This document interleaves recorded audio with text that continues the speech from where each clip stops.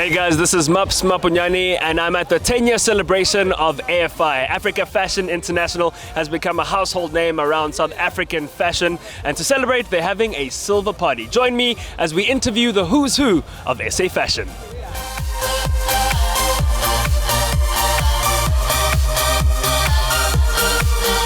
I think if you look back at what AFI has done, it's opened up the fashion platform for South Africa, because we have a look at the fact that AFI has incorporated not only South African fashion but fashion across the African continent, and I think that's just an amazing thing. So much stress, I feel like I'm losing my mind. Now if I can just make it, just make it, just make it a few more days.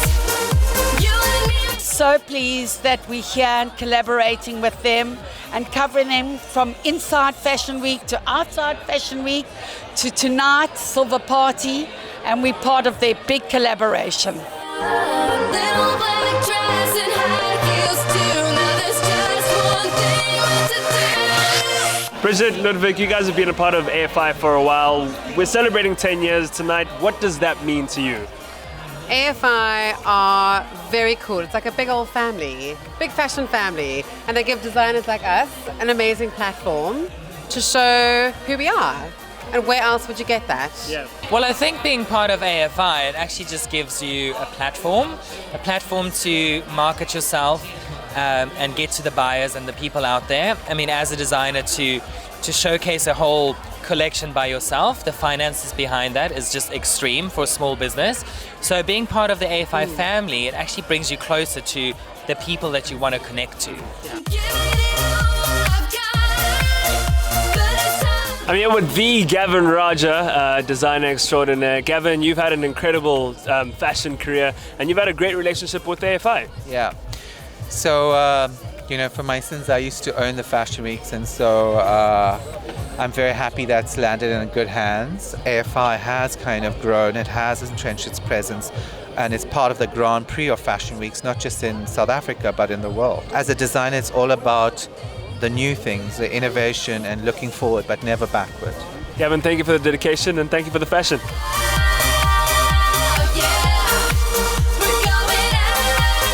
We have seen AFI growing, and they've grown in leaps and bounds, because if we look at the mission has been to promote and propel African fashion and design into the global space, and boy, they've done that.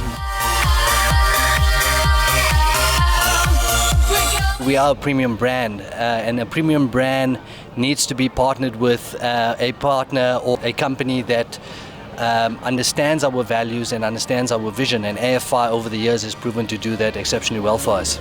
At this point in time, we're here to celebrate the 10 years. It is with great honor and privilege that we are part of this wonderful organization, and let's enjoy the evening. For African Fashion International, I think that journey is very, very clear. We are about growth. We want to grow this industry to continuously support talented designers. We want to make sure that their businesses thrive. We want to make sure that they can employ other people within their businesses. We want to make sure that there's photographers, videographers, models, makeup artists, because that forms an ecosystem within which fashion thrives. And another great 10 years. Happy anniversary, AFI, and here's to many more.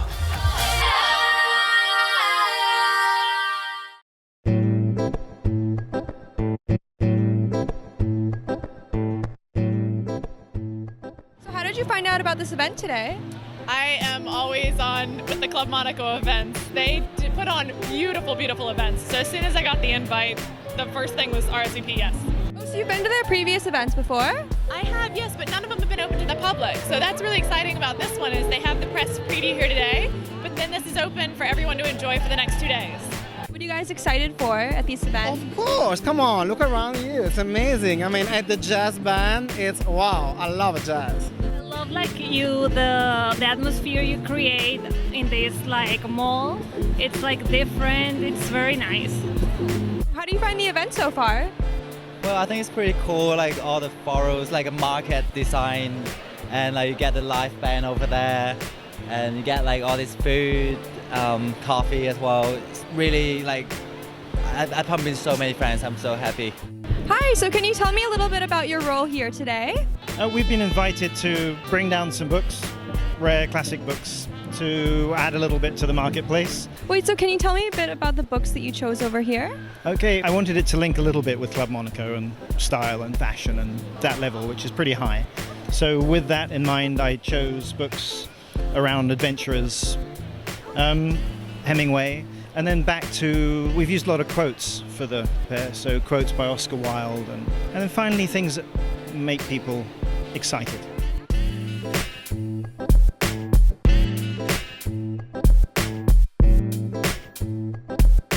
Hi, so can you introduce yourselves today? Hey, how are you, Nikki? My name is Dixon. I'm from Sensory Zero. It's Elvin, also from Sensory Zero. And how is your company related to Club Monaco? How does it cross over?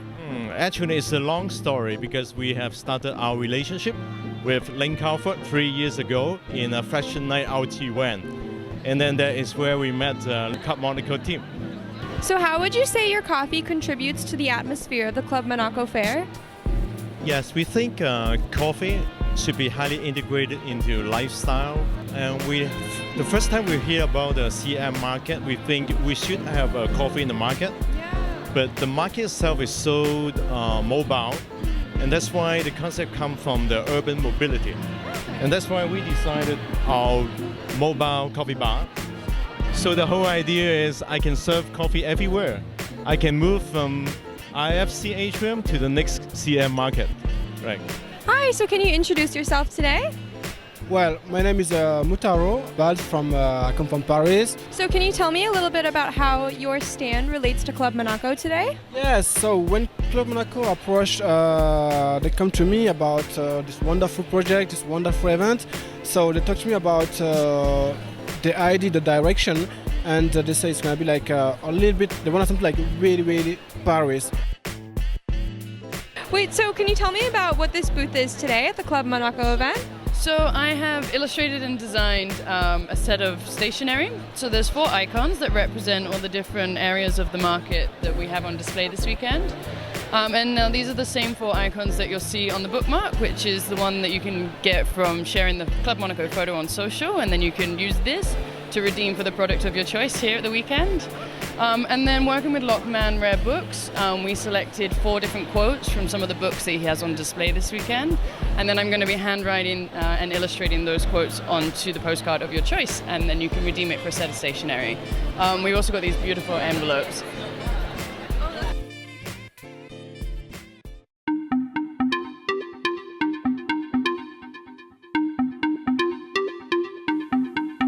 I got a feeling in my heart that I just cannot describe, but I know I feel some kind of way. Could be the twinkle in your eye, but I finally realized that your love was never here to stay. If I didn't listen to my intuition, then I probably wouldn't be in here. So tonight you'll be my best decision, and I might just let you call me. So pay me good.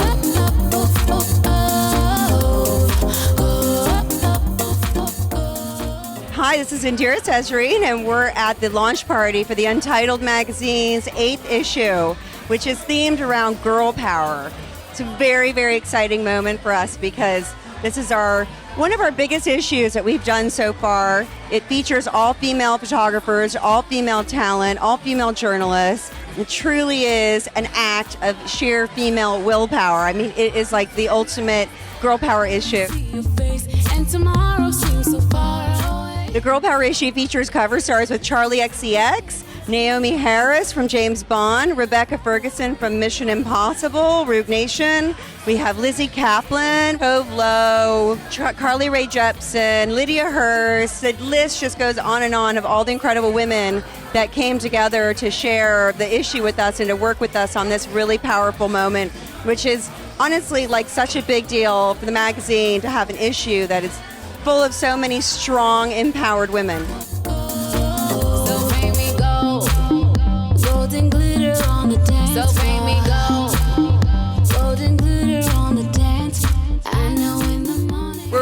excited to have Indira, who's the editor of Untitled Magazine, to host her wonderful fashion event party at House. I'm one of the owners, and we're one of the newest luxury nightclubs, lounges in the city.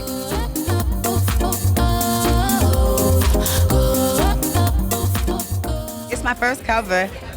I'm actually really excited about it. I'm anxious to see what's inside, and Indira has been so great, and Untitled, the family has just taken me in and shown me love, so I'm really excited about it. Girl power issue, isn't that dope? As soon as she told me what the issue was about, I was like, okay, this speaks me, you know what I'm saying? So I was just blessed to be a part of it. Make sure that y'all are Banji certified, which is be authentic, never jeopardize your individuality. That's important. Stay unique and love the skin that you're in.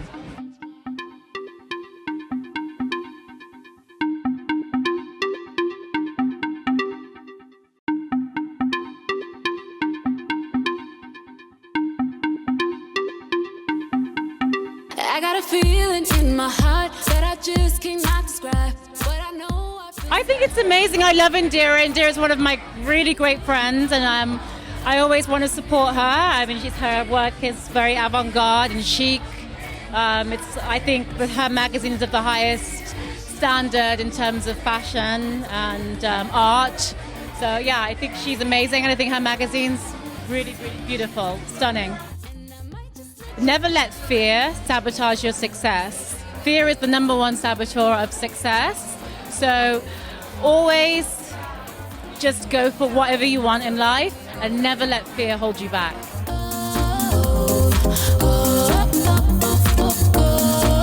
So make me go. Golden glitter on the dance. So make me go. Golden glitter on the dance. Living in bubbles on a cloud, and I hope I don't come down. Long as we're here, we're gonna be alright. A whole lot of lovers in this place, but I only see your face, and tomorrow seems so far away. If I didn't listen to my intuition, then I probably wouldn't be here. So tonight you'll be my bad decision, and I might just Discover and learn the difficult A to Z terminologies of fashion, only here on Fashion Dictionary. Peg top. Pleated, tucked, or gathered at the waist and hips, but tapered to narrow at the hem of a skirt or the ankles of the pants. Here on Fashion Dictionary. This month on Weekend Special, catch the latest trends and eye-catching apparels showcased from top fashion destinations. Take a dip into the world of resort wear and dive into Beach Ready as we showcase the hottest resort wear fashion. A feature on menswear designers and the latest trends in the menswear industry. No one does menswear quite like Paris. Join us as we highlight the best collections from Paris Menswear Week's Spring-Summer collections, highlighting the best of the best. This week, we're rounding up Autumn-Winter collections from Paris Haute Couture Week, a retrospective fashion spectacle of the most glamorous runways, of all things that speak for ladies' fashion. Get to know the trendiest wardrobe selections for any season. All these here on Weekend Special. In fashion, it doesn't get any better than living the glamorous life of a supermodel. It's really nice to see a model smiling. Yeah, why not? It's my first time, so I'm really excited to be here. But before topping the ranks and living the dream, every talent has a story to tell. Showing us what it really is to live a day in the life of a model. In this episode, we'll get to know the hustle and bustle at the backstage. Beyond the glitz and glam, beyond the jet-setting bookings, are the passion and dreams. Take a look behind the spotlight and hear what these models have to say as they share with us their experiences and life on the runway. Right here on Catwalk Stories. Premieres June 13th. Tuesday, 2000. London, 2100. Paris, Johannesburg. Can you feel it? Can you feel it?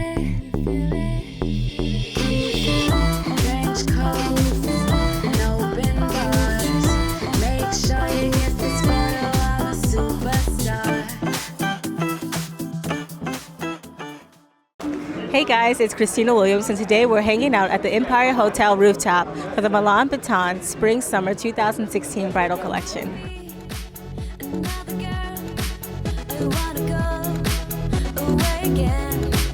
See all the lights shining on the street. See all the guys hanging on the sheet.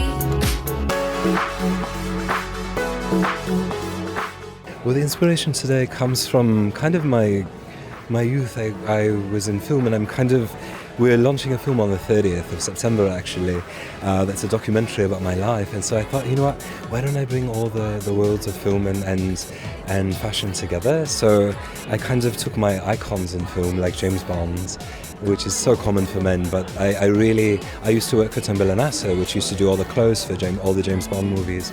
So I wanted to kind of give that element with a twist, my color, and then I wanted to bring in the women and have like women of all walks of life, you know, because I don't believe that there's just one bride. I think that there's so many people from all over, and I think they all want to look beautiful, they all want to feel good inside. I have wanted to do a full bridal collection for many, many years, and in 2011 I was in touch with the royal family in England about doing the royal wedding gown, and you know, of course they went with McQueen because it's McQueen, but I after that I started thinking it would be so amazing to kind of bring these elements together. And for me, a bride is like, it's like a symbol of rebirth almost, like it's the beginning of a new part of your life, a new chapter. So I wanted to kind of give something so special that is not common in the bridal world, you know. You have to be very diligent, you have to work very hard, because no one will hand you a career, you know. Even me, I was on reality television and everyone said, oh, you know, you have all this opportunity now. It's not true. You have to actually prove yourself harder when you're on a TV show like that, because they think, oh, you're just a character, you know. And so I think the thing is just be really a hard worker. Accept social media, because social media is where the world is right now. And if you can be, like right now my company is number 11 in the world in social media of fashion. And so like if you can be a part of social media and just keep putting yourself out there, and the crowd will come if they like what they see.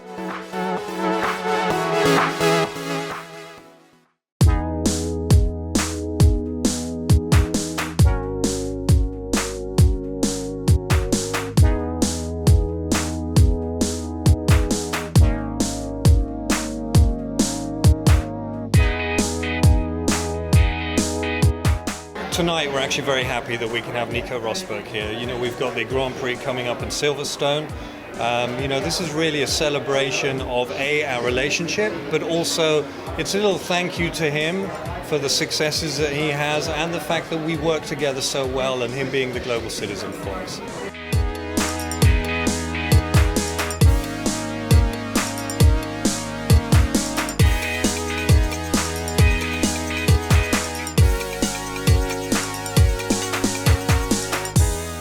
We have a partnership now between Toomey and our race team, so Mercedes-AMG Petronas, since 1 year.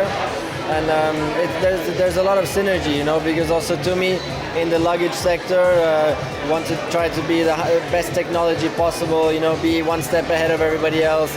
And that's just what we're doing also in racing, you know, that we're trying to be the best, and we are the best now. We're dominating Formula One, so it works well both ways, you know, and we're traveling a lot all over the world. So I'm very happy to have the best suitcases in the world from Toomey. They never break, which is great.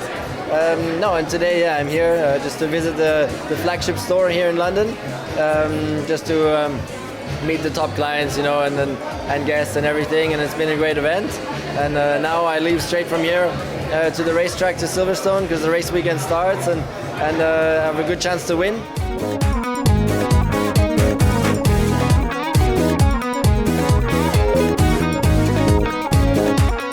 So the reason why Nico Rosberg is such a great ambassador for our brand is it's not only because of his own personal character and the fact that he is a global citizen, but it's also what he does.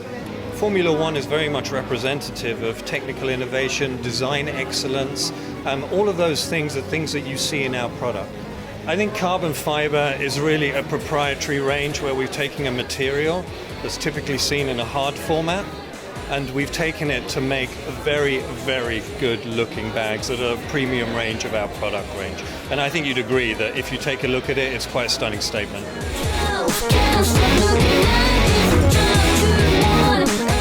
I think the To-Me customer is basically what we would call the global citizen.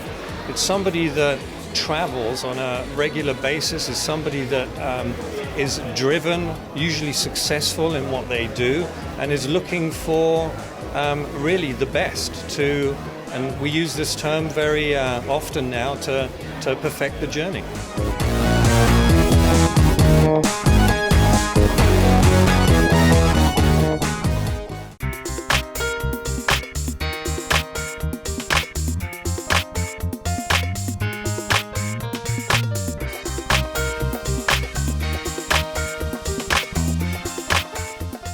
Hello, I'm Pietro Rizzi. I'm the head of the development of the product in Boggio Milano. Boggio Milano is a formal wear brand with a very contemporary image. Okay, we produce the total look from the hat to the shoes. So we give a look for any occasion for everybody. In this collection, we present this night the winter collection, where it's, in my opinion, definitely innovative. Our selection of the jacket, where in the classic, while maintaining the classic quality points that distinguishes them, are more or less a new contemporary combination, making a bridge between formal and informal. Regarding also the suits, we have a very wide selection in terms of modeling, from the double-breasted to the three pieces to the three buttons pressed too. In this case, wide is our offer in suits. We have in our flagship shop more than 120 different variants of fabric. All the fabric are purchased from the best woolen mills in Biella.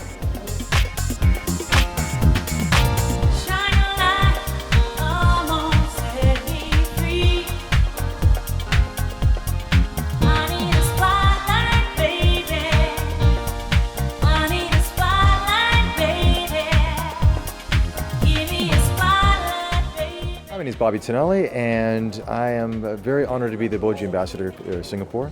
We're here at the media launch for the Fall-Winter Collection 2015 here at Marina Bay Sands. The collection is fantastic. It is beautiful, multi-layers, great fabrics, textures.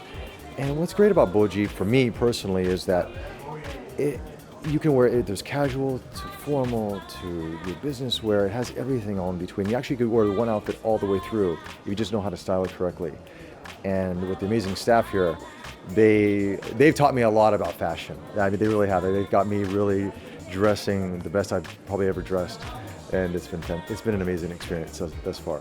Sure, this is a winter wear. I don't know exactly all the materials. I'm going to try to go with this. I think it's with a flannel suit, of course, pinstripe, which is very Boji. A lot of blues. You can never go wrong with blue, and I've become a big fan of blue ever since being part of the Boji brand. And you've got a nice, like a two-tone tie with this. So you have this gray underneath, so it kind of gives it this two-dimensional look. Really works with the vest here, and of course, tailored fit, Italian cut. How could you go wrong, right?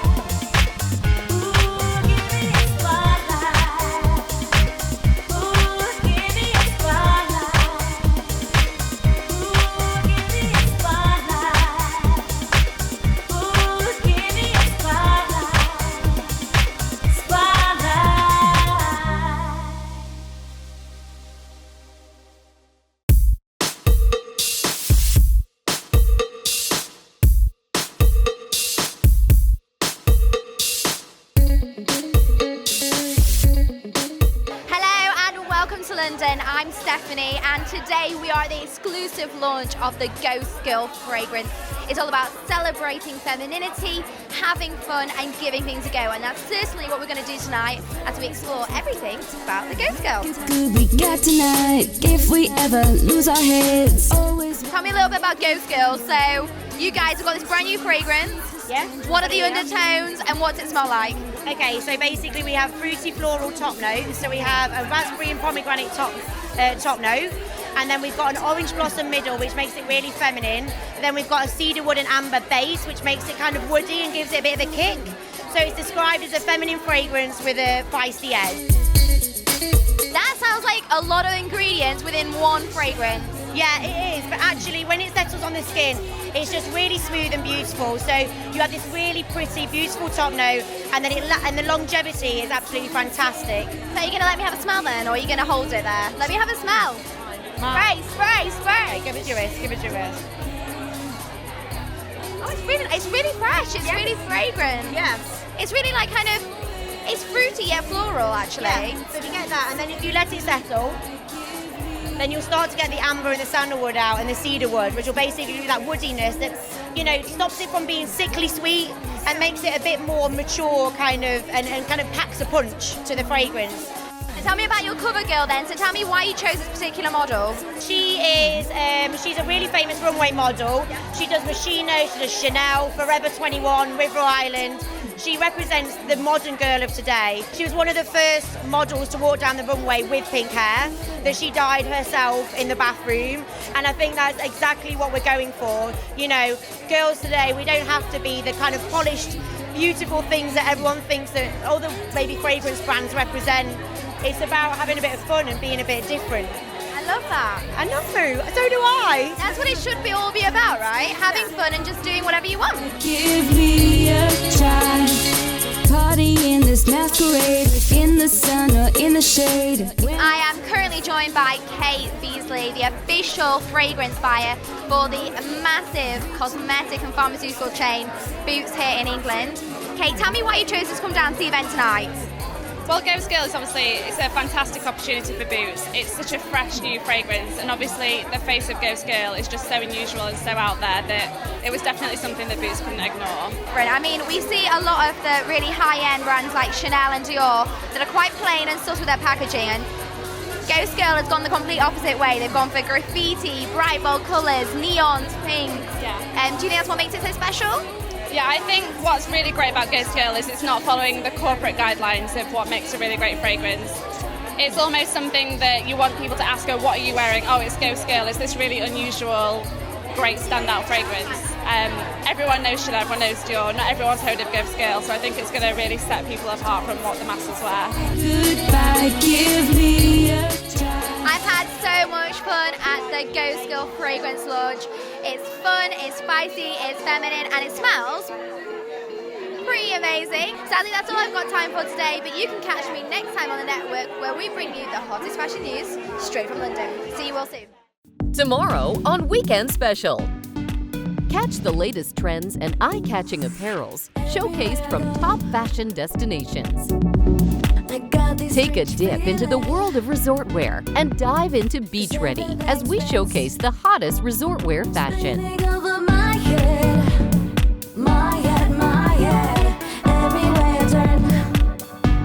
Only here on Weekend Special.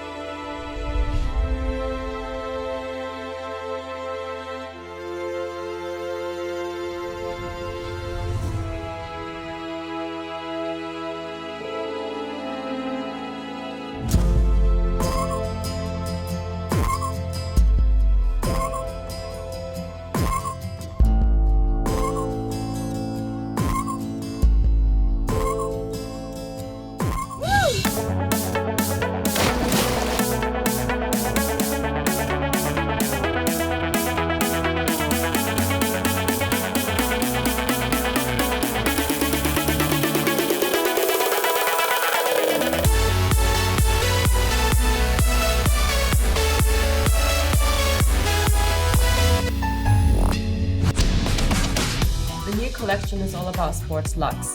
So I need to make that kind of versatility with different sports. It could be pole vaulting, soccer, golfing. Pole vaulting is going to be great underwater because there's no gravity. Soccer ball, definitely. We could have a lot of fun with that. My name is Summer. I'm originally from Los Angeles. Hey, I'm Alexis. I'm originally from New York. And I've been working with underwater studios for 6 years now. I studied veterinary science at Coastal Carolina. I began as an underwater model, and I've now transitioned my way to the production side of things, which is really cool. Once I was done studying, I decided to travel, which then brought me to be a master scuba diver and trainer and instruct people all over the world for scuba diving. Riding a bicycle on the bottom of the ocean, this bicycle actually runs. In this case, we go location scouting. Okay. There's so many options here in the Philippines, it's gonna be fun. Just bear in mind, I have to submit this to the Fashion Film Festival in 2 weeks. So you gotta get moving on that. Absolutely. I mean, pole vaulting sounds great. I would love to do that if we have time for it. I'm really excited to get started on some projects.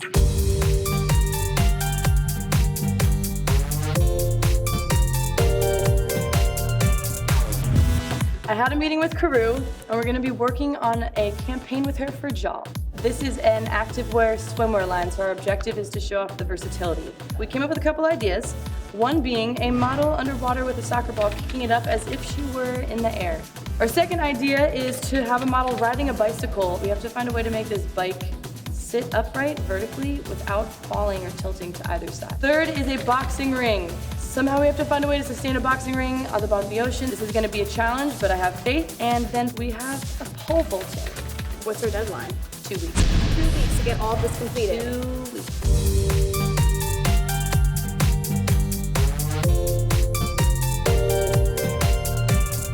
We start our first project with this soccer ball, but we did calculations today, and what did you come up with? With the air inside this, it's 14 pounds of upward force. So we're gonna need to take some of the air out and refill it with something else. But we wanna make sure that it keeps its shape because when the air comes out, we lose its shape. Let's see what 14 pounds of pressure looks like in the water. Let's do it. Let's test this soccer ball out.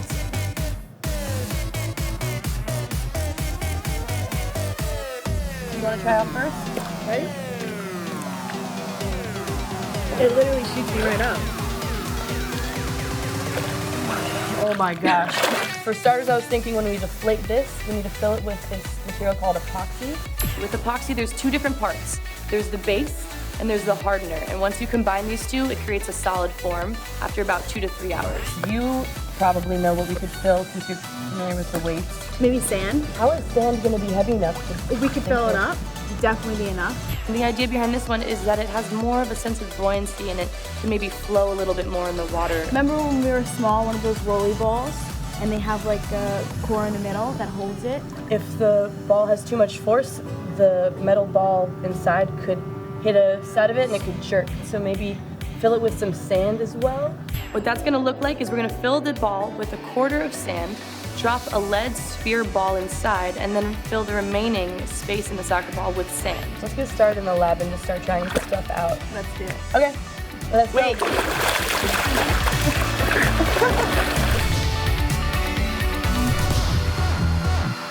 All right, let's get to this.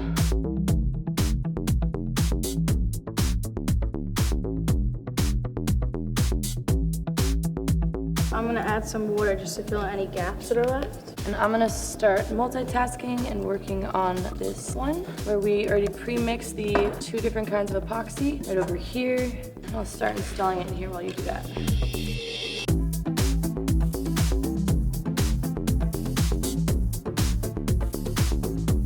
I'm gonna open this one up and put sand and weights in it and evenly distribute it on each side.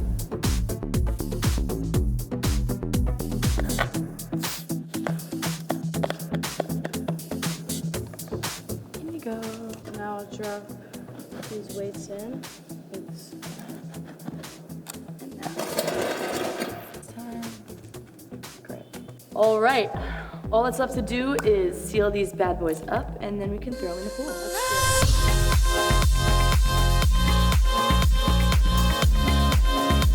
do What the heck is that? it. You like it?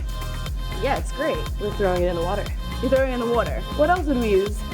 Well, I mean, I have a nice bike too, older, and I'd rather take this one and we use my bike. You can't trade. Why? Because we just got this one. It's in the budget. It's great. It's gonna be perfect. Whatever, I It'll don't be feel great. like arguing, so how are we gonna do this? Tell me what your thoughts are on how this will sink. Obviously that's aluminum, and the tires have air in it. So is it gonna sink or is it gonna float? It's probably gonna float. 3, 2, 1. Hey Carew, Summer and Alexis here. We're on site location scouting. A lot of the times we'll be seeing our safety divers using these long hose regulators. All that's left to do is throw it in and see how it goes.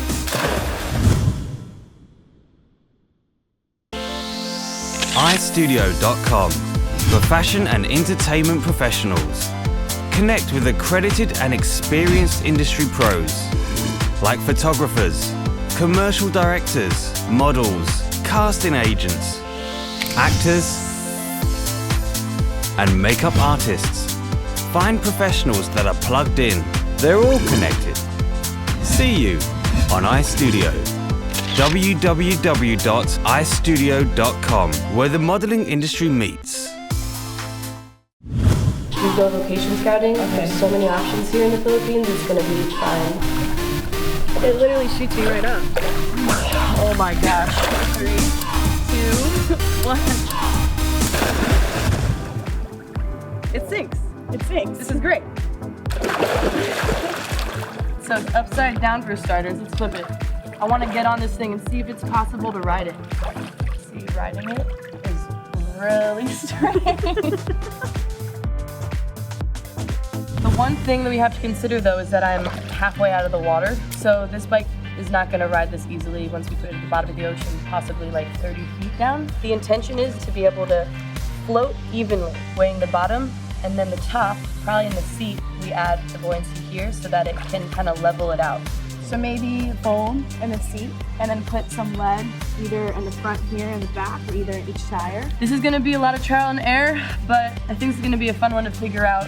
Okay, can we get the bike out now? Because honestly, like this. Oh, you want the bike? I want the bike. I want to get it out. I want to get it out when I drive. I'm just gonna reel it. All right, take the bike. I'll steal it from you later.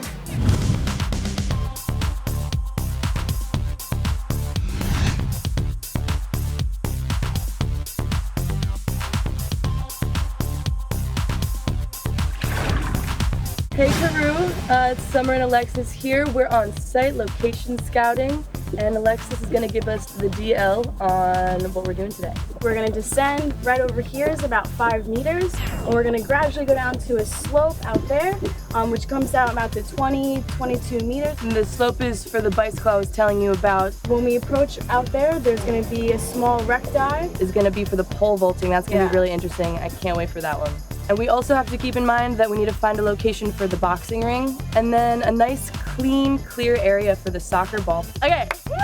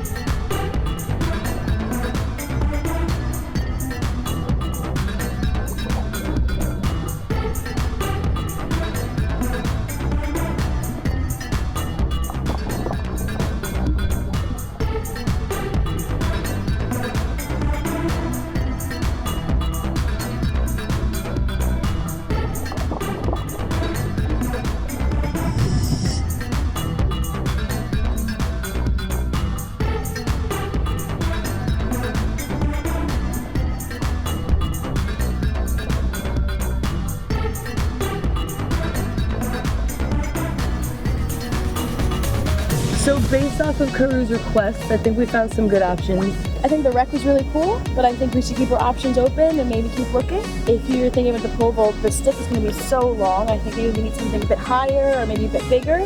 There was a cool spot for the bicycle, but it was just a short kind of a runway. We'd really have to set it up because we don't want to disturb the coral and the marine life down there.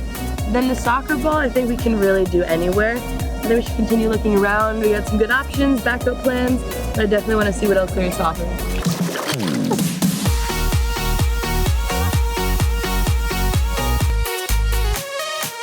We've already tested out this thing in the water. We've already seen how it reacts.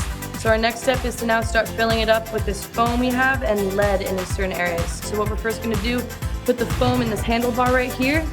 Secondly, we're gonna put the foam inside of the centerpiece. And then also right here on this piece that holds up the feet as well. We're also gonna put the lead inside of these tires. Hopefully this works. Let's do it.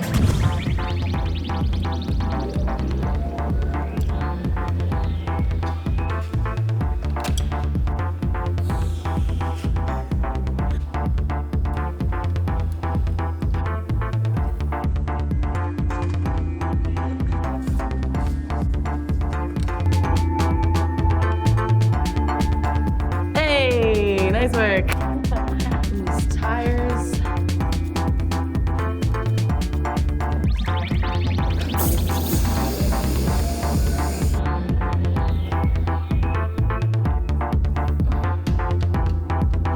Woo! Beautiful.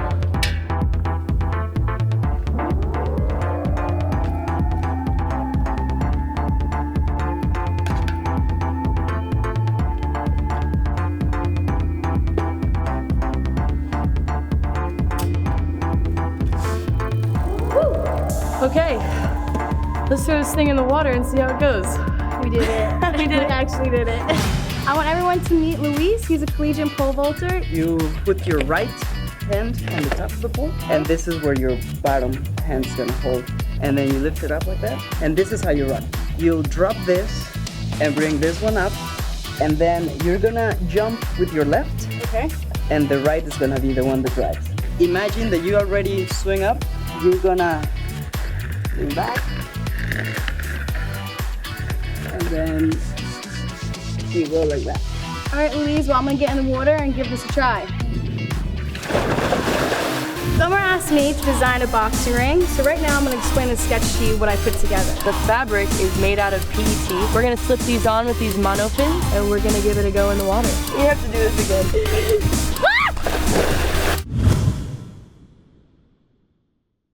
Discover and learn the difficult A to Z terminologies of fashion, only here on Fashion Dictionary. Palazzo. Long length and super loose pants with very wide flare from hip line to hemline. Here on Fashion Dictionary.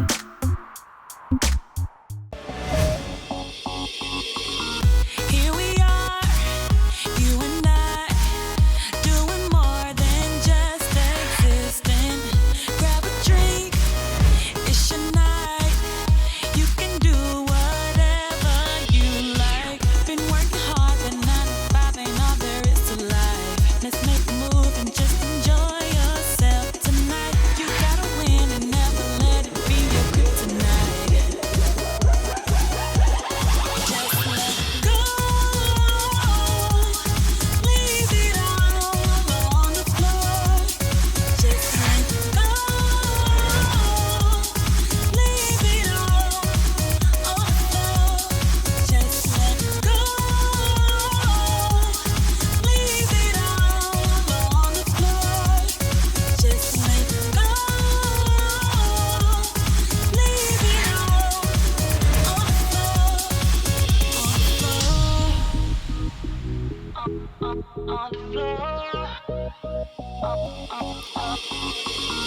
What are you waiting for? Don't let this moment pass you by. You deserve something more. Go ahead, baby, don't you be shy. Been working hard, but 9 to 5 ain't all there is to life. Let's make a move and just enjoy yourself tonight. You gotta win and never let it be your kryptonite.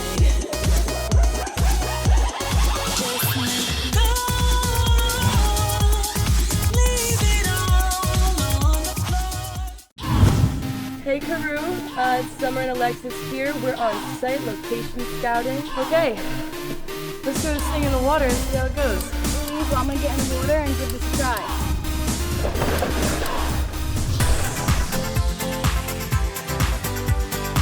Now that I understand how to do some pole vaulting, we're gonna be trying these 3 tubes out underneath the water. The first one we're gonna be trying out is the blue water PVC pipe. Let's see how that goes.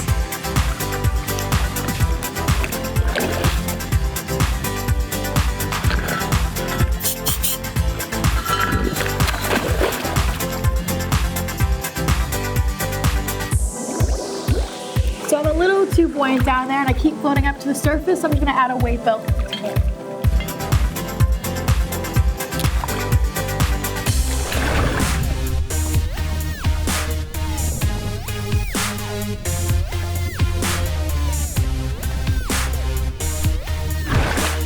So I have some difficulties with the blue PVC pole. I'm not able to bend it properly. I don't have enough force underneath there. I'm pretty floaty, and I'm not able to get the momentum I need to throw myself to the right of it. So we're gonna give this electric orange PVC pole a go, and let's see how this goes.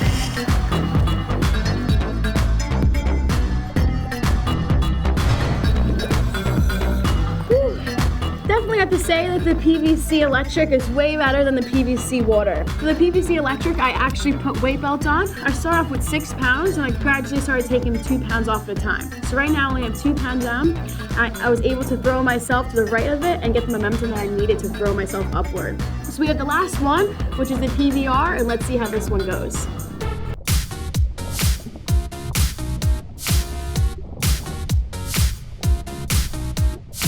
This PVR pipe actually worked out the best out of all of them. It's really flexible, so it's able to give me the momentum that I need to go over the right and the flexibility that I need. The only problem is that there's aluminum inside of it. So I have to continuously keep bending it and bending it. It's not retaining its original form. So we're gonna see if we can go get one without the aluminum in it. Once I figure that out, throw it in the water, test it a couple more times, then I get it down pat, I'll get the models in with me and I'll start training them for it. A lot of the times we'll be seeing our safety divers using these long hose regulators. When the models are getting ready for their picture or their video, whatever they're doing under the water, the safety diver will then get out of their frame. The models will take as many breaths as they can to hold either a minute or 2 minutes, even sometimes 3 minutes under the water while posing. And when they're ready to release this, they'll take the regulator out of their mouth. And that's when the safety diver will pull the regulator quickly out of the picture. And when the girls need air again, they'll go like this. And within one kick, the safety diver will be there ready to give them air to breathe a couple times before they start for the next shoot.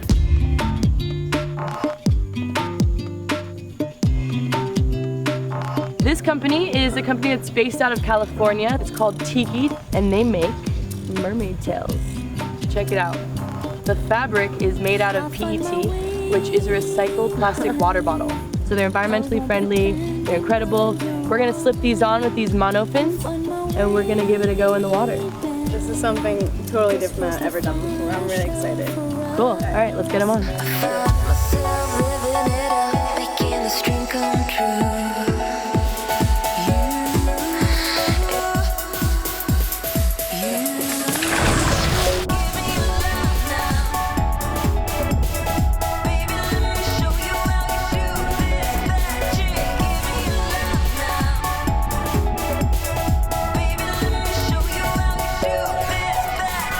Final consensus, I'm exhausted, but it was so worth it. It was honestly amazing. A lot different than I thought it was going to be, for sure.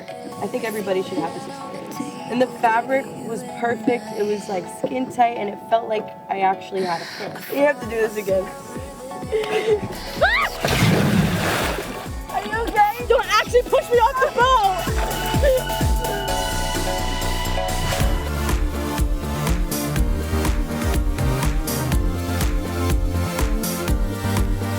Summer asked me to design a boxing ring, so right now I'm going to explain and sketch to you what I put together. So the first section here, as you can see, is going to be the left-hand side with the 2 poles sticking out. The second is going to be the middle of it, and the third section will be the right-hand side with the other 2 poles sticking out, which will then complete our design, and it will look like this when it's constructed together at the bottom of the floor. How we're going to do this is we're going to have to use metal angle bars, which will set a good base for it and be negatively buoyant, so it's not going to be floating or being any distraction for the girls when they're using it. Also, how we're going to do this, we're going to use acrylic. One side is going to be fabric, the other side is going to be Velcro, and we're going to stick our sides onto it to complete. This is my completed sketch of the boxing ring, and let's get to work.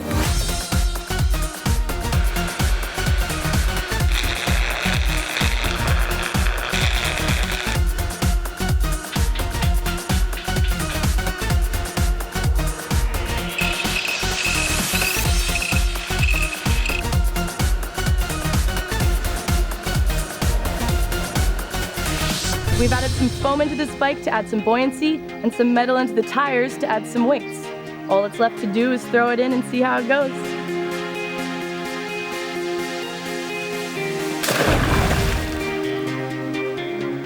You seem really tired. It was a workout. I'm gonna have my dive watch here. We're gonna be buddy breathing. Let's see how far we can get. Ready? All right, let's test out these soccer balls. I think we'll just start by dropping it and see what happens. Ready?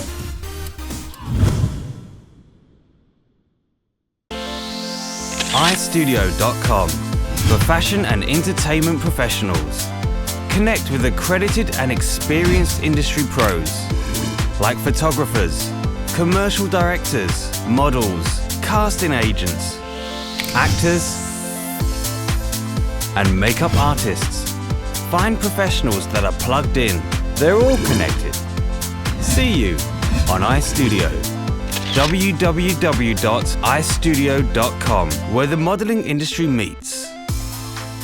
So now that I understand how to do some pole vaulting, we're going to be trying these 3 tubes out underneath the water. Summer asked me to design a boxing ring, so right now I'm going to explain the sketch to you what I put together. All that's left to do is throw it in and see how it goes.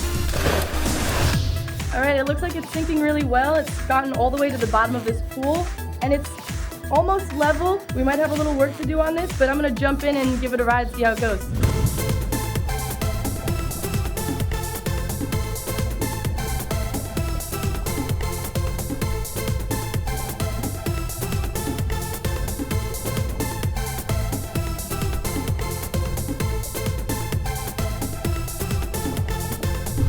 How'd it go?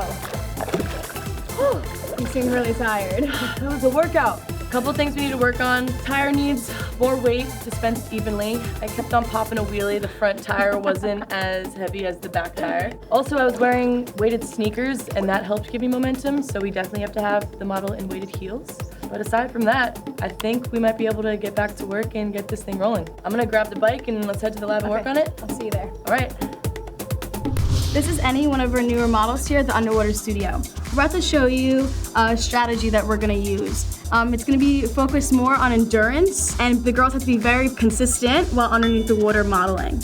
So how this is gonna work is I'm gonna have my dive watch here. We're gonna be buddy breathing every 45 seconds. So you'll go first, I'll go second, and then we'll up the time by 15 seconds. So the next one will be a minute 15, and let's see how far we can get. Okay. Ready?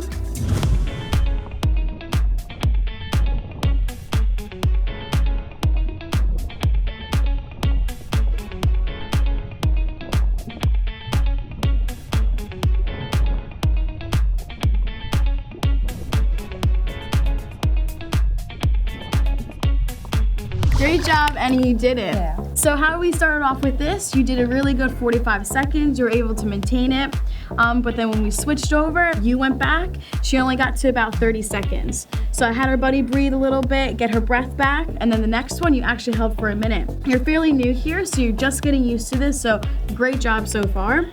This is very similar to how a photo shoot's actually gonna happen for the girls underneath the water. So they're gonna have to take a couple breaths and then be able to pose for about 45 seconds to even sometimes 2 minutes. So it's really good for them to start practicing and getting into the groove stuff.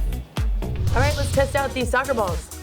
Let's start off with sand. I think we'll just start by dropping it and see what happens. Ready? Expected. You wanna give it a try? Yeah. Let's see how this is really heavy. Nice, but It's gonna be you have pretty no control. hard. Yeah, no control. It's really hard for the girls to do that. This is really difficult. It's almost too much weight. Ideally, I wanted to see the ball go up higher. A lot slower. And slower. So let's go on to the next one. Okay. Let's try the epoxy one out. The epoxy, I have high hopes. Fingers crossed. Okay. This one actually is working pretty good. How does it feel? Good control. It has this nice factor. It also kind of goes down and give it the motion to. So far, so good. And last but not least, our lead sand mixture. Pretty heavy. Really heavy? Yeah. Go for it. Oh, that one hurts. That hurts. That just hurts. Okay, well, maybe we just won't even do this one. Let me try. Ow! Did you hear it? That it sounded from up here. So we're just gonna X this one off the list. So far, our epoxy one has been the best bet. I think we put some more weight in there. Just Add a little bit. more weight, Be and you can perfect. kind of mess around with it, play with it, kick it around. It has nice motion underwater. At least we got one. Yeah. Good work. Pole vaulting, it's going to be great underwater. Soccer ball, definitely. You could have a lot of fun with that. What's our deadline? 2 weeks. 2 weeks to get all this completed. 2 weeks. With the air inside this, it's 14 pounds of upward force.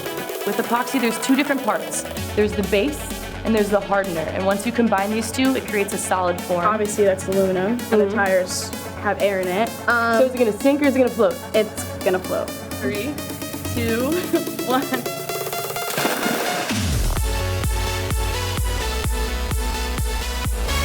Right over here is about 5 meters, and we're gonna gradually go down to a slope out there. And the slope is for the bicycle I was telling you about. Put the foam in this handlebar right here. We're also going to put the lead inside of these tires. I'm not able to bend it properly. I don't have enough force underneath there. Check it out. The fabric is made out of recycled plastic water bottle. We've added some foam into this bike and some metal into the tires. All that's left to do is throw it in and see how it goes. Wow, that was a crazy, exhausting last 2 weeks, but somehow we pulled it off. It's been a lot. Yeah. You did great. You did too. We have a huge day tomorrow, so we need to pack up the vans now and get out of here because the crew's in port tomorrow. Let's do it.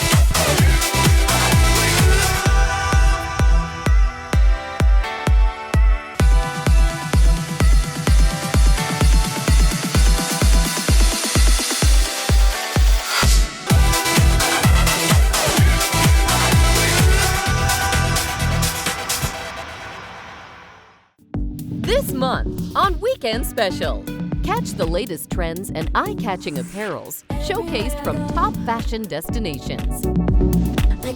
Take a dip into the world of resort wear and dive into beach ready as we showcase the hottest resort wear fashion.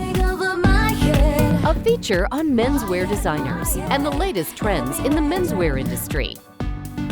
No one does menswear quite like Paris. Join us as we highlight the best collections from Paris Menswear Week's Spring-Summer collections, highlighting the best of the best. This week, we're rounding up Autumn-Winter collections from Paris Haute Couture Week, a retrospective fashion spectacle of the most glamorous runways, of all things that speak for ladies' fashion. Get to know the trendiest wardrobe selections for any season. All these here on Weekend Special.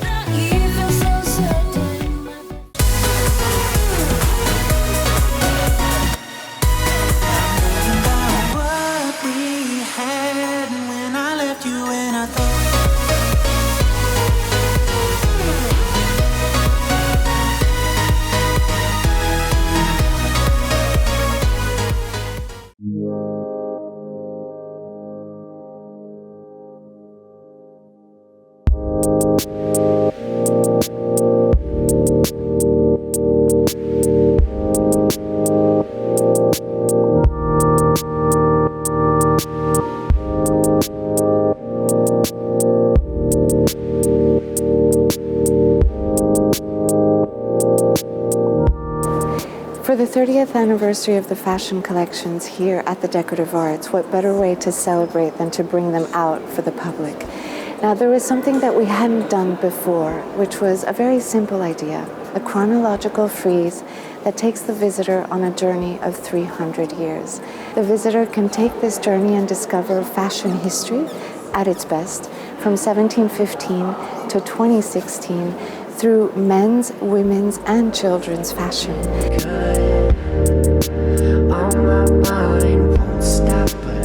So the exhibition is actually divided into 3 acts, the first one being the 18th century. So from 1715 to about 1815, we go through all of the different pieces, from the robe à la française to the robe volante.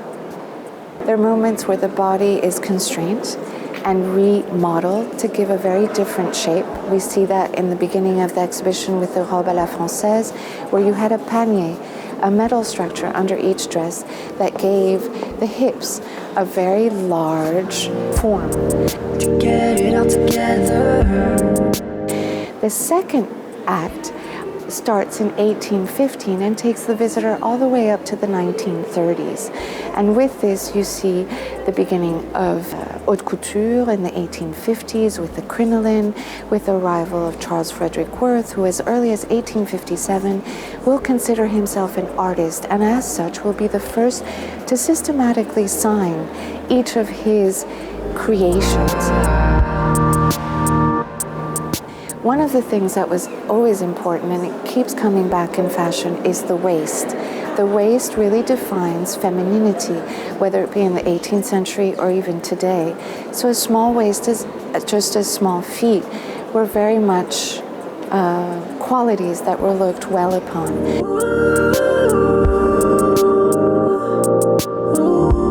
This incredibly spectacular space is the third act of our show, because it shows all of the contemporary pieces from 1939 until today. A very important date in fashion history, February 12, 1947. What happens? Christian Dior shows the iconic bar suit. He actually went back to this hourglass figure that was so in fashion in the 1900s. The woman as a flower, after all these years of war, where she had almost worn uniform-like dresses. So with this tailleur bar, he institutes a whole new wardrobe, which actually harks back to the incredible wardrobe of Charles Frederick Worth, where each woman had to wear a specific dress in function of what she was going to do that day, whether it be a morning suit, a lunch suit, an afternoon suit, a cocktail dress, an evening dress, or a ball gown. He reinstituted these incredible pieces that had to be worn at given occasions. So the 1950s were extraordinary when it came to ball gowns, the beauty and the golden age of French haute couture. And it's really with 1965 that you get the next incredible revolution. And although with today's eyes it looks quite simple, these two pieces are part of a modern manifesto that was signed by André Courrèges in 1965. His collection that today is called the Bombe, La Bombe Courrèges, was extraordinary for two reasons. One, it introduced trouser suits in women's wardrobe, and specifically in the haute couture wardrobe, which was unheard of. This is a moment where in France, women could not sign checks without their husbands giving them permission. And so wearing trousers was almost a protest, a silent protest of taking over the men's wardrobe. And so here we have the contemporary point of view from Courrèges, not only for the trouser suit, but also for the mini dress. There were two designers that kind of did their own thing. One was Cristobal Balenciaga, and you see this incredible piece from 1961. He was the master of the cut. He created the structure each time of his designs through the cut and through the fabric he used. And with him, another designer, not just any, it was Chanel, Gabrielle Chanel, who had started before the First World War. But here we are in the 1960s with this incredible variation on the infamous Chanel suit, the modern suit for any woman that's still being used today. But here it's done in threads of lurex that are gold. And what's interesting to see is that on the other side, in 1997, you have Karl Lagerfeld already working on that same vocabulary since 1983. And here you have one of the most expensive models done by the House of Chanel. Should I just park and stay for a little? 300 years later, where are we? We're everywhere. Liberty is probably the name of the game when it comes to fashion. You have a choice. You have a choice to wear whatever you'd like, whenever you'd like, in whatever occasion you'd like. Whether it be Chanel, Givenchy, whether it be Dior, Valentino, Martin Margiela by John Galliano, they all participated in giving us a piece. Because what's really important within our collection, it's a living collection. And so it's not about retrospection, it's always about prospection. And so the entire exhibition takes you through this journey. Yes, to go through history, but only to better understand the past so that you can create the future and imagine it.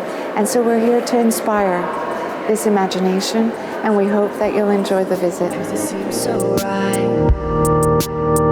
I guess I could just use some time to get it all together. Yeah.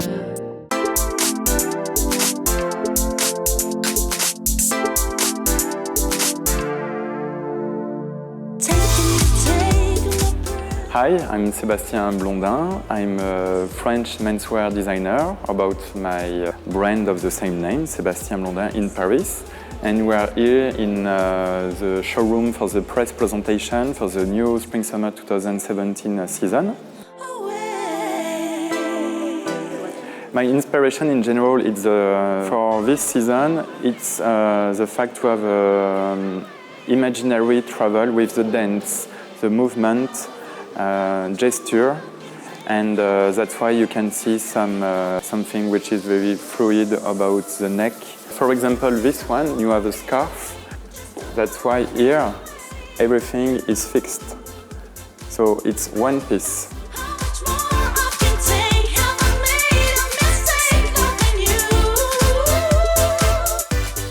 Everything is made in France and it's Italian fabrics. I wanted not only to have some off-white, beige, I wanted to have also some fresh and new bright colors in order to bring some energetic ideas. So that's why you have some kind of green and blue and some orange tones. So in order to put some fresh range of colors with very soft colors of the opera and the dancing things and so on.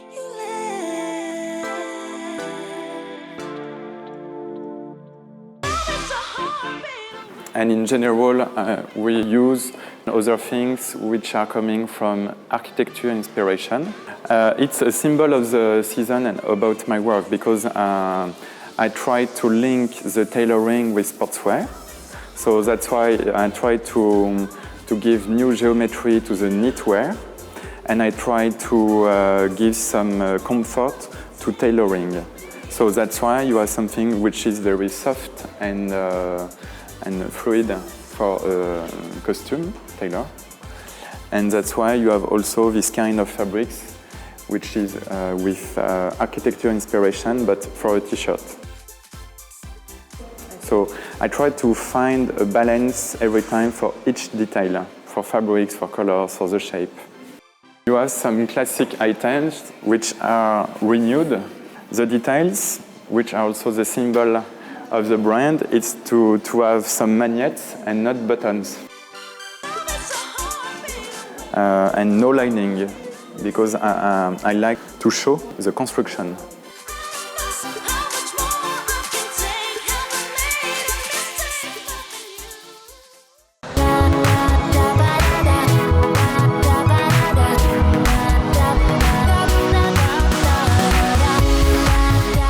So welcome. My name is Athanasia Paitazi and I'm the creative director of Carena Bien Paris.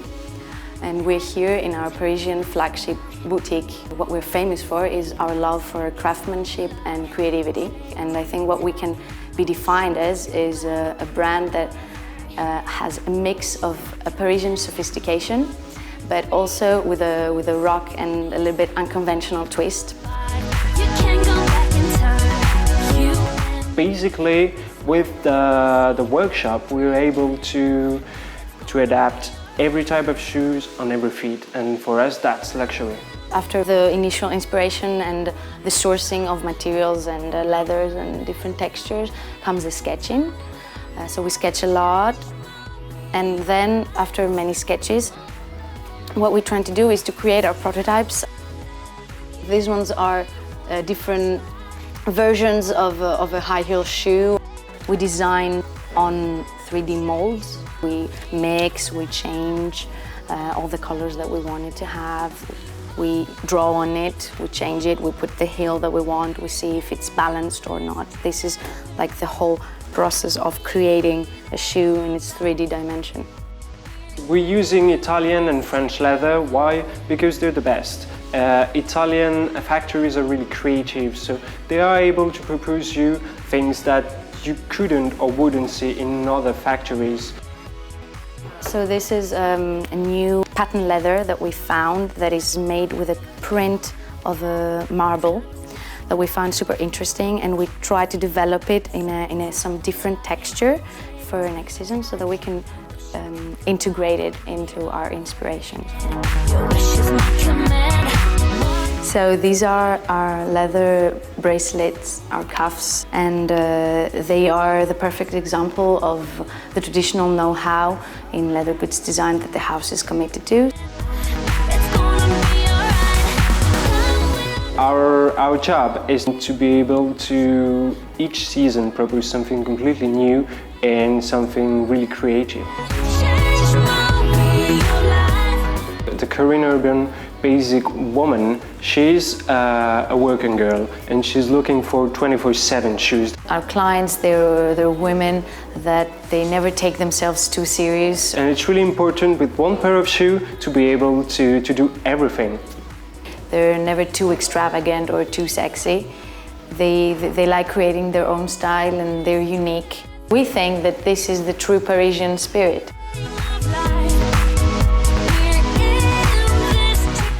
Discover and learn the difficult A to Z terminologies of fashion, only here on Fashion Dictionary. Paisley. A pattern based around twisted teardrop shapes, used commonly as prints or embroideries. Here on Fashion Dictionary. In fashion, it doesn't get any better than living the glamorous life of a supermodel. It's really nice to see a model smiling. Yeah, why not? It's my first time, so I'm really excited to be here. But before topping the ranks and living the dream, every talent has a story to tell, showing us what it really is to live a day in the life of a model. In this episode, we'll get to know the hustle and bustle at the backstage. Beyond the glitz and glam, beyond the jet-setting bookings, are the passion and dreams. Take a look behind the spotlight and hear what these models have to say as they share with us their experiences and life on the runway. Right here on Catwalk Stories. Premieres June 13th. Tuesday, 2000. London, 2100. Paris, Johannesburg.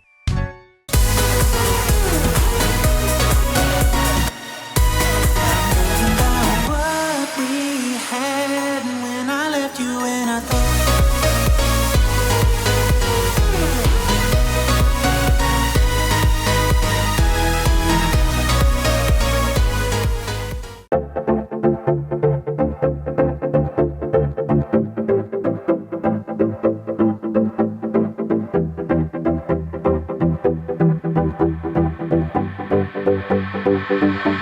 Hello and welcome to the Haymarket Hotel in London. I'm Stephanie and today we're going to be taking a look into the world of Spring/Summer 2016 with women's wear brand Kaleidoscope.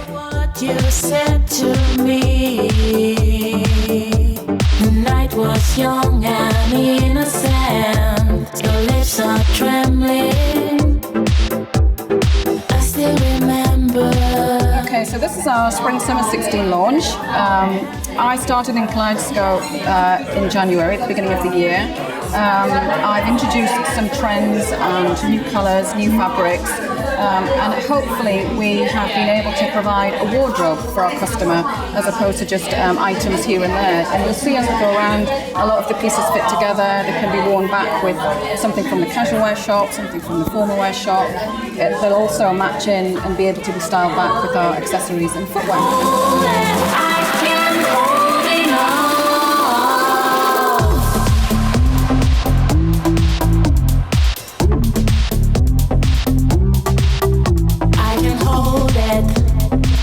Alright, so let's have a look at some of your pieces. Is that okay? Yeah. What have you got over here? So we've put a rail from mixed shops for our Chelsea Flower Show range. We've got this is a bit of a classic statement duster coat. It's online, it's very on trend right now. It's very easy to wear. Yeah. It's something that can be styled up and made quite formal, or she can pair it back with her white jeans and make it quite casual. This is quite an interesting technique that we've tapped into, where we've taken our exclusive print, printed onto the fusing, and then bonded it to the knitwear.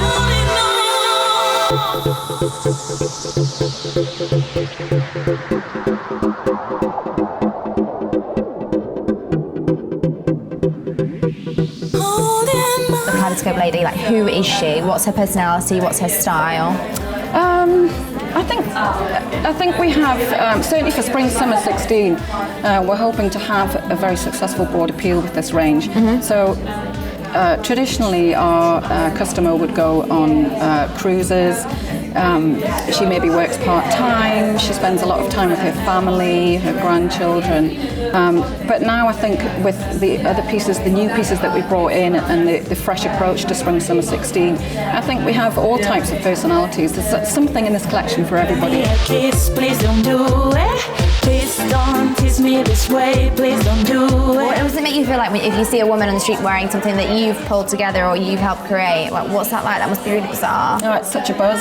Is it? Yeah, I love it, especially if I see it and think, do you know, I would never have done that with that. Never have thought you could wear it like that, and that's the bit that keeps me going. I love my job, I love what I do, and providing inspiration for women every day, because we have different moods and we're very complex human beings, and I think it's great if you can do that and achieve it, and you see it worn in a different way. It's job done. Amazing. Thank you so much, Kirsten. You're very welcome.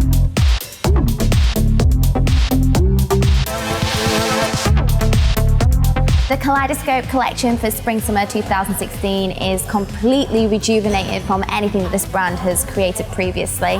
I think that by bringing Kirsten in, she's really injected some youthfulness into the company, and it's clear to see all the different trends and how they all complement each other so well. But sadly, that's all I've got time for today. You can catch me next time on the network, where we bring you the hottest fashion news straight from London. See you soon.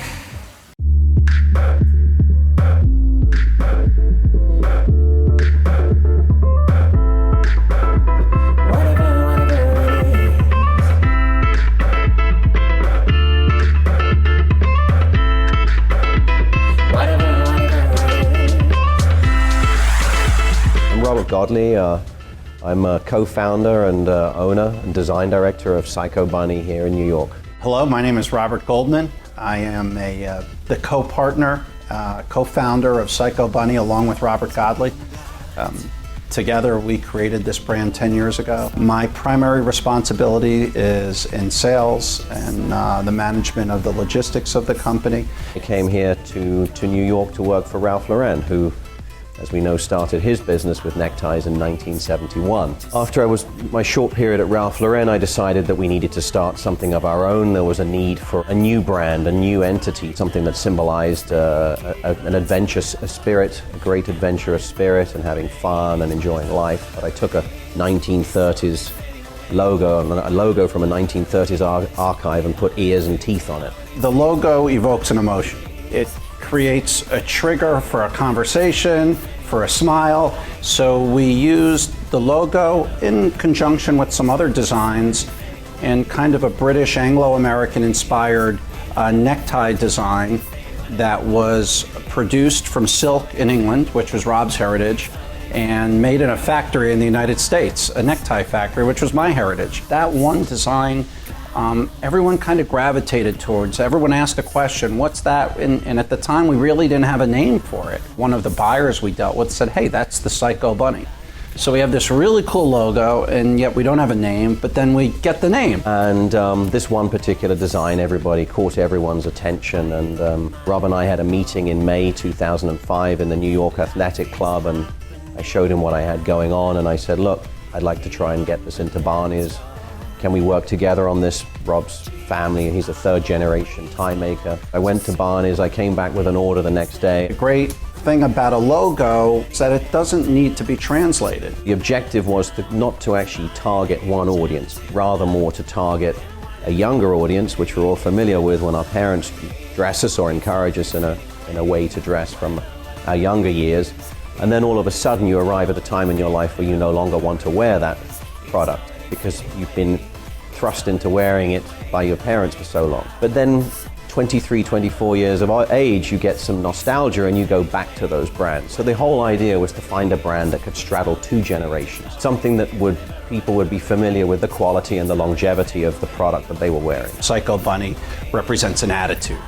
And that attitude, it doesn't matter where you're from in the world, it represents a spirit. And to me, that spirit is a sense of someone that tends to be independent, thinks independently, tends to be actively involved in whatever they do. Sometime around 2007, I went down to Peru. Not only did there was a trade-free agreement, but you have some very, very high quality yarn. The Pima cotton grows there in the Andes at altitude. It's a longer fiber, so you can get a higher twist in it, which invariably is a more durable, softer yarn. In terms of the distribution, it's very exciting because in the United States, we're partnered with great retailers such as Nordstrom and Bloomingdale's and the Neiman Marcus.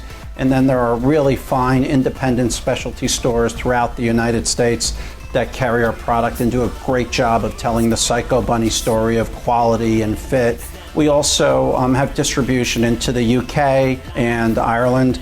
In addition to that, we now have distribution in South America. Just this week, one of the first Psycho Bunny retail locations opened up at the Multi-Plaza Mall in Panama City. Within the United States, we have our web store, but we do not at this time have a freestanding store. We're taking the approach of creating shop-in-shop concepts, which will be a way that the brand can be represented in a lifestyle way. We're in really the second season of offering boys products, which is really exciting. The interesting thing about that is we did not take anything out of the product. We did not change the mother of pearl buttons. We did not change the Pima cotton that we use. We did not change the taping of the seams. We're always in our manufacturing facilities, walking the floor, looking at the quality. When you see the product being made, it's very rewarding because you see the amount of care, the amount of attention and detail that's taken when the plackets are done, when the stitching is done on the seams, the buttons, our mother of pearl buttons are sewed onto the placket.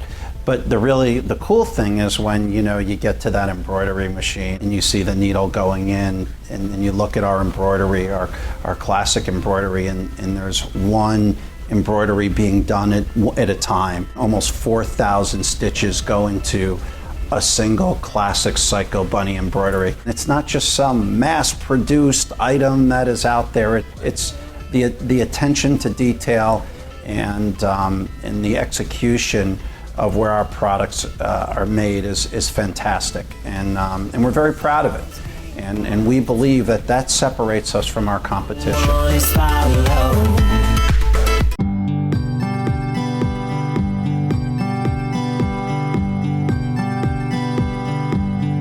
My name is Julie Sinden, and my business is called Julie Sinden Handmade, and it's a line of 100% merino wool hats and accessories.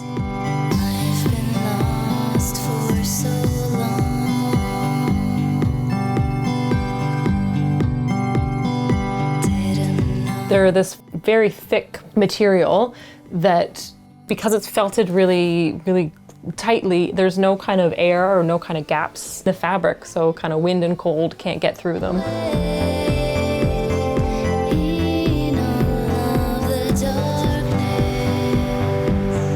The main kind of common thread through them style-wise is a bit of a kind of vintage modern feel and a little throwback to the 1920s.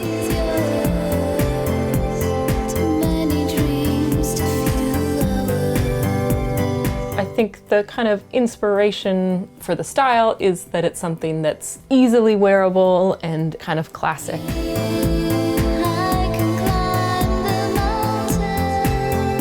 They're boiled wool, which means that we knit them first and then they're felted. So felted, it's basically just a process where using heat and water and agitation, the fiber itself shrinks, it becomes quite a bit softer, and then it becomes this very dense material. And we actually felt them right in the washing machine. It's really a lot like when you shrink your wool sweater in the washing machine by mistake, except that we do it on purpose. Before I put the hat into the washing machine, it's a very loosely knit fabric where you can see the holes and the kind of gaps in the knit fabric. And when I take it out, it's felted, so it's this thick, seamless, durable, and really warm fabric. In Toronto and in most of Canada and large parts of the United States, you know, we have very, very cold winters. And so these hats are great because they're a nice kind of close-fitting, proper hat, comes down low over the ears. I do sell a lot actually to England and parts of Europe where they have, you know, more damp than cold winters because the felt also, wool has lanolin in it, the natural oils that's in wool.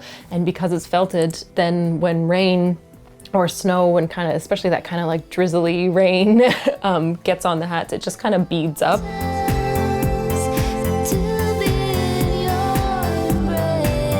Anyone who wants to stay warm through the winter and look nice doing so, then these are the hats for them.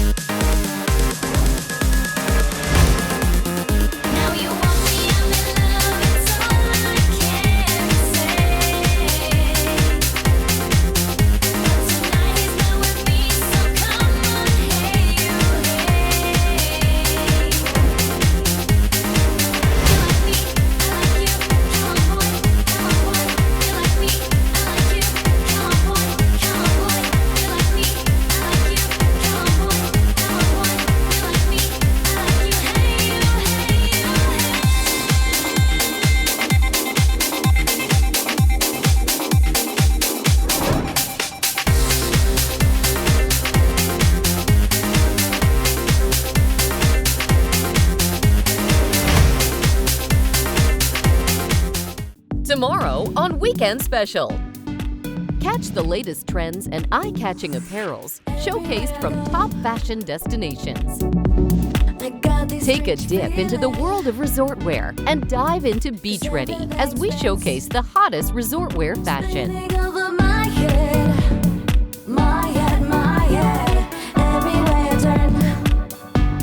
Only here on Weekend Special.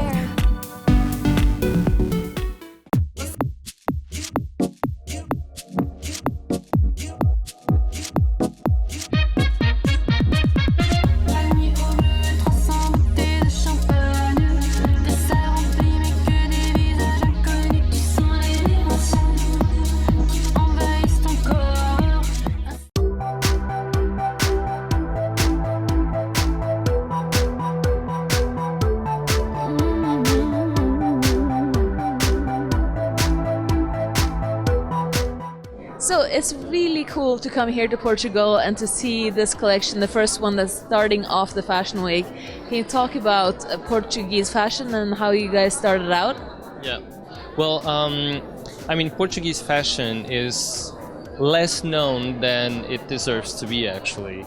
The story of Portuguese fashion and tailoring, it leads up to the birth of the country itself in the 12th century, although a few people know that. And in the 16th century, Portuguese tailors would dress major European cities and the courts. So, I mean, we should, take awareness on that, Portuguese designers, and promote that and talk about that. And it's a really wonderful country to create in because of the light, because of the weather, because of the people, because of the history. I mean, it's really inspiring. I can ask you, how did you guys start out working together? Oh, we met each other in fashion school, in the fashion school of Lisbon, in the architecture university. Yeah. Yes. And since then we realized that we had something, complementary in our creative process, and we created this word that is the definition of our work and our creative process, storytellers. It's pretty much about, storytelling, of course, stories are what define our society. Fantastic stories, popular tales, the Bible. Everything from the news that we hear every day in the newspaper and that we see in newspapers, that we hear on TV, from the time that we wake up and look at ourselves in the mirror and think about what we are going to wear and create a story about ourselves. So story comes from there, and tailor is really the best word to sum up our passion for construction and garment building.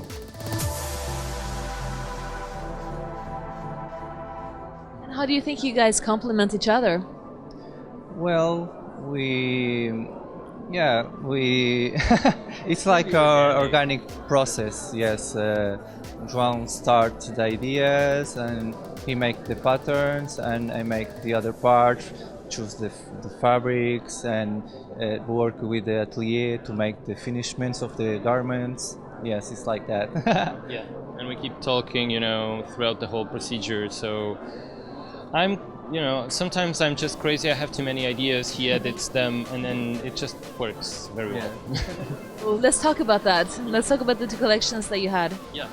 Well, we always work in that way, actually. In some of our collections it's more obvious than in others, but here we really wanted this part of couture, but like modern couture. Any of these dresses, we actually envision already versions of these. No matter how crazy they seem, they are changeable. So I already imagine how they are going to be bought or transformed to clients for wedding dresses, special occasion pieces, jackets or whatever. And the ready-to-wear pieces, we always create them from those experimental ideas, from the more couture kind of work. So thank you very much.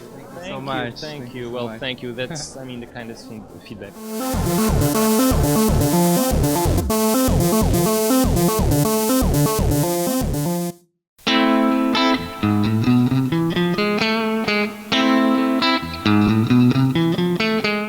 You had a mixed collection this season with men, with women, and with children too. Yes. Can you talk about your collection?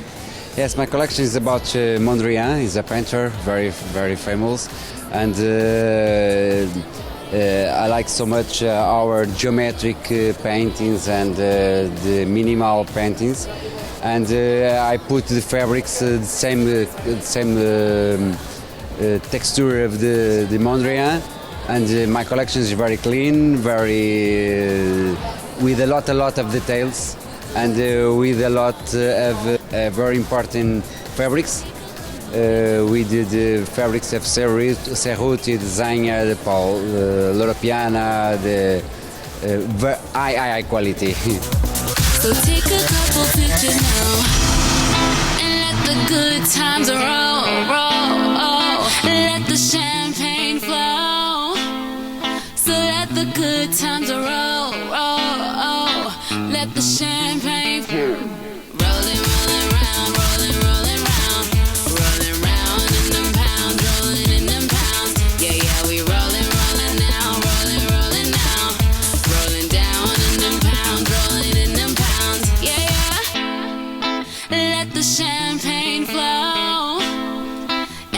the good times roll. Tick, tick, tock, knock 'em all down.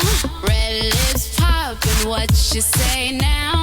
I steal hearts when my heels hit the ground. If you're the king of the night, I'm the queen of the town. Let's set this place on champagne flow. So let the good times roll, roll, roll. Let the champagne flow.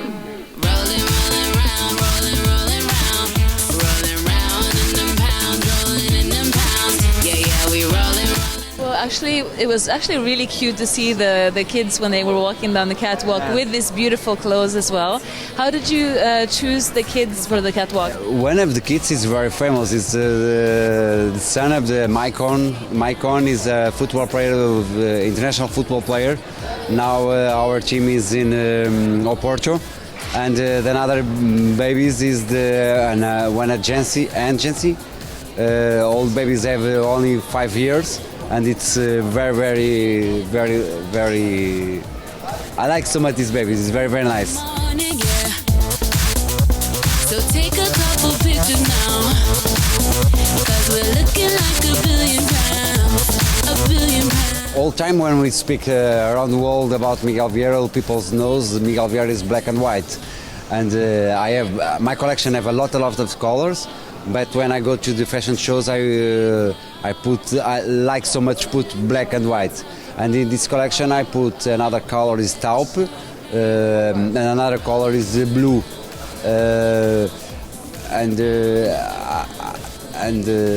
I think it's a collection very, very nice. The shoes is I have a big collection of shoes, men and shoes, women and bags.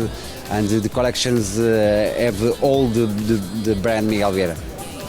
Well, I really love the show, and it was actually really cute also to see the kids on the catwalk and everyone was applauding. It was a great ambiance there too. Yeah. So thank you very much for talking to us. All the best. And let the good times roll.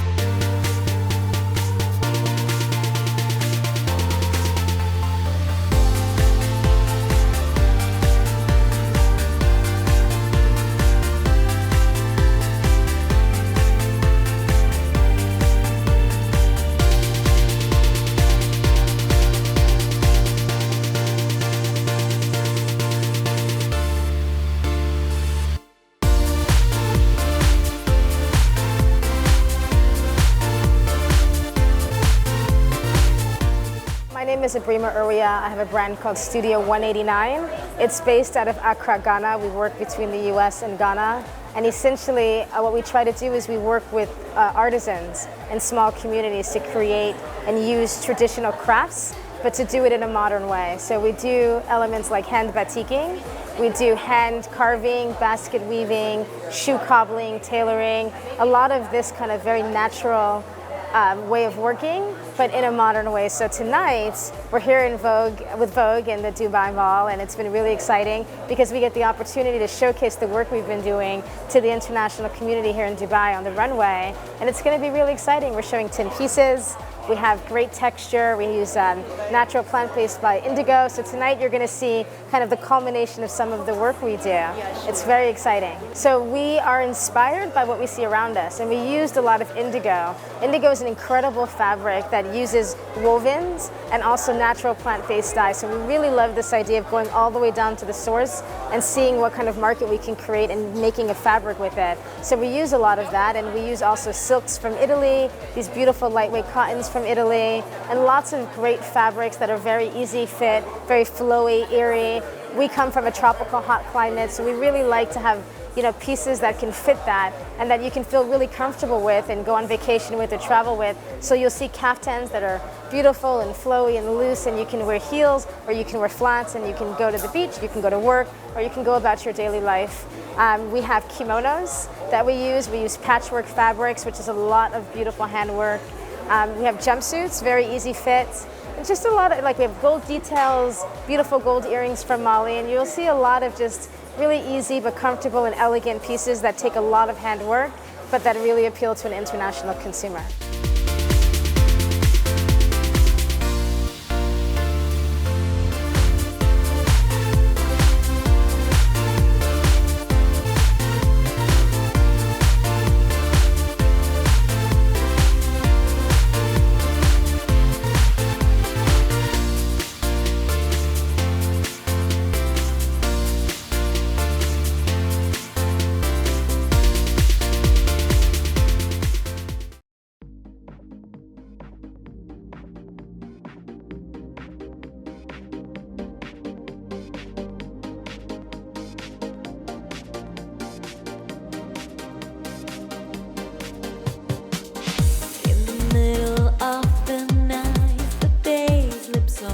My name is Olga, and actually my brand name is also Olga, but Olga May.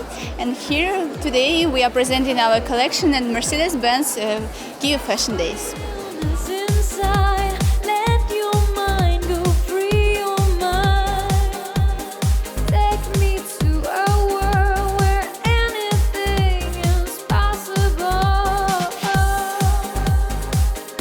Our brand is basically inspired by a modern, independent woman. She is always bright, she likes to be in the center of attention. So we are creating our masterpieces for this particular modern woman.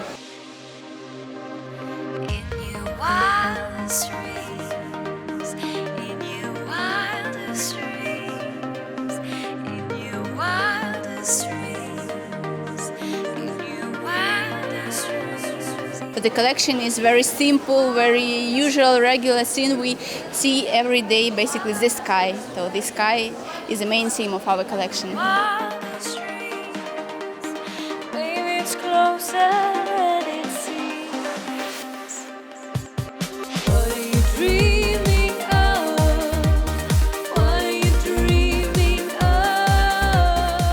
The sky, the clouds inspired us to choose white and the turquoise and the blue, such tender colors. And basically what we did, we used shibori technique to dye our fabrics to really show the sky on the fabric.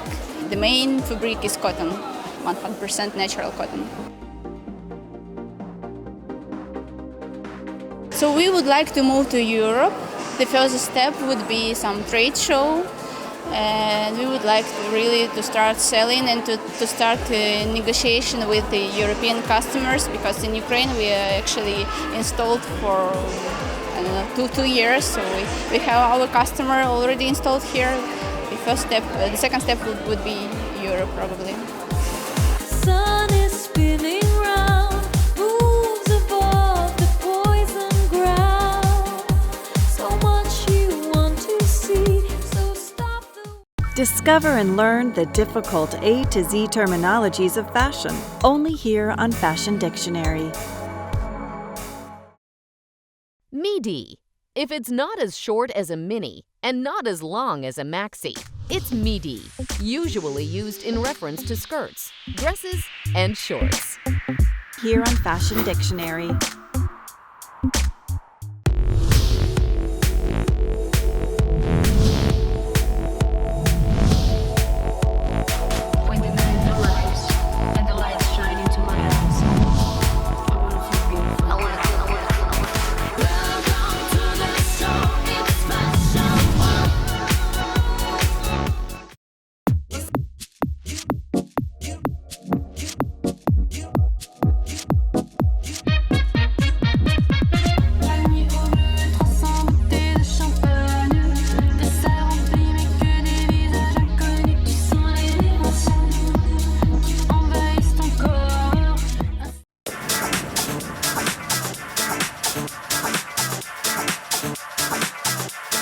I'm with the designer Curly Johnson. Her shows are just about to start. Do you want to take us through the inspiration for the collection? The collection was loosely inspired by Greek goddesses. That was my starting point.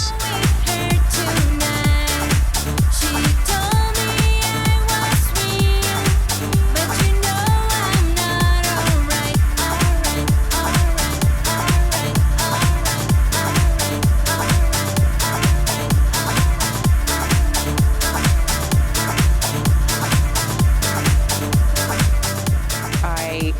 through billions and billions and billions of fabric swatches and references, and then kind of went into the whole Greek island sunset holiday vibe. Lots of really beautiful azures and sunburnt oranges.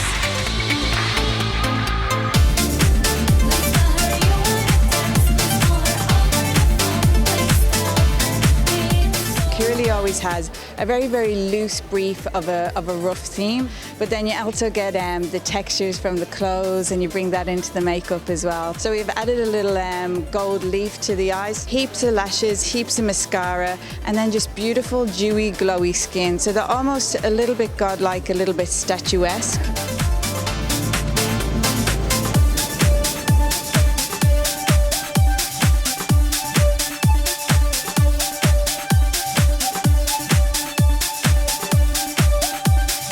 So the inspiration today was lots of texture.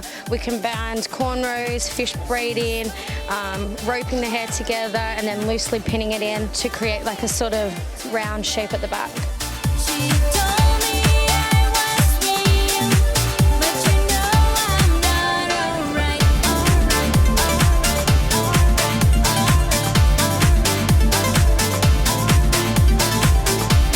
Doing shows is amazing. Shows and shoots are my favourite part. I think for a lot of designers, it's the pinnacle of the creativity coming together. And you know, I basically creatively direct my shows, so I'm across all elements from music to hair to makeup to nails.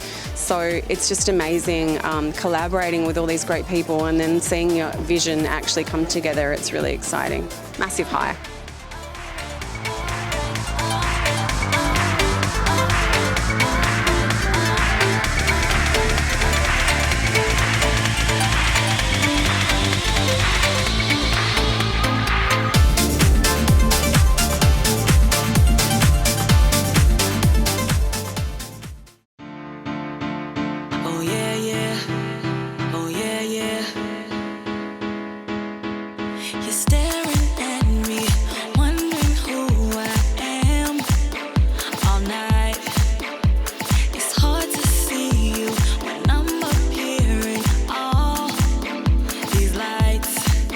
My name is Ksenia Schneider and I work for Ksenia Schneider Studio together with my husband. We are here now in Kiev for Mercedes-Benz Kiev Fashion Days.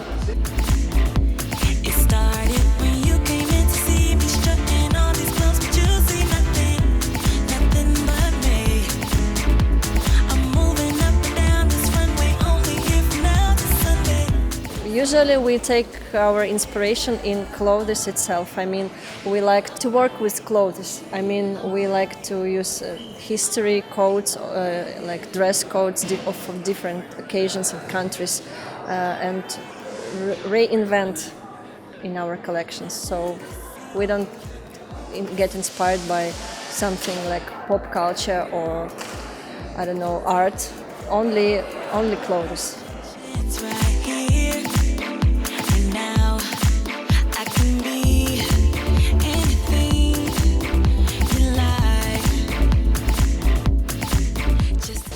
We use only silk and cotton in this collection, and we also have embroidery with silk and cotton on each fabric we use.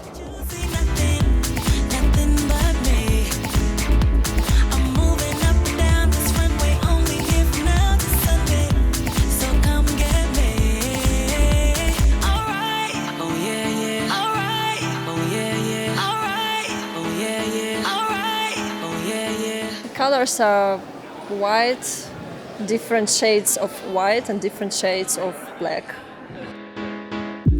We can go anywhere. Just lead, I'll follow you there. It started when you came in to see. I just get so bored and tired of fashion. So I just want to make something very simple, very clean, and very elegant and timeless.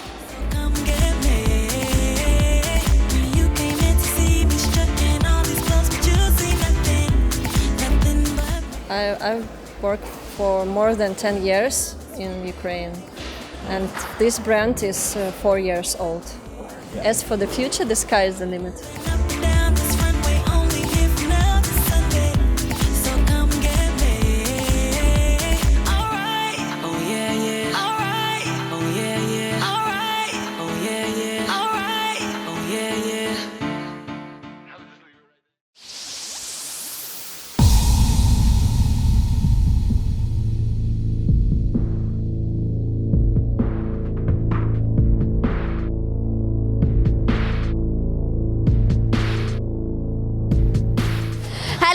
Welcome to Vancouver Fashion Week. I'm Stephanie, and today we're going to be going backstage and front of house at Canela Hostel Couture.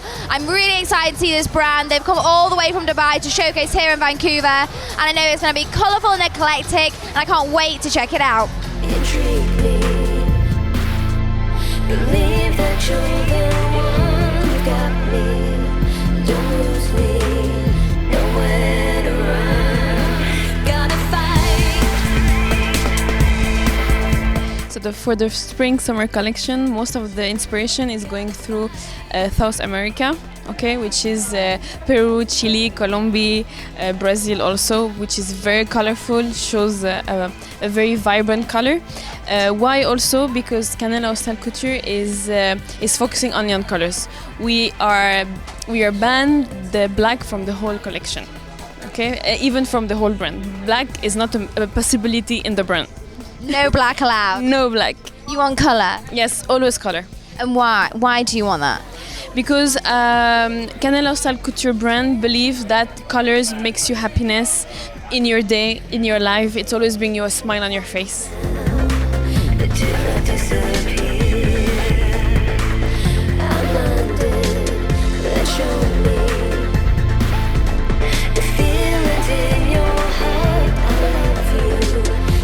What look are you creating on your models today? So Canela is a really fun look. It's very bright and very poppy. It's very reminiscent of like the early 80s, late 70s. So really bright eyeshadow, bright lip, and a very defined blush for the cheek. And we've seen blue shadow on a few designers this season. So that's definitely a trend that you're seeing, is like bringing back that disco retro look.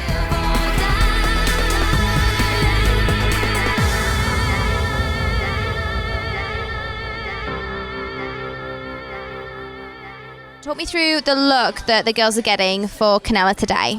So for Canela, it's a high bun that's sort of brought into a braided, it's like a running braid, so a high bun with a braid that goes around. Mm-hmm. Yeah, it's a very cool, kind of a young, fun type of look. And how are you creating that bun? Are you doing it with a bit of back combing and swizzling the hair, or is there a bun underneath it? How do you create that? So what we're doing is a high ponytail, and then we put one of those donuts in underneath, and then we do the running French braid all the way around, and then we just pin it in to secure it, and then you have a running braid French bun. I love how you make it sound so easy. You know, I'm just running a French braid through the hair. Wow. That sounds complicated to me. Well, it's not too bad, surprisingly. You just sort of do your regular running braid. If you know what a running braid is, it's like a French braid, except you only take new hair from one side rather than both sides. So that's why that look ends up with a braid around the base.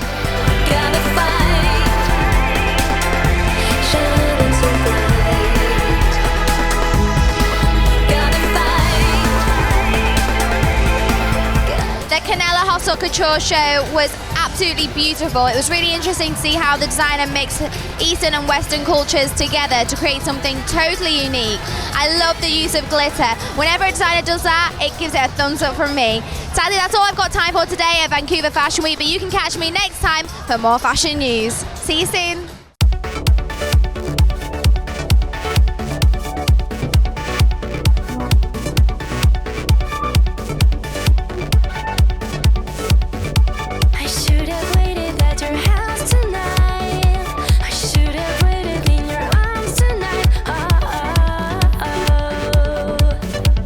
My name is Midea. I'm Moscow-born designed, and my brand named Midea Maris, and based in Moscow.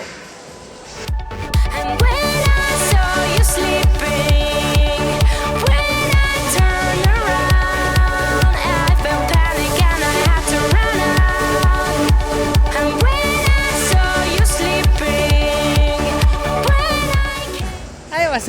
inspired by jungle in Thailand.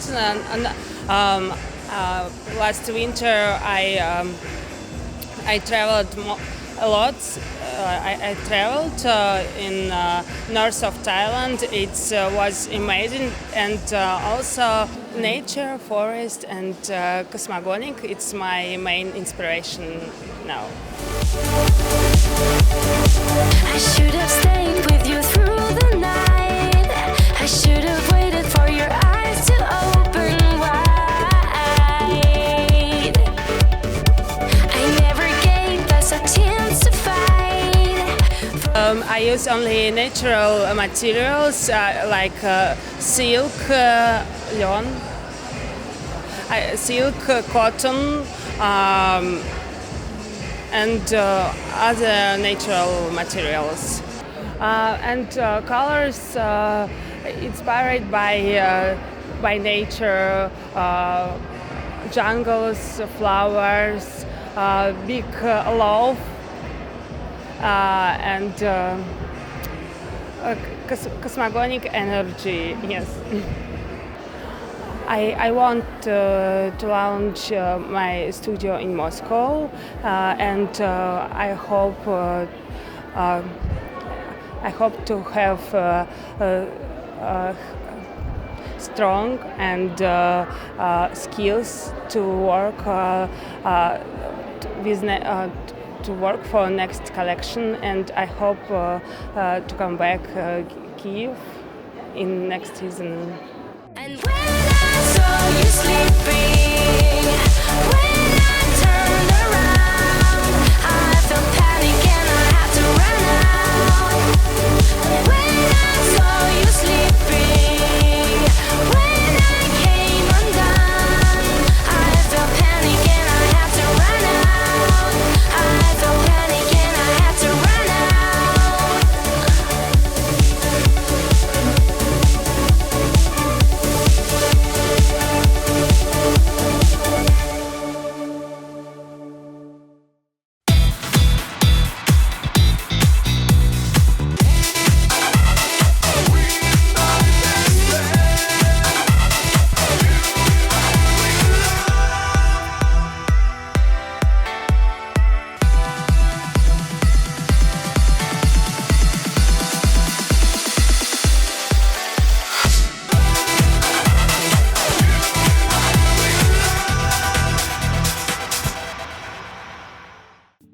This month on Weekend Special, catch the latest trends and eye-catching apparels showcased from top fashion destinations.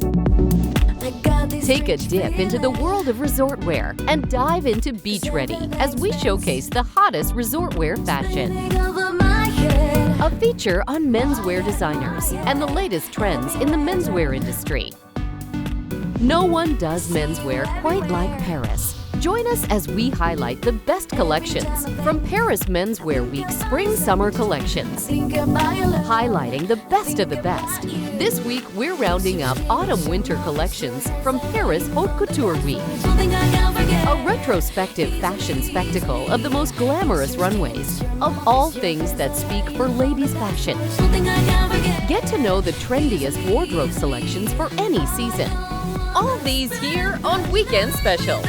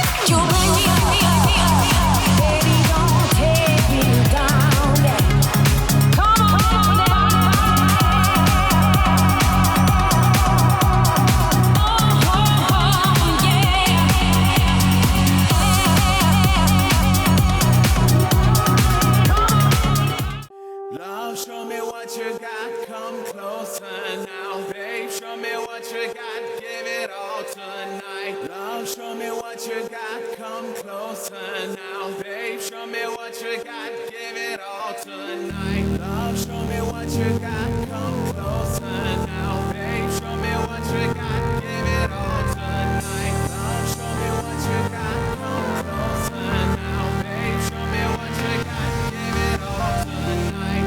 Show me, show me now.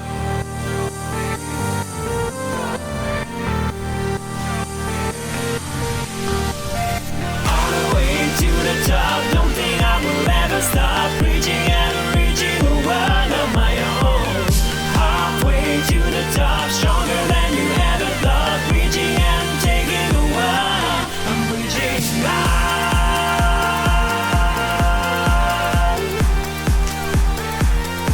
Show me what you got, yeah. All the way to the top, don't think I will ever stop reaching and reaching a world of my own. Halfway to the top, stronger than you ever thought, reaching and taking a world. I'm reaching out.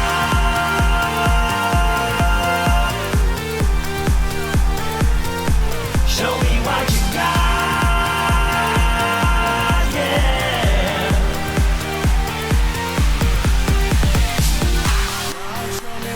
I can feel the earth move. Nothing can stop this. Nothing can beat this.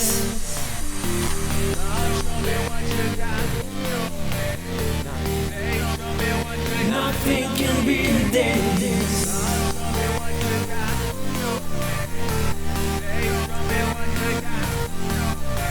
All the way to the top, don't think I will ever stop reaching and reaching a world of my own.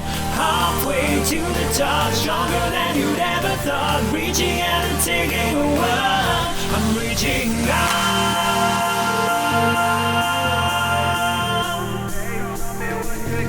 Show me what you got, yeah. I'm reaching out.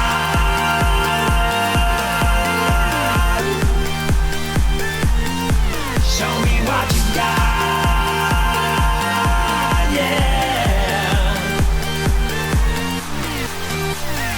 All the way to the top, don't think I will ever stop reaching and reaching a world of my own. Halfway to the top, stronger than you ever thought, reaching and taking a world. I'm reaching out.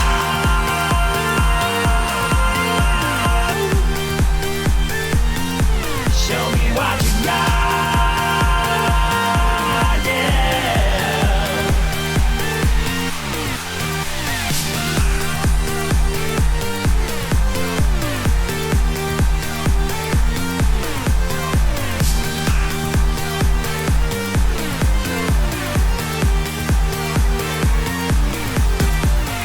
All the way to the top, don't think I will ever stop reaching and reaching a world of my own. Halfway to the top, stronger than you ever thought, reaching and taking a world. I'm reaching out. Nothing can stop this. Nothing. Show me what you got, yeah. I'm reaching out.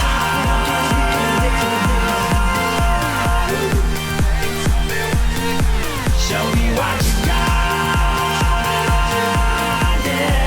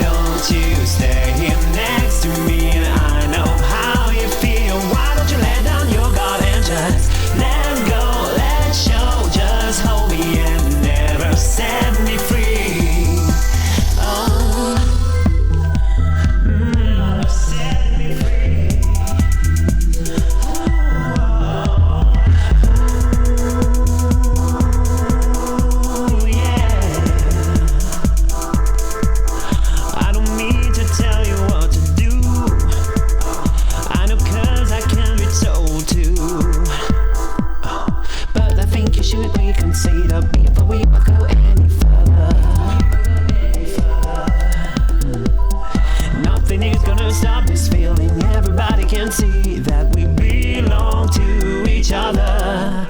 Oh, why don't you stay here next to me? And I'm the one you see who's gonna keep you warm and busy all night, all way, just showing how much you mean to me.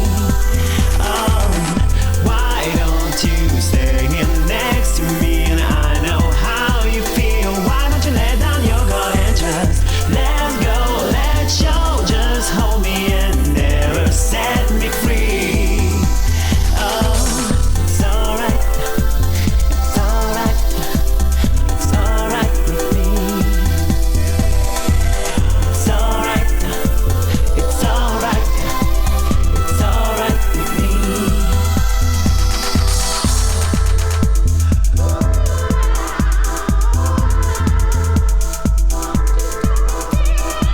Just come over here. I know exactly what's on your mind, yeah. You can't bet your life on what's on mine. I've got instincts to follow and my pride to swallow. I've got no game to play, so come on and stay here next to me.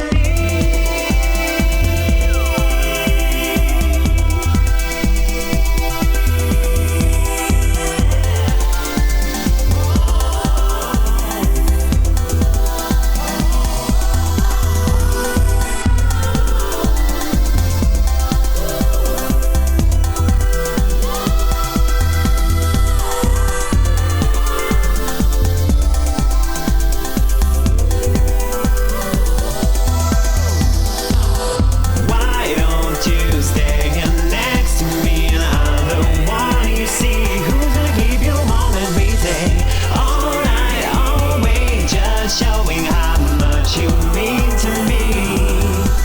Oh, why don't you stay here next to me? And I know how you feel. Why don't you let down your guard and just let go, let show. Just hold me and never set me free.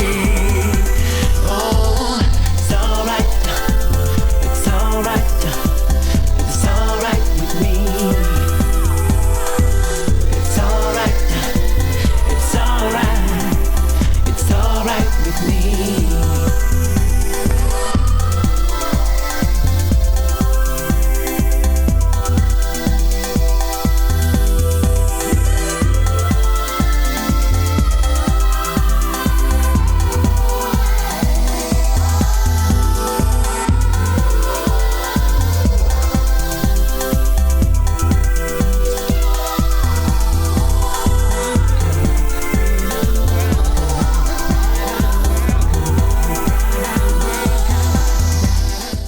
Discover and learn the difficult A to Z terminologies of fashion, only here on Fashion Dictionary.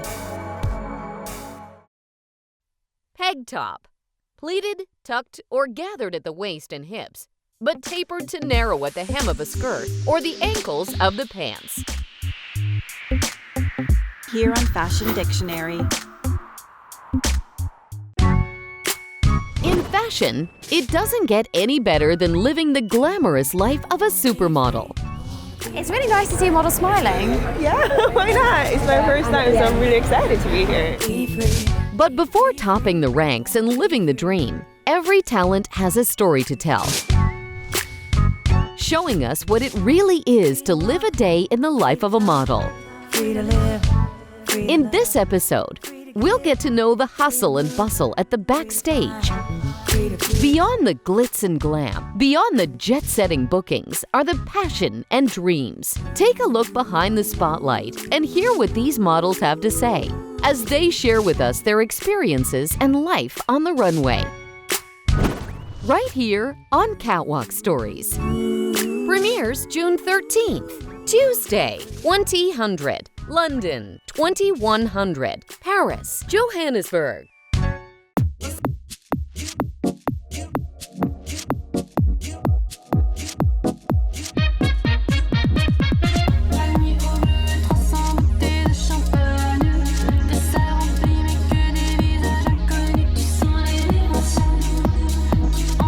Ton corps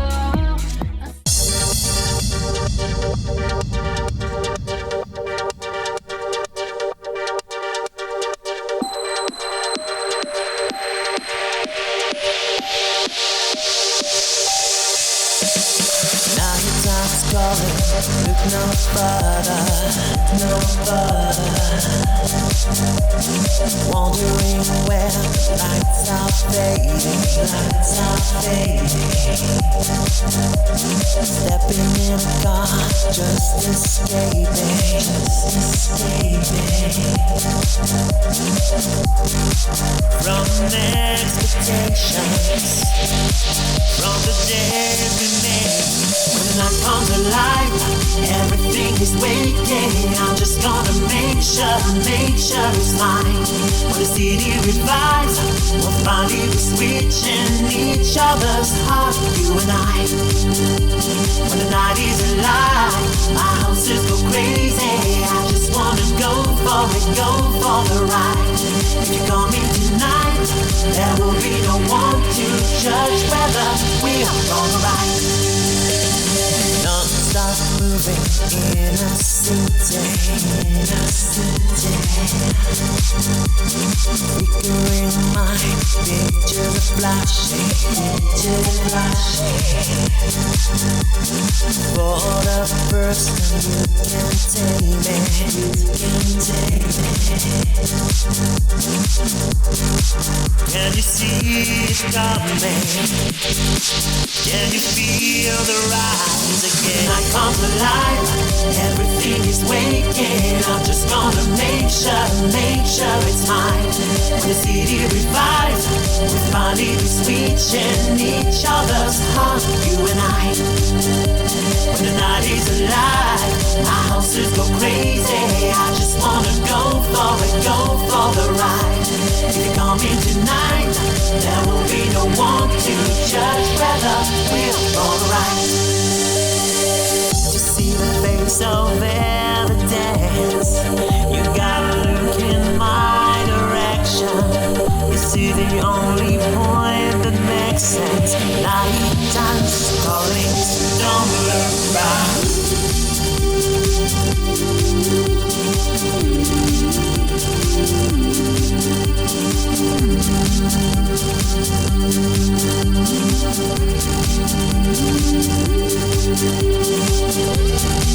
Can you see it coming?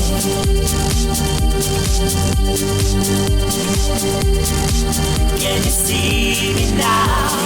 Born again, taking a new chance. That comes alive, everything is waking. I'm just gonna make sure it's mine. When the city revives, we'll finally be switching each other's heart, you and I. When the night is alive and you see our houses go crazy, I just wanna go for the ride. If you call me tonight, there will be no one to judge whether we're wrong or right.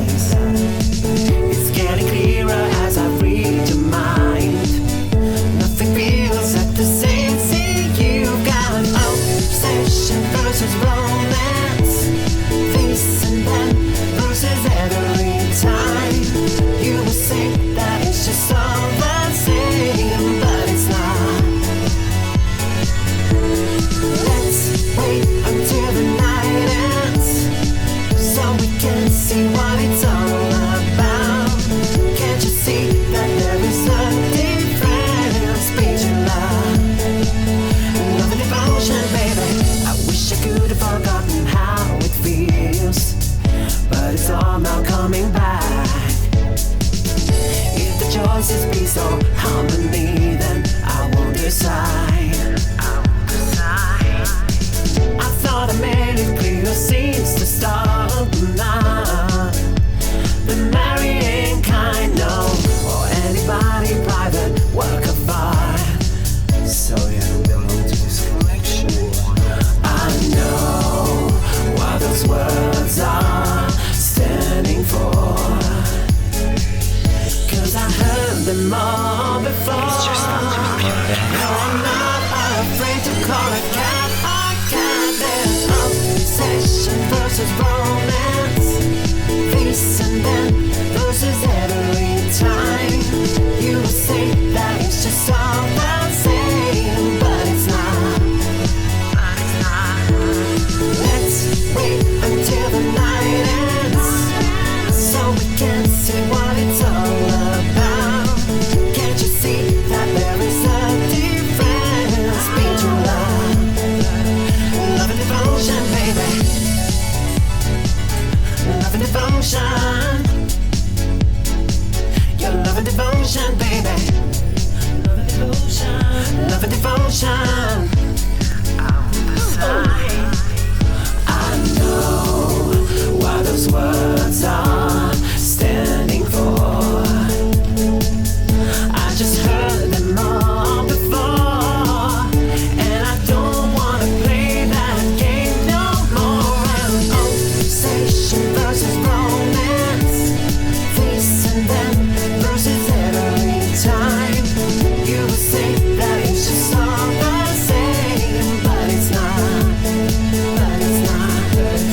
Let's wait until the night ends, so we can see what it's all about. Can't you see that there is a difference between love and devotion, baby?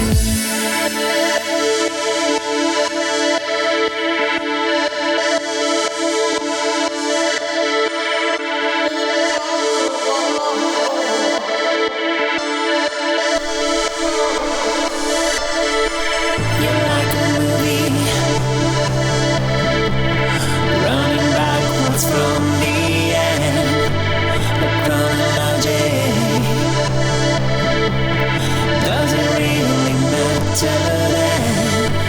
I've been trying to understand, but it only seems to make sense for you.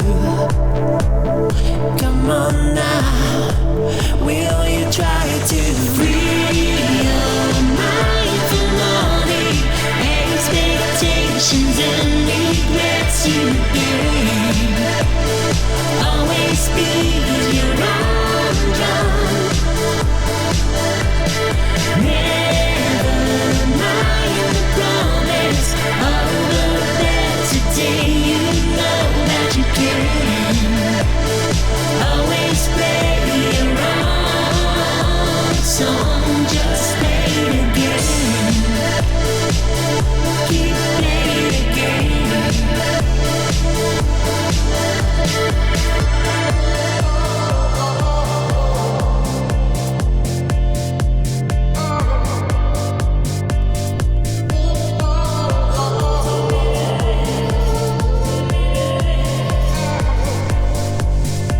I can't help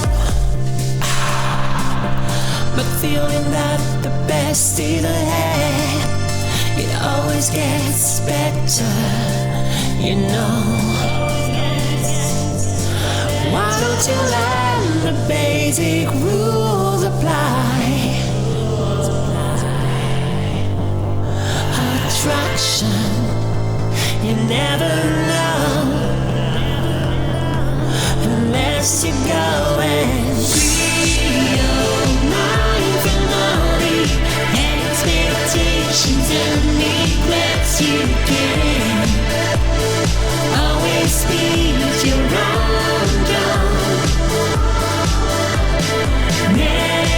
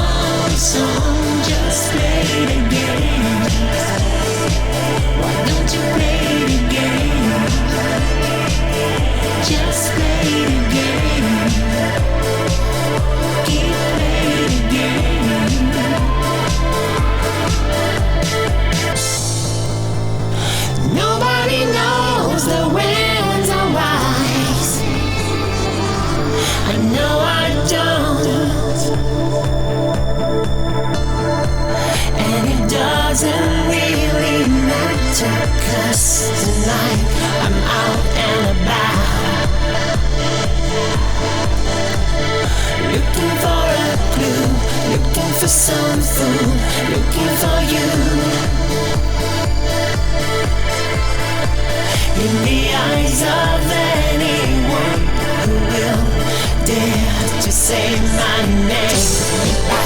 Just take me back, take me back, take me back, just take me back.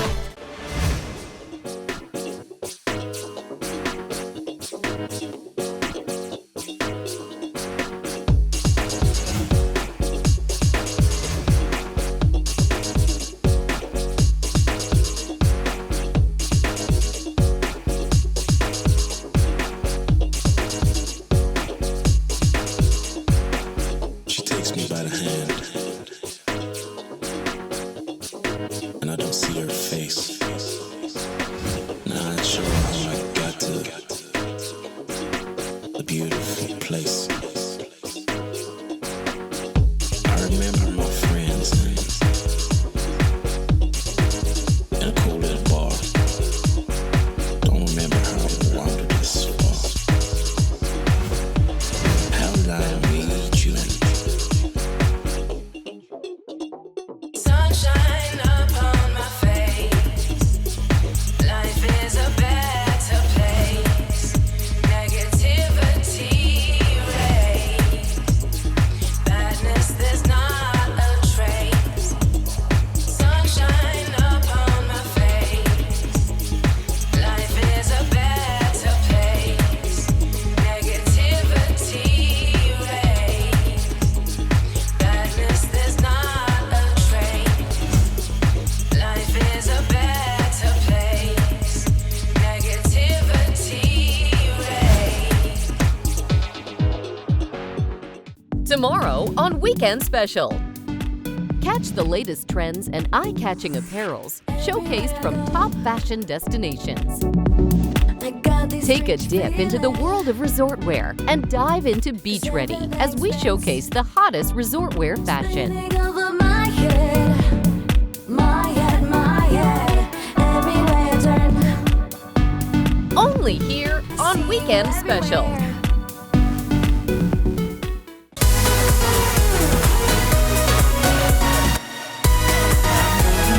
What we had when I left you and I thought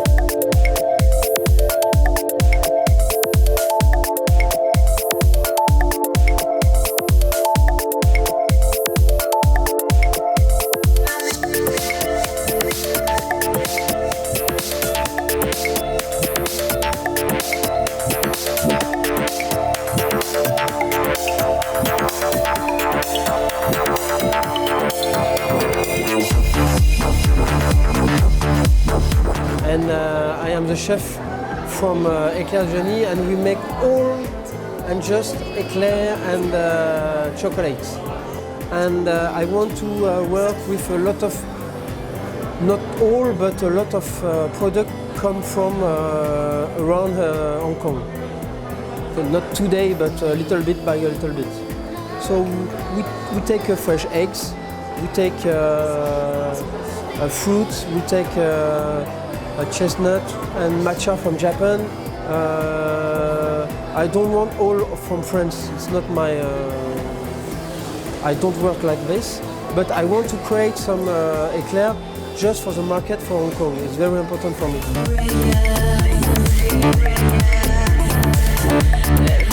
I see is a stranger.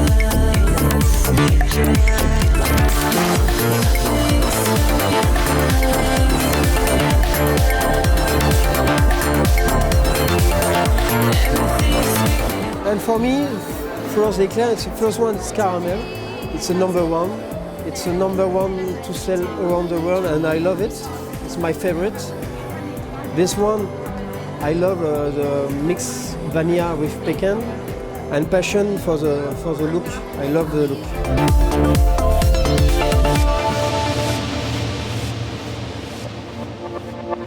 Now I know I am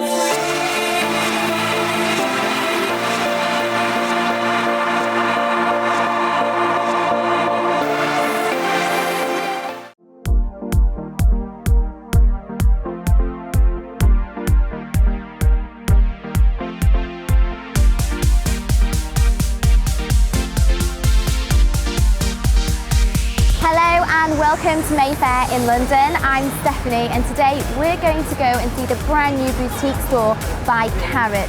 These guys create the most beautiful jewellery and they're located in the very famous Burlington Arcade. I can't wait to go check it out.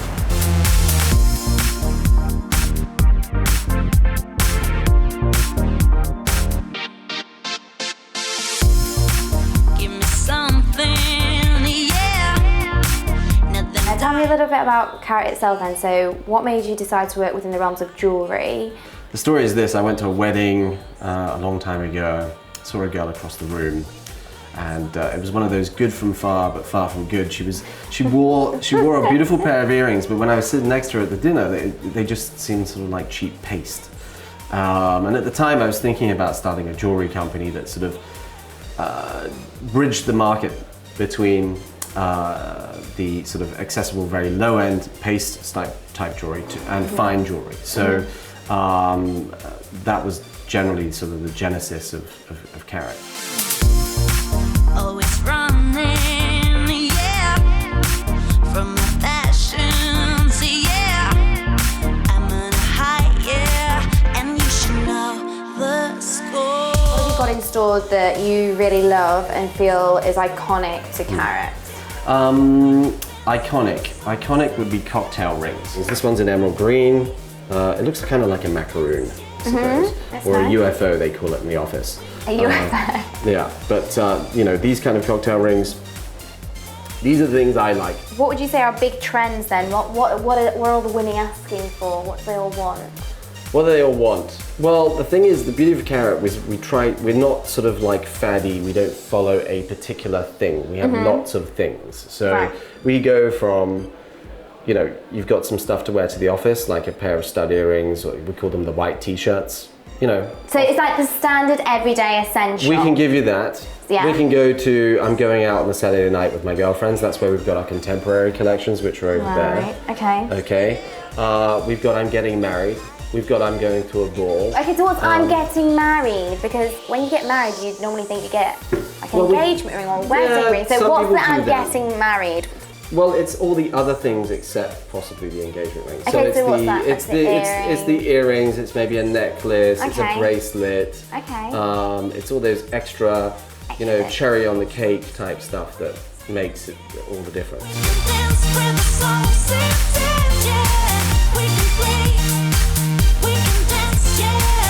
What type of woman is the Carrot woman? Like, who is the girl that comes in here? She is very confident. She has obviously real jewelry, and she has costume, and she has sort of, you know, she doesn't mind mixing the two. So ideally we see her, you know, she's wearing an H&M t-shirt, a Chanel jacket, one of our cocktail rings, and I don't know, a Cartier bracelet.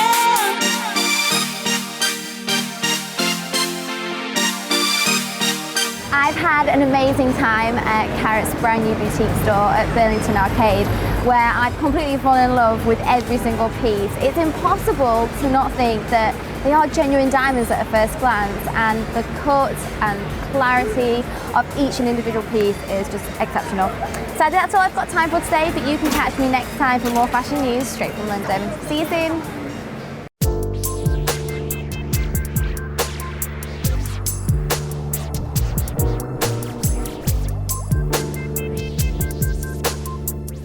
Hello and welcome to Cafe Royale at Piccadilly in London. I'm Stephanie and today I'm going to be taking a look into the world of luxury fashion online retailing.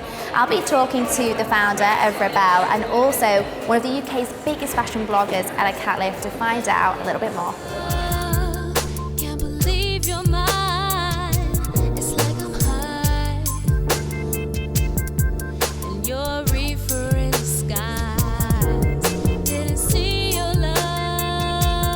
Tell me a little bit about your brand and what you guys do. Yeah, so Rebelle is a luxury resale site, actually coming from Germany. We're a German product, so to say, and right now launching in our first foreign market, the UK. So actually, mainly women can buy and sell luxury goods on our site. Tell me a little bit about Rebelle itself. What gave you the idea to create this amazing online store? So basically, when I had the idea, I was myself looking for a site where to sell my stuff, because I worked. I'm originally from Berlin. I worked in a bigger fashion agency beforehand. Originally, I'm actually from the business side, so I was like, okay, well, like where can I get rid of my stuff? I was like moving to Paris, to London for studying. Then I moved to Hamburg, and I kind of couldn't like carry everything. And then I came to the idea to look for a site like this in the internet, and I couldn't find one. And then I was like, well, if we don't have something like that in Germany, I could find one myself. You took it confidential, dreams surveilled inside night. Oh, blowing shadows and pulling strings, doing what you can to get. If you could pick anything off this amazing display behind us, which items would you pick and why? That is a very, very difficult question because I really, really want all of them desperately, and they're all straight on my Christmas list. But I love the amazing vintage Dior earrings that I'm wearing. They are just stunning. But I think from this, it's a tough call. I have to go for the DVF bag, not least because it goes really well with my outfit.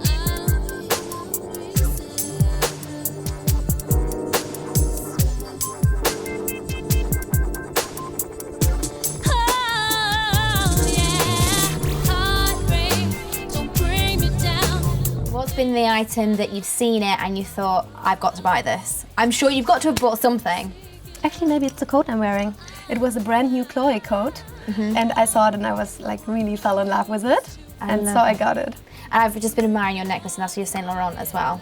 Yeah, that's from the site as well, and actually you can still have it. I just borrowed it for tonight, to be honest. I'll be like literally same with this like on Chanel the website cuff. tonight. I'm going to be like frantically googling. When do you hit the UK? When can we shop on your store?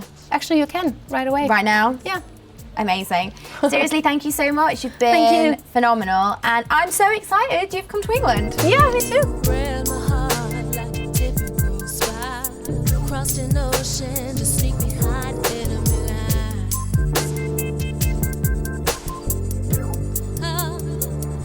Rebelle sounds like a girl's ultimate best friend. Not only can you shop for some of the world's most exclusive luxury fashion pieces, but any that maybe you don't want yourself, you can sell too. It's the best of both worlds. I've had so much fun talking to Cecile and Ella tonight, and I fall in love with all of the items they had on display. That Birkin has my name written all over it. So, but sadly, that's all I've got time for. You can catch me next time on The Network, where we bring you the hottest fashion news straight from London. See you soon.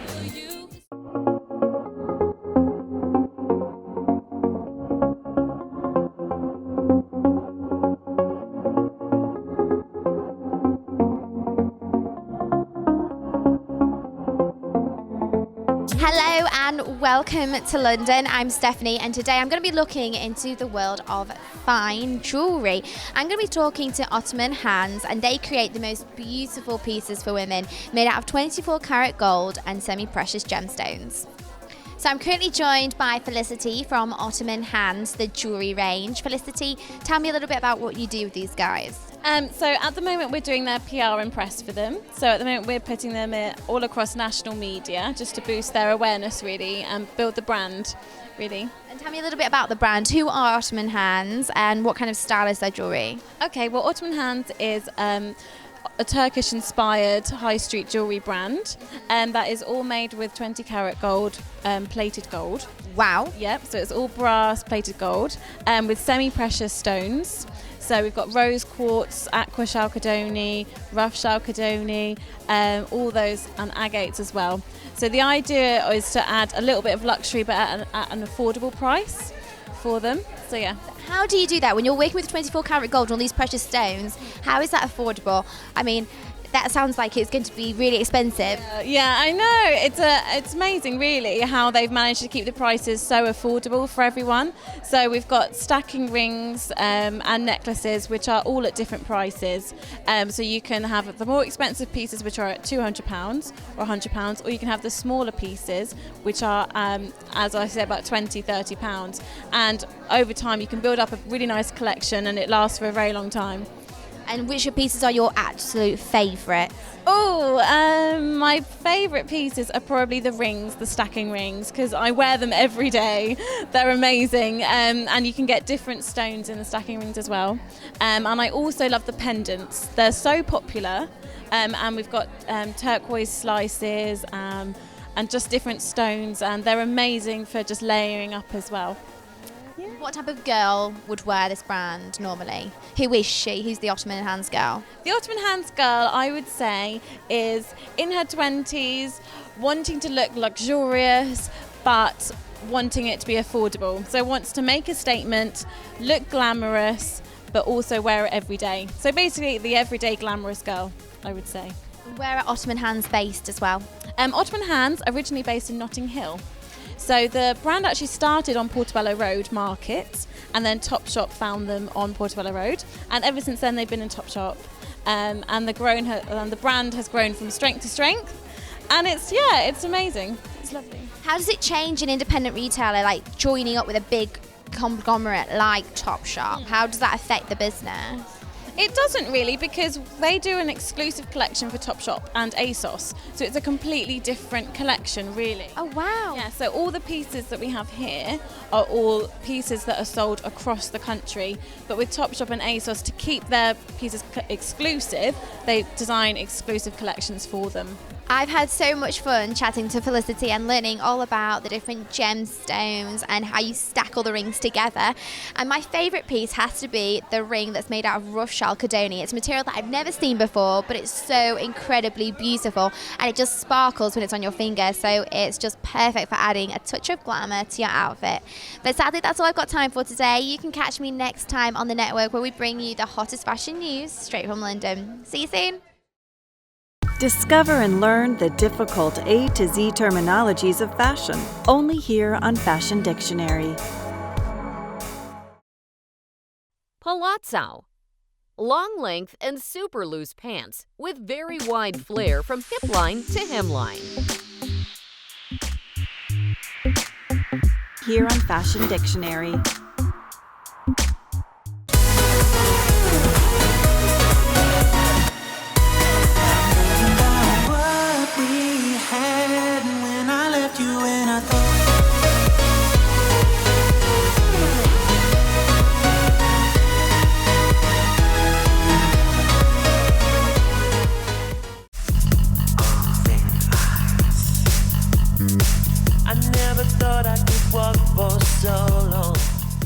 I make pieces by hand. I design them and I fabricate them.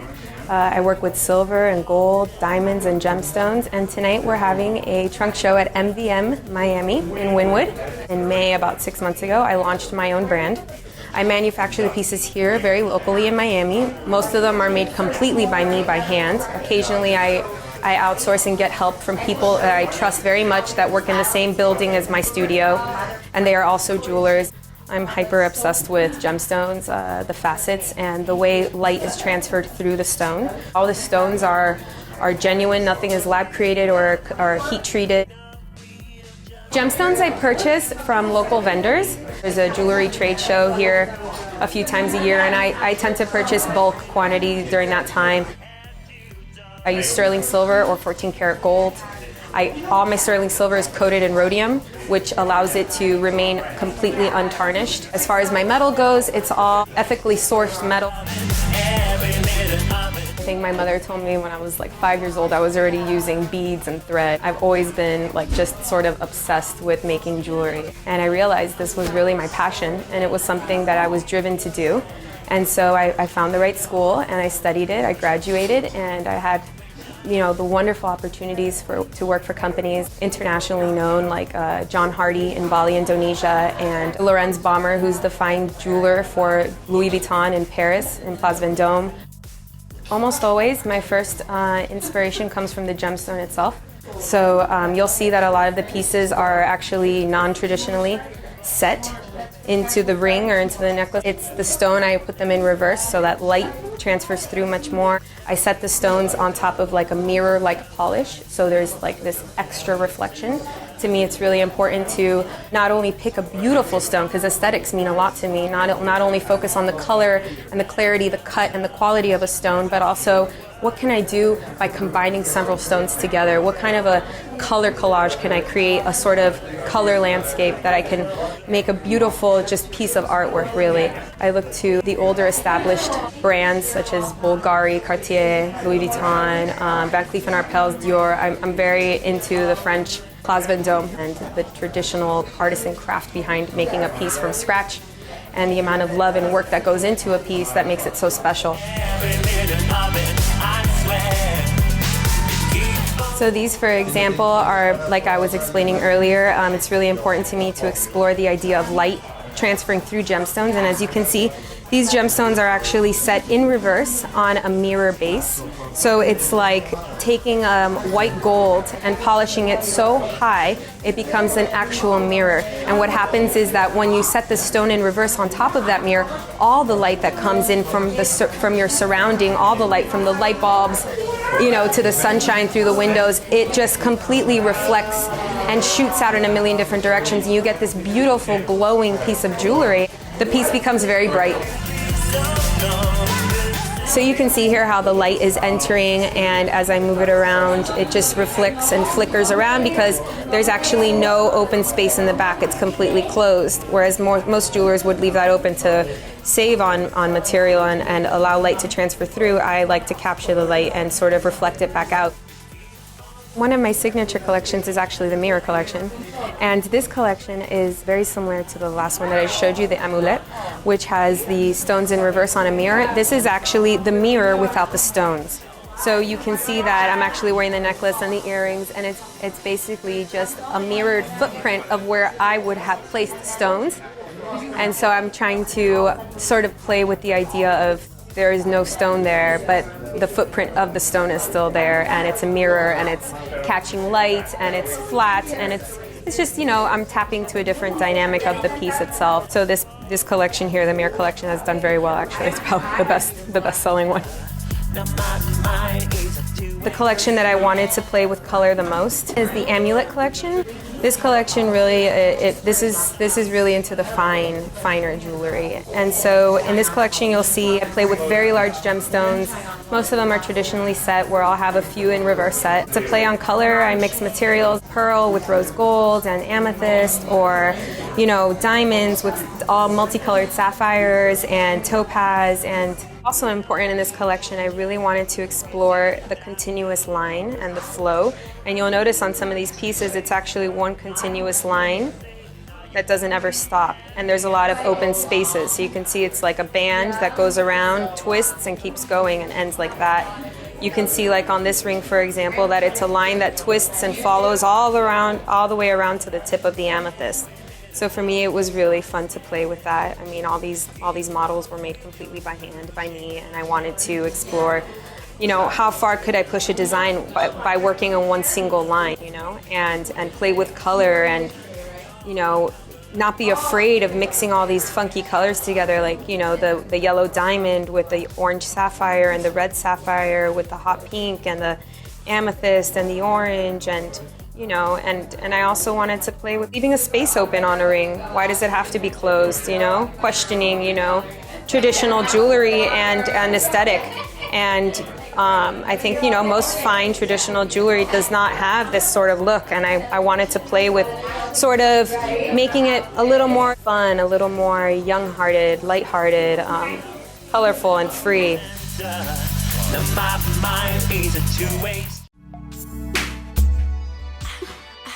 Hi, my name is Putri Sudiono. I'm a bag designer currently based in Singapore. My brand is called Pubu Mesu, and it stands for my full name, actually, nothing special. It stands for Putri Bunga Meta Sudiono. So I took the two letters out of all my names and put it together I'm very lucky, or maybe I'm cursed to have 4 different names. I think it's a very Javanese trait. A lot of my designs, I try and put a lot of what I've grown up in into the piece of bag itself. This is the pagoda, mini pagoda durian. It actually started off with a bigger bag, and it became so popular, a lot of people wanted a smaller version, so I created the smaller version. So this is inspired from my travels and my journeys around Indonesia, looking at the temples and the pagodas, and of course the durian fruit. And I have quite a, well, I interned at Vivienne Westwood as well, so I have a bit of a punk-esque sort of background. So I kind of thought that the bag had a lot of me in it. So it had that whole classic shape and yet kind of feisty demeanor about it.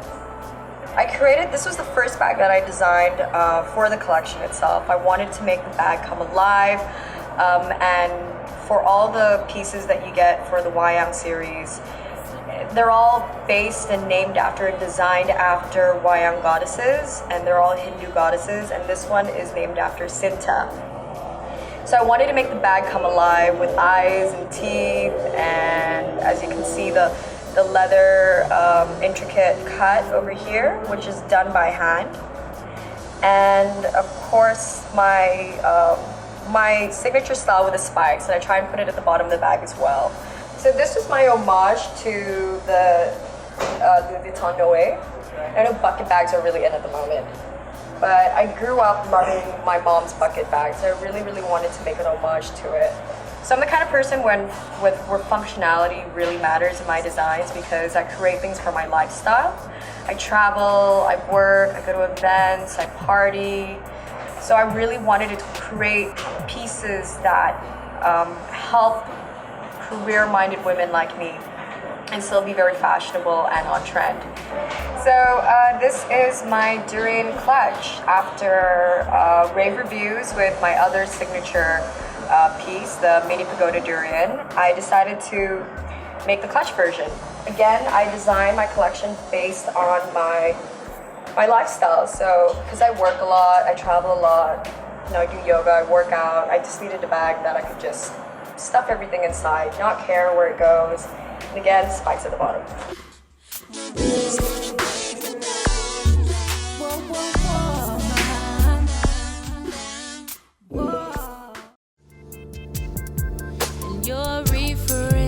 Hi, I'm Corina Larpin. I'm one of the designer and the owner of Steffer Jewelry. The latest collection, it's a link collection. It's a selection of bracelets and necklace. The material, it's gold, always gold, 18 karat gold and diamond. We use sapphire, blue sapphire, pink sapphires. You can have many of them, or you can wear just one. It depends of your style, and it depends of how you want your look to be in that day. The next collection I just have, it's one of my best collection, and I really love it, and I enjoy it when we design it. We design it with my partner, and it was designed last year in Hong Kong. Festival collection, and it's an amazing collection. I love it personally because it's very comfortable and she can move the fingers. It's very glam and very special.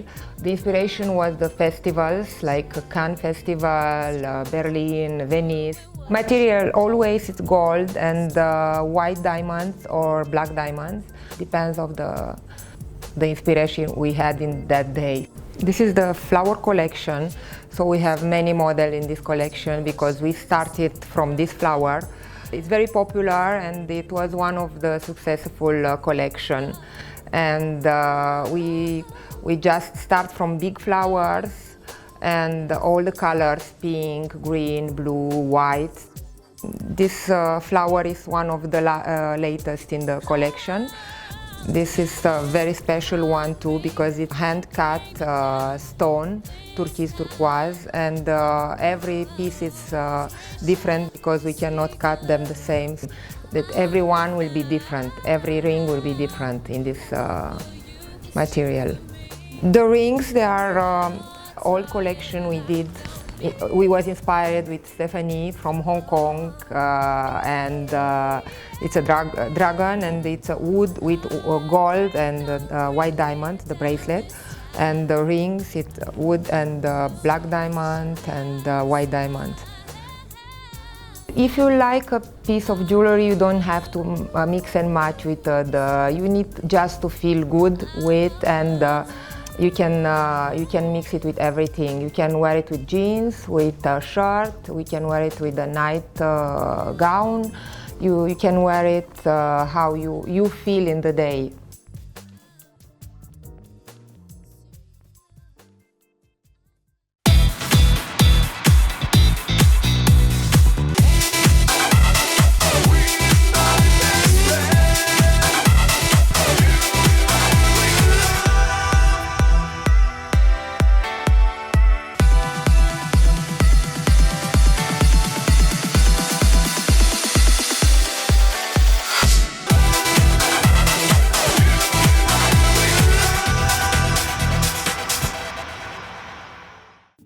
This month on Weekend Special, catch the latest trends and eye-catching apparels showcased from top fashion destinations. Take a dip into the world of resort wear and dive into beach ready as we showcase the hottest resort wear fashion. A feature on menswear designers and the latest trends in the menswear industry.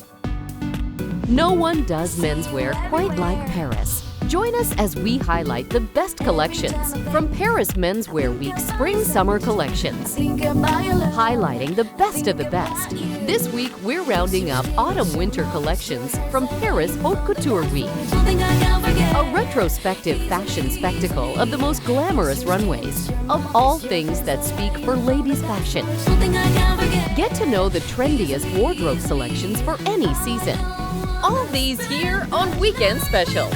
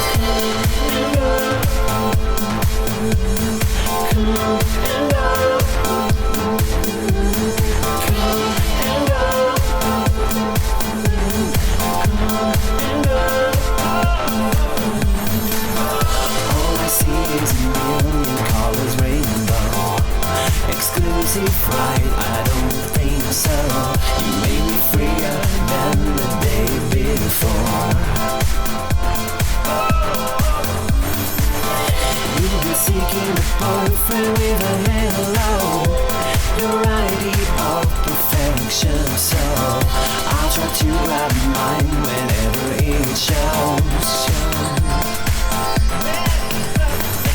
I'm not waiting for anything, no deal sign, no possessing, just got you under my skin.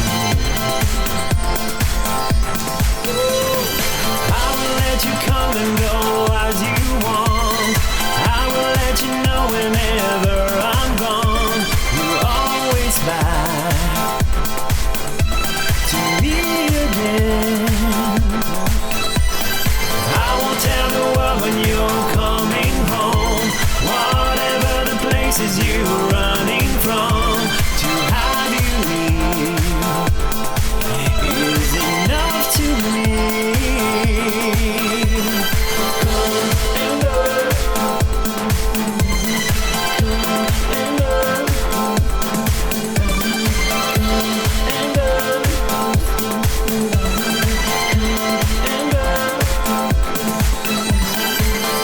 Daylight's getting brighter and brighter, like I never thought you would be again. Remember your boyfriend, the one with a halo. Let him come and go.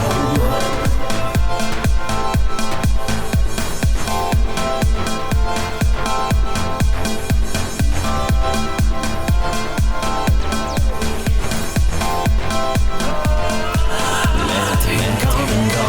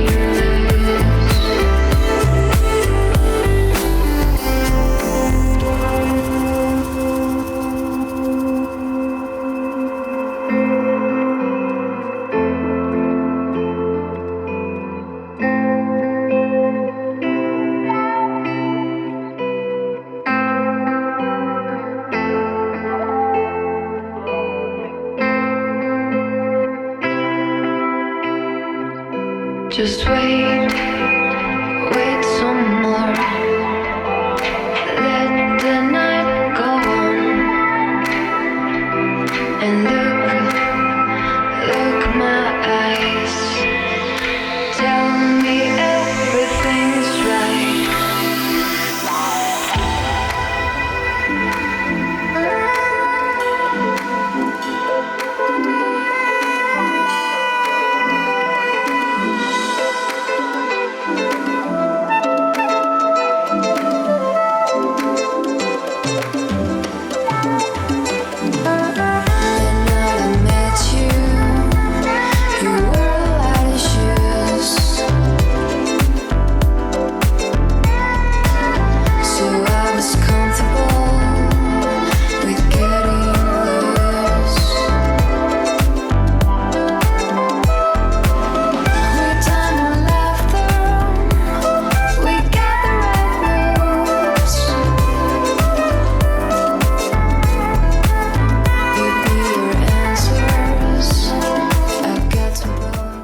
Discover and learn the difficult A to Z terminologies of fashion, only here on Fashion Dictionary.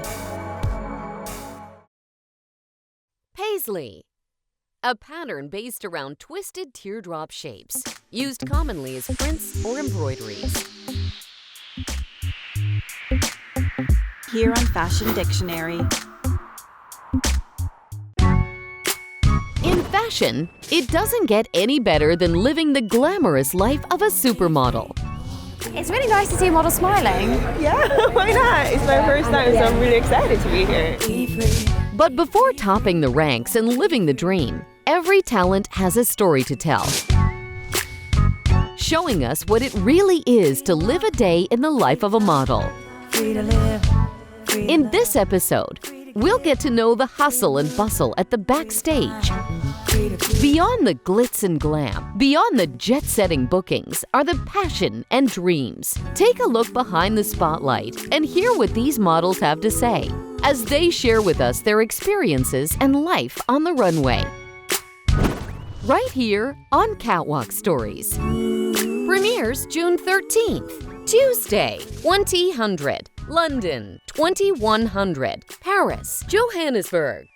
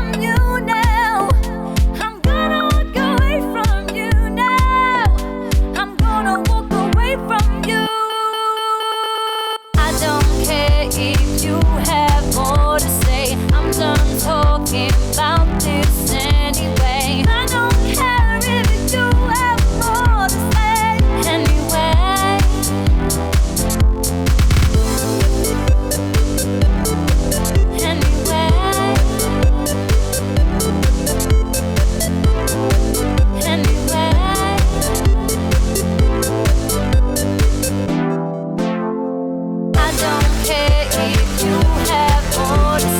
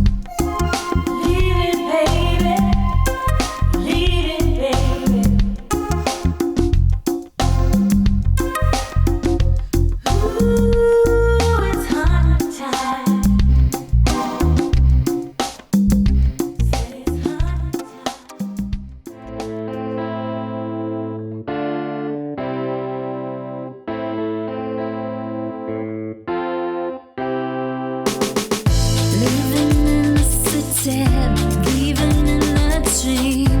As I search the sky, I see what you wanna see.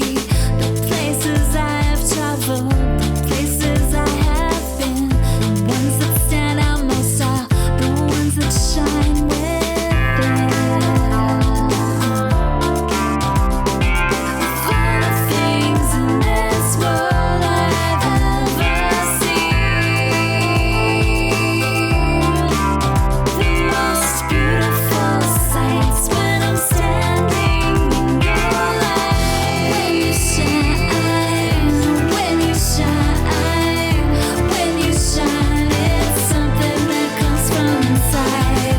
Try to describe when you ignite, when you burn bright, somehow makes me feel alive.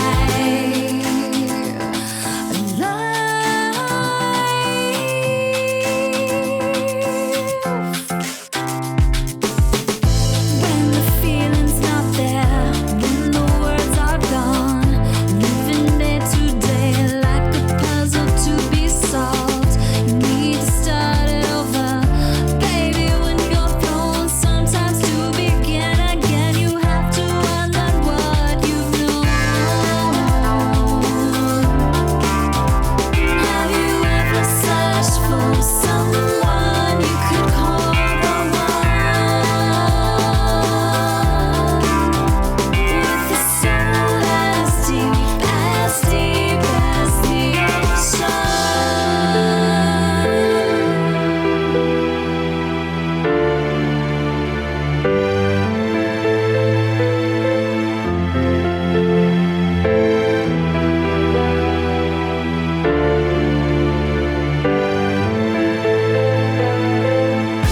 When you shine, when you shine, when you shine, it's something that comes from inside.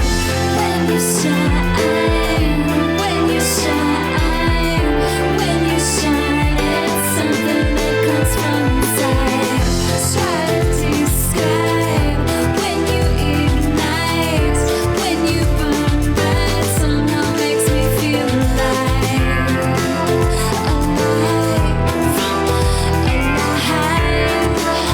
Alive, somehow makes me feel alive.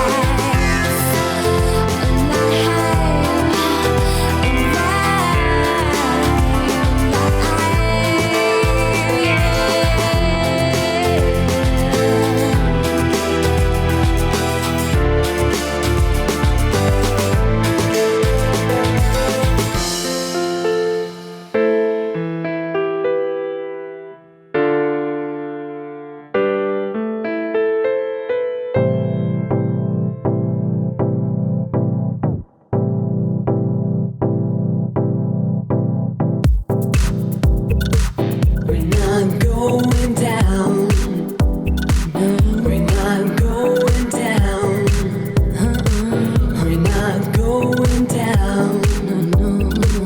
We're not going down. We're not going down. We're not going down. We're not going down. Not going down.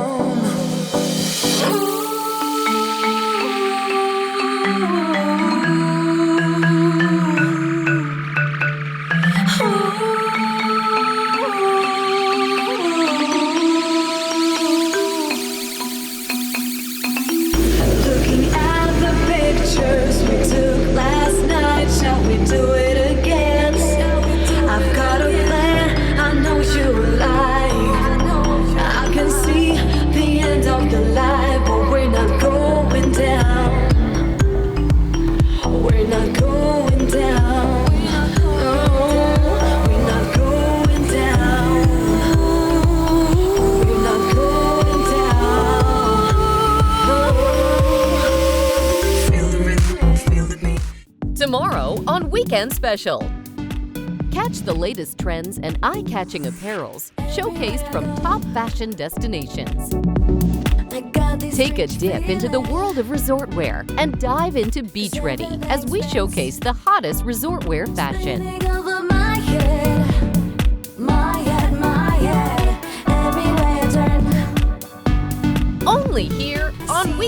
Special.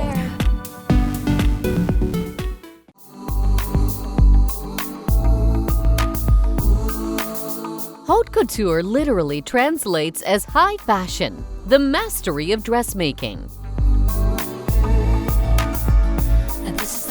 Get ready as we bring you haute couture pioneers and dressmakers of the 21st century. It's so beautiful. And feature their extraordinary masterpieces from fashion weeks across the world. And this is the perfect night. This is the perfect life. It's so beautiful. Feast your eyes as we feature must-see haute couture collections and highlight the most lavish looks from fashion weeks around the world. From runways to backstage interviews, we're exposing a new generation of couturiers who are behind the opulent wearable art and conceptual clothing presented on the global fashion stage.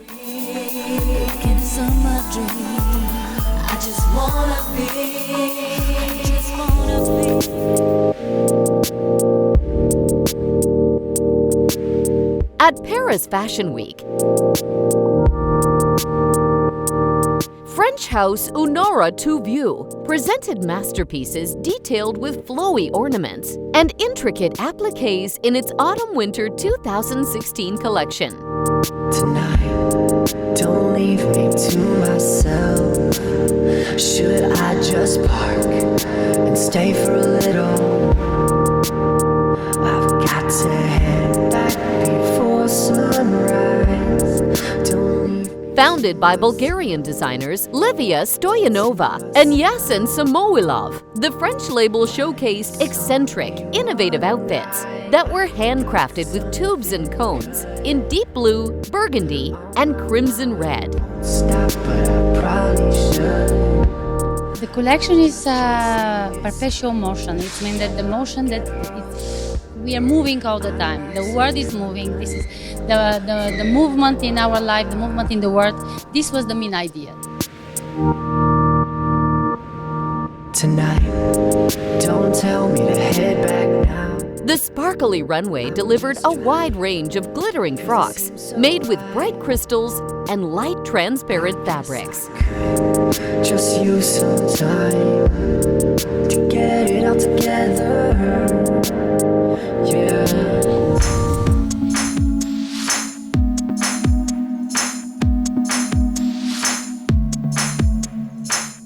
Another spellbinding couture collection at Paris Fashion Week came from the legendary Lebanese designer Tony Ward.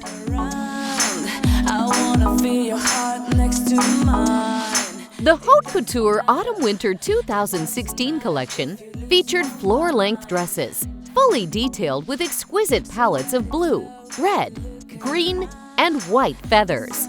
Shining when the waves are calm. You're gonna feel it. You're gonna feel it. It will blow your mind.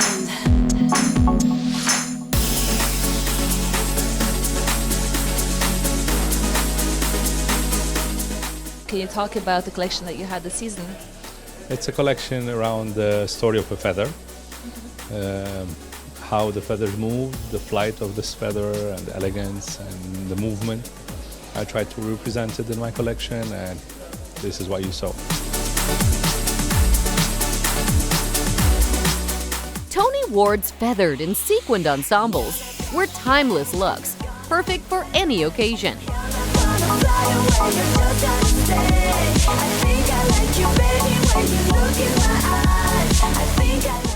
There's a little dark in me.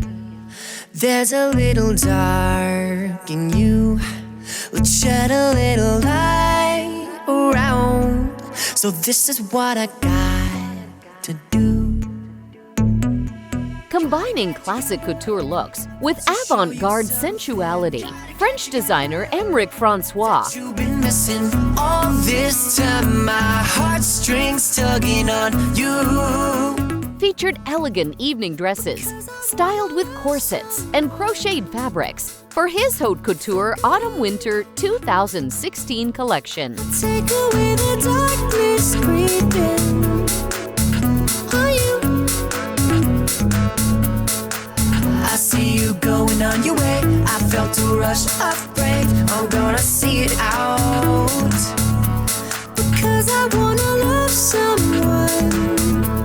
The collection, entitled Legends, featured black embellished ball gowns, a white crocheted mermaid frock with laced appliques, and a black long-sleeve dress styled with deer antlers.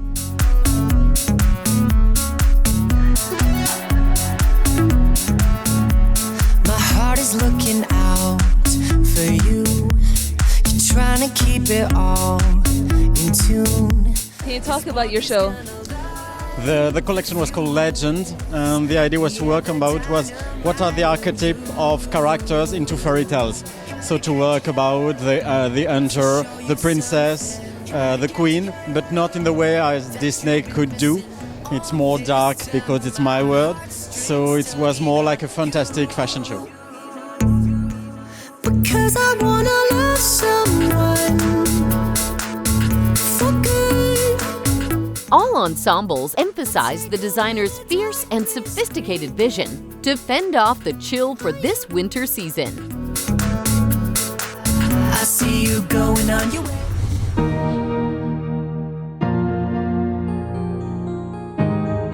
Straight from London's annual Asian Bride Live,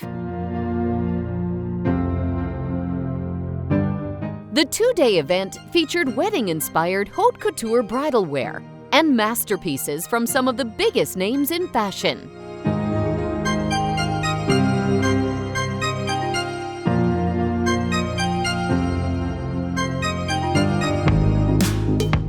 One of the main attractions at the event was the launching of Kajal's Haute Couture Spring-Summer 2015 collection.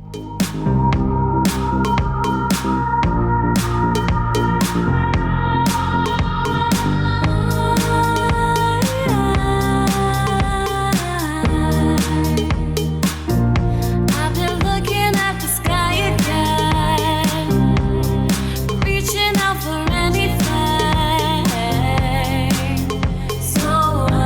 Creative director Kajal Patel. We wanted to concentrate a lot more on a thread work. There's a lot of floral concept. So we base all our pieces on a really delicate embroidery. And how do you create that? Do you do it by hand? Is it by machine? Every single piece is created by hand, fully by hand, yeah.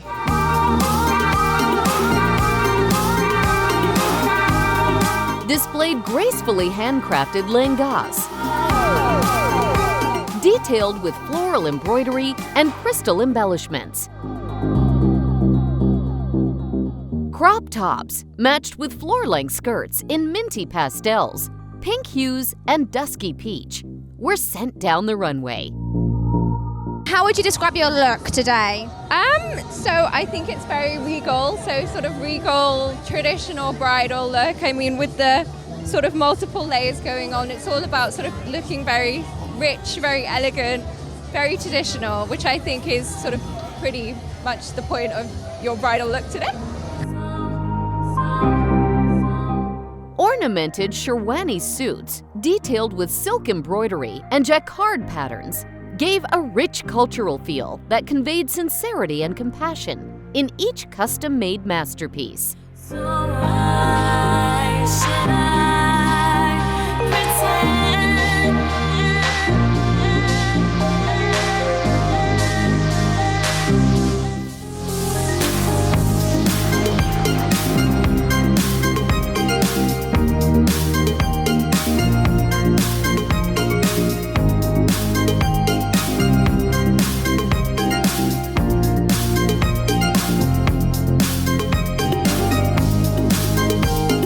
It's time for a short break. Stay tuned as we showcase more haute couture masterpieces.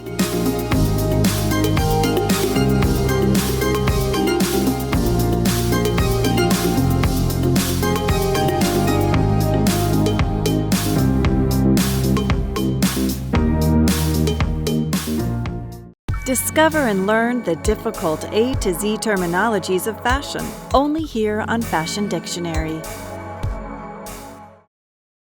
Midi. If it's not as short as a mini and not as long as a maxi, it's midi, usually used in reference to skirts, dresses, and shorts. Here on Fashion Dictionary.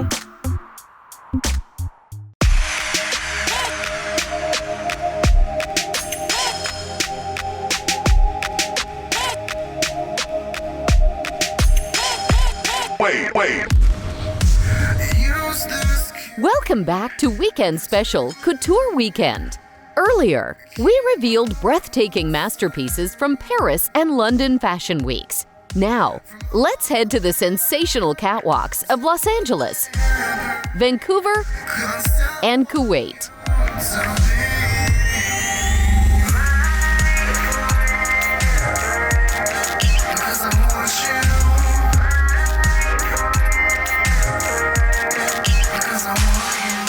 Down in Los Angeles, Filipino designer Fern Onay kicked off his haute couture Spring-Summer 2016 collection at the annually celebrated Art Hearts Fashion, Los Angeles Fashion Week.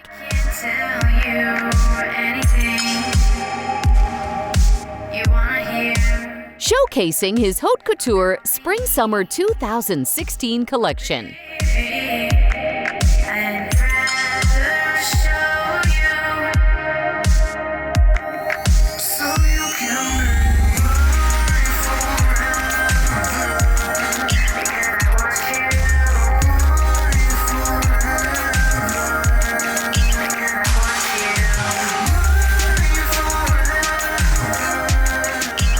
I am here with Mikey Stone, one of the representatives of Amato Couture tonight.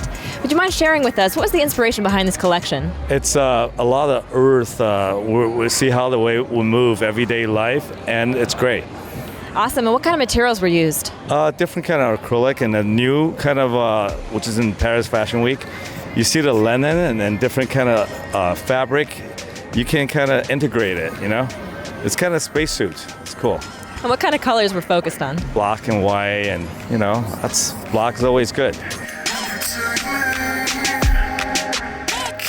Dubai-based label Amato by Fern Onay sent out intricately embellished dresses in deep hues, paired with stretched and acid-wash denim on the runway.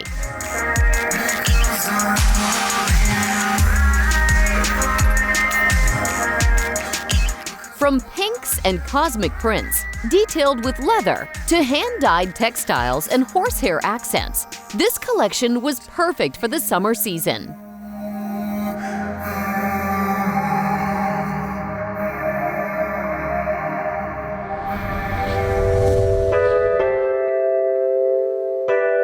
Heading to the vibrant city of Vancouver,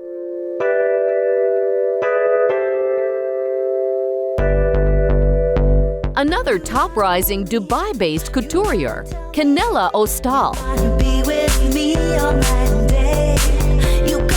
showcased her haute couture Spring-Summer 2016 collection at Vancouver Fashion Week. What's going on? Let's hang around. What's going on between you and me? You gotta tell me what you're feeling for me. Because I like you. Because I want you. Because I love you. So for the Spring-Summer collection, most of the inspiration is going through South America, okay, which is Peru, Chile, Colombia, Brazil also, which is very colorful, shows a very vibrant color. Why also? Because Canela Ostal Couture is focusing on neon colors. We are banned the black from the whole collection, okay, even from the whole brand. Black is not a possibility in the brand. No black allowed? No black. You want colour? Yes, always color. And why? Why do you want that? Because Canela Ostal Couture brand believe that colors makes you happiness in your day, in your life. It's always bring you a smile on your face.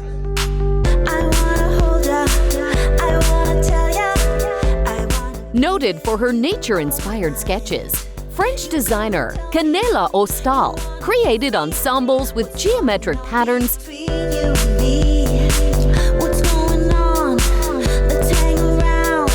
and asymmetrical shapes. The collection, titled Illusion of Nature, accentuated natural palettes in blue, orange and pink, using jacquard weaving and embroidered textiles. Ensembles featured included breezy floor-length frocks, A-line midi skirts, button-down polos, and side-slit skirts, all detailed in pastel colors. Otal's design clearly formed a colorful energy, showing contrast between her French origin and her inspiration from Asia. Let's go away, let's have some fun. You and me are meant to be together. Let's do it tonight. Let's do it alright.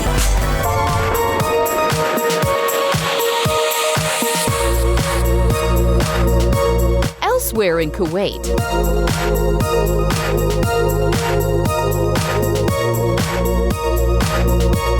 the latest and finest dressmakers in the Middle East showcased their best collection for the first ever Kuwait Fashion Week.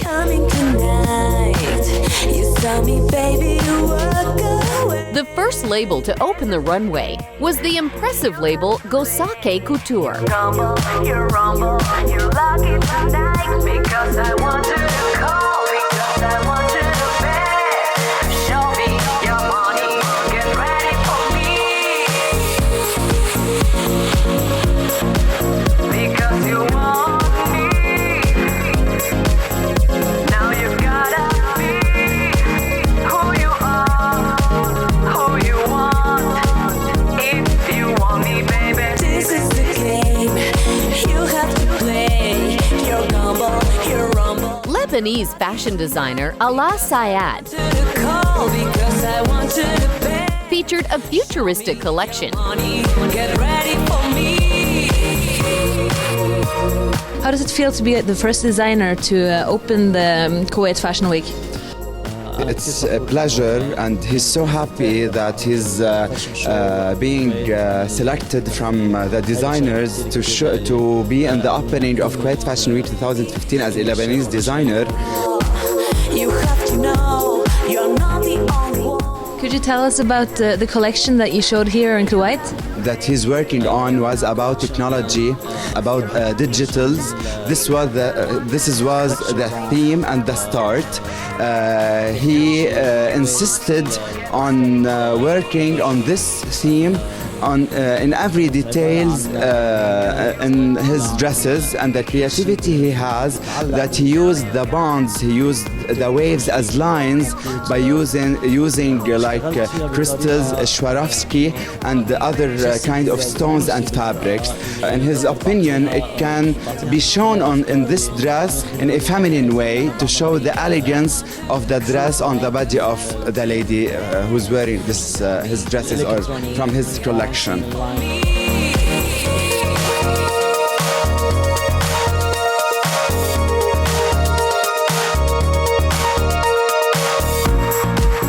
Made with floor-length frocks, detailed with intricate Swarovski embellishments. Now you gotta be. The genius designer emphasized sultry silhouettes in sheer and jersey fabrics, exposing embroidered adornments shimmering down the catwalk.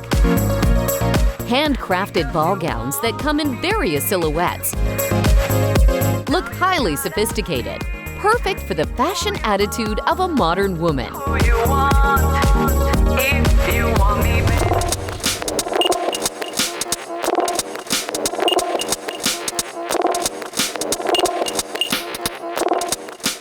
We've just seen jaw-dropping haute couture masterpieces showcased by today's finest couturiers around the globe. In Paris, fashion house Honora Touvieux showcased masterpieces detailed with flowy tube ornaments and intricate appliques for Bulgarian designers Livia Stoyanova and Yasin Samoilov's Autumn-Winter 2016 collection. Lebanese designer Tony Ward showcased his haute couture autumn-winter 2016 collection featuring floor-length dresses, fully detailed in an exquisite palette of blue, red, green, and white feathers. French designer Emeric Francois featured elegant evening dresses styled with corsets and crocheted fabrics for his haute couture autumn-winter 2016 collection. Heading to London, creative director Kajal Patel displayed handcrafted lehengas and ornamented sherwani suits for her haute couture spring-summer 2015 collection. Elsewhere, in Los Angeles, Filipino designer Fern One kicked off his haute couture spring-summer 2016 collection at the annually celebrated Art Hearts Fashion, Los Angeles Fashion Week, showcasing his haute couture spring-summer 2016 collection. Up in Vancouver, Dubai-based couturier Canela Ostal showcased her haute couture spring-summer 2016 collection at Vancouver Fashion Week. Wrapping up this segment is designer Ala Sayad and his Gosaki couture collection that featured floor-length frocks, detailed with intricate Swarovski embellishments. And that ends our feature on haute couture fashion. You've got the makings of a winner. I've got the hatred that will win. You've got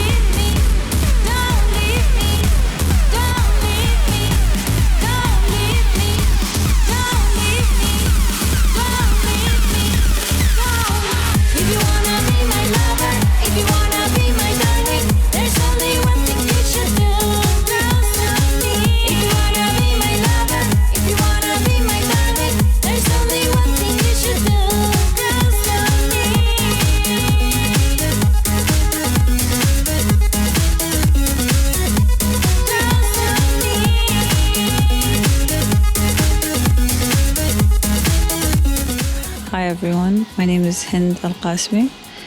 I'm from the Emirates. I graduated in architecture and design management from the American University of Sharjah.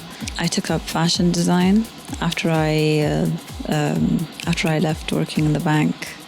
I missed creating, I missed designing. I began my own label in 2007. And in the beginning it was called Medici because I had this affinity for Italian luxury and I loved their Italian cuts and their tailoring. A year ago I switched the name to Hind because I felt that it needed to be more. It became more. I think I matured, and I changed the name afterwards.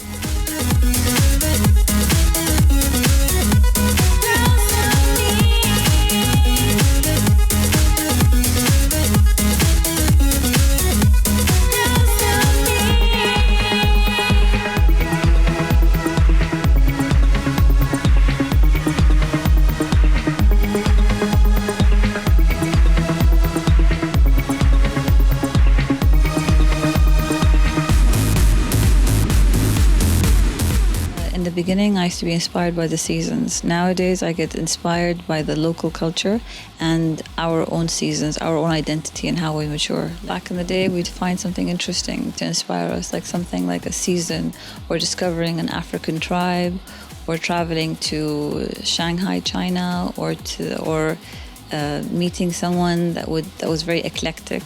It would be a muse. Nowadays, I find our local culture very, very diverse. And because I'm from the Emirates, a country which has more than 150 nationalities around the world, every person is so unique, so different. I feel that people enjoy discovering how global we are. You'd find an Arabic person wearing European clothes. You'd find a European person wearing African clothes. You'd find an African person wearing Latin clothes. Tastes vary. That's what makes it so special and different. Don't say goodbye, come on. Don't leave me, don't leave me, don't leave me, don't leave me, don't leave me, don't leave me, don't leave me, don't leave me, don't. If you wanna be my lover, if you wanna be my I like the fabrics from Italy and France especially. There are some fabrics made in Japan and Korea. We also use some of them as well. I like Pakistani embroidery, namely, and I also like the detail in the Indian embroidery as well. But I find the Lebanese and the Filipinos, they have this special touch, which I think suits the international clientele especially. My style is simple but clever. If you know who you are in your true essence, you don't need to borrow someone else's. Everyone's an original copy. There's no need for us to be a replica of someone else. I think everyone is special in their own way. You could mix and match. You could mix like an Italian brand with a French brand, with an Arabic brand, with an Indian brand, and it'll be wonderful because it's you. It's who you want to be known as. Your personality shows, your character shows from what you wear. I am looking to go international, hopefully. I'm looking to sell from China to America, from Russia to South Africa and Australia. And I have a wide range of designs. I have the casual wear, I have the local wear, I have the Moroccan wear, I have evening wear, and I have the pret-a-porter. We stock in O Concept, and in Valley Des, and in Rivage, and we also have our own online boutique. And we have regular bazaars around the world, and we're looking forward to expanding more and more.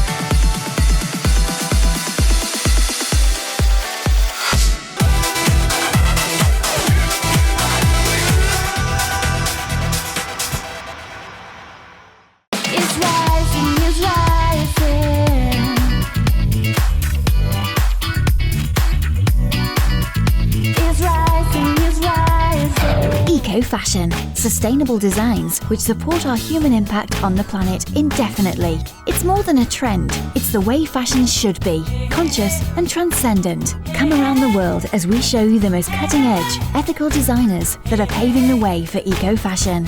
This episode, we start our travels up in London, then head south to Buenos Aires. Then we skip over to Amsterdam. Along the way, we meet designers who show us 3 separate ways we can use recycled materials to create stellar fashion staple items for your wardrobe. Mina Hepburn is a Finnish designer who fell in love with London and made a local church landmark her store's signature studio. Launched in 2008, Mina is a custom wedding gown label that uses recycled lace in almost all of their designs to give their one-of-a-kind pieces an authentic vintage look that many brides today are searching for on their big day. Mina has been featured in Vogue, Cosmopolitan, Red and Elle, who recently gave her the Elle Style Award for her elegant collections. So I'm Minna Hepburn. I am the founder of the bridal label Minna. So my studio is in London, in Brixton, and I'm a Southwest London girl, always have been. I love London, I love the creativity. I originally come from Finland, and I remember when I came here nearly 20 years ago, and I just came to London, I just thought, oh my God, it's like everything is possible. You know, there's no rules, be whatever you want to be, and that's how I really felt like when I came to London. We have a showroom in a church.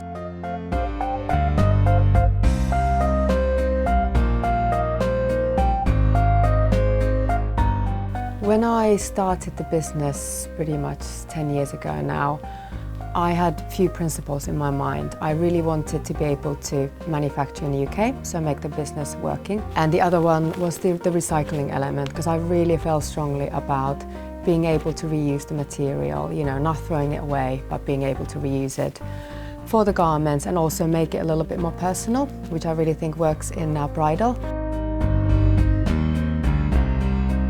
I've always loved vintage clothing. I remember as a child in Finland going to the sort of charity shops and picking up all these random clothing, and nobody really understood why, why would you have something old when you can buy something new. I'm interested about who wore it, how it was worn. That clothing had a meaning, it had a story to tell. You just don't buy it because you had a bad day, you buy it because you absolutely love it. You love it, you want to keep it. And I think the wedding dresses, they really work because it's the most important item you're ever going to buy. You're going to look after it and hopefully you're going to pass it to your child, your daughter or a friend.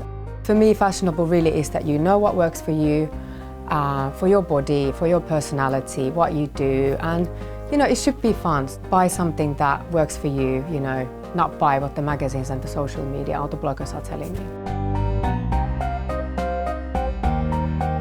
We often really focus on the production or the materials, but I think it kind of comes down to the consumer as well, because at the end of the day, we are driving the force. It's the big companies, they respond to our demand. And I think why the bridal really works well for me is that I am not creating that kind of multi-consumerism. It's for the one dress that you're going to love and cherish. It's a process that you've really thought about it.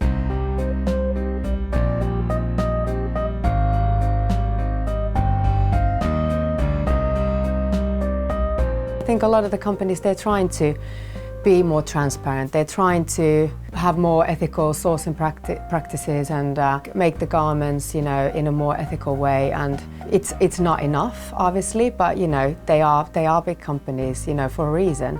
But at the end of the day, the demand it's our fault. We drive the whole industry. So do you need that 15 dresses in your wardrobe? Could you borrow something from somebody? Rather than always blaming everyone else, I think we really need to think about and start thinking about how we want to consume. I was very aware how much junk is left outside the production. There's so much leftover material. What are you going to do with them? And I found suppliers that were selling, off-cuts, rolls of fabrics that basically were leftovers from big production. Over the years, I've learned a lot that yes, the upcycling, recycling, we still do that a lot. We use it for linings, but also when we are, for example, doing accessories, people quite like the handmade element, that they're all not mass-produced, so they're made by hand and they all slightly, look different.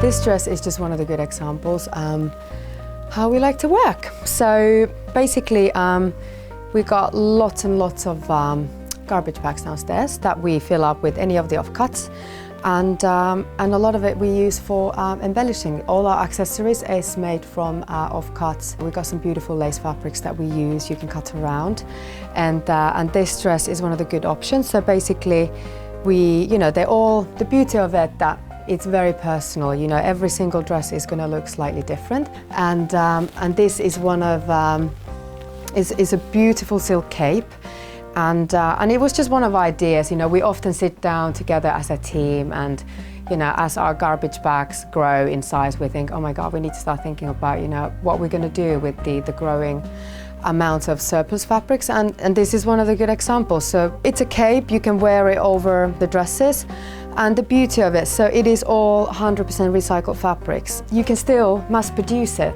It's very handmade, so it's almost, in that sense, they all look a little bit different, but also with the fabrics available. I think the nicest part of the design process is basically sourcing the fabrics. I use a lot of UK-made lace. We started basically using UK suppliers because as you grow the business, you need to make sure that you can always get the fabric. And also, the UK lace tends to be very specific looking.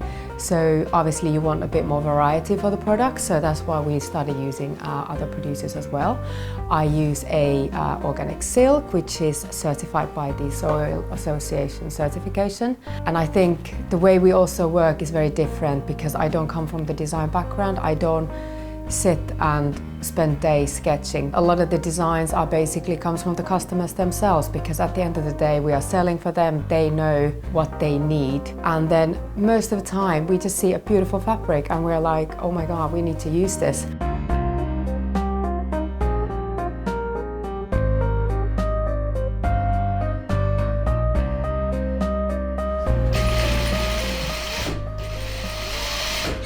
I think it's very important to support eco-fashion. I don't mean just supporting, but basically taking all that information on board, thinking about how we consume, how can I change things? Because if we all, as a mass, make a little bit changes, it will be an impact. Do we want to cut back from consuming, and maybe buying less?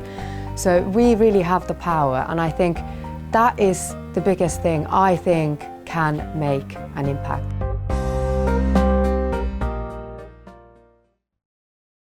Discover and learn the difficult A to Z terminologies of fashion, only here on Fashion Dictionary. Peg top. Pleated, tucked, or gathered at the waist and hips, but tapered to narrow at the hem of a skirt or the ankles of the pants. Here on Fashion Dictionary. Now, it's time for a trip to Buenos Aires to meet Modesta, a company that makes those useless plastic bag materials often just tossed in the trash and give them a new purpose in society. Modesta was created in 2008 after two friends started questioning what could be done with the trash piling up along the highways in Buenos Aires. Shortly after, the brand was born, and recycled bins were strategically placed throughout the city to not only decrease waste, but give it an entirely different function, and confirming that trash truly can be made into treasures. ¿Por qué Modesta? Es nuestra modesta forma de contribuir e inspirar al cambio. Eso significa que para nosotros es importante que todas las personas tomemos conciencia de que el lugar que tenemos, desde lo que amemos hacer, podemos transformar.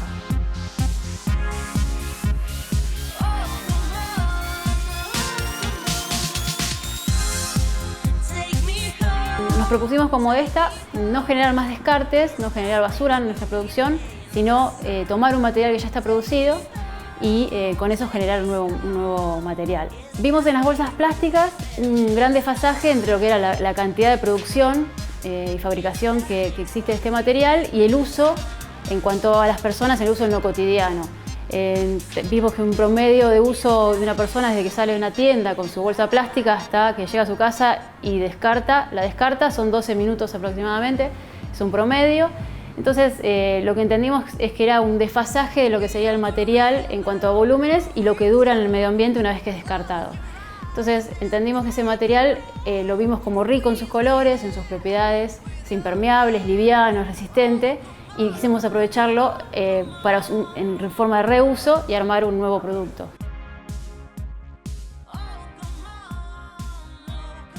En el año 2008 pasamos por un lugar que era un lugar hermoso, en nuestro recuerdo, y tuvimos la sorpresa que habían puesto un relleno sanitario. Ahí empieza toda la construcción del pensamiento nuestro de pensar qué pasaba con la basura cuando salía de tu casa. Lo que estamos viendo es que nuevos proyectos surgen ya con esta naturaleza de ser eco-friendly o tener puntualmente desarrollar productos sustentables, no solo en cuanto al material que utilizan, sino al cuidado en su cadena de producción, el cuidado a sus personas, es decir, que su producción no esté a expensas de cosas como el medio ambiente, como las personas, sino que cuide casualmente esos factores.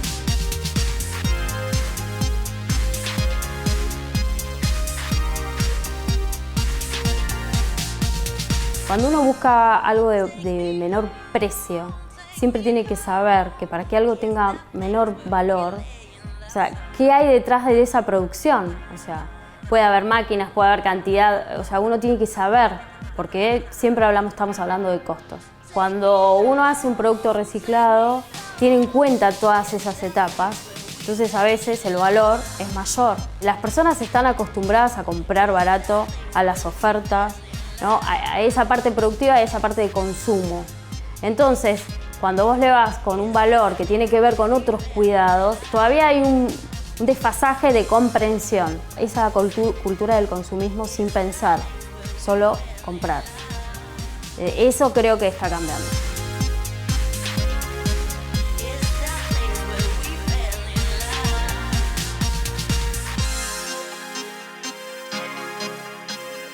Los productos que desarrollamos actualmente son accesorios, carteras, sobres, contenedores y capelinas.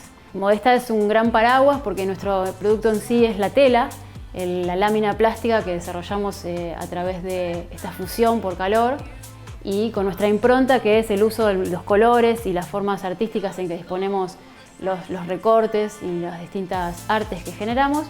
Esa tela tiene un montón de posibilidades que pueden ser aplicadas en el día de mañana a lo que es mobiliario, en lo que sería home, línea home, y después en otros distintos objetos más trabajados en forma 3D.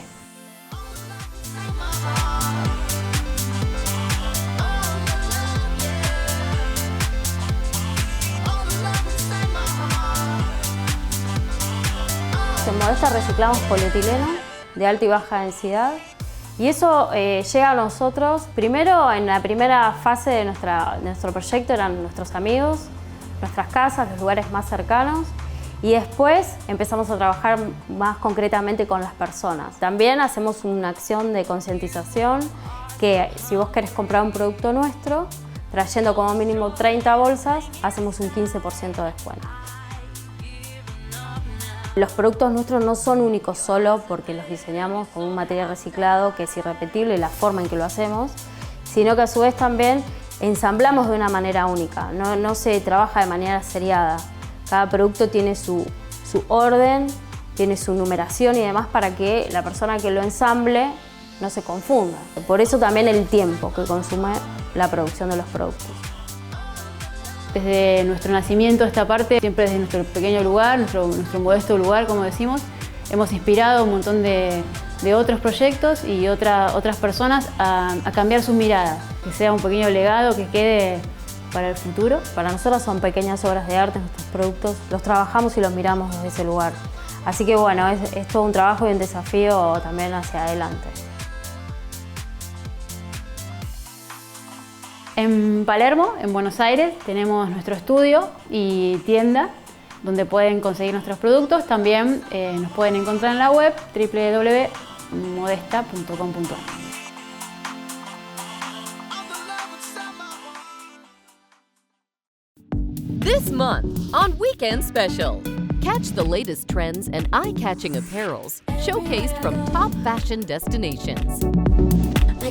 Take a dip into the world of resort wear and dive into beach ready as we showcase the hottest resort wear fashion. A feature on menswear designers and the latest trends in the menswear industry.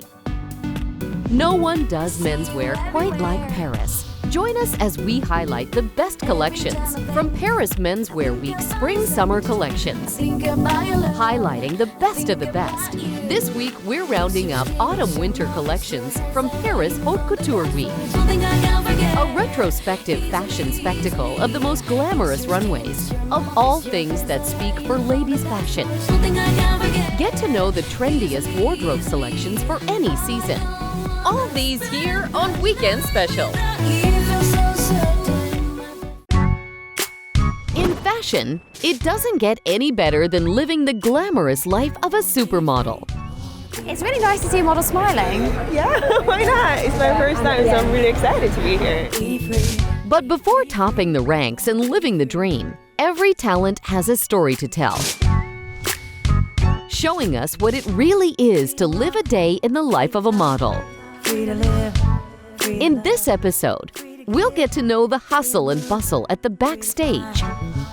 Beyond the glitz and glam, beyond the jet-setting bookings, are the passion and dreams. Take a look behind the spotlight and hear what these models have to say as they share with us their experiences and life on the runway. Right here on Catwalk Stories. Premieres June 13th. Tuesday, 2000, London, 2100, Paris, Johannesburg. Now, it's time for a trip to Amsterdam to meet Rewrap, a young Dutch brand committed to conscious design and make beautiful products according to the cradle-to-cradle design principle. The Rewrap tree bag is finely crafted from 100% high-quality natural materials from trees. It is durable, strong and waterproof. Still, it is fully biodegradable and can be composted at the end of its long lifespan. So we started our company, I think, in 2011, 2012. And this happened because I designed a sleeve, a felt sleeve. I love different materials, natural materials. We were in an Apple store and they said, oh, that is nice. I told my brother and we were like, oh, this is interesting. They like this, they like the quality. We thought, okay, there's so many products already. If we're gonna do something, then we should do something in a cradle-to-cradle way. We started to look into the sleeves. These are our first products. These are completely biodegradable, and that means not only looking at the felt, but also how the coloring is done, the water process is done. We didn't add Velcro or anything because then it wouldn't be biodegradable anymore. Also, like for instance, the logo is stamped on it, so everything comes from nature, goes back to nature. So we wanted to design a work bag, a bag, and that was quite a challenge.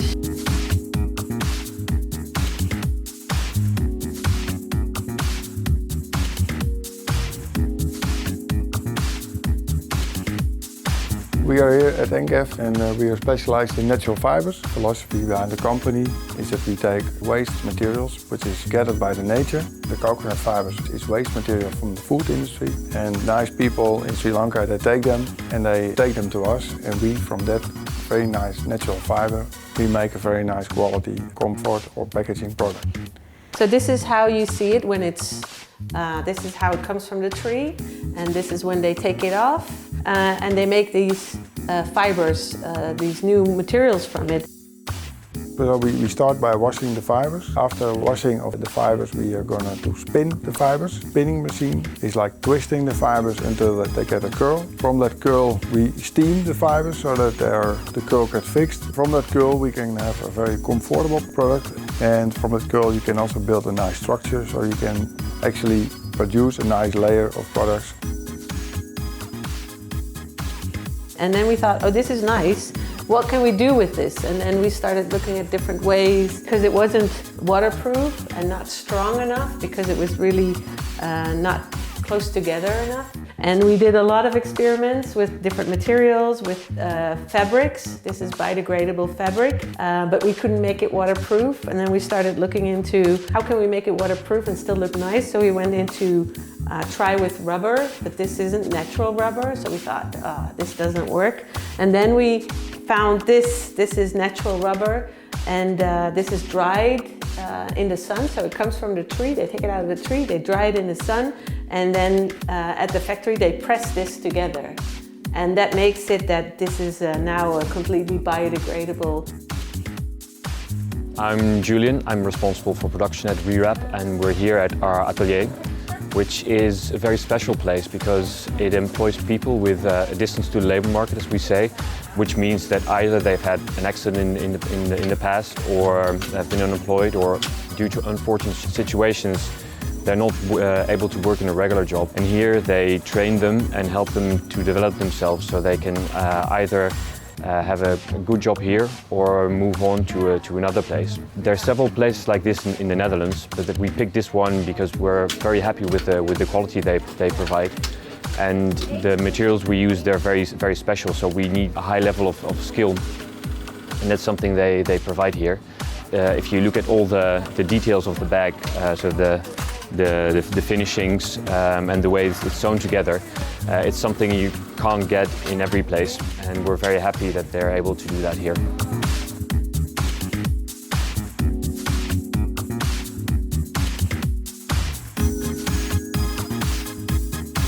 And then you get this, you get the bags.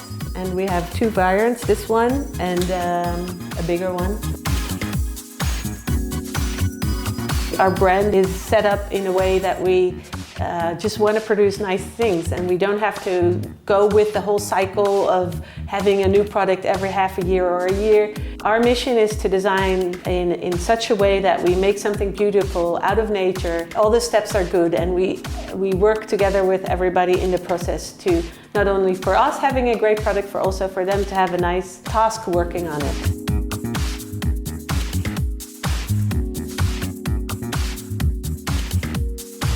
So, and also for branding, we looked at the different aspects. So what we did, for instance, this is the label that we put on the bag, and it's made out of natural materials as well. And what we did, instead of using ink, we lasered and we pressed our information into the label, so we didn't have to use ink.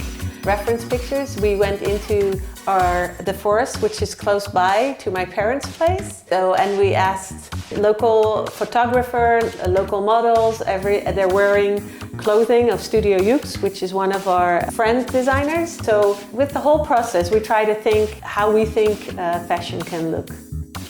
Why my brother and I work on this together, and why I think we both love this, because of our parents. My mom raised us in such a way that recycling and compost and earth is a good thing. That's a nice environment to be in, and for us also very helpful to show, and others think this is important, that this helps us to continue what we're doing and keep believing in what we're doing, and that others support this as well.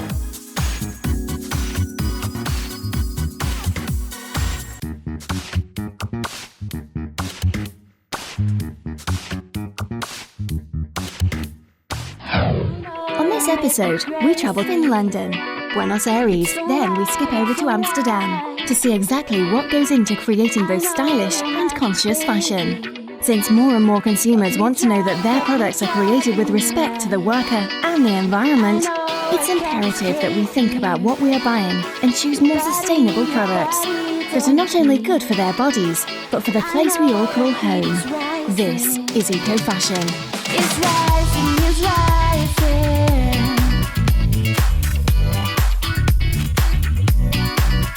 It's rising, it's rising.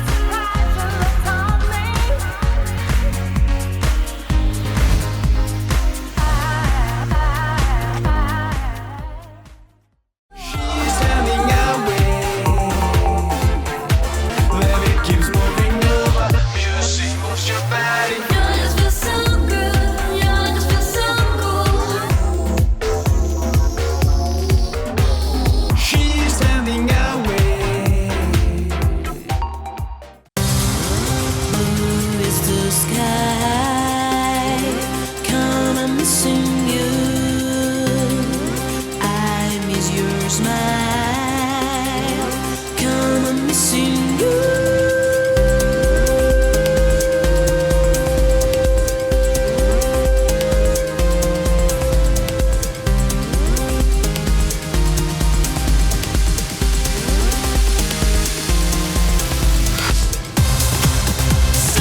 Il mood è un underground chic, quindi diciamo che vediamo delle scarpe dove l'animo, diciamo, più formale si incontra con delle scelte di fondi o delle scelte di materiali molto rock, quindi è un po' barocco, un po' rock. Le scarpe sono molto ricche di abbinamenti di pellami diversi, di zip, di accessori, o a volte invece hanno delle tomaie lisce che si fondono con delle strutture diciamo più caramati, più pesanti. Quindi è sempre c'è una grande armonizzazione tra la tomaia e il fondo, appunto all'insegna di un giusto equilibrio. C'è sempre questo desiderio di unire quindi diciamo due anime, quindi sia quella più funzionale che diciamo di appeal, quindi più di immagine. Quindi il connubio di queste due aree per noi è fondamentale, anche perché sempre di più l'uomo si trova a indossare una calzatura dalla mattina alla sera, quindi diciamo in questo modo riusciamo ad avere sempre delle soluzioni che sono funzionali e contemporaneamente sofisticate. Abbiamo nella realtà in mente una tipologia di uomo, è una tipologia di uomo che comunque sia è molto indipendente nelle sue scelte, che quindi può variare da una scarpa di tipo più classico, eventualmente ne avessi bisogno per uso e cerimonie, diciamo, fino ad arrivare a un contenuto molto fashion per i suoi momenti in cui desidera essere un po' più rock. In mezzo c'è una serie diciamo di scelta che riguarda proprio il contemporaneo, che poi è il nostro DNA. Quindi il nostro uomo è un uomo contemporaneo, non eccessivamente futurista né eccessivamente classico.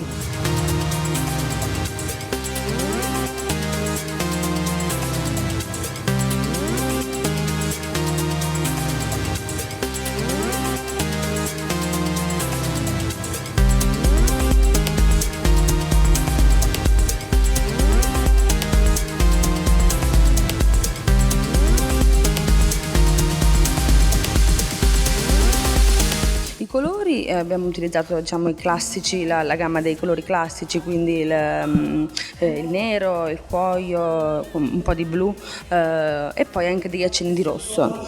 Per quanto riguarda i materiali abbiamo usato soprattutto vitelli spazzolati, ma anche parecchie lavorazioni di tipo più grafico, texturizzate, quindi sempre per dare un po' di grinta alla scarpa, un twist che la rendesse speciale.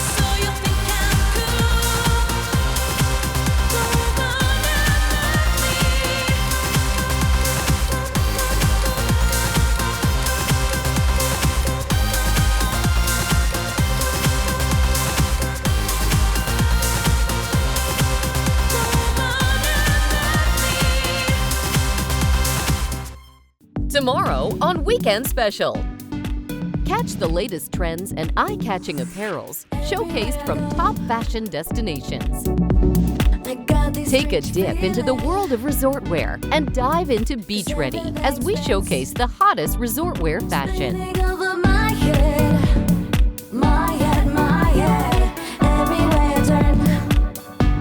Only here on Weekend Special.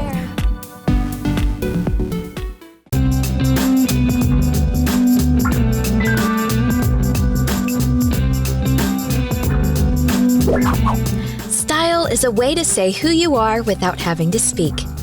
Around the world, there are various fashion trends, staples, and types of style that are different from each other, but have the same purpose. This purpose is to express people's personality and culture. So we're here to take you on the most chic tour around the world to discover the wide varieties of style and design in each country, from every continent, from the sophisticated traditional forms of Asian fashion to the ever-fashionable ensembles of the Europe. Let's explore the world's many fashion cultures and their origins here on Fashion Around the Globe.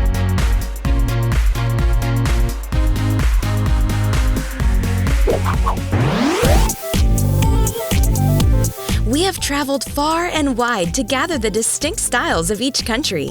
We will show you the key trends to watch for in every location and find out what makes each style unique from the rest. For this episode, we've traveled to 4 stylish countries in Asia, South America, and North America to discover styles that are unique to each region. Let's start off with China. Chinese style. From the cities of Beijing, Shanghai, and Hong Kong, the fashion aesthetic of China is highly influenced by its rich cultural history. The stylish taste of China has emerged in the modern world with such promising impact to the global fashion stage. Going beyond the traditional qi pao, the refreshing contemporary trends in Asia add more lively flavors to fashion. Traditional Asian staples are interpreted by modern times with clean lines, intricate draping, bold print brocades, and dramatic embroidery. Opulent fabrics and streamlined shapes are the long-established styles that oftentimes give off the essence of androgyny. From traditional Mandarin gowns and functional suits, Chinese style continues to experiment and embrace the tremendously expanding modern allure of Asia. Jimmy Choo, Donatella Versace, Christian Dior, Salvatore Ferragamo, Michael Kors, Alexander Wang, and Philip Lim are just some of the top-ranked designers that have shown interest and created remarkable collections inspired by Asian art and culture.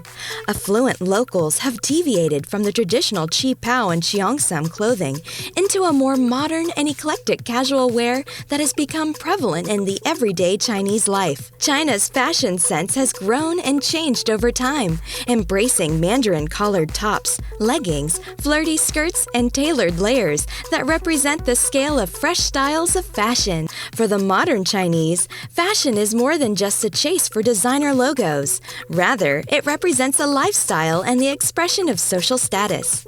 With progressing awareness and exposure to global fashion, local fashionistas are keen to stand out and express their individuality, resulting in low-key, clean cut, and simple ensembles. Sartorial elegance, daintiness, and contrasting play of colors are well favored by Chinese women, while men are keen on looking mature and professional, favoring sophisticated, smart, and bold outfits. We can say that the dramatic change and progressive approach to Chinese fashion has been dictated by the influence of time. With the recent economic boom, men and women alike are more open to explore the pleasures of dressing up and looking good, encouraging the growth of China's fast fashion market. It is worth mentioning that Chinese dressing now covers every side of the style spectrum, from vintage outfits down to neon-colored ensembles. China's new wardrobe is bold and fresh. And it doesn't stop there. As traditional and global influence continue to inspire modern Chinese style, Chinese clothing will always surprise the global fashion stage, keeping the world hooked on fashion's latest Asian trends.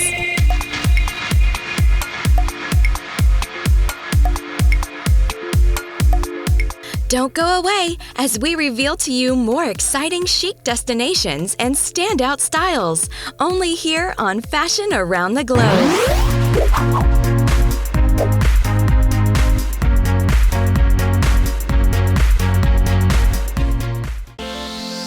iStudio.com for fashion and entertainment professionals.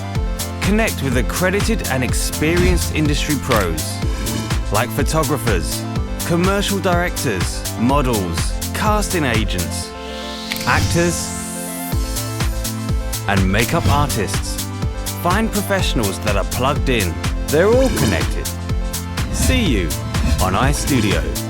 www.istudio.com, where the modeling industry meets.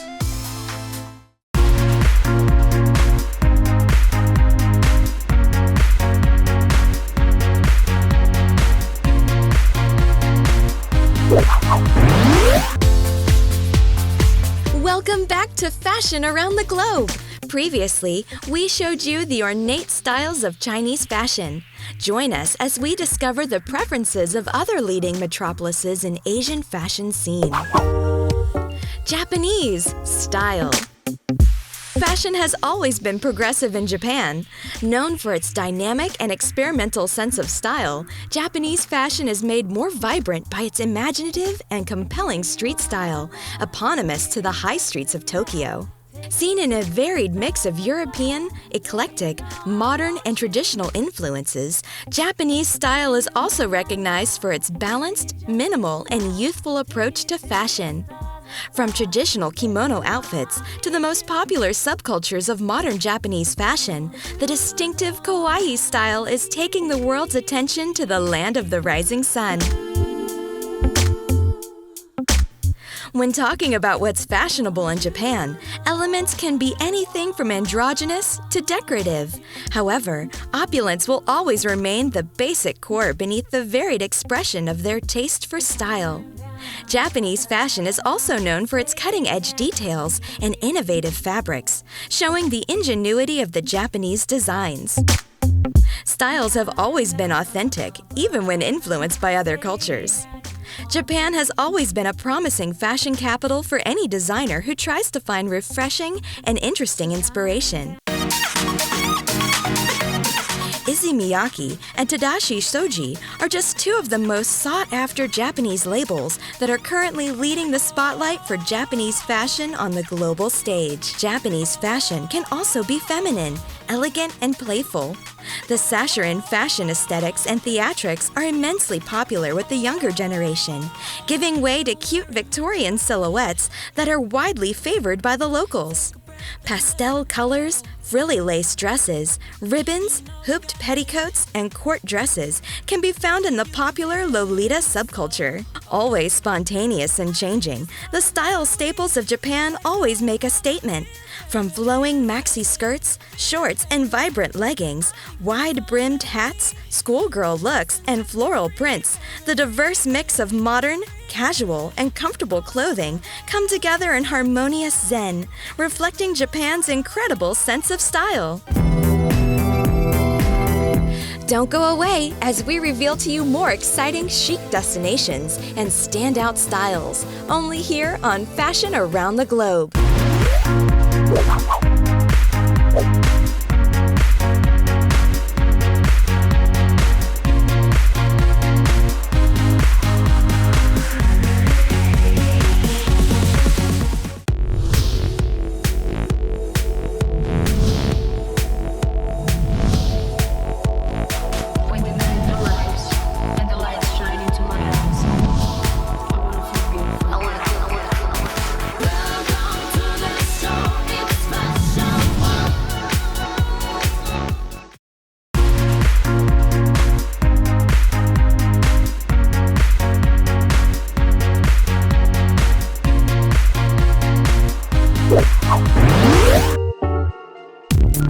Welcome back to Fashion Around the Globe. Previously, we showed you the lavish styles of chic Asian countries making waves on the world's fashion stage. Join us as we discover more style cultures from the leading Vogue metropolises of America's fashion scene. American style. American fashion is synonymous with casual and comfortable. The stateside sartorial standard can be identified as a smart transformation of off-duty denims to after-hour glam. From collared shirts to low-key comfortable outfits, freedom has become the direct translation of American style. And from the bustling streets of New York to the magic city of Miami, America's casual style never fails to inspire and shows that practicality can be fashionable too. Dressing like the quintessential American involves denim, boots, sneakers, ginghams, plaids, and familiar pieces influenced by workwear uniforms, such as dungarees and army tees. You will also find a touch of hippie culture and some French influence, such as timeless pieces like flared trousers, lace dresses, pencil skirts, bandeau tops, and jeans, which create an elegant yet effortless style. American fashion never tries hard, exuding a sense of confidence and easy elegance.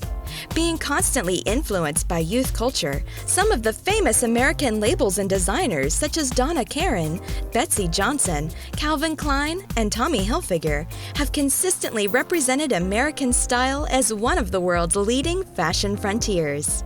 With New York Fashion Weeks and the festive swim weeks in Miami, American fashion is popular influence worldwide. Looking effortless in denim is something that any local can pull off. American girls can look just as glamorous in denim and a cool top for a night out. The key to an American staple is versatility and simplicity with an edge.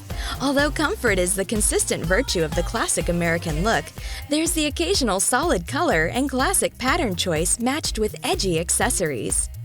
With all these being said, we can settle to the point that American style is all about keeping things classic with simple, laid-back, and cute ensembles. Preppy and plaid tees, anything denim, summer dresses, and shorts matched with heeled pumps, sneakers, and boots are some of the iconic pieces representing that all-American staple. Investing in these key pieces and thinking out of the box while staying comfortable and true to their own style are definitely the major trademarks of American fashion. Don't go away as we reveal to you more exciting chic destinations and standout styles, only here on Fashion Around the Globe.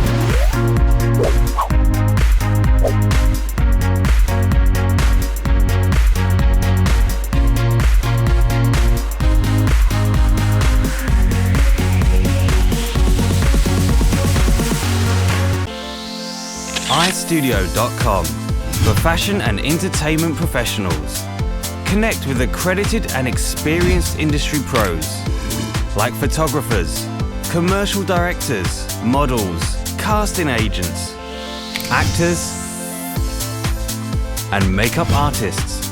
Find professionals that are plugged in. They're all connected. See you on iStudio. www.istudio.com, where the modeling industry meets.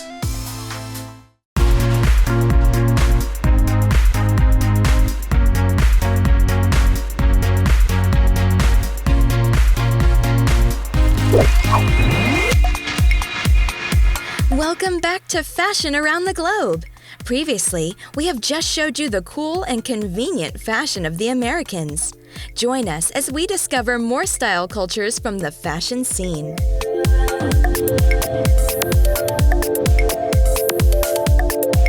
Spanish style. Style in Spain is no exception in setting the bar on what's fashionable or not. With a modern outlook towards fashion, Spanish people are considered to be one of the world's best dressers. Flowing silhouettes and high-quality basics are staples in Spanish style. Vogue statements are expressed with cutting-edge embroidery and beadwork. Similar to the culture in Spain, their taste for fashion is very youthful and flamboyant, distinctive for its bold patterns, intense prints, and eye-catching color palettes. And never forget, every day is an occasion to dress up for most of the fashion-clad Spanish cosmopolitans, like Madrid and Barcelona. Spanish fashion can also be eclectic while still classic. Urban style and smart-looking outfits are quite popular in most cities. Colors, sassy heels, gorgeous boots, layers, and trendy accessories matched with glamorous makeup are just some of the important elements that make up Spanish style. Spanish fashion is always bold and comes with quality and value. Spain is home to the fashion industry's most in-demand models and celebrated designers, such as Amaya Arzuaga, who is recognized for her international success and statement lines bursting with originality and geometry. Prestigious Spanish brands such as Desigual and Loewe are constantly leading the way for Spanish fashion to make their mark in the industry worldwide. These impressions are what makes Spanish fashion invariably famous all over the world. From the classic wardrobe to the boldest ensemble proposal, modern style remains to be profound and remarkable, inspiring fashion in the 21st century. Young Spanish fashionistas go for denim trousers and white or brightly colored pants, matched with blazers, sweaters, cardigans, and smart blouses. While other locals are keen to wearing conservative yet stylish outfits outfits, such as flowing maxis and snug-fit dresses. Huge designer glasses, belts, signature bags, and scarves are also prominent accents. Spain's conservative and traditional fashion has become a sophisticated paradox, sensual at the same time classic, as if suggesting an unwavering elegance that holds to establish what's true for the stamp made in Spain. Glamorous dresses are even made more vibrant, with rich fabrics and cutting-edge textiles. More and more, the expression of Spanish culture, true to their taste for fashion, has continuously coveted the interest of the global market, conceded both by the local and international fashionistas alike.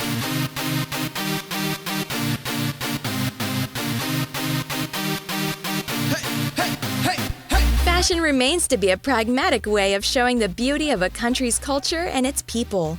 Whether translating for change, expression, comfort, or style, fashion will always endure.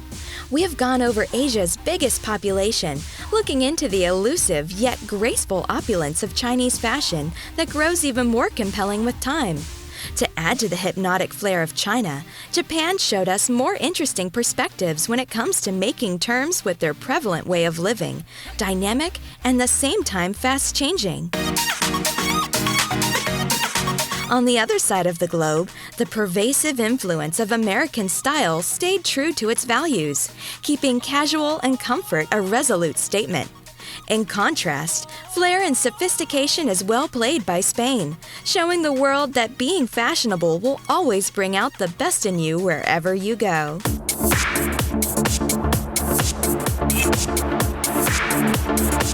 We hope you enjoyed our Chinese, American, and Spanish fashion tour, and that you've learned something new today. Join us again next time as we cross borders, covering another set of intriguing fashion territories, and be fascinated by their distinctive designs. Discover the many styles and trends of the world here on Fashion Around the Globe.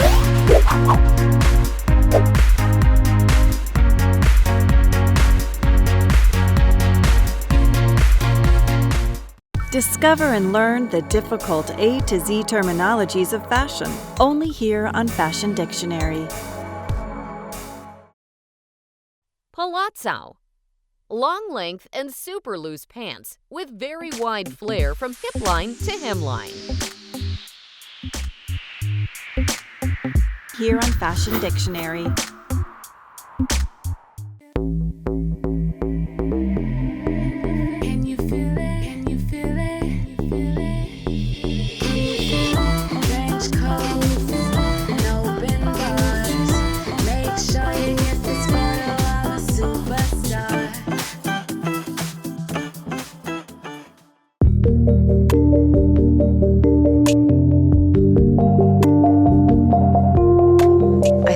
By the nature of being an actress, so much of my interest in my job is the costumes that I wear and creating those different looks depending on the character I'm playing and the time period.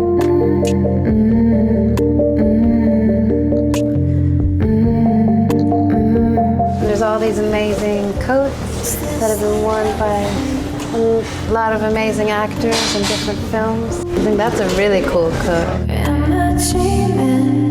Do you think it smells like them? I love that. These are amazing. It's so cool to see everything. There in the corner. It is a blouse and a coat that I designed that I wore in my video that we did called Falling Up about Amelia Earhart. I'm afraid I got a weakness for you. I was very attracted to that in coming to the Balstaff family, being able to go back into the archives and look at all these incredible images.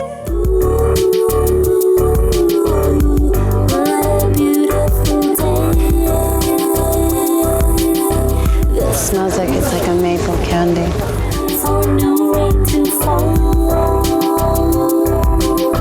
The world is shining on you.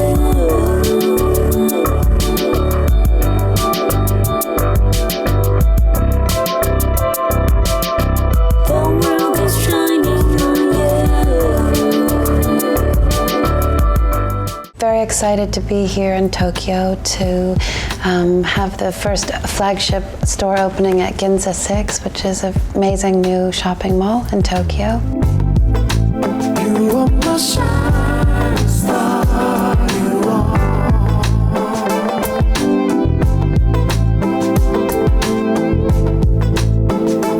How can you prepare for something when there isn't anything? But in real life, you're not preparing for what's going to happen tomorrow because you don't actually know what's going to happen. So give the best version of yourself.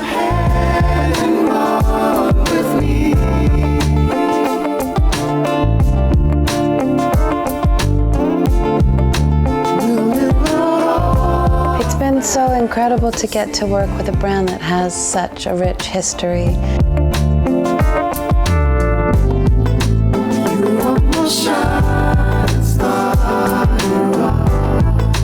It's been really exciting for me to get to design a collection. This is the first time I've ever really done that.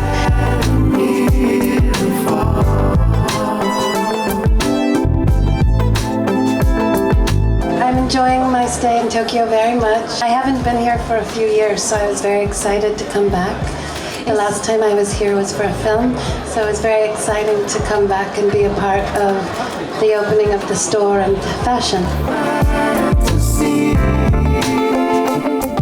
It's amazing how many people do we have here tonight. We're so proud and thrilled to see all of you for the opening of Belstaff G6.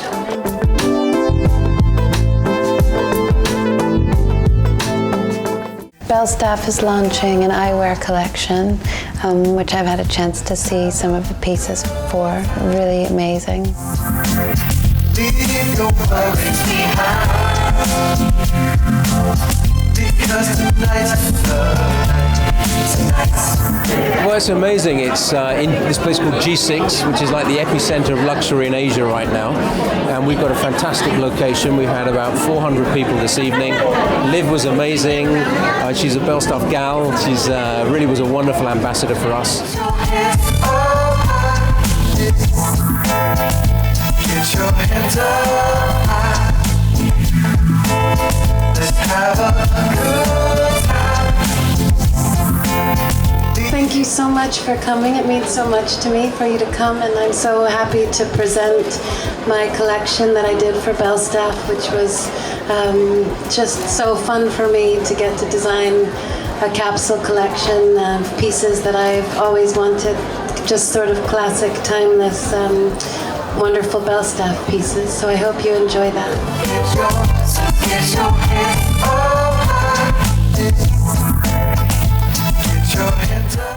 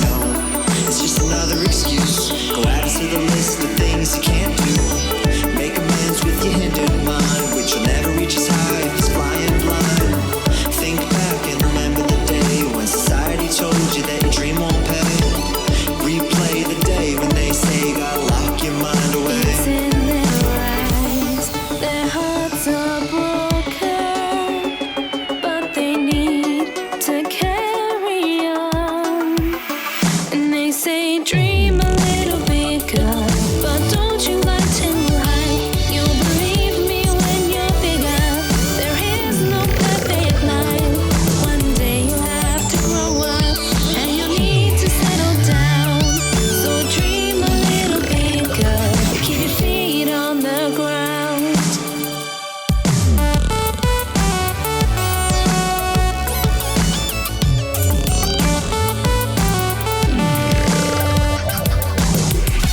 And I would like to right this wrong.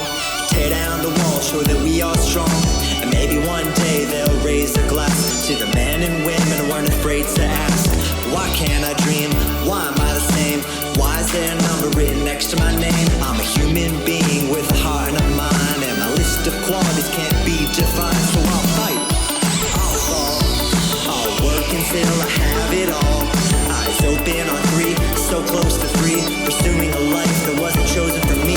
So join me, I dare you. You got fear, I'm scared too, but realize what feeling that joy is compared to. Here and now, my words, the sound, you have to break out the song. How?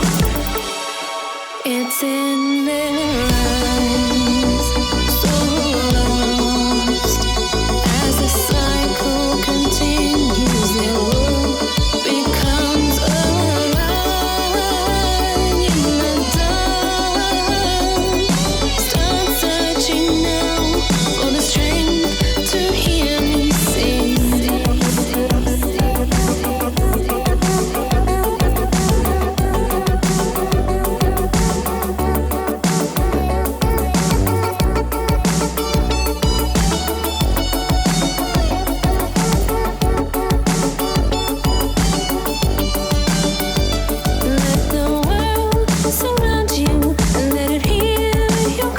My name's Billie J.D. Porter and I'm a TV host and journalist from London. I'm staying here just for a few days, just for Digital Fashion Week, but definitely up for coming back. I kind of fallen in love with East Asia since working here a bit. I just think that the people are so much warmer than in London, and I just think the atmosphere, like aesthetically, I'm just so into the way that everything looks here, and the fact that it's a 24-hour place, and just because everything's so much newer here, there's obviously so much more excitement and it's really tangible. Hello everyone, my name is Azawi David. I'm from Singapore. I'm a fashion and celebrity stylist. Well, if you've seen Melissa, it's a very good collection. I love it. It's very simple but still like in a fantasy, kind of like in a dream world, but I love it. Hi, I'm Nelly. I'm from Singapore. Hi, I'm Olivia from Indonesia. And we're here for Run After. Yeah, the show was great. It was very elegant and feminine. It really relates our style. Yeah, like a lot of ruffles, very feminine cuts and styles. I'm actually wearing Run After right now. Yeah. And guess what? We're tweeting about Sophia Webster shoes.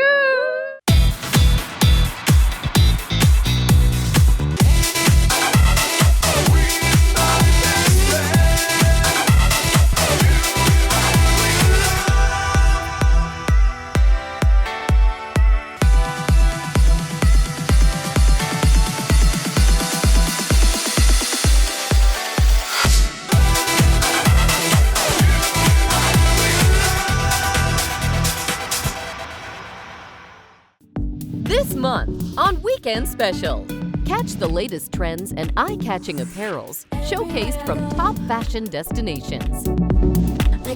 Take a dip into the world of resort wear and dive into Beach Ready as we showcase the hottest resort wear fashion. A feature on menswear designers and the latest trends in the menswear industry.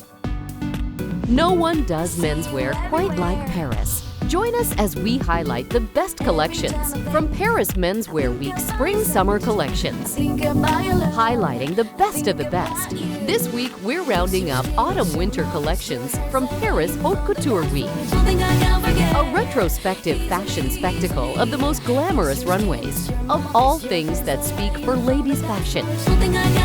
Get to know the trendiest wardrobe selections for any season. All these here on Weekend Special.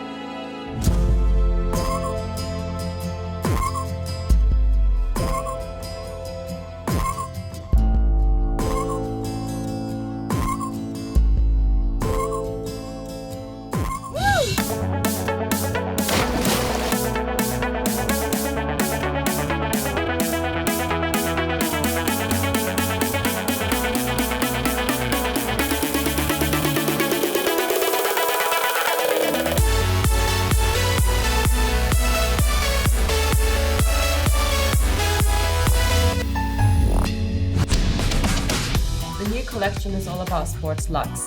So I need to make that kind of versatility with different sports. It could be pole vaulting, soccer, golfing. Pole vaulting is going to be great underwater because there's no gravity. Soccer ball, definitely. We could have a lot of fun with that. My name is Summer. I'm originally from Los Angeles. Hey, I'm Alexis. I'm originally from New York.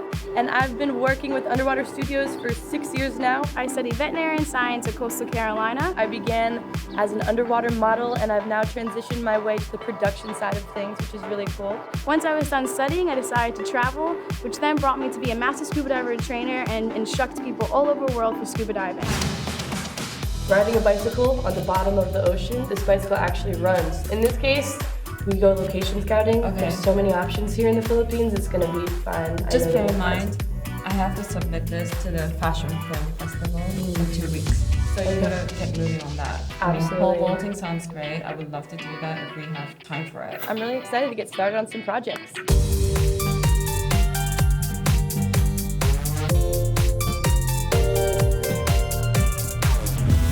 I had a meeting with Karoo, and we're going to be working on a campaign with her for JAW. This is an activewear swimwear line, so our objective is to show off the versatility. We came up with a couple ideas, one being a model underwater with a soccer ball kicking it up as if she were in the air. Our second idea is to have a model riding a bicycle. We have to find a way to make this bike sit upright vertically without falling or tilting to either side. Third is a boxing ring. Somehow we have to find a way to sustain a boxing ring on the bottom of the ocean. This is going to be a challenge, but I have faith. And then we have a pole vaulting. What's our deadline? 2 weeks. 2 weeks to get all of this completed. 2 weeks.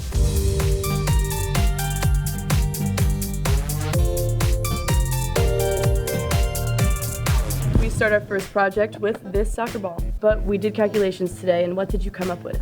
With the air inside this, it's 14 pounds of upward force. So we're gonna need to take some of the air out and refill it with something else. But we wanna make sure that it keeps its shape because when the air comes out, we lose its shape. Let's see what 14 pounds of pressure looks like in the water. Let's do it. Let's test this soccer ball out.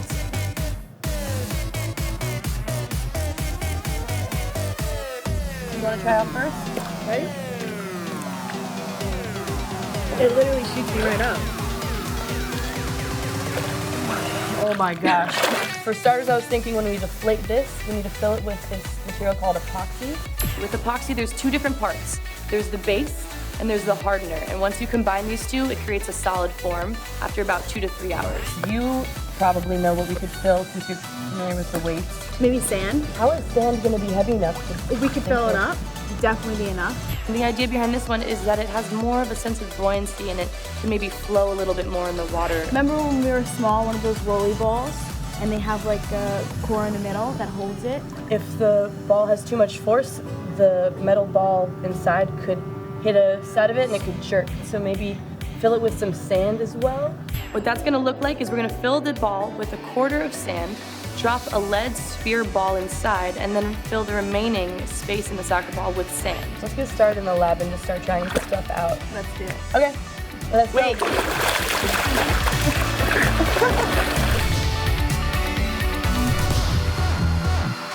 All right, let's get to this.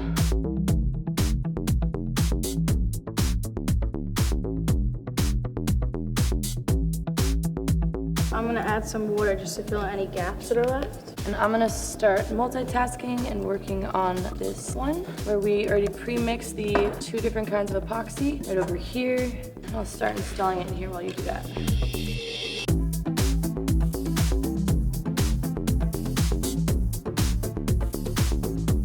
I'm gonna open this one up and put sand and weights in it, and evenly distribute it on each side.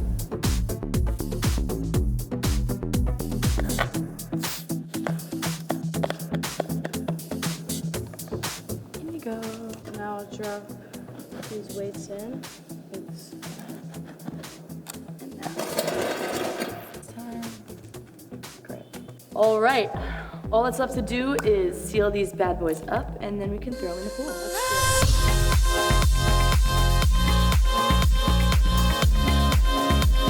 What the heck is that? You like it? Yeah, it's great. We're throwing it in the water. You're throwing it in the water. What else would we use? Well, I mean, I have a nice bike too, older, and I'd rather take this one and we use my bike. You can't shrink. Why? Because we just got this one. It's in the budget. It's great. It's gonna be perfect. Whatever, I It'll don't be feel great. like arguing, so how are we gonna do this? Tell me what your thoughts are on how this will sink. Obviously that's aluminum, and the tires have air in it. So is it gonna sink or is it gonna float? It's probably gonna float. 3, 2, 1. Hey Carew, Summer and Alexis here. We're on site location scouting. A lot of the times we'll be seeing our safety divers using these long hose regulators. All that's left to do is throw it in and see how it goes.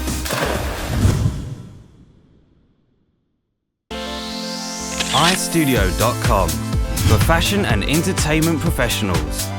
Connect with accredited and experienced industry pros like photographers, commercial directors, models, casting agents, actors,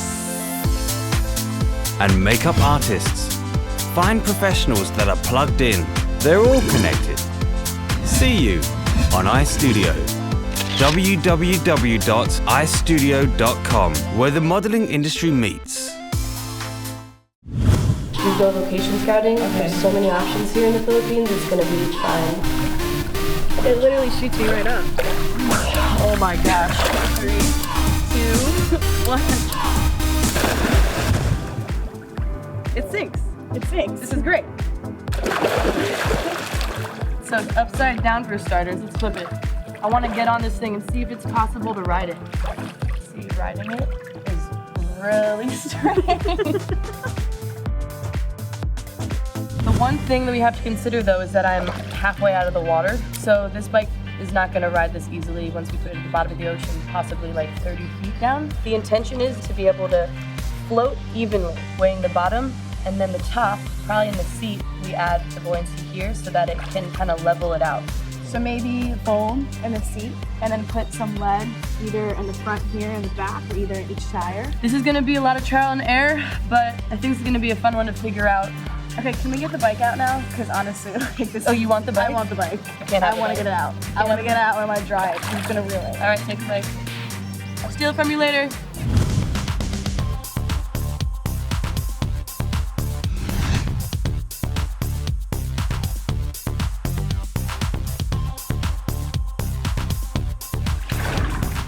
Hey Carew, it's Summer and Alexis here. We're on site location scouting, and Alexis is gonna give us the DL on what we're doing today. We're gonna descend. Right over here is about 5 meters, and we're gonna gradually go down to a slope out there, which comes down about to 22 meters. And the slope is for the bicycle I was telling you about. When we approach out there, there's gonna be a small wreck dive. Is gonna be for the pole vaulting. That's gonna be really interesting. I can't wait for that one.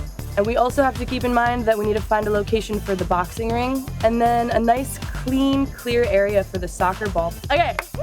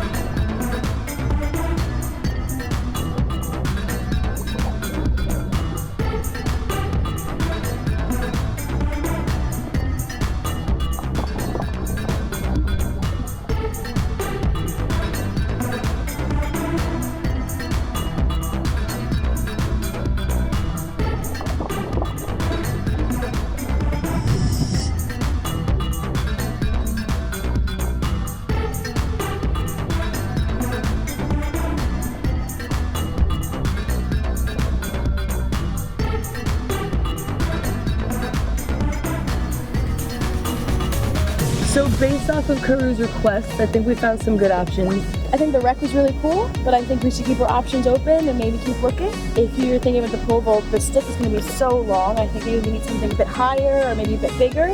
There was a cool spot for the bicycle, but it was just a short kind of a runway. We'd really have to set it up because you don't want to disturb the coral and the marine life down there. Then the soccer ball, I think we can really do anywhere. I think we should continue looking around. We got some good options, backup plans, but I definitely want to see what else there is to offer.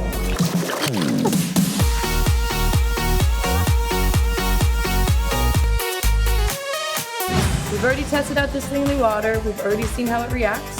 So our next step is to now start filling it up with this foam we have and lead in certain areas. So what we're first gonna do, put the foam in this handlebar right here. Secondly, we're gonna put the foam inside of the center piece. And then also right here on this piece that holds up the feet as well. We're also gonna put the lead inside of these tires. Hopefully this works. Let's do it.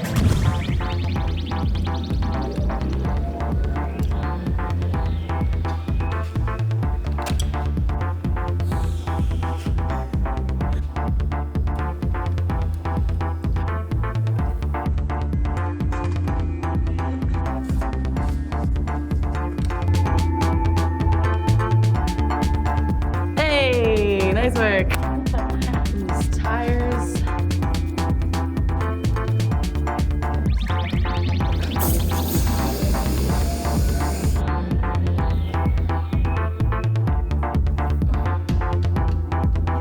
Woo! Beautiful.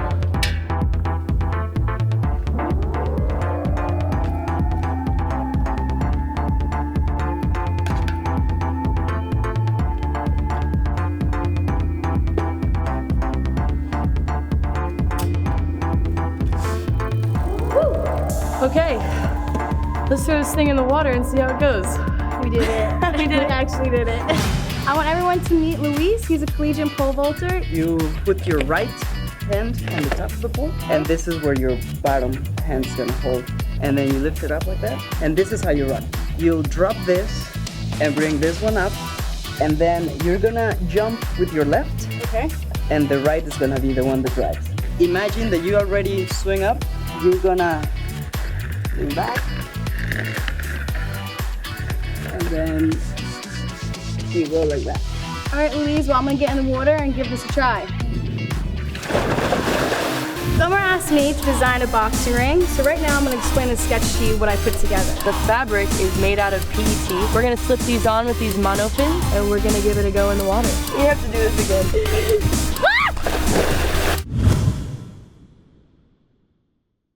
Discover and learn the difficult A to Z terminologies of fashion, only here on Fashion Dictionary. Paisley. A pattern based around twisted teardrop shapes, used commonly as prints or embroideries. Here on Fashion Dictionary. In fashion, it doesn't get any better than living the glamorous life of a supermodel. It's really nice to see a model smiling. Yeah, why not? It's my first time, so I'm really excited to be here. But before topping the ranks and living the dream, every talent has a story to tell, showing us what it really is to live a day in the life of a model. In this episode, we'll get to know the hustle and bustle at the backstage. Beyond the glitz and glam, beyond the jet-setting bookings, are the passion and dreams. Take a look behind the spotlight and hear what these models have to say as they share with us their experiences and life on the runway. Right here on Catwalk Stories. Premieres June 13th, Tuesday, 2000, London, 2100, Paris, Johannesburg. Hey Karu, it's Summer and Alexis here. We're on site location scouting. Okay, let's throw this thing in the water and see how it goes. Louise, well, I'm gonna get in the water and give this a try.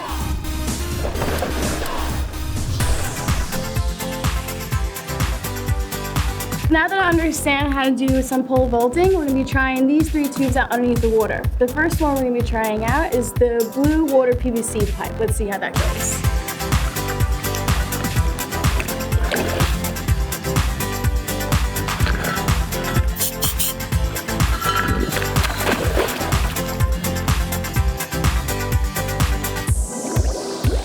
So I have a little tube buoyant down there and I keep floating up to the surface, so I'm just gonna add a weight belt to it.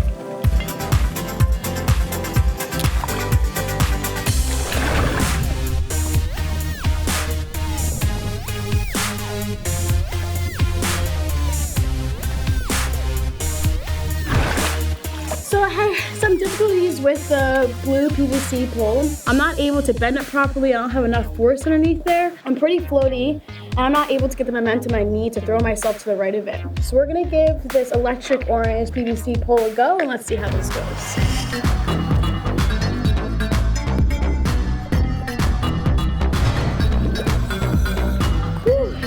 Definitely have to say that the PVC electric is way better than the PVC water. For the PVC electric, I actually put weight belt on. I started off with 6 pounds and I gradually started taking 2 pounds off at a time. So right now I only have 2 pounds down.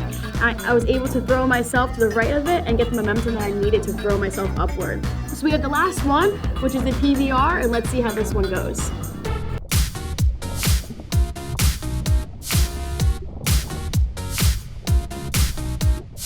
This PPR pipe actually worked out the best out of all of them. It's really flexible, so it's able to give me the momentum that I need to go over the right and the flexibility that I need. The only problem is that there's aluminum inside of it. So I have to continuously keep bending it and bending it. It's not retaining its original form. So we're gonna see if we can go get one without the aluminum in it. Once I figure that out, throw it in the water, test it a couple more times, then I get it down pat, I'll get the models in with me and I'll start training them for it.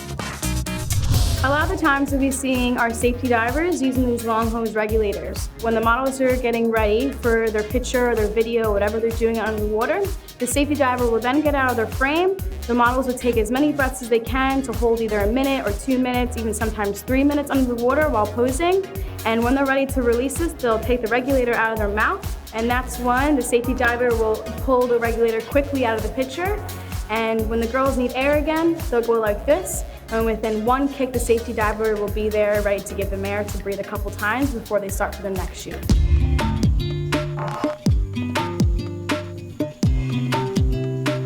This company is a company that's based out of California. It's called Tiki, and they make mermaid tails. Check it out. The fabric is made out of PET, which is a recycled plastic water bottle. So they're environmentally friendly, they're incredible. We're gonna slip these on with these mono fins, and we're gonna give it a go in the water. This is something totally different than I've ever done before. I'm really excited. Cool, all right, let's get them on. Making the stream come true.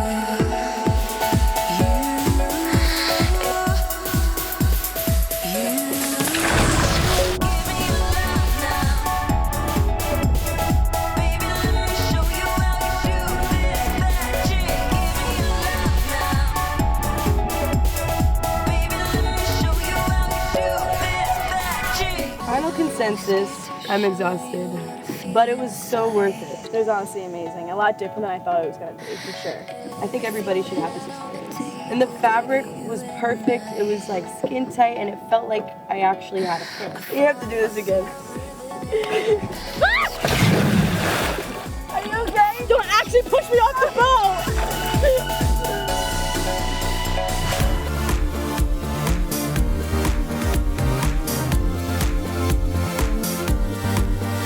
Summer asked me to design a boxing ring, so right now I'm going to explain the sketch to you what I put together. So the first section here, as you can see, is going to be the left-hand side with the 2 poles sticking out. The second is going to be the middle of it, and the third section will be the right-hand side with the other 2 poles sticking out, which will then complete our design, and it will look like this when it's constructed together at the bottom of the floor. How we're going to do this is we're going to have to use metal angle bars, which will set a good base for it and be negatively buoyant, so it's not going to be floating or being any distraction for the girls when they're using it. Also, how we're going to do this, we're going to use acrylic. One side is going to be fabric, the other side is going to be Velcro, and we're going to stick our sides onto it to complete. This is my completed sketch of the boxing ring, and let's get to work.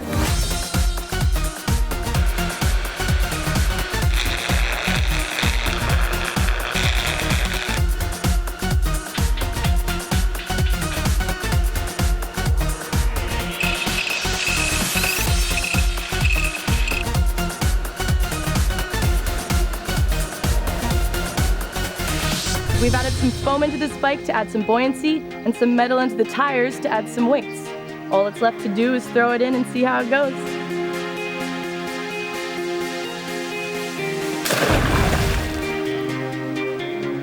You seem really tired. It was a workout. I'm gonna have my dive watch here. We're gonna be buddy breathing. Let's see how far we can get. Ready? All right, let's test out these soccer balls. I think we'll just start by dropping it and see what happens. Ready?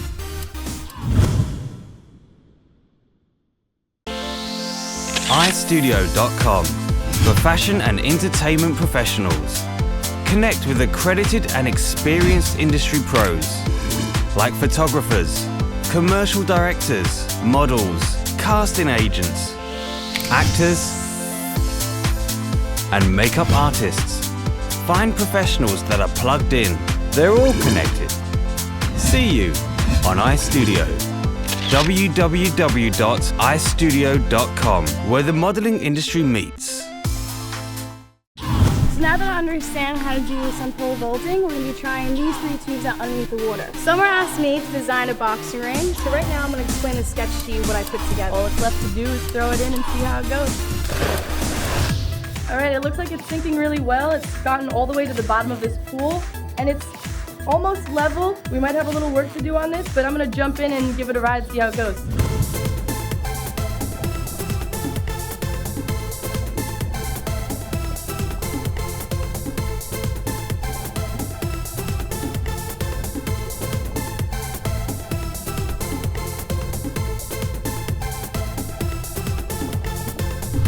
How'd it go? Whew, you seem really tired. It was a workout. Couple things we need to work on. Tire needs more weight dispensed evenly. I kept on popping a wheelie. The front tire wasn't as heavy as the back tire. Also, I was wearing weighted sneakers and that helped give me momentum, so we definitely have to have the model in weighted heels. But aside from that, I think we might be able to get back to work and get this thing rolling. I'm gonna grab the bike and let's head to the lab and work on it. I'll see you there. All right. This is Annie, one of our newer models here at the Underwater Studio. We're about to show you a strategy that we're gonna use. It's gonna be focused more on endurance, and the girls have to be very consistent while underneath the water modeling. So how this is gonna work is I'm gonna have my dive watch here. We're gonna be buddy breathing every 45 seconds. So you'll go first, I'll go second, and then we'll up the time by 15 seconds. So the next one will be a minute 15, and let's see how far we can get. Okay. Ready?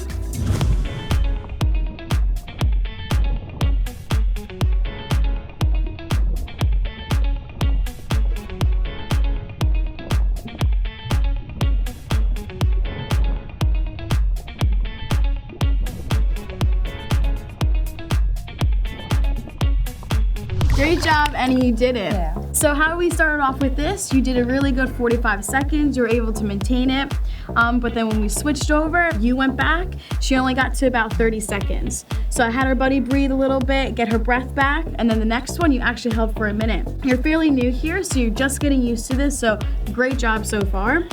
This is very similar to how a photo shoot's actually gonna happen for the girls underneath the water. So they're gonna have to take a couple breaths and then be able to pose for about 45 seconds to even sometimes 2 minutes. So it's really good for them to start practicing and getting into the groove of stuff. All right, let's test out these soccer balls. Let's start off with sand. I think we'll just start by dropping it and see what happens. Ready? Expected. You wanna give it a try? Yeah. Let's see how this is really heavy. Nice.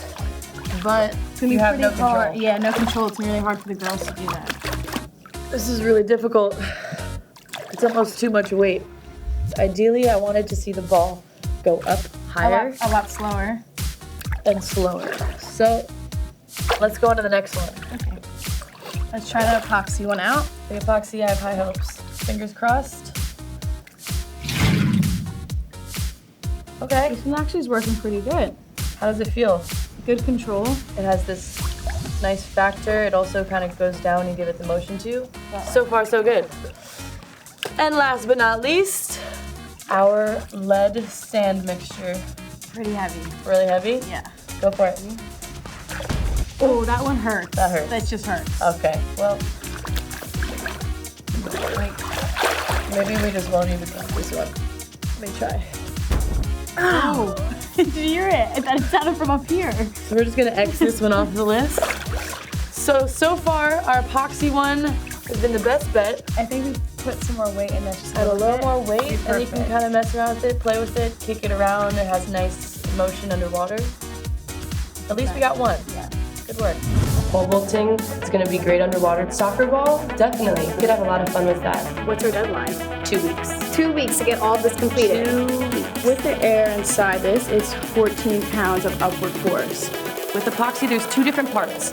There's the base, and there's the hardener. And once you combine these two, it creates a solid form. Obviously that's aluminum, and the tires have air in it. So is it gonna sink or is it gonna float? It's gonna float. 3, 2, 1.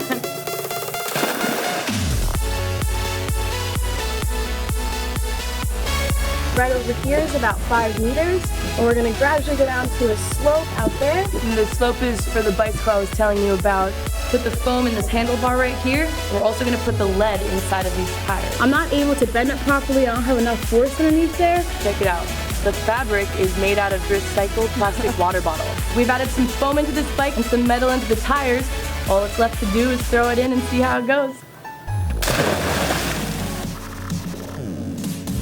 Wow, that was a crazy, exhausting last 2 weeks, but somehow we pulled it off. It's been a lot. Yeah. You did great. You did too. We have a huge day tomorrow, so we need to pack up the vans now and get out of here because the cruise in port tomorrow. Let's do it.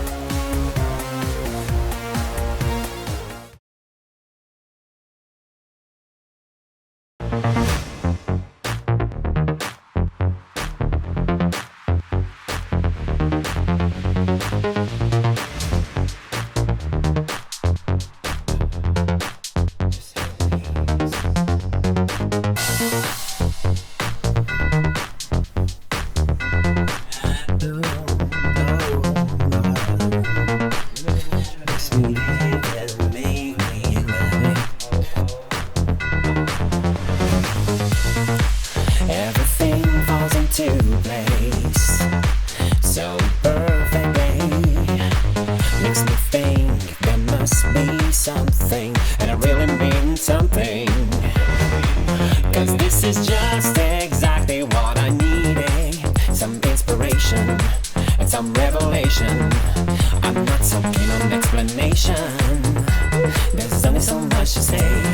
I just wanna dance it out. 'Cause this is gonna make me head over heels. I know this beat is gonna bring out the old disco demon within. Exactly what I need, and this is its power, this is its will. I know this beast is gonna try to take over and smash everything. You recognize it when it's here. Tomorrow on Weekend Special. Catch the latest trends and eye-catching apparels showcased from top fashion destinations. Take a dip into the world of resort wear and dive into beach ready as we showcase the hottest resort wear fashion.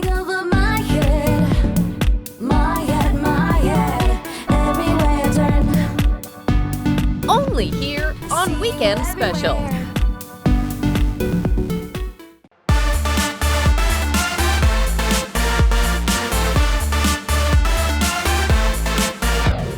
Want to get the inside scoop on what happens inside the modeling world?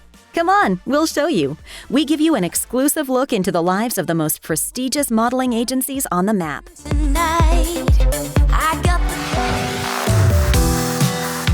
On this episode, we start our trip in Moscow to meet with Grace Models, an agency known for its ability to train new models for the international market.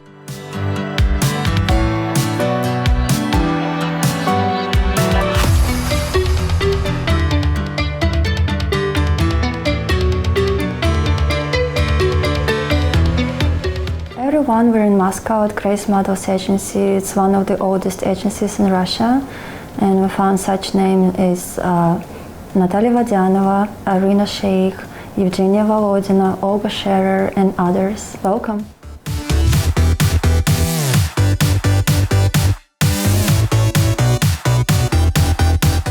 We have a special scouting division and a special person travels around Russia looking for new faces, but sometimes it happens randomly. You can find a beautiful girl walking on the street, or some girls, they want to become a model, so they send in a request to the agency, and if we like them, we bring them over and sign them.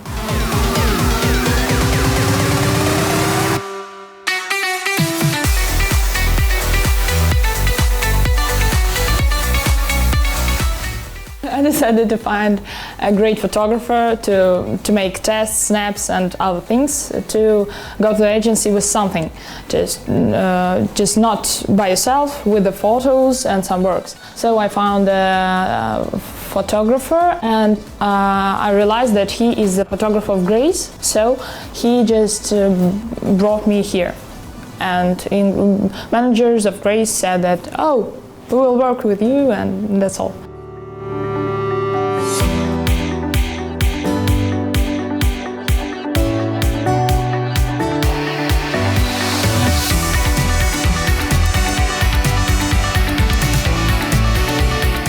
Today we're doing a big casting for next model agencies, and agents from Paris and Milan are coming to look for the girls. And we bring a lot of girls all over Russia, especially for this casting. Usually we're looking for new faces, but sometimes also models from Moscow board are coming as well. And you know, if the agents like them, they sign a contract with them and we send them abroad. And today we have two agents. One is from Paris, Andre, and another one is from Milan. His name is Alfonso.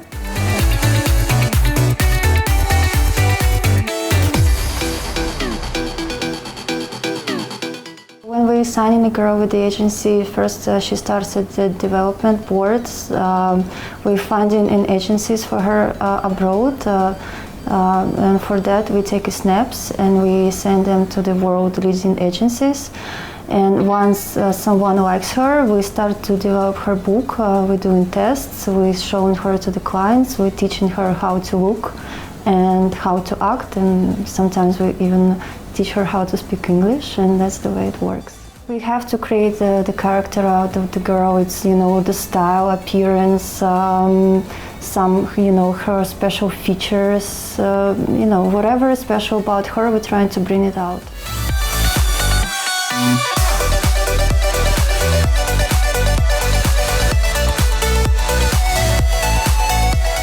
You should act and have appearance like the client, this exact client is the most special client for you. So, and when you have 15 castings a day, and at night at 11 o'clock you have another casting, and you should do everything to make them feel that they are special. Love, show me what you got, come closer now, babe, show me what you got. My first model trip was to Paris for the Fashion Week. So before this, of course, I worked in Moscow because I had education, and we made tests, snaps, some magazines, some shootings, commercial shootings here, some shows here. But in Paris, I think my career just started because it was a great develop.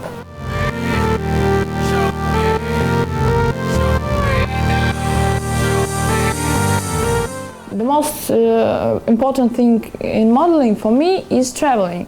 I really like traveling, and it is the most exciting for me in this work, because you, when you're a model, you have opportunity to live in other countries, and it's awesome.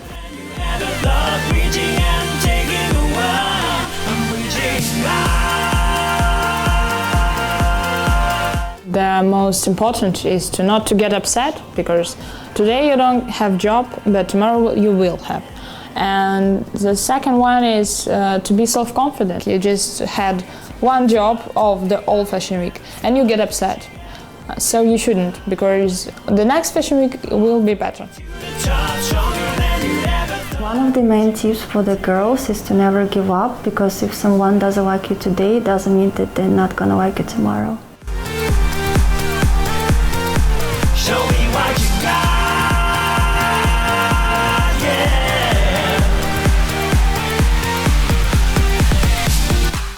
After the break, we'll be traveling to Warsaw to introduce you to Rebel Agency. Nothing can stop this. Nothing can beat this. iStudio.com for fashion and entertainment professionals. Connect with accredited and experienced industry pros like photographers, commercial directors, models, casting agents, actors, and makeup artists. Find professionals that are plugged in. They're all connected. See you on iStudio. www.istudio.com, where the modeling industry meets. Our next destination takes us to Rebel Models in Warsaw, Poland. Let's get a one-on-one with their team to learn more. My name is Monika Smolicz, and we are in Rebel Models agency. This is the agency that I opened already like 10 years ago. It's, no, 12. Even 12, yeah. We have about 80 models right now. We're trying to be rather boutique agency than a huge agency. We represent some well-known models as Marta Dix or Adrian Włodarski or Boris Starosz or Julita Formela that you can see on models.com.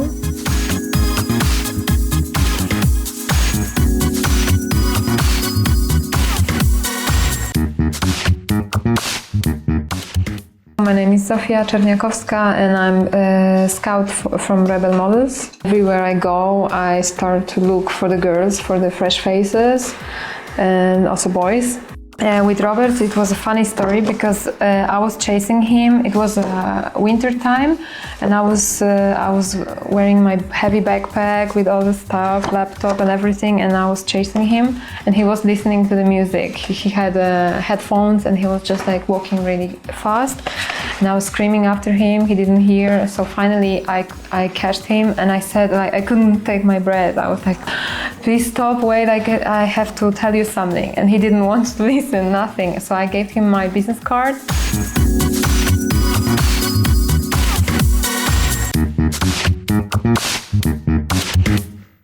My name is Julia. My mother agency is Rebel Models. I work on model 3 years. I'm 16 years old and I love it.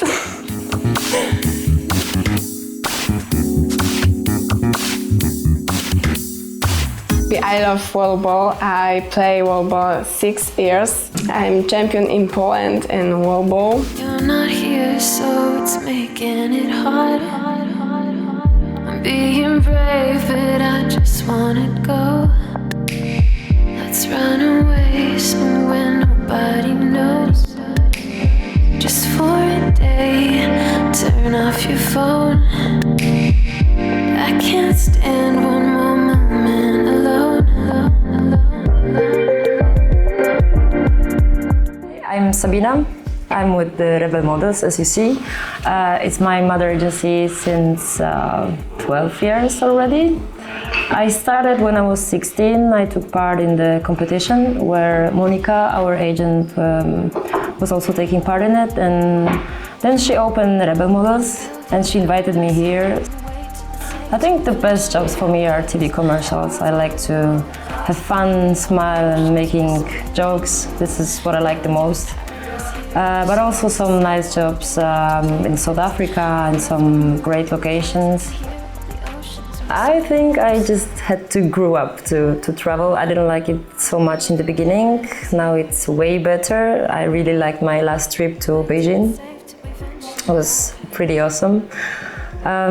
So for now, I'm trying to get a working visa to Miami, and I'm planning to go there in the end of the year. Does nobody in this city ever turn out the lights? And it's all flashing before my eyes, and I love the hurry. Another story is Adrian Włodarski, who's been on the market, let's say, for about as long as our agency exists, or even longer, and he's been always with us. He's been working basically for everybody, for Prada, for Moschino, for like all the big names.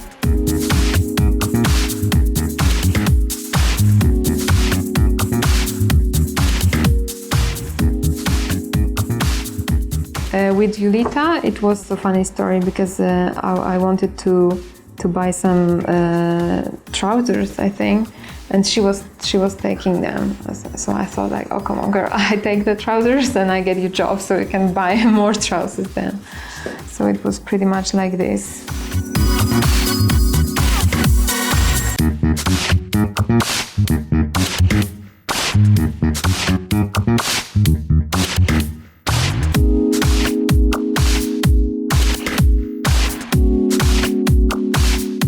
My name is Kasia. I started to work as a model when I was 16, I think so. My favorite and the biggest job was for I think it's TV commercial for ice cream for Nestle, and it was in 2009, I think, and it was really nice. We make this TV commercial in Prague. Now I'm traveling mostly to Zurich. I have agency there and I'm doing a job there. My favorite place for working is Tokyo. I have their agency called Bravo.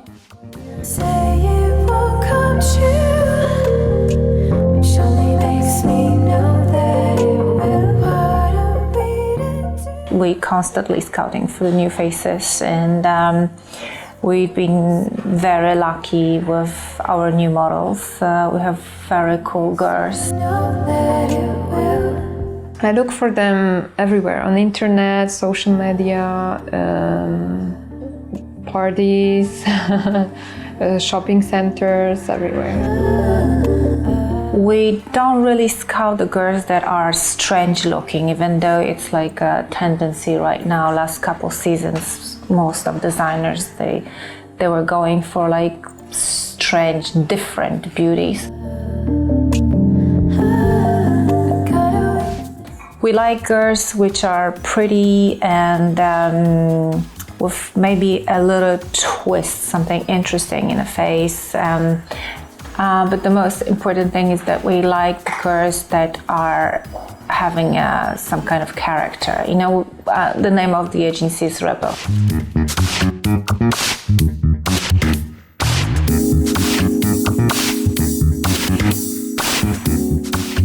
Up next, we get a glimpse into the day-to-day routine of upfront models in Singapore.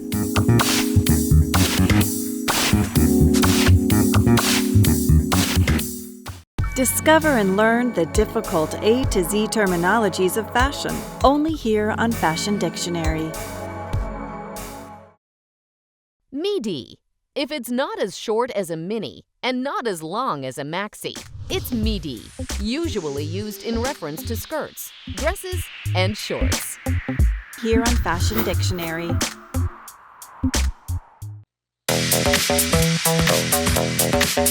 Singapore is one of the fastest growing markets in the fashion world, which is great news for all of the local modeling agencies.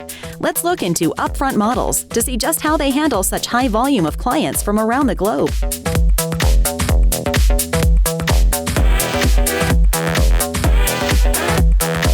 Hi, I'm Watson Tan. I'm the director of Upfront Models in Singapore. We're an agency in Singapore for about 20 years already. We started out with 2 models, and from there we have grown into an international pool of models.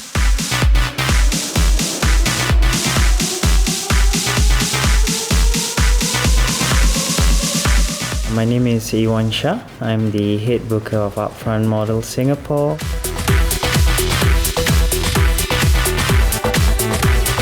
Okay, my day would usually start at 10 a.m. where, we'll come in, and that's when I've got a lot of emails from especially all the foreign agencies, which we are known for because we bring in a lot of foreign models from all over the world, mainly Russia, Poland, got as well from Brazil as well, and of course we've got our own local models from Singapore.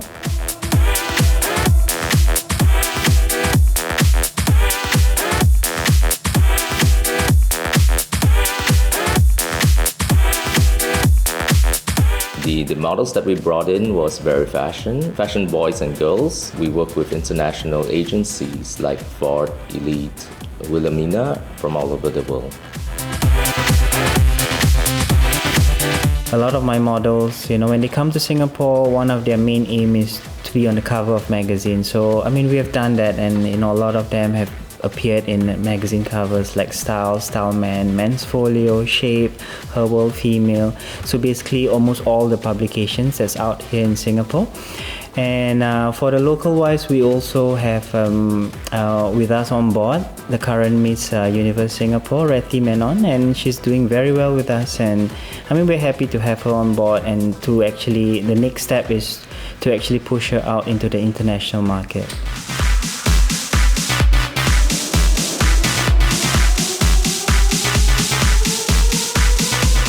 Hi, I'm Reti Menon, I'm Miss Universe Singapore 2014. I'm represented by Upfront Models Singapore, and today we are shooting with Sebastian at the agency. So it's more of a high fashion photo shoot.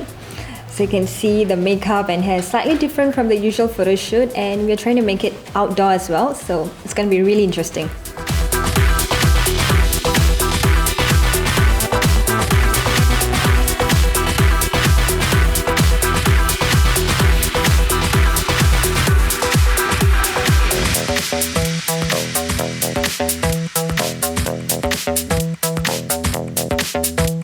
Hi, my name is Gabby, and I'm shooting with Upfront Models today. So basically the looks were from two brands, Debonair, which is a suit brand. He creates very interesting menswear brands, and Covertella, which actually collects a brand of dresses that are really, really dramatic and beautiful. And when we were thinking about this shoot, we were actually thinking Vanity Fair, hence the group shoot, and we were trying to blend the colors and the textures to give a whole range of clothing options so that the image comes out very interesting and there's a certain story behind it.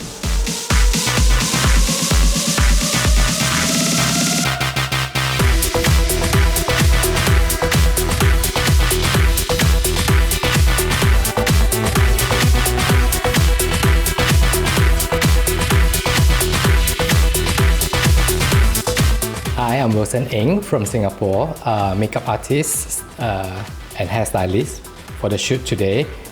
For today, our shoot is more about natural and high fashion.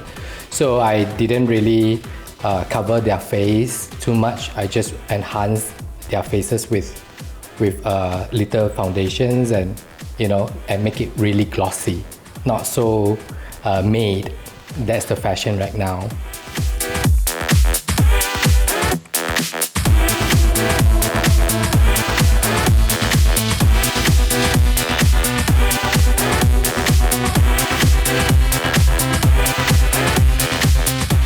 The hair, we really keep it really natural.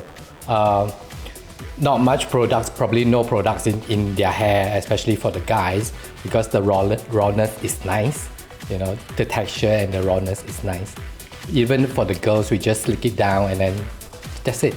Simple and easy. That's a effortless beauty.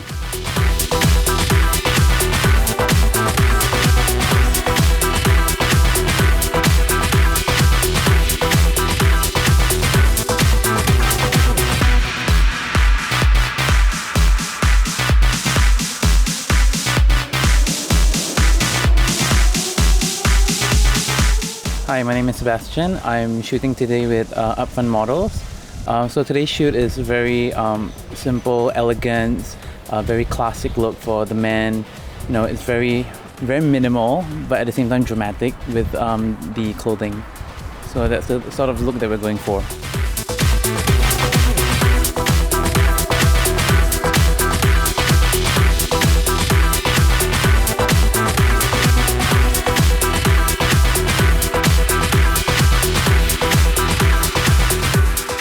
We look at the future of Upfront Models being to go ahead, like to bring to export our Singapore models and also Asian models to all over parts of the world, like Milan, Paris, and New York. This is something that we have we are striving at the moment to make sure that the fashion industry in the world accepts this kind of look. Whether you're black or white, or you can be Chinese or even an Indian girl, we can be accepted all over the world. That is our movement that we would like to accomplish in the future.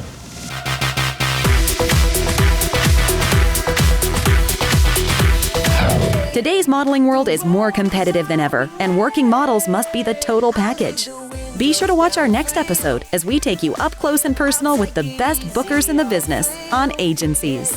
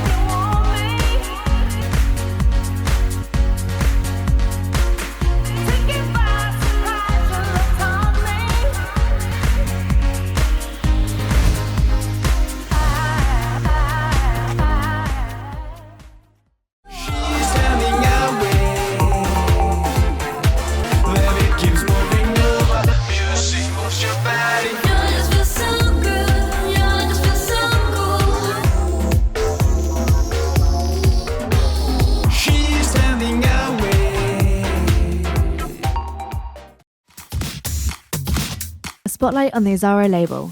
At the end of the 60s, Loris Azzaro founded his brand around chic dresses loved by actresses. I am very influenced by American cinema from the 30s, 40s and 50s, where the women were dressed like queens and like stars. And I think it's that which enormously influenced my fashion. With the passing of the founder in 2003, the house was taken over by the experienced hands of Vanessa Seward for 8 years. The designer played with the famous codes of the house, draping, embroidery and the famous circles, which she didn't stop remodernising. I also put some of Vanessa into the Azzaro recipe, and that was well received, and that was quite magical. The house started to come alive, and here the Ateliers was a little house, but everybody was really excited because of who had arrived. With the departure of Vanessa in 2011, the label finds itself and comes back to the front of the scene in 2013 with the duo Arnaud Maillard and Alvaro Castejon, who re-established the brand with a fashion show during the Week of Couture in 2015. We wanted lots of light, and the fact of living between Paris and Madrid.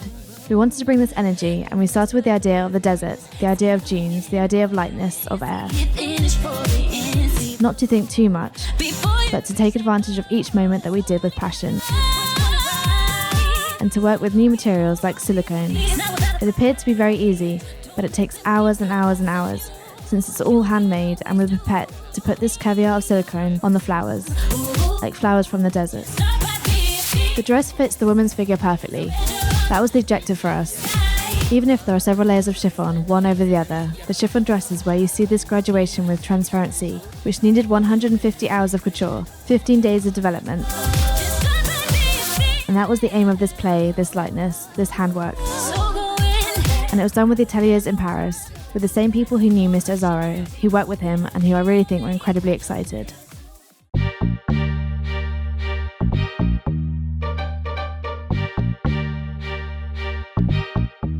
كاين حلم ملي كتكون بنيته صغيره كيكون كتحلم بانها تكون عروسه وبدا كتشوف لي كون دو في بحال لا برانسيس سيسي بحال لا برانسيس بلونش نيج ولكن ملي كتكبر كتبغي تعمل هذاك الحلم ترجعو حقيقه يعني هنايا غادي تتفاجئوا وتكتشفوا ان شاء الله في العرض ديال وينتر فاشن هاد لا كوليكسيون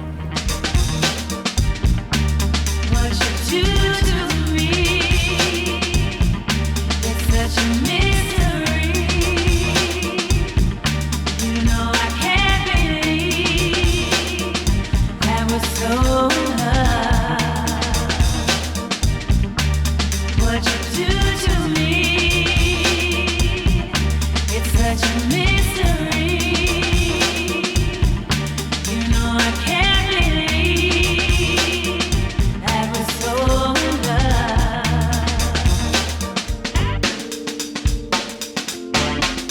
Who can say you're with me? Open up my eyes and make me realize that you're the only guy to save me, baby. Look into my eyes, now don't you tell me lies. I'm giving you my life, so take it, baby. Look into my eyes, now don't you tell me lies. I'm giving you my life, so take it, baby. Let me realize, don't you tell me lies. You're the only guy, so take it. Look into my eyes, now don't you tell me lies. I'm giving you my life, so take it, baby. It's such a mystery. My eyes, now don't you tell me lies. I'm giving you my life, so take it, baby. Why don't you love me? La création, c'est dans un premier temps, c'est un art, c'est beaucoup de recherche. Il faut que tout ça soit concrétisé dans une tenue. Alors comment on appelle ça? C'est l'éthique, voilà. On cherche l'éthique du métier. You know I can't believe, baby. Why don't you love me?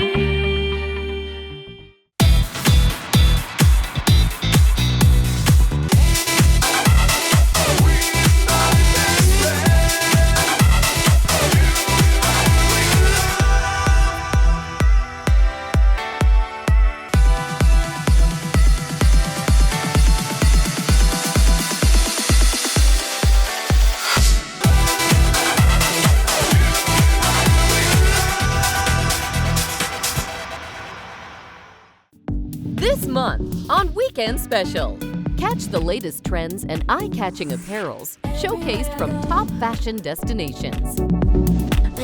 Take a dip into the world of resort wear and dive into beach ready as we showcase the hottest resort wear fashion. A feature on menswear designers and the latest trends in the menswear industry. No one does menswear quite like Paris. Join us as we highlight the best collections from Paris Menswear Week's Spring-Summer collections, highlighting the best of the best. This week, we're rounding up Autumn-Winter collections from Paris Haute Couture Week, a retrospective fashion spectacle of the most glamorous runways, of all things that speak for ladies' fashion. Get to know the trendiest wardrobe selections for any season. All these here on Weekend Special.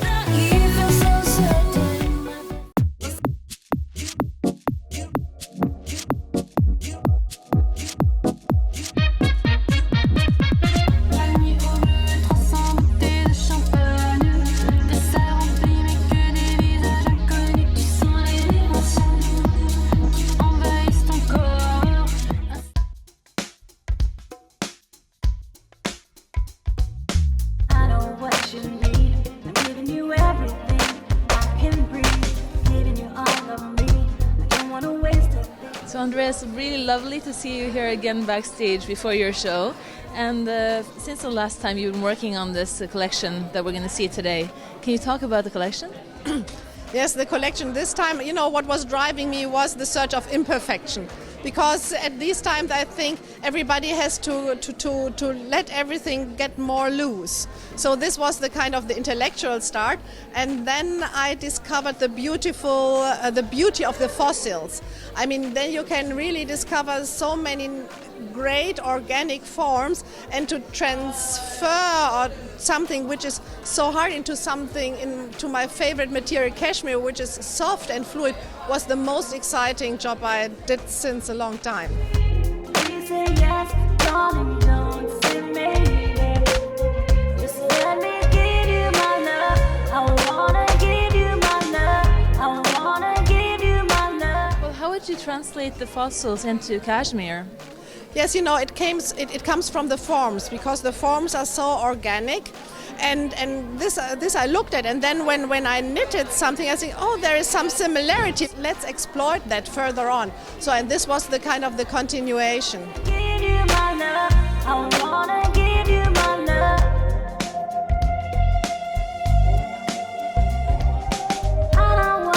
But you are like the cashmere queen, because when most people think about cashmere, they think about the V-neck sweaters. They think about the typical the sweaters and the scarves. But you've transformed cashmere into something very trendy and something very modern. Can you talk about that? First of all, thank you very much for that compliment. Yes, it was, sometimes you start from a certain idea. This was like more than 20 years ago. I kind of redesigned the basic sweaters. So I put them into shape, like into more sexy and colorful things. And then, but once you have started a process, it's like running water. You can't stop it, And each day I work with this material. I experience so many new things, and also from the stage of the raw material to the spinning of the yarn itself, and then the knitting of the yarn. So there are so many stages, and then you also can discover more things in dyeing. So it seems to me like a story. It's like composing. I mean, like if you ask a composer, he has just like done his masterpiece, and then at the end of the day he sets or thinks himself, how can I get better than this? But this is what designing is about, and that's what I honor as a huge gift.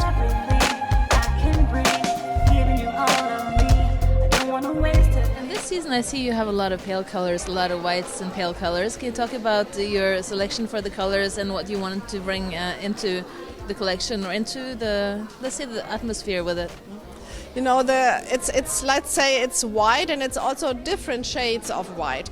And I see in the summer, I see the women like fairy. I mean, it's something so uplifting, and a very light color and a very summery feeling. And I felt it was just the right color to choose, and then also to play with the shades of the color, because also the yarn is just flat, but then you awake it into life by knitting. So it's a kind of the same process. And then I just have like hints of this very aquatic green, and I think, yes, it gives a great atmosphere.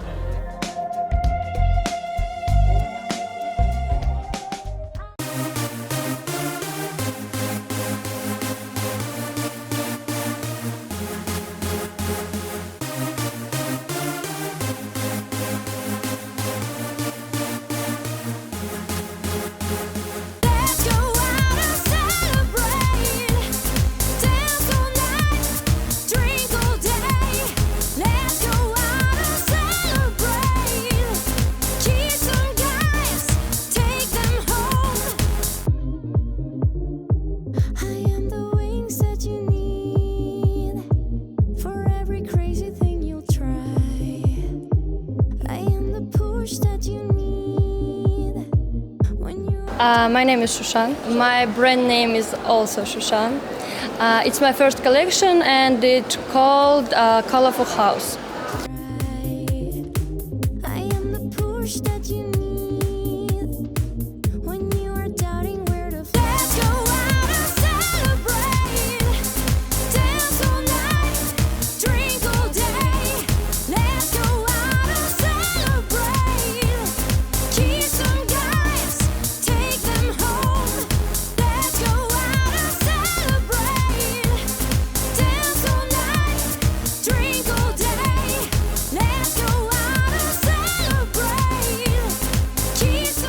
My inspiration was my childhood.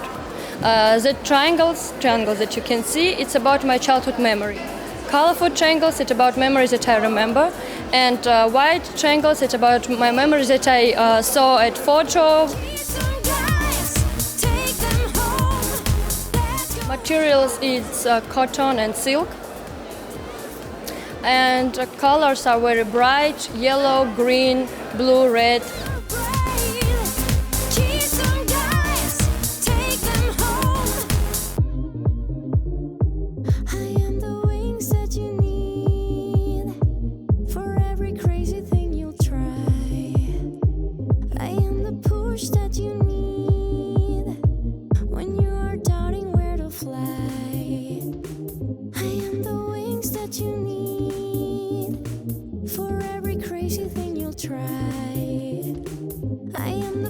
push that you need when you are doubting where to let's go out. My hopes, I want to be a good designer for Ukraine firstly, for Armenia because I'm Armenian, then for Europe, USA and the whole world.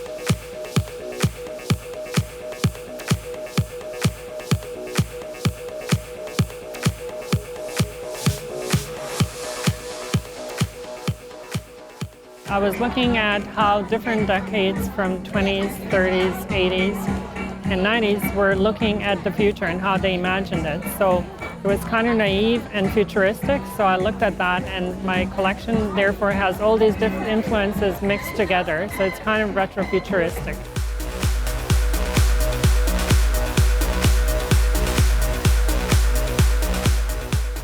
But I think the overall sense that you're going to get is sort of like a retro look mixed with something that looks like it's futuristic. So it's going to be really hard to decipher the message because it's really eclectic.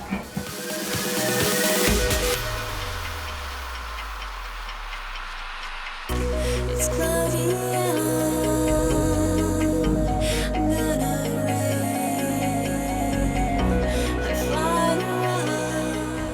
I also have some influences from the 80s as well, such as bigger shoulders, overly glamorous makeup, and big hats. So it's got a mix of different decades, but also it's got the futuristic undertones.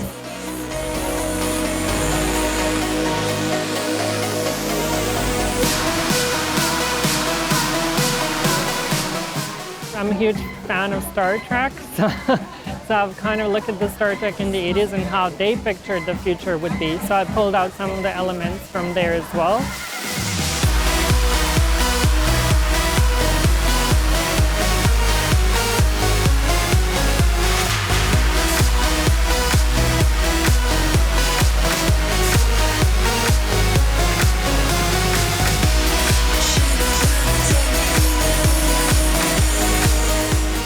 For Zoran, we're doing a very polished and clean ponytail, but what tells the story is where we're taking the part, we're taking it a little bit further than normal, and we're working with a low sweep, because we got some surprises coming at you with some headpieces that's gonna really work well with a little bit of peekaboo under and over the headpiece. So we got a swoop that really comes strategically just above the eyebrow, but still covering a lot of the forehead. So it's got simplicity, but still little small features that help tell the story.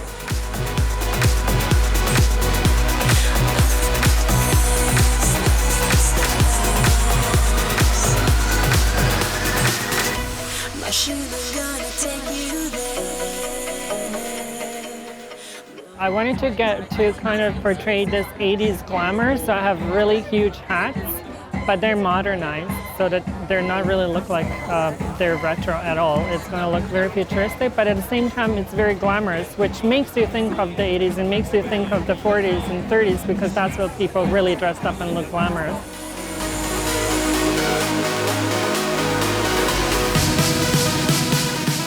I think you just need to stick to what you believe in and try to not modify your vision, because if you're passionate about your work, then it's more likely that people will respond to it. So you can't really water it down, you really have to stick to what you believe.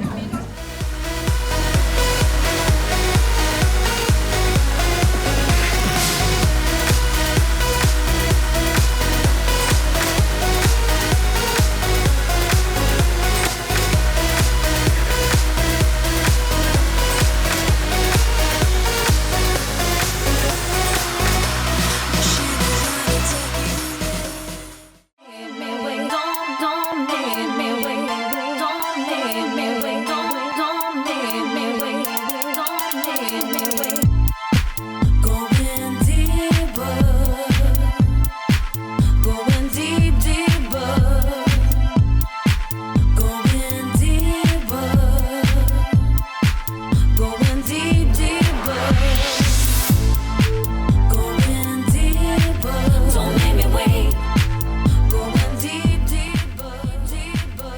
We are the designers of the Four, which is a Budapest-based fashion brand.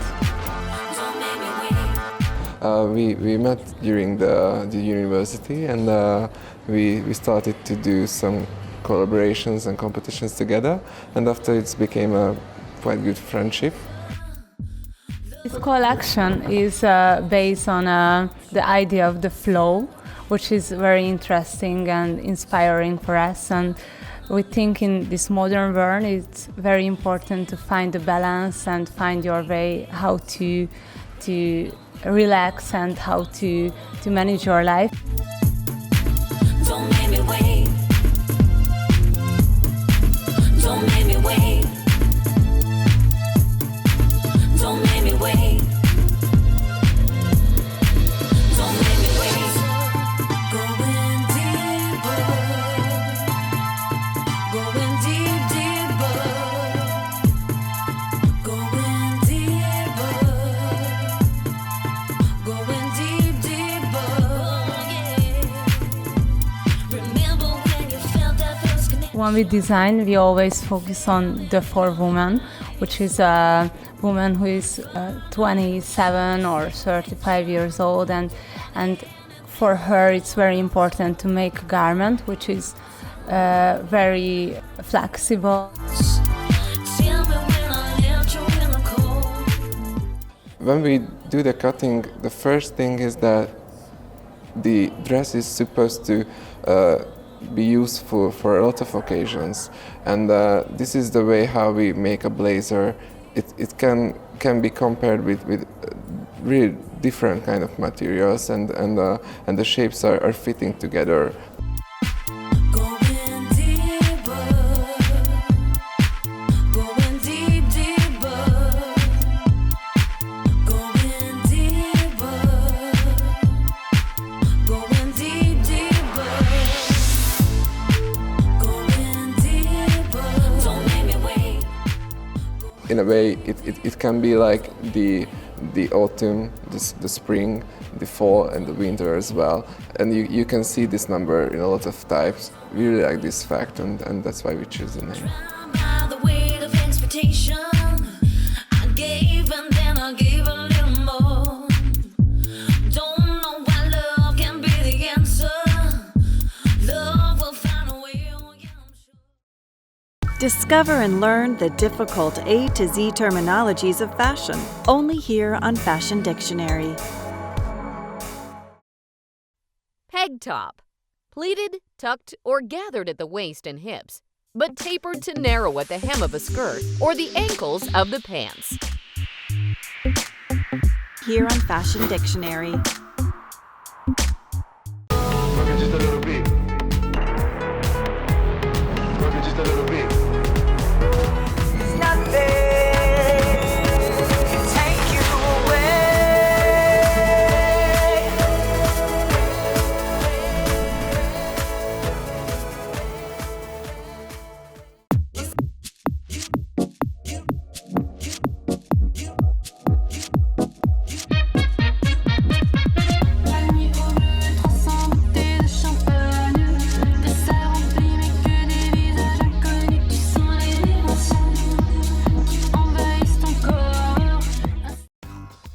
Welcome to the Grand Connaught Rooms here in Holborn. I'm Jen and I'm here for the Fashion Finest event as part of London Fashion Week 2015. Now Sebastian London is known for his demure dress collections and I can't wait to see what he's got for us this season. Let's go backstage to find out more. Now I'm here with Ricardo at Fashion Finest. Now Ricardo, you're just a little bit important here at Fashion Finest, am I right? I'm not that important, I'm a little bit important, just a little bit. What is it that you love about the Fashion Finest event? I love how it's a nice friendly event and I end up meeting the public and I get to interact with them, which is really quite funny. I get to MC sometimes for some weird reason and I get to interact with the public, so I like that part, I really do. Brilliant. Is there anyone today that you think we should look out for?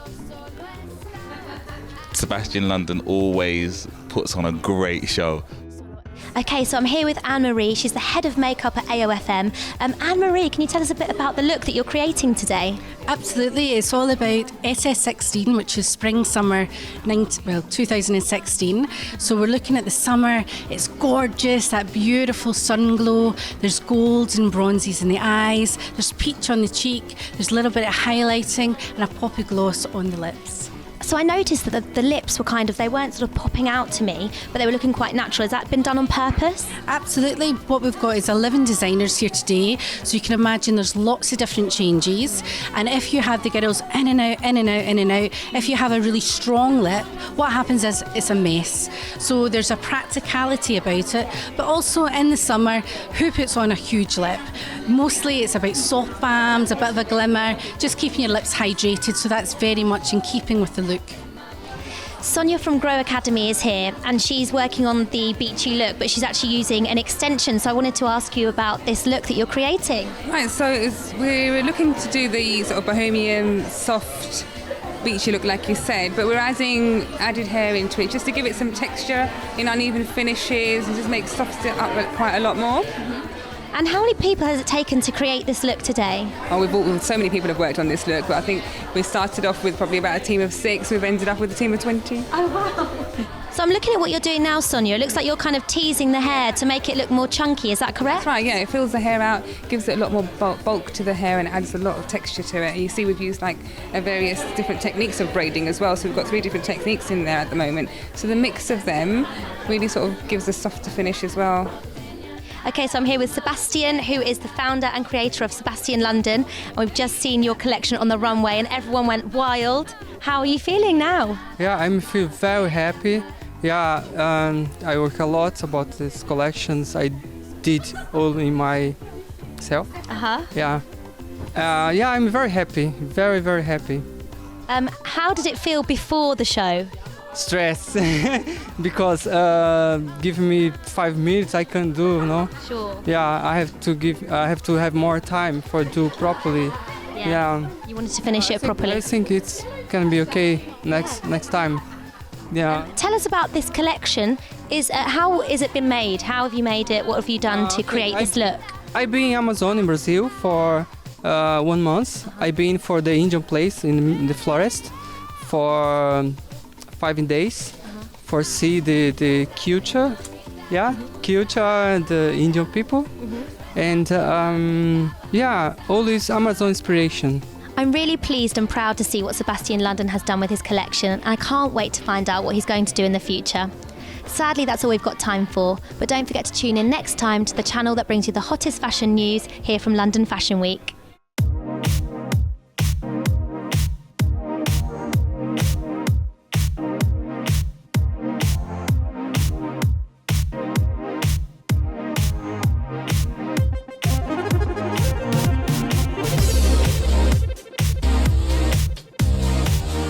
Hey, my name is Michael Marenko here, following the art direction of Franco, the great Franco. So we're here today at SS16 Paris Fashion Week for Pascal Millet. It's going to be a really great hair because it's going to be a matter of texture, a bit more rock and roll as Franco like, and you're going to enjoy it.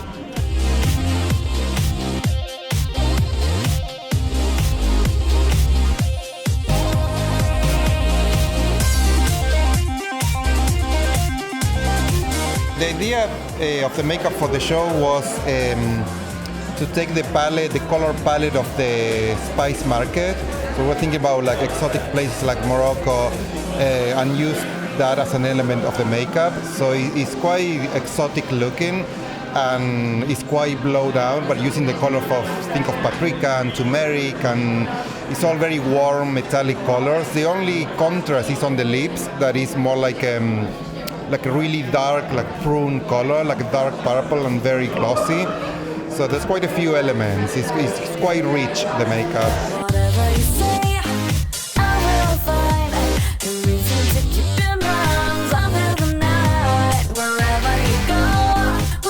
The collection is about a hippie, chic, really chic woman traveling between India and Ibiza. And I call the collection the Spain of the Maharajas. I think it was fun to mix both culture, and I think it's very elegant with a Parisian twist, of course.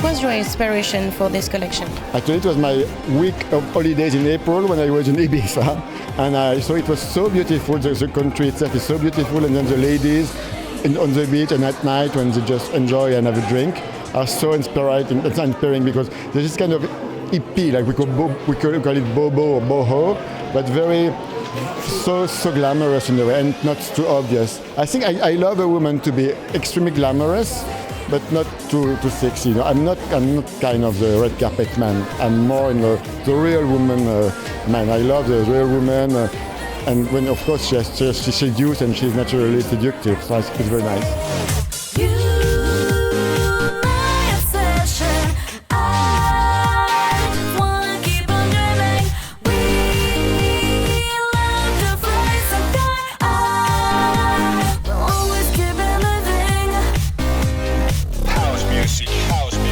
What's the color that you used for this collection?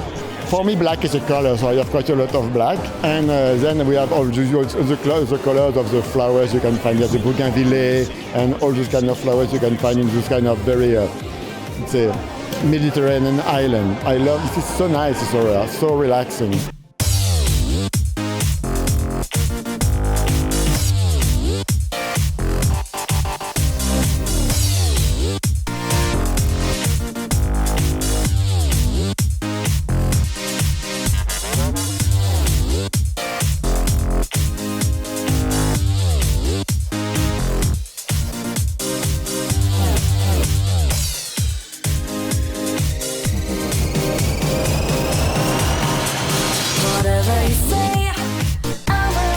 What kind of material did you use? Because it's very fluid. It's very, very important for me, the fabric, because after the 7 minutes of show, it's something we have to do and I love to do. But then for 6 months, the dress are on the racks and in the store, and they have to focus the attention of the buyers, of the lady who will own it at the end.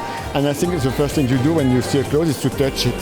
So I think that's why I want to have some, we'll say, amazing fabrics. We have amazing silk crepe from Italy, some amazing lace from Calais, and even the skin are very special, and it's very interesting for me. I love that. And I'm already happy to work on the fall-winter collection because I already touched the fabric and it's very inspiring.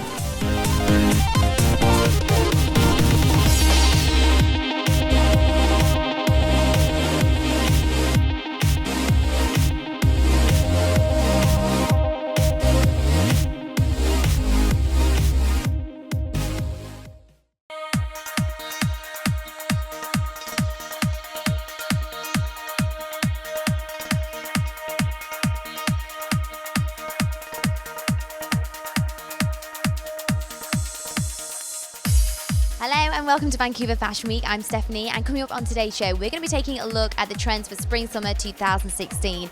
All the way from India, we'll be checking out the latest collection from Shravan Kumar.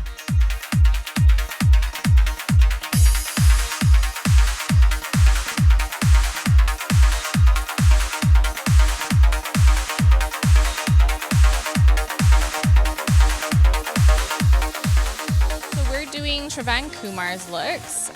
So his makeups have been becoming more edgy over the seasons. This season he's doing really exaggerated eyes using two tones that match the colors in their dresses. So each model's going to have a different look depending on what she's wearing? Yeah, absolutely. The shapes are a little bit different too, of course, depending on their eye shapes, but really, really bright colors. He does come from India, so really playing up that beautiful Indian heritage with the fabrics and then into the makeup.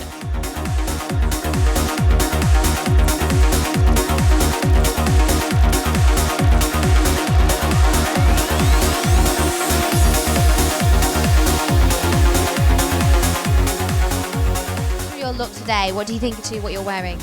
It's absolutely my own style too. I love blazers. I'm all about suits. The designer just made it for amazing too. It fits amazing.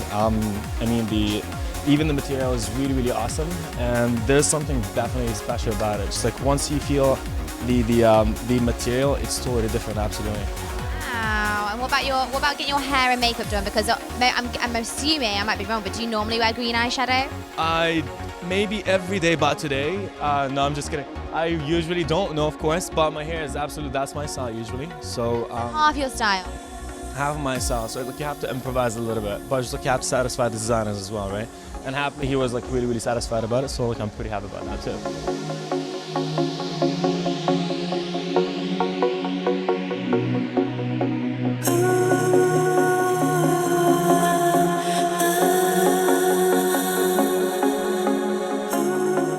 Basically, I only work with weaves and weavers of India. So this particular sector is to uplift the downtrodden poor weavers, and they do magical work, and you can see it in quite a lot of my style.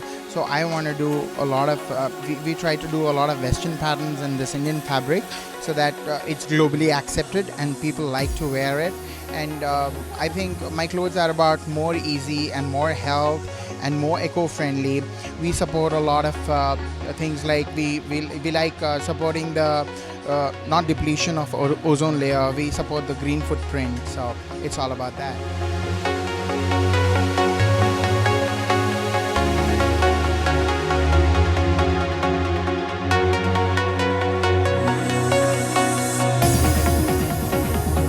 Kumar show for Spring Summer 2016 was incredibly inspiring. This designer works so hard with his local community to produce work that provides an income for so many people. Not only that, it's really beautiful and it's so innovative the way that he's working with all these new and different fabrics. The colour palette was beautiful. It was so vivid with beautiful jewelly tones with emerald greens, gorgeous violets and splashes of red every now and then that really brought the catwalk to life. All of the models looked absolutely stunning, and it certainly was one of the best collections I've seen here at Vancouver Fashion Week. So that's all I've got time for today, but you can catch me next time on the network where we bring you the hottest fashion news straight from Vancouver. See you soon. Tomorrow on Weekend Special. Catch the latest trends and eye-catching apparels showcased from top fashion destinations. Take a dip into the world of resort wear and dive into beach ready as we showcase the hottest resort wear fashion.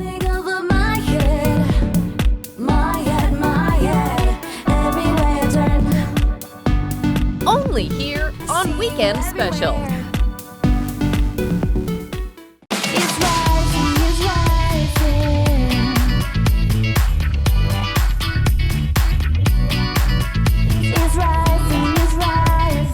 Eco-fashion, sustainable designs which support our human impact on the planet indefinitely. It's more than a trend, it's the way fashion should be, conscious and transcendent. Come around the world as we show you the most cutting-edge, ethical designers that are paving the way for eco-fashion. This episode, we trek over to Berlin, to Spain, and finally, we end our journey in Toronto, Canada, to hear from 3 designers that specialise in attention to details and their conscious concept ideas that give their products that extra level of charisma and charm. Kruber is a German-based brand founded in 2008 by eco-fashion designer Myra Becker, whose company motto is nothing but hope and passion. This brand's name, broken down, stands for Create Resolutions Using Berlin Argument, which means to view the environment we live in as a source for inspiration and to be wild and creative. Now, that's fashion on a whole new level. My background as a designer started very early. I already wanted to be a fashion designer when I was a little girl, and I very classically did little doll dresses and drove my mom crazy, ruining her sewing machine. When I started design school in New York at Parsons School of Design, and studied there and in Paris, also at the Parsons School of Design, and went on to work in New York for fashion companies.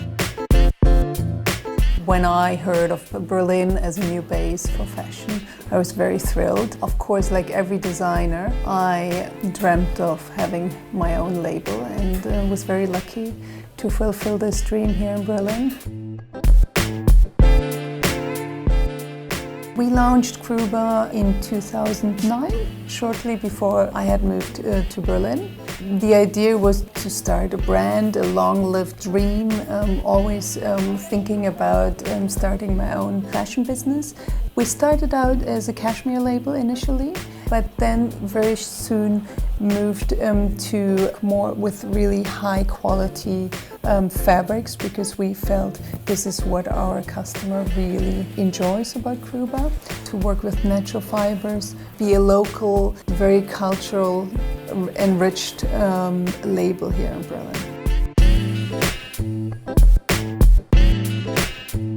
Eco-friendly for me means to spend time and think about every step you do in your company. That starts from choosing which paper you print on.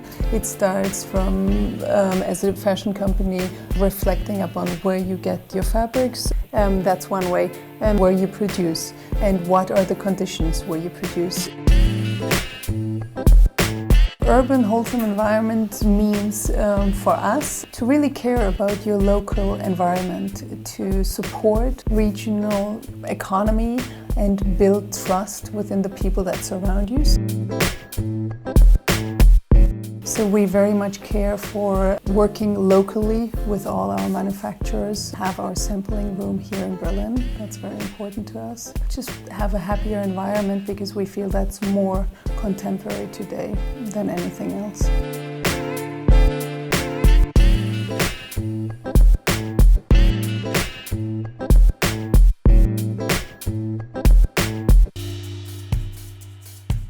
Inspiration for this summer collection was the graphic elements of the desert. I think what drew me to it is, as a child, I lived in South America, in Peru, and I really missed the graphics of the desert, the clearness, the minimalism of desert, and so it's not desert in the sense of nomadic life, it's more really the graphic elements.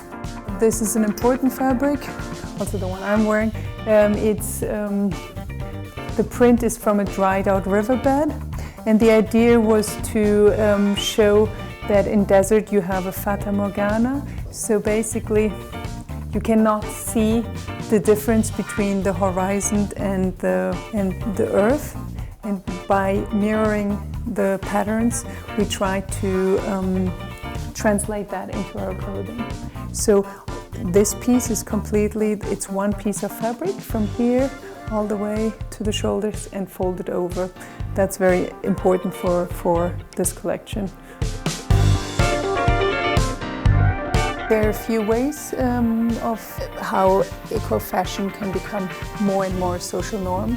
Number one, I think if we would raise customs, for example, with fashion coming from far away, it would be a very easy way to reduce producing very far away, and we would very strongly support our local businesses. So basically it would not be cheaper to be producing far away. That's one way. The other thing that one really has to see, and that's I think done through education. If one starts to communicate to especially young people what it means if you buy a t-shirt from a big corporation producing it very cheaply. If you buy a t-shirt for €5 that has hand-stitched sequins on it, that means that someone was not paid to do it. And not only was that person not paid properly who produced that t-shirt, but at the same time, if the t-shirt is dyed in poisonous color far away, that person that stands in the poisonous color probably lives shorter. And since he lives shorter, he will probably have big medical bills. We're not paying for that. We're just paying for the t-shirt. If we would, just with educating, communicate the system the way it's working right now, from big companies producing far away, that would help us to really push forward ecologic fashion here at home. I think as a global community, we should really work to enhance the vision of fashion, so one can feel good about fashion and not feel guilty, think that one has to change something in order to enjoy fashion. We have to go back to really find the beauty in creating fashion, giving it some value, and enjoying the knowledge of what it's made, what the story is. iStudio.com for fashion and entertainment professionals. Connect with accredited and experienced industry pros like photographers, commercial directors, models, casting agents, actors, and makeup artists. Find professionals that are plugged in. They're all connected. See you on iStudio. www.istudio.com, where the modeling industry meets. First, we head to Huelva, Spain, to meet a local brand, AB Craft, which was created as a public service plea from the locals searching for more eco-luxury products in the area. In 2013, AB Craft was started by an economist who fell in love with the sustainable lifestyle she experienced while vacationing in Melbourne, Australia. She made it a mission to bring this same style and love for eco-fashion to Huelva. Mi nombre es Yasuri Mayaría Torresagasti. Soy cubana y vivo en el sur de España, en Huelva. A mediados del 2013 creé mi firma que se llama AB Craft y es una marca de moda sostenible enfocada al concepto de ecolujo. Vi la oportunidad de hacer algo diferente. Y no solamente porque era un concepto innovador, sino porque también me sentía yo, satisfecha conmigo misma, sabiendo que estaba aportando algo a la sociedad, aportando algo positivo. Tenemos como objetivo, pues, crear valor en nuestra sociedad, valor económico a través de la costura, con un trabajo digno para las mujeres que lo hacen, que lo realizan. Tenemos el objetivo de poder ayudar al medio que nos rodea, a la naturaleza. Hacemos, prenda sostenible basada en los factores que podemos cumplir, porque realmente al ser una marca internacional, el transporte no es sostenible por las emisiones de CO2, ¿vale? Entonces, nosotros nos basamos en los materiales, que todos los materiales que utilizamos son ecológicos y además son certificados. Hola, mi nombre es Alberto y soy ilustrador. Ahora mismo estoy colaborando con Yasuri y Ivy Craft. Nos estamos sumergiendo en un nuevo proyecto social que consiste en exposiciones de vestidos pintados de tela ecológica, pintados con pinturas ecológicas completamente, para recaudar fondos para gente necesitada. El proceso creativo de estas prendas empieza con el diseño de Yasuri y ya entre ella y yo nos vamos poniendo de acuerdo sobre lo que buscamos un poco más, o yo le doy una idea y a lo mejor ya a partir de ahí vamos trabajando. Los materiales que usamos son pinturas completamente ecológicas de una empresa española que se llama Ecology. Todos nuestros productos están diseñados y confeccionados de manera tal que eliminamos todo lo que tenga que ver con los desechos. Todos los desechos los reutilizamos. Hola, buenas tardes. Mi nombre es Lola Galeano. Trabajo para Oquiena, Central de Moda Ética. Soy la jefa de taller y bueno, pues un poco contaros cuál es la filosofía de esta empresa, de una empresa joven que nace a través de un proyecto que tiene la Fundación Don Bosco, en la que pues se da formación para mujeres en riesgo de exclusión, totalmente gratuito, insertar a estas mujeres y darle la oportunidad de tener su primer puesto de trabajo. A la gente de aquí pues la verdad que le ha cambiado mucho la vida porque se le ha dado una oportunidad importante de formación y de reinserción en el mercado laboral. Entonces pues trabajamos con gente de un sector muy desfavorecido. El hecho de poder formarlas y darle una vía de salida para sus problemas es abrirles las puertas a la vida y a la solución de sus problemas. Esta es la colección de este verano 2015 y está confeccionada en 3 tejidos. Seda de La Paz, que es mi tejido favorito. Esta seda proviene de una cooperativa de comercio justo en la India que se llama Fabric Treasure. Este es un tejido de 100% bambú. El bambú es un tejido biodegradable. Esto es una mezcla de bambú y algodón orgánico. Y esto es un tejido que se hace en la India y es un tejido totalmente artesanal. Está hecho por mujeres en riesgo de exclusión social de la cooperativa Índigo London. Es también de la primera colección, es 100% alpaca, que proviene de la cooperativa de comercio justo Eini Bolivia. De esta alpaca solo se hacen 4 metros al mes, porque se hace completamente a mano como con técnicas antiguas, entonces no pueden hacer una gran cantidad. Con AV Craft, mi objetivo y mi deseo es poder, digamos, seguir creando valor, creando una integración vertical empresarialmente para poder así tener un mayor control de todo el proceso y de toda la trazabilidad de la empresa. ¿Sabes? Eso hace que yo pueda estar 100% segura de que toda la trazabilidad es sostenible y así poder crear valor tanto para la empresa como para los clientes.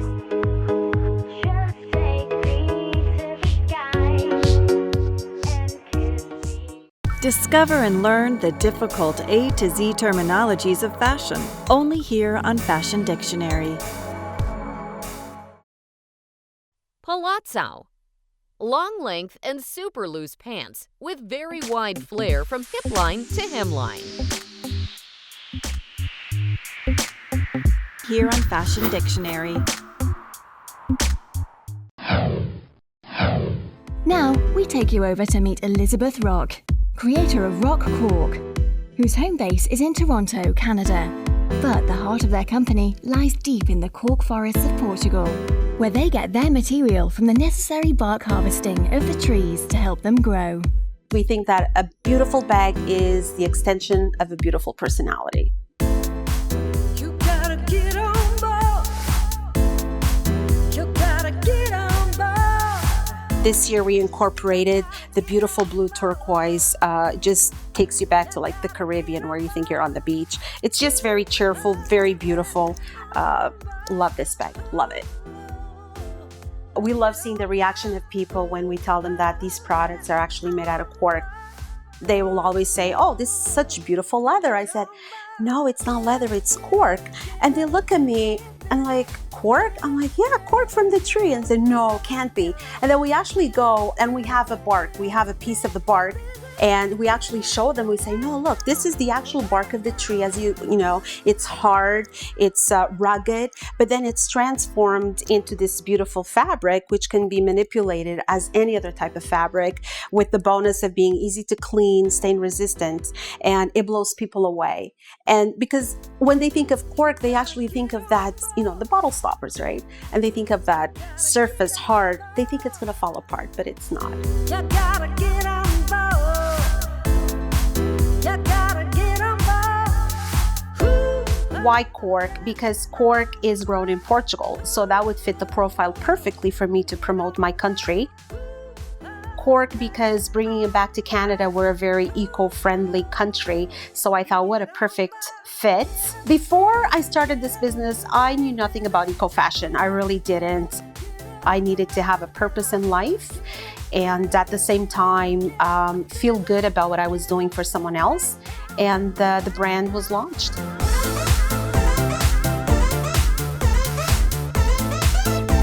This year's trend is all about small but functional bags, structured bags. And we found that this is the perfect size because, if you want to go out for dinner, if you want to go to the office, you have the function of doing it as a cross shoulder or just a beautiful little feminine silhouette to go for dinner. So this is our beautiful lining, which we have custom made for us in Portugal exclusively, as it is a fabric that we came up because we wanted our customers to feel as if they were in Portugal with us. And this makes it give the customers that feeling because it is elusive to the Portuguese hand-painted ceramics.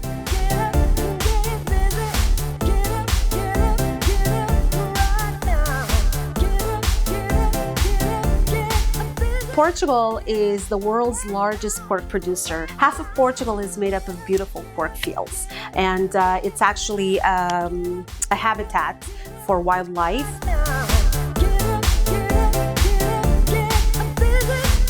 A rock pork, eco-fashion to us means we continuously support sustainability of the cork trees while providing fair trade working conditions to the artisans who make our products and their families. If the cork is not harvested every 9 years like it's supposed to, the tree actually suffocates. So we're actually doing good for the trees. We're sustaining them, and if properly harvested, they actually live up to 300 years. It will actually allow them to absorb CO2 properly. Harvested trees will absorb 3 to 5 times more CO2 than a tree that is not harvested. I don't have any fashion background, but I do love beautiful bags. What I do is, if I have something in mind, and I actually start with a very, very rough drawing of it. And then once that is finalized, we work on the measurements, the colors, and this is what is sent to our manufacturers in Portugal. And from there, they are able to transform my vision into a beautiful cork handbag. This is the beautiful Messina bag.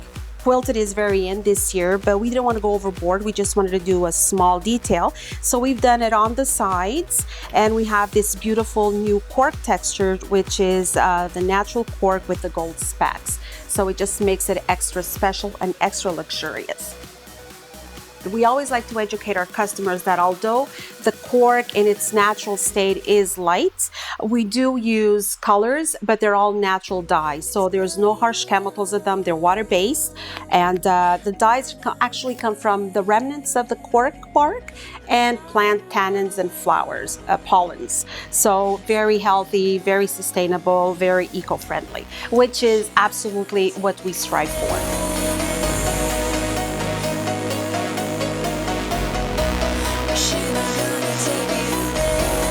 Rock cork only uses grade A quality cork. Grade A quality cork can easily be differentiated from a lower quality cork. You can look at it by the look of the product, the texture. High quality cork is velvety smooth when you touch it. It's stain resistant. It doesn't attract the dirt as much as a low quality would, and it doesn't break apart. And I think that's the misconception that people have when they think of cork. They think, oh my God, I'm gonna buy a cork purse, but it's a tree, it's gonna fall apart. But that goes back to the quality of cork being used in the products. Machine, I'm gonna take you there. People always ask me, how does cork compare to leather? They actually go hand in hand together. Now, cork is lightweight, leather is not. Cork is waterproof, leather is not. And cork is renewable and biodegradable.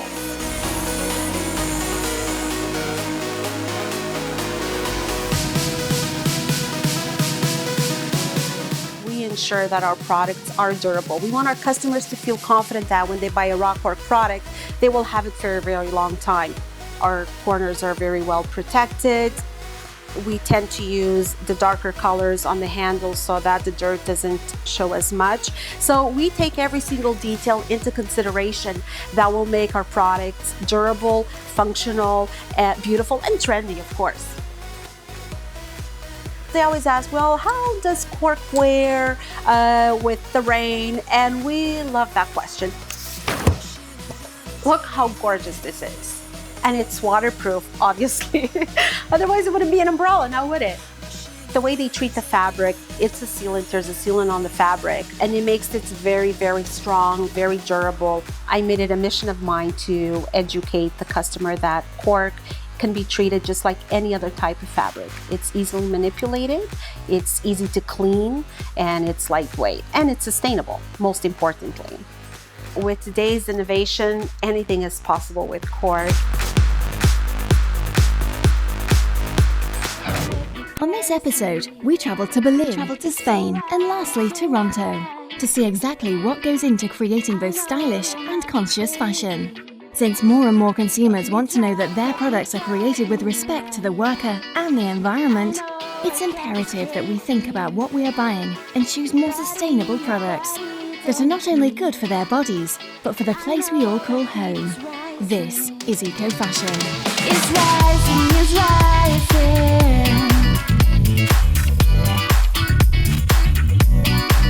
It's rising, it's rising.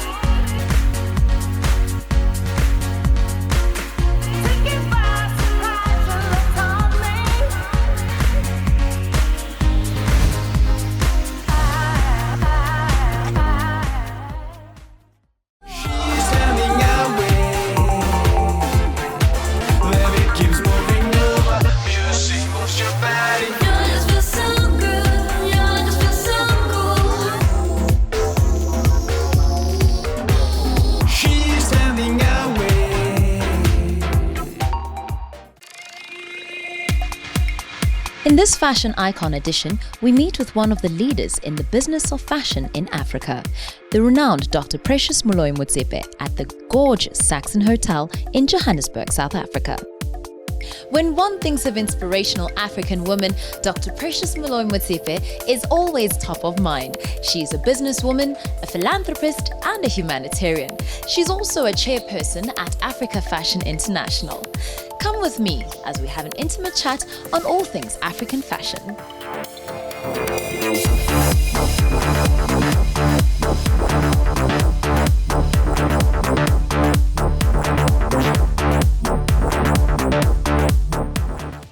Well, thank you so much for joining us, Dr. Motsepe. It's a pleasure to have you. Please tell us about AFI. A lot of people hear the name, but they're not quite sure exactly what it is. You've brought people not just from South Africa to amazing levels, and you've also brought people from Africa to introduce consumers to that platform and say, hey, we're doing something special here. Well, African Fashion International, from its inception, its goal has always been to be the best fashion marketing, the best development platform, and the best African fashion retail platform. So we've always looked at the whole continent for the best fashion designers. We host 2 fashion weeks, one in Johannesburg and one in Cape Town, in partnership with Mercedes-Benz. We curate designers from all over the continent, but really looking at the best of the best designers and other very important international magazines, because they know that is the one-stop shop for the best of African fashion and clothing. You have quite a few programs that are running there. You have your AFI Next Generation, you have your AFI platforms that have catapulted young designers, not just from the runways, but also into the business world. How is that going, and what young designers can you name and shame, if you can say, that have been pushed to a very good level? Well, it's really exciting for me because when I look back 10 years that we've been in existence, we started off, we bought the marketing platform that was Cape Town Fashion Week back then. And we took 4 young designers. David Tlali was still young at that stage, and he was one of the designers, together with Gavin, who was a little bit of a more established designer. And we took them to Paris Fashion Week. This was not done. It was unheard of, taking young designers and putting them in a platform that is Paris Fashion Week. But the exposure they received and the feedback that we received from media in Paris was really, really encouraging. And as a result of that, you've got people like Tula Cindy, who's become a well-known brand, a household name. David himself has done extremely well, and there's also Craig Jacobs, who was part of this group, who's also, I believe, is doing very, very well. So we had a huge success from just exposing designers like that on a global platform. Coming back home, we decided that those designers that are coming from college need some kind of support. So we started the Fast Track program. And this program seeks to help designers fast track their careers, from college to now I can open my own store. It doesn't happen overnight. You need 10 years to actually become an established designer. So we choose the best students from colleges. We match them or pair them with established designers where they can get exposure of how the industry works. We have short courses for them on marketing, on sales, on pricing, so they understand on the business side of fashion. And after that, they graduate and they become the next generation of designers, where they get a slot on our Fashion Week platform, and these are young designers to watch out for. And for example, we've got somebody like Rich Mnisi, who was one of our fast track designers, does menswear. He's become a well-known designer of note now. He went through the fast track program, went on to Next Generation, and now has shows on his own, and he's doing very well.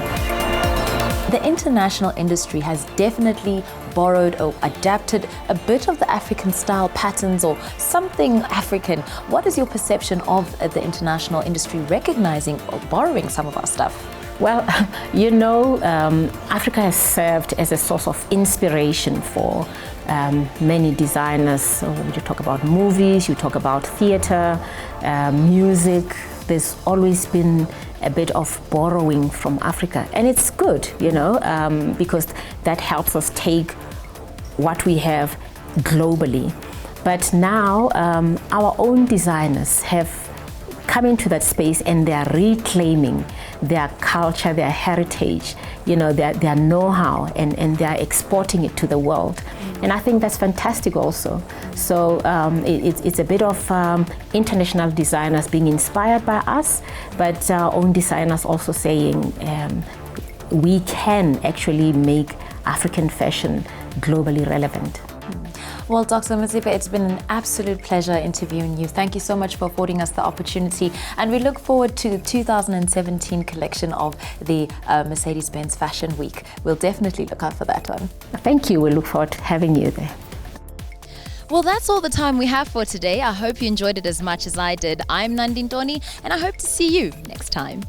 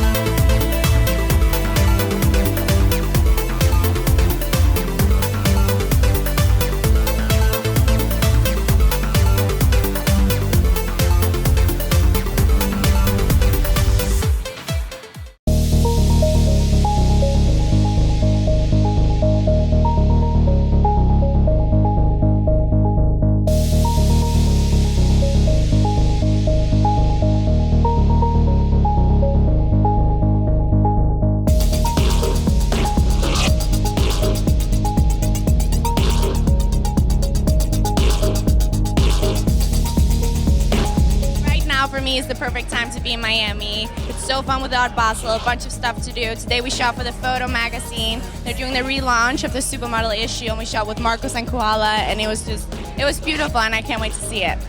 My job is, to me, the best job you could ever get. You get to travel, you get to meet people, you get to see like different places. I just love it. Every day is a new adventure, and for me, I'm so thankful for that. So thanks, Mom and Dad, for making me. I mean, this is actually really embarrassing, but I don't know what I'm wearing. The stylist just gave it to me. I don't really know much about fashion, even though I'm a model. I'm in the industry. I love wearing my comfy clothes. I love a good pair of jeans and a pair of rag and bone like shoes. Like, I'm very casual. I shouldn't be saying that on TV, but that's the truth. I'm Koala and I'm a multimedia artist, so I'm a photographer and I also design clothes and I'm also a musician. And this is my exhibit for my photography work with Marcus. And we are a photography duo and we have a lot of live art. At this exhibit, we have a live photo shoot with Nina Agdal, and we also have male models that are holding up our prints and walking around with our photos. So it's a lot of fun for this Art Basel exhibit. We dance till dawn. Photography is always fun because you get to meet so many people from all over the world, and we get to shoot in some awesome places like this hotel, the National Hotel, which is an amazing original Art Deco hotel. And for me, photography is more about being raw, while Marcus brings more of the glamorous 70s and 80s, and I bring more of the youth and counterculture to our work. And together, I think it makes something really exciting. I'm not really sure what I'm wearing. I just kind of picked this, but I love everything from street style. I really love all the sporty London style brands, and I also like high fashion. I love Versace. Yeah. I'm Monica Baccardi from Monte Carlo. We came here for Art Basel, and we bought this year the Photo magazine. It exists since 1967, and this is the special edition, top model for December. We are shooting it here in this hotel, and we're shooting it here. So for this reason, also in live, and it's a great event because we will bring art and photography together.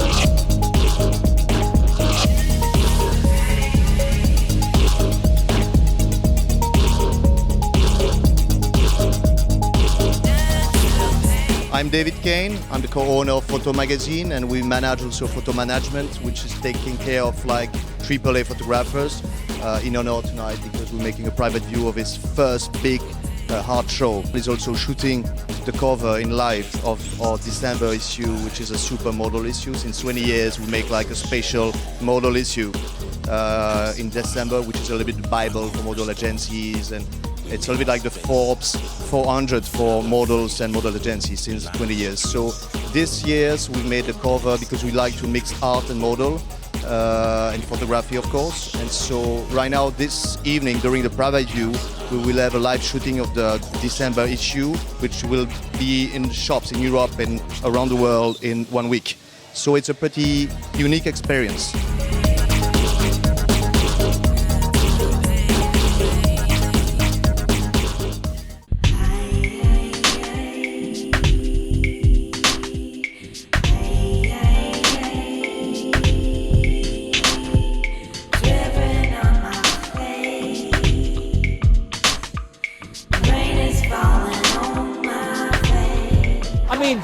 Last year to get 13, we were like, oh, unlucky for some, and we got 13 last year. If it comes along again tonight, we will be as pleased and as chuffed as the first time we ever got it. We've won 3 in a row, so we're going, can we make that 4? I would be so thrilled if we could. Rain, rain, don't go away, don't go away.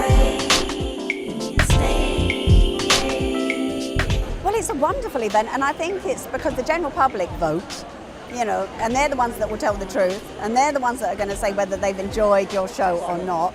And there's all the wonderful shows that are up for an award. So it's exciting. It's exciting because you don't know. You don't know what the general public and who they voted for.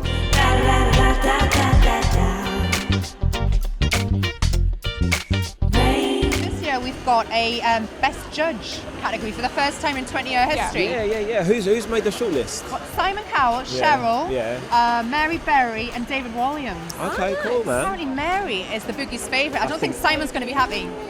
I think it's good. I think, TV judges are such a big part of TV now, aren't they? So I guess it does need its own category. I think if Simon was going to lose to anyone, I don't think he'd mind Mary. Everyone loves Mary, do you know what I mean? I mean, how can you compare Simon with Mary Berry? You can't really, can you? Similar age. They're a similar age. They're both brilliant. I mean, Simon is, for me, still the best judge. He's great, but Mary Berry's fantastic as well. You know, it's difficult. But then David.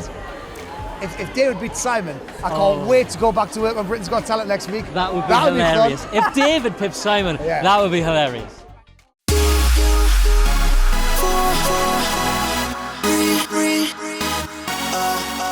Hello and welcome to London. I'm Stephanie and I'm here to bring you guys at home the latest fashion, entertainment and lifestyle news from one of the most biggest, most exciting fashion capitals of the entire world.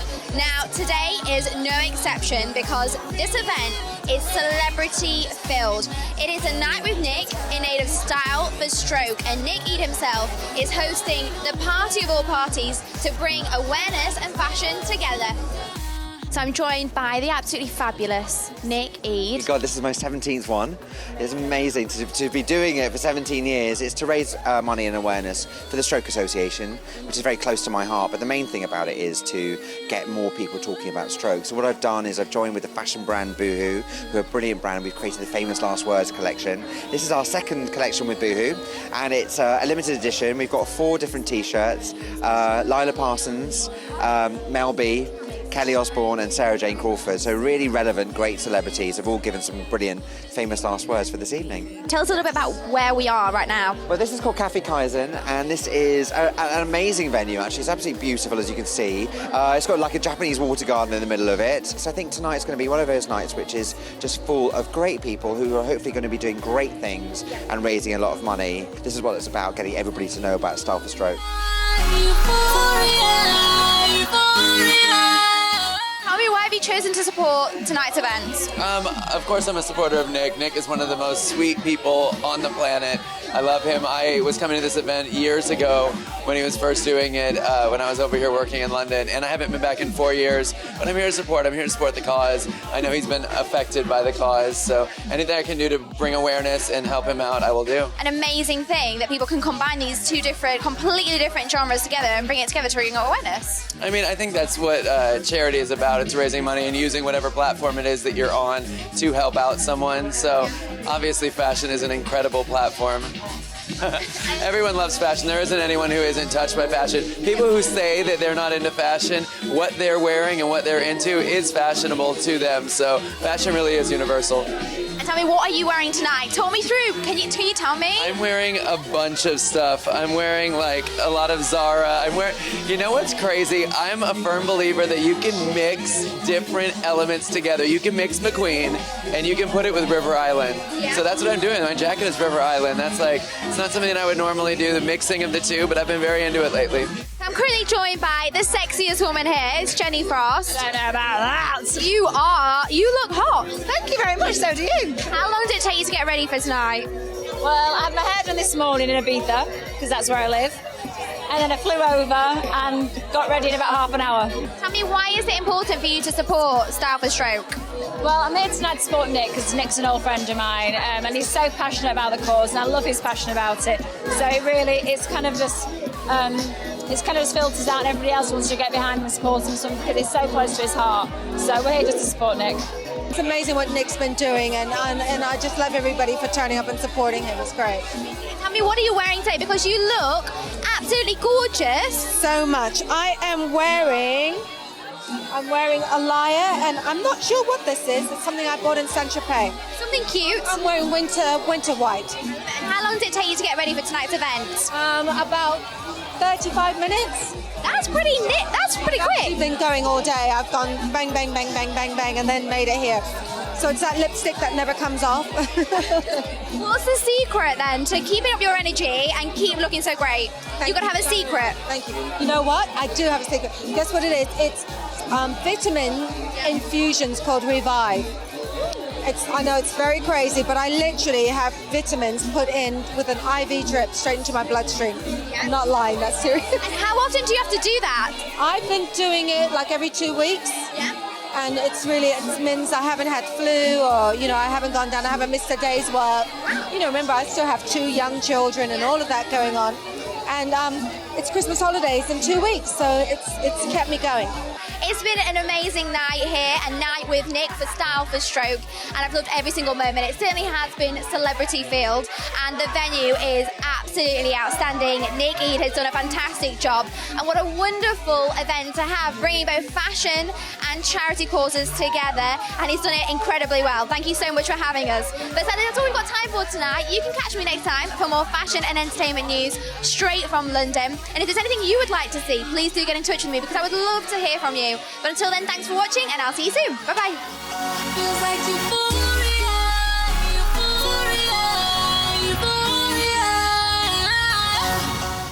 Discover and learn the difficult A to Z terminologies of fashion, only here on Fashion Dictionary. Paisley. A pattern based around twisted teardrop shapes, used commonly as prints or embroideries. Here on Fashion Dictionary. This month on Weekend Special, catch the latest trends and eye-catching apparels showcased from top fashion destinations.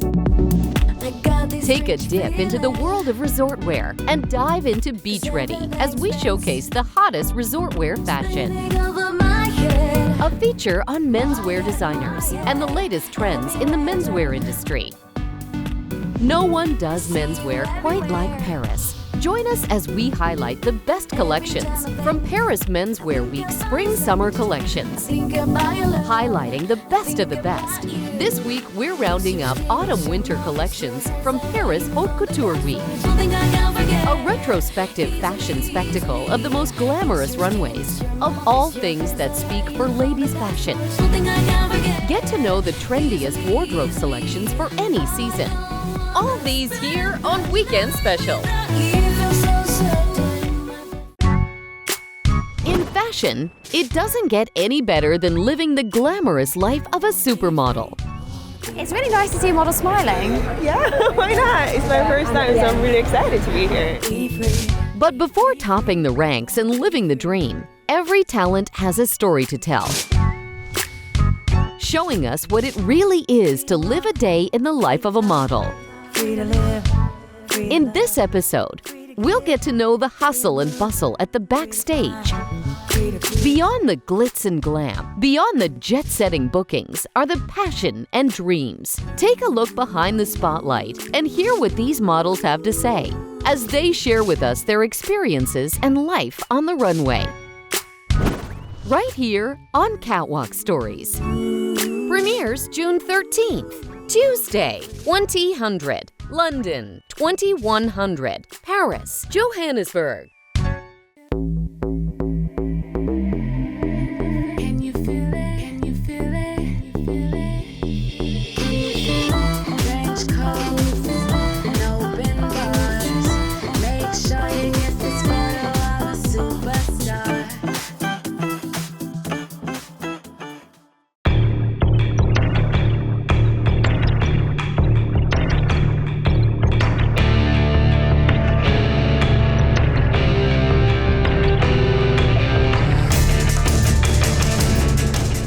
I have to say that I am very proud that it has been such a success. We had this year 40 brands coming and participating for Masters of Time, more than 400 pieces, which by itself make it the biggest retail event in the world.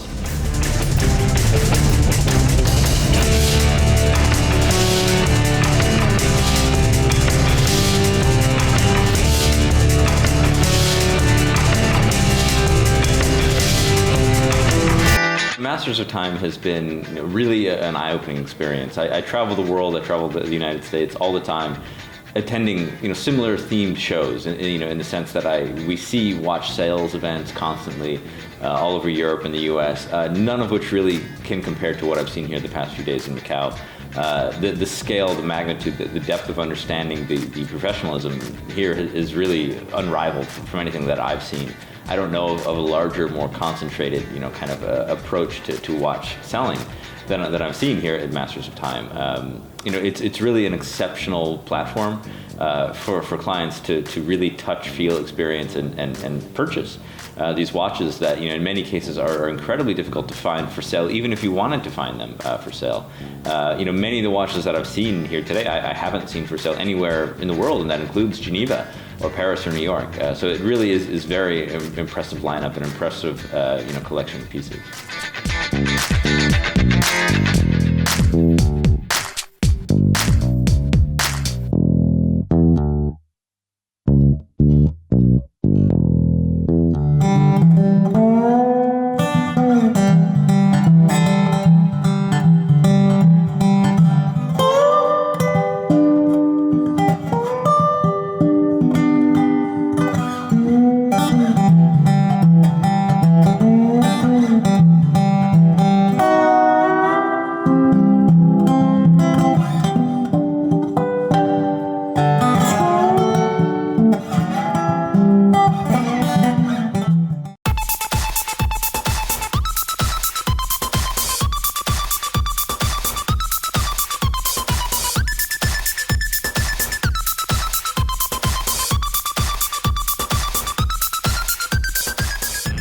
Wij zijn verhuisd van locatie in Antwerpen puur omdat we gewoon meer service willen bieden naar de consument. Dat we een betere ervaring willen geven. Ik denk dat dat heel belangrijk is ook.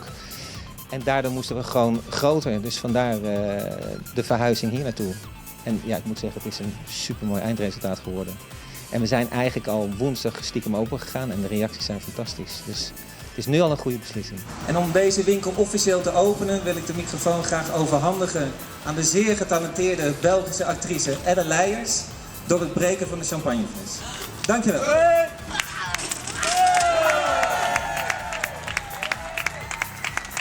Ik ben vanavond de host om de tweede grootste G-Star flagship store in de hele wereld te openen. Ik vind dat wel een eer, want ik heb daarnet ook champagne mogen crushen. En Duitse Cruise heeft dat in Amsterdam mogen doen. Dus dat vond ik dan wel cool dat ze dat aan mij hebben gevraagd om dat in Antwerpen ook te doen.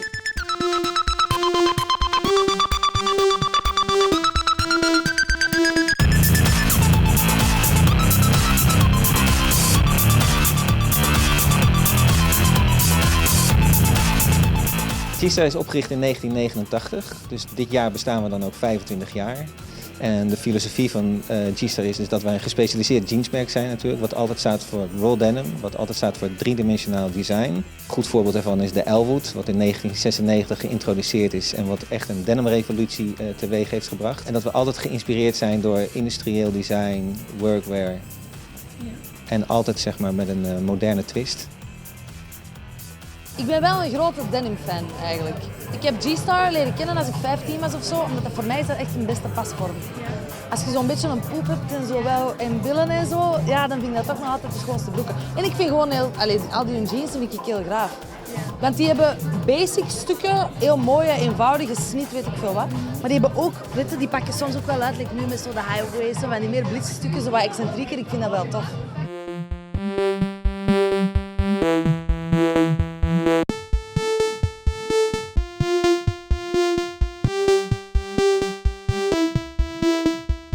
Wij halen onze inspiratie uit onze directe omgeving. Dus dat kan zijn een vintage stoel of dat kan zijn een pilotenhelm waar we een hele collectie op hebben gebaseerd.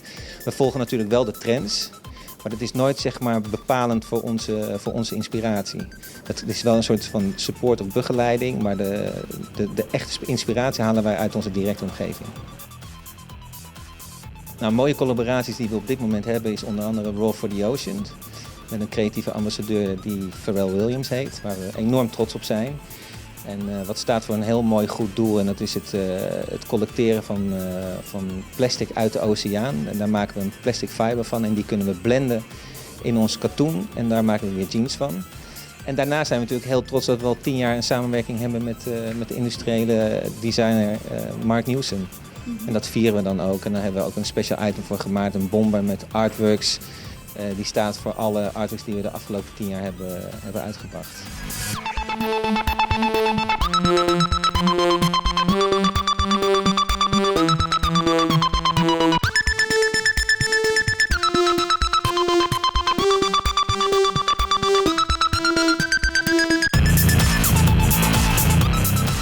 Lisa en ik komen hier vanavond een set draaien om een beetje voor de achtergrondmuziek te zorgen, een beetje een sfeertje creëren op de grote opening van een nieuwe G-Star winkel in Antwerpen. Ik vind het echt super dat G-Star ons vraagt om te draaien, want wij zien G-Star super graag en we worden ook volledig gekleed erin, dus ik vind het echt de max.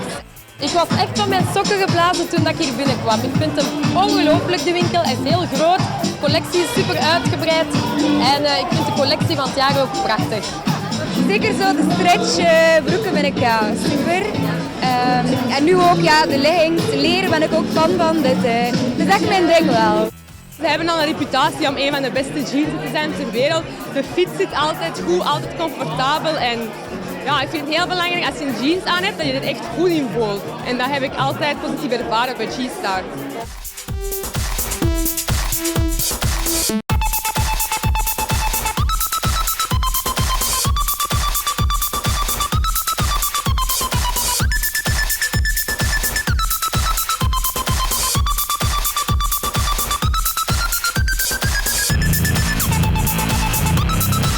Nou, wat wij proberen te creëren is dat gewoon voor de G-Star fan er voor elke gelegenheid de juiste outfit te maken.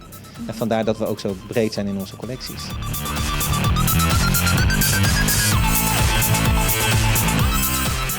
Innovatie is voor ons heel erg belangrijk en ieder seizoen leggen we de lat weer hoger voor onszelf, omdat we zo geïnteresseerd zijn van hoe ziet de jeans eruit over 2 jaar. We zijn niet zo geïnteresseerd in hoe maak je de perfecte replica, maar we zijn veel meer geïnteresseerd van hoe ziet de denim eruit over 2 jaar. En dat kan silhouet zijn, maar dat kan ook innovatie zijn in kwaliteit. En daardoor blijven we zo geïnspireerd en blijven we ook continu met hele interessante mensen in gesprek. En dat houdt ons denk ik heel erg scherp.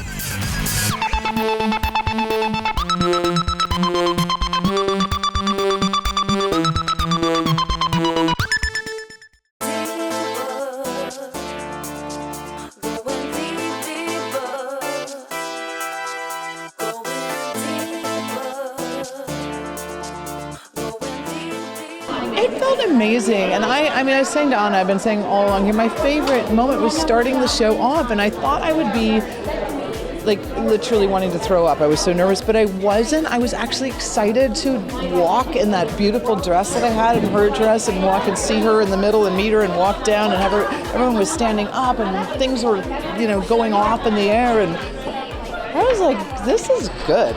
This feels good. I loved it. Well, there's nothing like 20,000 eyes on you to make an actor feel good.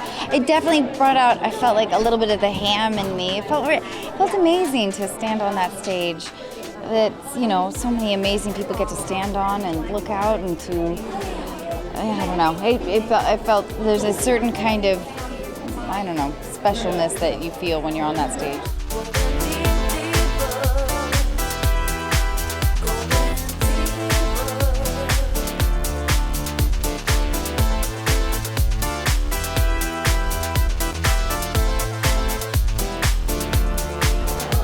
Amazing. Yeah, it means a ton. Yeah, I mean, this is why we do it. And we just announced a tour, and we're going to be out there with the fans all summer long. So to hear from them to kick off the year, it's probably the best way to start 2015. So it felt amazing being up there performing, seeing all these movie stars, TV stars. It was a pretty out-of-body experience.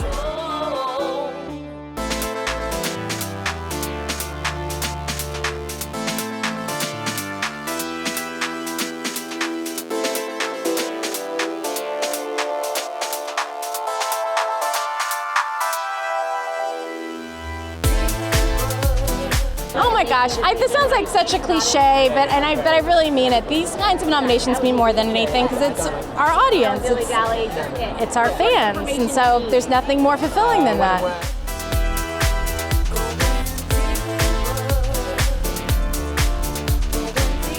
I I think we've been preparing by being in denial.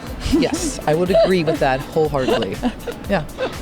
I think, we've been doing fittings and rehearsals and I think talking to each other a lot about it. I know that what's going to save me is not only sort of being with a lot of just a great supportive audience and the fans and looking out and seeing this sea of wonderfully happy people excited to be here, but also being able to look into Allison's eyes and be like, okay, we're good, right? Yeah. And we're going to get through this together. Yeah. Whatever happens, we're in it together. Yeah. So whether we're asked to host any other show or not, and we gonna reserve the right to run away. Yes. We do have a getaway car in case things go really badly. As people start booing us, we will. Yep. Just run. I'm just gonna run. Take off the heels and run as fast as we can. Catch us if you can.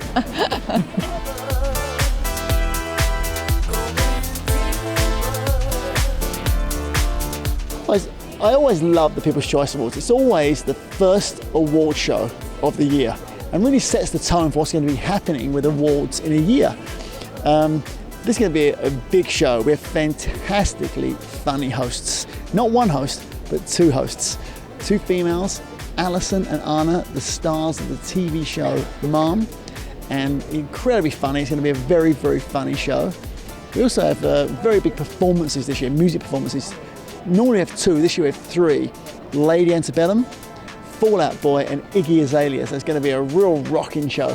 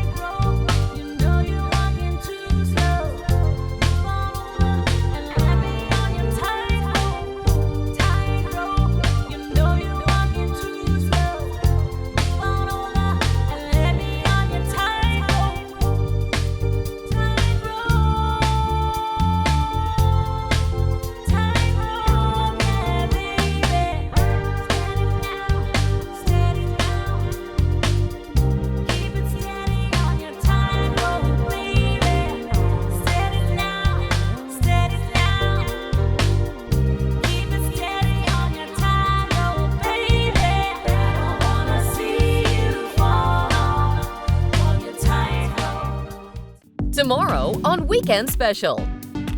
Catch the latest trends and eye-catching apparels showcased from top fashion destinations.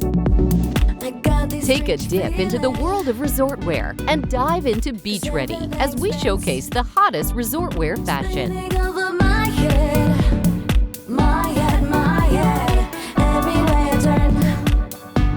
Only here on Weekend Special.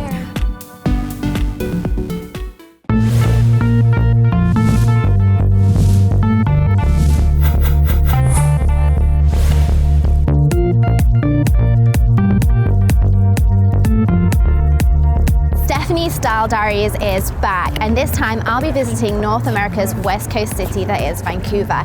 Joining me this season is Courtney Blackman. She's going to be showing me the city hotspots. She's the owner of Forward PR and a representative of Vancouver Fashion Week, so I can't think of anyone better that's got her finger on the pulse in the world of fashion. I'll be here to show you the best parts of the city. When it comes to Vancouver, I'm the expert. I'll be talking to you about the city that consistently makes the top 10 of the world for being one of the best. It's also one of the most expensive cities in the world. And if you head to the shopping district, you'll see that it has the best brands in the world, from Cartier to Dior to Chanel.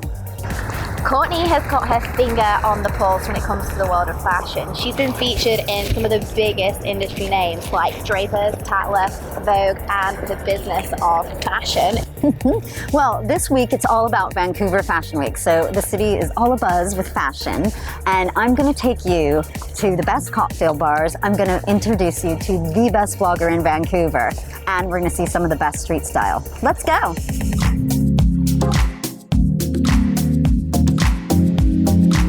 So Courtney, where are we going to go today? So before we head over to the fashion stuff, I want to take you to East Van Roasters, which is one of my favorite coffee places. And what's great about it is a social enterprise. It's a nonprofit social enterprise for women, and it employs women that live right next door here in the Rainier Hotel that may have had some struggles. So it's there to help women, and that's where I like to support and have my morning coffee. Any type of coffee that you highly recommend? Yeah, the espresso. You cannot miss it. Okay, it's epic. Shelly, how are you? Good to see you. Oh, good. Nice to see you. Hi. This is Stephanie. I'm Steph. Hello. Nice to meet you. Do you want to try dipping some truffles?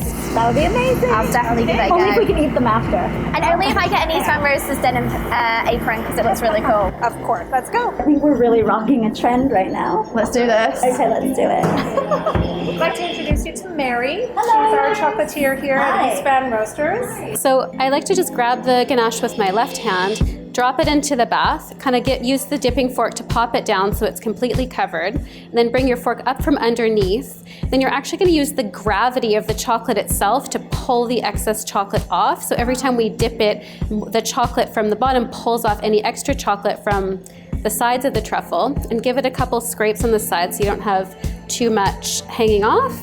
Bring it over to the paper, and you can put your fork down and just gently slide it off, and then slide your fork out to the side so you don't end up with streaks or little bumps of chocolate coming off. And then you just take a cacao nib and carefully pop it on the side while the chocolate is still on the side of the chocolate. Yeah, we like to keep it a little bit asymmetrical. I can't take any credit for how it tastes, but oh my gosh, it's good. This is delicious. Do you sit around all day and like kind of test or?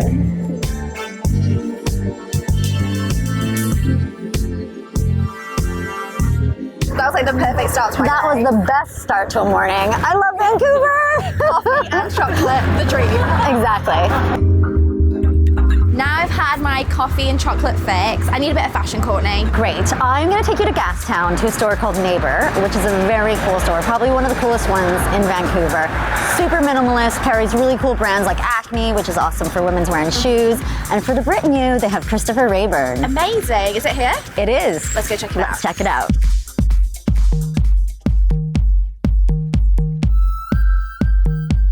Great, so let me introduce you to Karina. Hey, Karina. So good to see you. This is Steph from London. It's so nice to meet you. This place looks incredible. Thank you. So how did you guys meet? Well, Courtney came to the opening party and we met there. That was in May last year. Yeah, about a year ago. Yeah. And amazing punch at that party.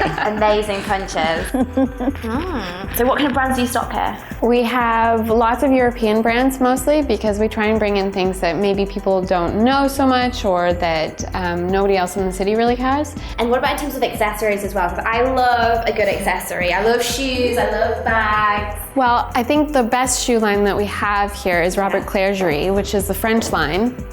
Those are really They have the stamped and printed python, so it's not actual python leather because that would be cruel. They're all super well made. I have these ones as well. They're just like really solid and they'll last you forever.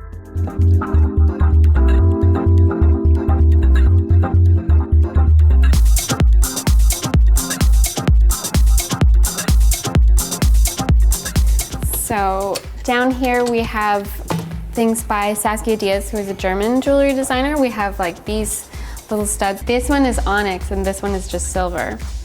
And they're her most maybe known thing. So if I want to buy this bag when I'm back in England, is it possible for me to do that? Of course, we have an online store and we ship internationally. These are the little socks you like. This one is a French designer named Etienne Deroux. I love this one because I love the chevrons, especially in the back. You can see that the way the fabric comes together. It's like super well made. Beautifully made, yeah. Or of course, we have the classic Acne Good leather jacket. leather jacket.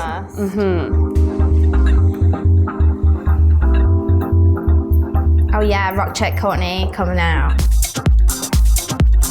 This is actually a print that was first used in 1965, and then they've redone it, and they actually pulled the inspiration for these pieces from their archive. That looks like it, yeah. They started again. They have the creative director from And Other Stories as their creative director. Yeah, it's a good transition piece. Can I take it? Of course. I need this in my life. Thank you so much. Thanks, Karina. See ya. Bye. That was such a good store, and that jacket looks incredible on you. Thanks so much, Courtney. I love it. What's next, Courtney? What are we doing now? Okay, so I'm going to take you to meet a blogger. His name is McKenneth, and he is featured in Everything Everywhere globally. Wow. His kind of blogger name is Lil Fashionista, and you always see him on social media taking little videos of himself on Snapchat saying, "I'm so busy." So it's very exciting that he's taking time out to meet us, because I haven't met him, so I'm really excited to meet him. And let's just go get busy with him. Okay, let's go check it out. Okay. Hey. This is so pretty. It's beautiful.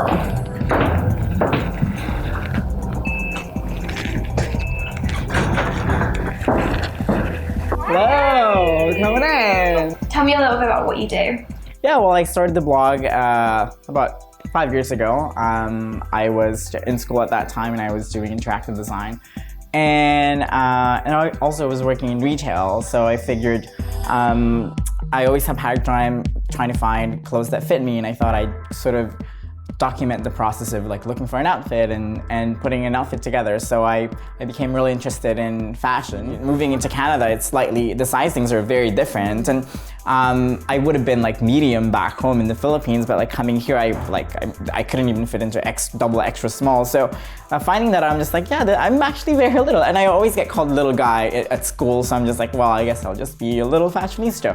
Does your family call you Little Fashionista? No, it's completely it's completely different at home. Like, I would be, like, my parents still don't know that the whole blogging thing. They're like, you know, but I always find like really interesting pieces at my mom's closet. Like, I have a pajama pants that I found in her closet, and I'm just like, you know, can I have this? And I would find old sweater that she doesn't wear anymore, and I kind of just like, this is really high fashion right now, so I'm just gonna take it. And I think it was one point when Vancouver Magazine did an article for the top, like the bloggers you should follow in Vancouver that's making noises around the world or whatever.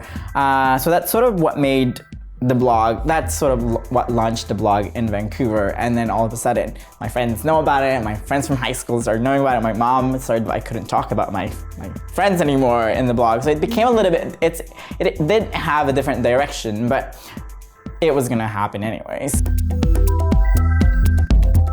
Freelance job, and you're working, and then you're doing your blog, and then everything else. Like, how do you fit it in? And all the pictures, pictures take time, because you've got to plan your outfits, you've got to style them, you've got to go out and take the pictures, and edit them, and you've got to upload it online, and then on top of that you're going to work, and it's like, how are there enough hours in the day? You know what? It's a lot easier now, because I would put together an outfit anyways to go to work, and I'm glad that we don't have some sort of like an office uniform or anything like that we have to wear. So you can be, and it's a creative environment as well at work. I could just express myself with my clothes as much as I want. Yeah, we want to achieve your look, like your signature Little Fashionista pose. Like, okay. What do we do? You're gonna have to teach us. Okay, sweet. So shall we move this stuff and get started? Of course. Okay. Oh, you look so good. You look the face already. Oh my god, it actually just was fine. Yeah, okay. Let's see.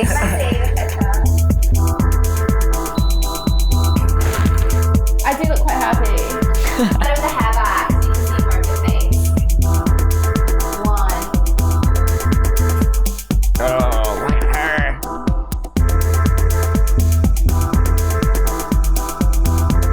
Awesome, thank you so much. No worries.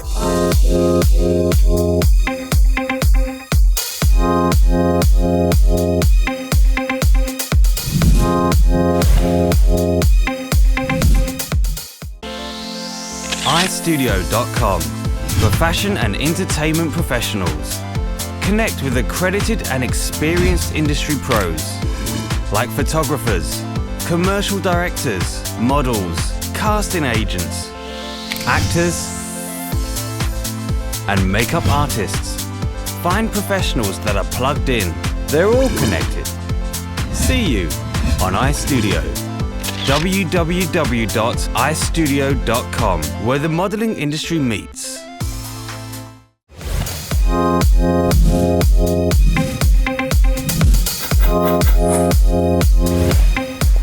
What's next, Courtney? Okay, so McKenneth has been blogging about a designer named Melissa Araujo, and I'm already familiar with her. I bought some of her pieces online. Very minimalist, really beautiful, well-made pieces. So we've hooked it up that we get to go meet this woman. Yes. I'm very excited. I know, I am too. This is it.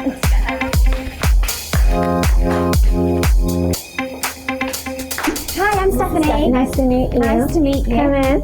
Perfect. Tell me a little about your collection, because Courtney said that she's seen some of the pieces online and she's already bought some of your stuff, but I'm a complete newbie to you. So tell me all about your kind of collection. What's going on? It's inspired by architecture, minimal lines. So I try to do luxury basics. Yeah, and it's just for a modern person, androgynous. You know, a girl can buy it, a guy can buy it. Very monochromatic colors, black, white, gray. And I think it's really important to have a strong basics in your wardrobe. That's the foundation of any closet, at least in my opinion. So I think that's the kind of person that they know who they are and they can wear a basic because their personality is going to come through anyways. I want to see your collection. Is that possible? Can you dress Stephanie or something? Yeah, let's do it. And then we can dress you too. Okay, Yeah, let's for get sure. styled up For in sure. Melissa style. Oh, wow. Ta-da! Check this out. You're so minimalist everywhere. Yeah, I'm a little bit, I guess people say OCD, so minimal just seemed like the right fit for me. And in here I have my latest collection. It's called The Basics. So Melissa, can we try these on? Yes, let's do it. I think Stephanie, you're gonna look amazing in our Naya tunic. Okay, this looks great, but this slit is very high. Yes, I mean you can pair it with a pair of jeans. You can pair it with high-waisted shorts, and I think I have the right thing to put you on. I'll give you guys a minute to get changed. We're ready. Have a look. A chorus of Melissa girls. What do you think? Oh, you guys look amazing. I love it. I love the pieces that we picked for you. The vest looks amazing on you, Courtney. It really Thanks. does. I think it really adds to like just the layering. I love layering. I love layering. Me too. I love that. This is so sexy on you. You like it? I love the Maya slit tunic on you. And like I said, it can be worn with jeans, it could be worn with leggings, but I love how we did with the short shorts. The short shorts. Now, Steph goes to a lot of red carpet events. Do you think that she could wear this on the red carpet? I think you can. If you have the right shoes, the right accessories, you can look amazing. Maybe even like a pair of like sequined hot pants. You could jazz it up. Yeah, or like, amazing leather pants. Yeah. Would really elevate the outfit. I love it, and it feels so nice. Yeah, doesn't it feel amazing against your skin? Yeah, I love it. What do you think, Courtney? I know, it's so soft. Like you could literally like be working really late and fall asleep in this and be like, Fine, yeah. Should we take a look in the mirror? Yeah, let's go take a look. The big reveals were I know, I can see you and you look really good. It's nice and drapey. And black always works, right? Yeah, black is awesome. Cool. All right, Stephanie, must step away. Let's have a look, let's have a look. Like, wow, it's very revealing, but I like it. I think this would be great, like Courtney said, on a red carpet or like a night out, or even like with, like you said, like leather pants underneath for every day. Yes. And the material feels so nice.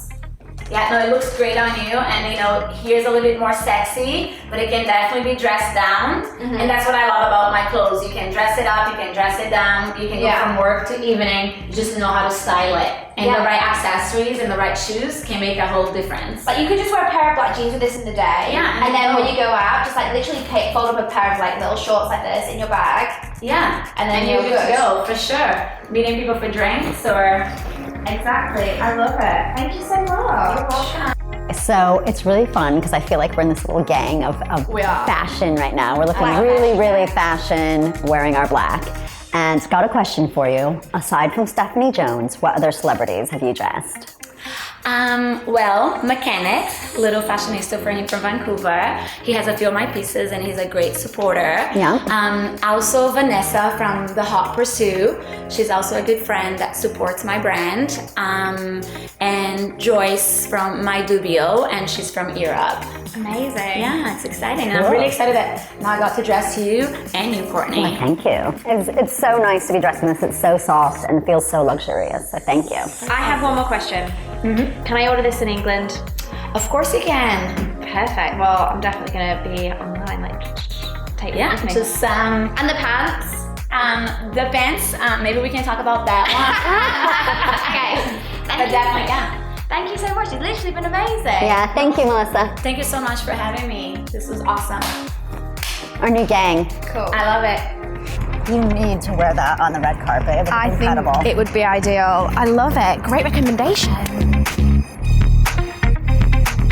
Okay, so Steph, before we head off to Fashion Week, we have to get a drink. Okay. Now, there's a cocktail bar I want to take you to. It's called Juniper. It opened a couple of months ago. I was at the launch party, and it was ram-packed. They had a gin and tonic bar. They had Negroni on tap. It sounds ideal already. And this is one of these places where it's kind of the place to go. It's like a lot of fashion editors go there. A lot of films get made in Vancouver, so a lot of celebrities come here. Rumor is it's Justin Bieber's place to come when he's in Vancouver, so you're gonna love it. Let's go check it out. So, welcome to Juniper, Steph. Hey Sean, how's it going? How are you? Good, nice to see you again. You too. May I introduce you to Stephanie? Hey, I'm Sean. Steph. Nice to meet you. Pleasure. Welcome to Juniper. Thanks. So you're gonna. You've been here before. Haven't I ever? That was a fun night. Who wants to make the gin and tonic? So this is a local gin. So first you're gonna take this jigger right here. You're gonna put 45 mils of ampersand gin into the jigger, into the glass. Can't even get the lid off. Oh, we're off to a good Okay, there we go. start. There we go. There we go. These are watermelon radishes. So you're gonna grab a couple of those. Watermelon radishes. So it's a local radish. They're really cool. You can put one in, and then we'll cut one in half. Okay, I'm gonna take the pink half because that's way Let's cute. put the other one on the other side so it looks pretty. Now, pink peppercorns, so about half a spoon of those. You can kind of like put it on top so it sits on top of the ice cubes. It looks really cool. So you're gonna get one of these dehydrated lemons, and that's gonna kind of add some color to it. Look at this. This looks Beautiful, really right? cool. When we serve it, we would just serve it like that, with the tonic on the side. That's how it'll come. So, you're gonna start with long table gin, Okay. then fresh lemon juice. Okay. So now we're ready for some ice. We call it crowning it. So that's just some lemon zest. It's gonna give it a nice fragrance. And now we got creme de cassis, and you're just gonna gently, maybe put your finger on top, drizzle it on top, and it's gonna cascade down. And this is gonna give it some fruitiness and some sweetness. Oh, that is good. Oh, that is really good. It's gonna be nice and cold with that nice crushed ice. This is gonna be a team effort. Yeah, team effort. Team Okay. effort. Well, You have to be on the team too. I'll do the because we first actually part. know what we're doing. I'll pour the absolute elix. Here we go, pineapple juice. Now, pineapple and basil go really well together. So let's throw some basil in there. Just go like that. Slap it. Smack it. Give it a little slap. There you go. Yeah. Let's go 15 of the ginger. So that's gonna give us a little bit of sweetness and a bit of spice. We've got Ray and Nephew, which is a rum. 10 mils in there, so just before. So Pour 10 mils in. this is going to be a very surprising beverage. This is a very potent Jamaican rum. Oops, I put in a little too much. I think we need some pink bubs. Oh, What do you think? goodness. Yes. We're gonna do something really fun now. Great. Like This is gold, definitely this is extravagant. in keeping with the theme of fashion. It's not a cheap cocktail, let's say that, but when you order it, you look pretty cool because you're gonna attract a lot of attention. Yes. Yes. It's a party, right? All right. High five, guys. Good job. We haven't even tried it yet. I hope it tastes good. Awesome. What's it called again? It's the Miss Jones Pineapple Surprise. Miss Jones Miss Pineapple Jones Surprise. Pineapple surprise. Amazing. And then we'll go like this and open her back up. Oh, it's beautiful on the inside, on the outside. Gold. And you serve it like so. Oh my goodness, wow. I'm very nervous of that. Very extravagant. There you go. Okay, so ready, All right. on. This is the Miss Jones Pineapple Surprise featuring Ray and Nephew. and Absolute. And absolute elix. Yeah, and Absolute Elix, of Are you course. ready? Yeah. 1, 2, 3, go. Guys, I think this might be the winning cocktail. You should definitely put this on the menu. I might be able to do that. Or it could be a secret drink where someone comes in and orders it. They're If in the you're know. in the club and you watch the video, come in and ask for a Miss Jones Pineapple Surprise. and you'll get one of these bad boys. It's complete with gold and sparkles. All the good stuff. All the good stuff. Thank you. Thank you. Ladies, This that has was been awesome. Thank you so much.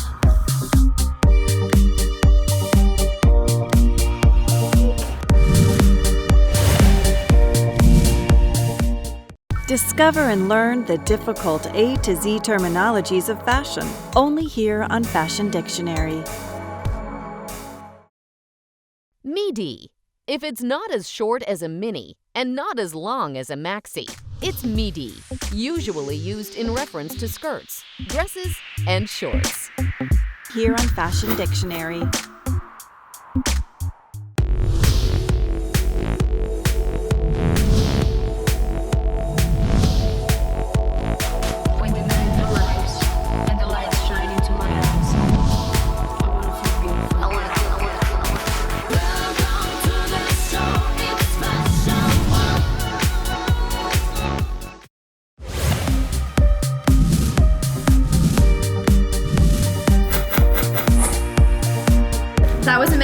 your cocktail was delicious. Why, thank you. The one that I named after you, or all of them? Okay. You definitely won that hands down. I don't know. Your gin and tonic was perfect. On to Fashion Week.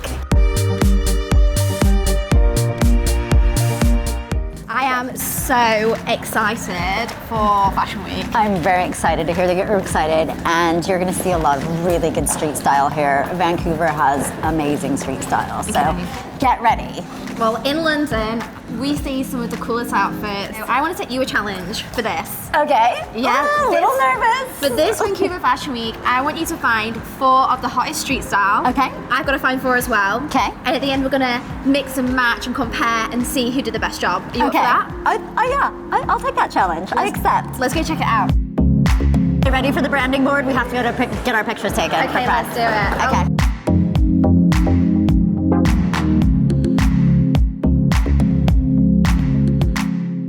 Runway, so the models will exit from there, and this is where all of the action is going to take place. So this is the perfect place then for us to do our street style challenge. I think this is pretty ideal. In between the shows, there's going to be a little pause, and in that little pause, we're going to try and grab a few people, find out their street style, what they're wearing, what their style inspiration is. Love it. And we've got to get the hottest or quirkiest people that are attending tonight. And they can be both male or female, correct? Correct. Okay. Yeah, cool. you ready? I'm ready. Should we maybe have 2 boys and 2 girls? Whatever takes your fancy. So much. It's going to be good. So the much challenge choice. is on. Okay. The place is filling up. There's loads of people that work in fashion all arriving. So are you ready for your challenge? I think I'm ready. I've seen some pretty good people. I've spotted someone that I think could be a challenge winner. Let's go talk to her. Okay, here's your microphone. All right, let's do it. Now, what are we wearing here? Okay, so headpiece and arm cuffs made by us, Style Squared. We are fashion bloggers. That's my sister there, she's a little shy. Okay. And the rest is very like high street. So this is Joe Fresh, Canadian brand. This is Forever 21. Yeah. And this is Joe Fresh. And the purse is Aldo, Canadian. Okay. And now your hat and your arm cuffs, are they made from like upcycled rope? Exactly. And where did you get the rope? My husband works in construction. Okay. And I'm like, it's kind of like cooking.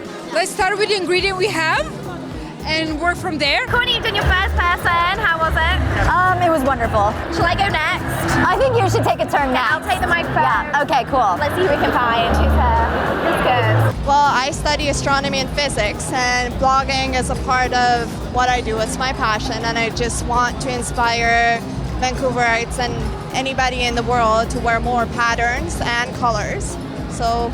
Well, you're definitely doing that today because that's what made you stand out to me. I saw these beautiful polka dots in your scarf and you look awesome. Thank you. I wanted to do a 70s inspired look today because I felt that it is trending this year and I'm looking forward to see more of it. I'm very excited. Can you tell us what your name is and what you do? So I'm Danielle Montaigne and I'm a stylist. I'm wearing Alex Sassi right now. He's showing at Fashion Week this week. He's always a favorite for everybody, so it'll be a really good show. I love his collections. Everybody loves him. He's an amazing person, a really good friend of mine, and he makes the most creative, original stuff, so I just love him. Like, I love his stuff. Tell me, what are you doing at Vancouver Fashion Week today? I am a designer myself, and I love to support local fashion, so I'm here out supporting. Are you wearing any of your own designs today? My hat. How long did it take you to make this hat? Because that does not look like it was a 5-minute job. No, it was a few hours. I can't remember exactly, but it was a while. How would you describe your style? It's definitely sort of a vintage, slightly eclectic style. Well, I think you look awesome, and thank you so much for chatting with us. Thank you so much. Can you tell us what you're wearing today?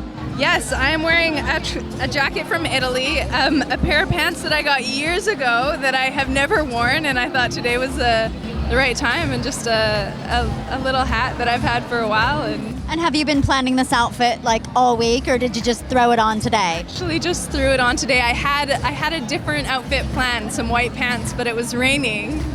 What do you think of your dress? Because I think you look so pretty. Thank you so much. I love it. When I saw it in the window panel of the store, I just was like, I have to get it because this is my prom dress. So, how long have you had this dress? I've had it since September. And is this the second time you've worn it since your prom? At first, I haven't had my prom yet. You've not had your prom yet, so you're wearing your prom dress to Fashion Week before your prom? Yes, because it's Fashion Week. I gotta be crazy, and I think it's just, there's not many times to wear my prom dress, and Fashion Week was a perfect place. Exactly. Well, I think you look beautiful. Thank you so much. You do too. Let's chat about what we're wearing here. Walk us through the outfit. Keeping it classy with the double-breasted wide peak lapels, finishing up with the double monk straps to finish the look kind of a thing. That's pretty much it, yeah. And you look a bit like an English gentleman. Is that what your inspiration is today? When it comes to styles is international. It's like it can't be just one language, like one country. It can be anything for sure.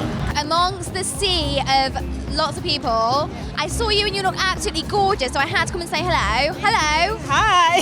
Tell me, are you a model? Because you look like a model. Thank you. Yes, I am. Of course you are. Look how tall and gorgeous you are. So what's it like so far, the experience? Because if normally you're backstage, right now you'd be doing your hair, your makeup, you'd be running around crazy. Yeah. So this is a bit more relaxed, I'm guessing. Absolutely. I can keep the same outfit all night. Like backstage, it's always crazy. I wish the girls best of luck tonight, but I know they're going to put on a great show. You clearly love your accessories because you've got your necklace on, you've got your lovely earrings and hat on. Are they a key part of your wardrobe? Yeah, absolutely. I'm a hat person for sure. I always have my hat on, especially for the bad hair days. My name is Kanika and I'm a fashion editor for a South Asian magazine called Darpan.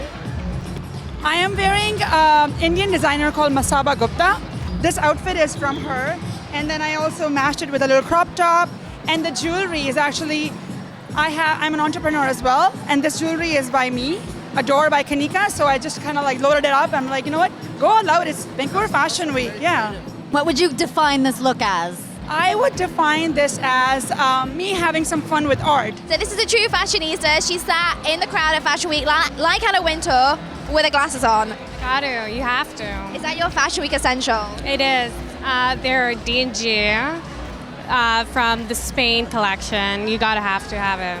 Right now I'm wearing my Valentino knee-high boots with a Givenchy vintage leather vest. Other than that though, nothing much, no. So I think it's safe to say that you definitely are a label lover.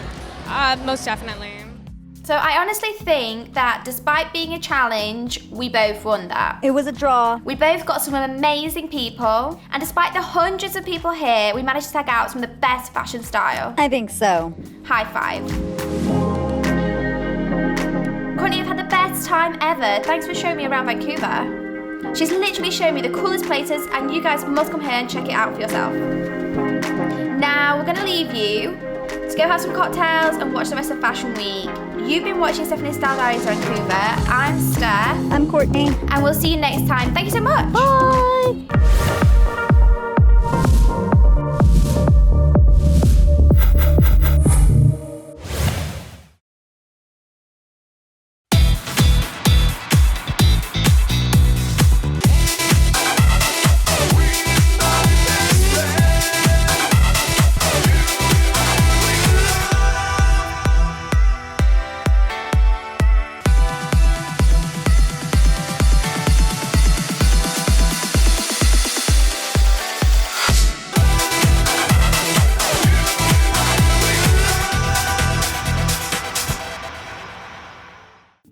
This month on Weekend Special, catch the latest trends and eye-catching apparels showcased from top fashion destinations.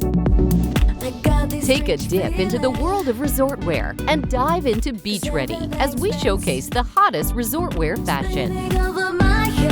A feature on menswear designers and the latest trends in the menswear industry.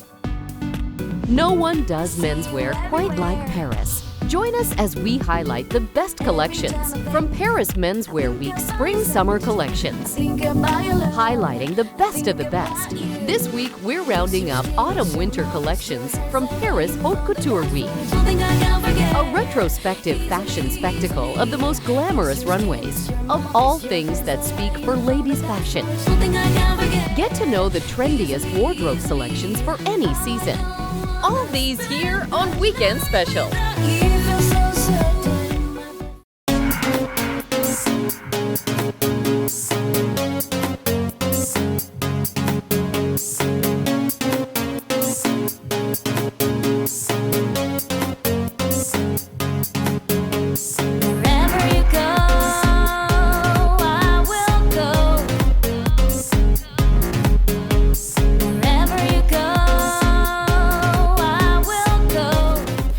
Everywhere we turn, we see gorgeous models on the covers of magazines, huge billboards, and even on our social media feeds. We see them walk the walk at fashion weeks all over the world and nail each pose for photo shoots and cover stories. But what does it really take to become a successful model? Behind every model is a dedicated and hardworking team of support that works to foster each model's career, otherwise known as an agency.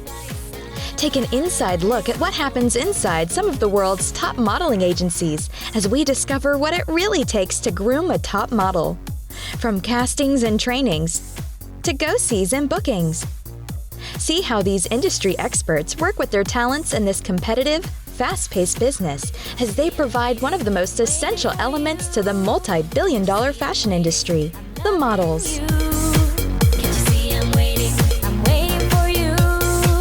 Get an exclusive look at the power players behind the world's most beautiful faces as we visit the industry's leaders in model management, only here on Agencies.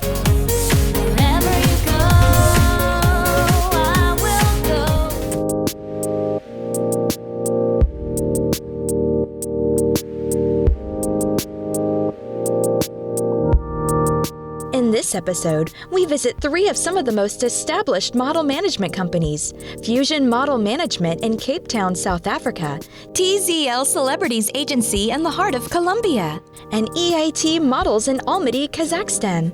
Go behind the scenes and get to know the world's top modeling agencies and the teams that run them, from agents and scouters to managers and casting directors, and even the models themselves. See what a day in the life of a modeling agency is really like. Behind every successful model is a modeling agency made up of a team of hardworking professionals that are invested in the development of their talents. The modeling industry is notoriously cutthroat, and it is up to these agencies to make sure that their models survive in this industry and become the next big name in fashion. The first agency on our list is Fusion Model Management in South Africa.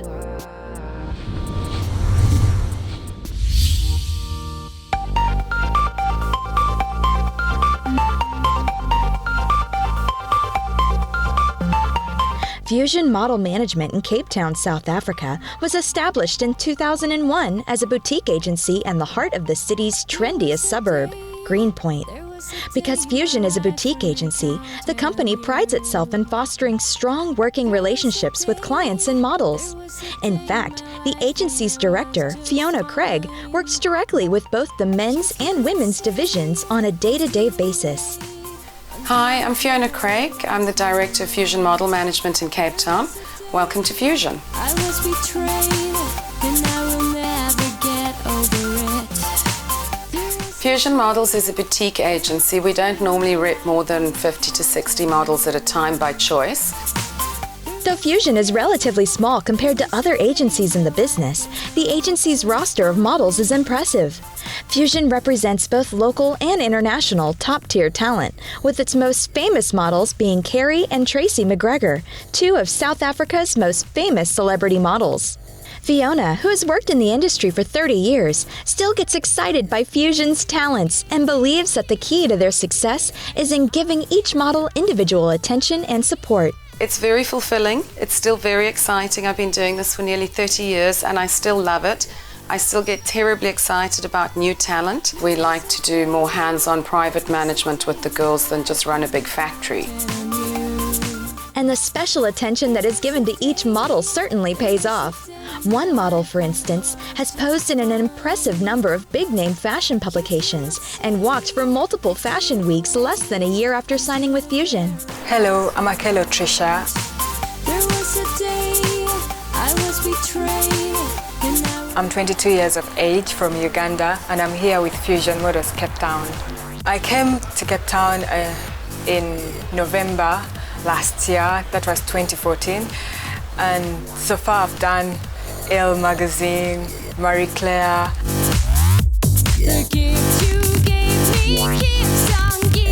Club X magazine, Glamour, and some fashion shows like Joburg Mercedes-Benz Fashion Week, Cape Town Fashion Week. Other models like Genevieve Morton have tapped into the overseas market with international magazine covers and fashion campaigns. And we also have a lot of our own models obviously working overseas. Girls like Genevieve Morton, who's based between Los Angeles and New York at the moment. She's the only South African girl who's ever done American Sports Illustrated 5 times in a row, which is a huge accomplishment. And she's had various covers for them as well. We have girls like Maritza Veer, also New York based, doing incredibly well. She's just done a new Gap campaign, Mexican Vogue, and she's a girl who comes from a small village outside Cape Town. So a huge triumph for a girl from a very small place. Fusion prides itself on their models' strong international presence and success, and Craig advises that models sign with agencies overseas to stay relevant.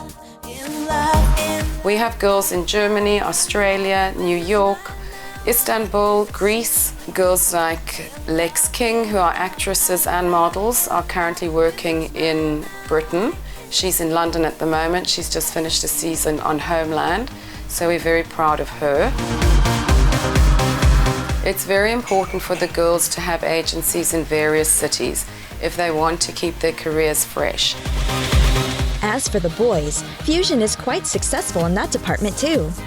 Though less high fashion, Fusion's male model department has its hands across the commercial market in addition to having models in demand by some of the industry's biggest names.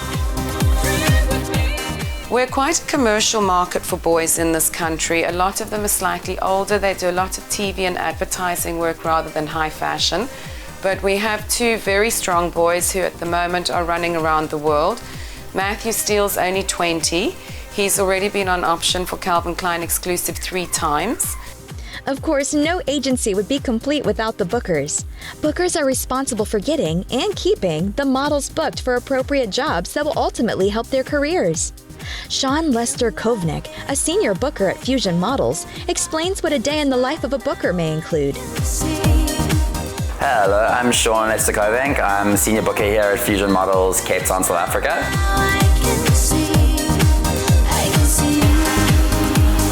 I've been doing this for around about 5 years. I really enjoy the industry. It's never a dull moment with the models, the clients, the designers. It's a very exciting industry to be in. You've got to be quite fast on your feet. You never know when a model's going to be cancelled, or you've got to be on the ball, negotiating rates, speaking with designers, liaising with clients. Yeah, it's a very, very exciting career. Ultimately, it is the combined effort of the entire team that is responsible for the success of Fusion's models. Being a small agency allows Fusion to develop close working relationships with its models. And it is that family-like atmosphere that sets Fusion apart from the rest of the agencies in the business. Yeah, we try and look after our people. They actually, I think, pretty spoiled here sometimes because we really do care. After getting an in-depth look at one of the most celebrated agencies in South Africa, let's head overseas to Colombia to check out an agency that specializes in celebrity talent. Stay tuned after the break. iStudio.com for fashion and entertainment professionals. Connect with accredited and experienced industry pros like photographers, commercial directors, models, casting agents, actors, and makeup artists. Find professionals that are plugged in. They're all connected. See you on iStudio. www.istudio.com, where the modeling industry meets.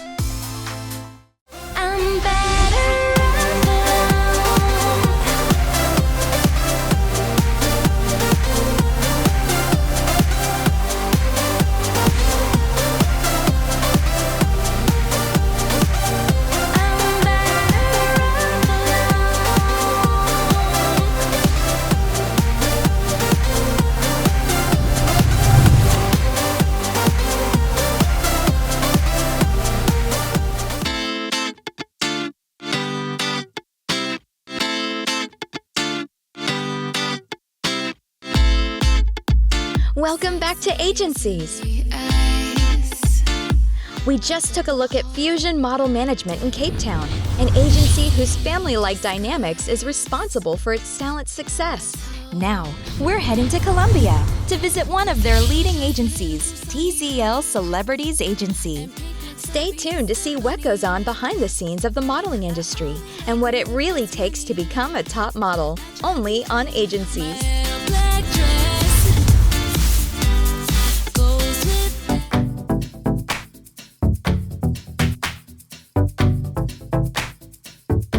Located in the heart of Colombia, TZL Celebrities Agency is one of a kind.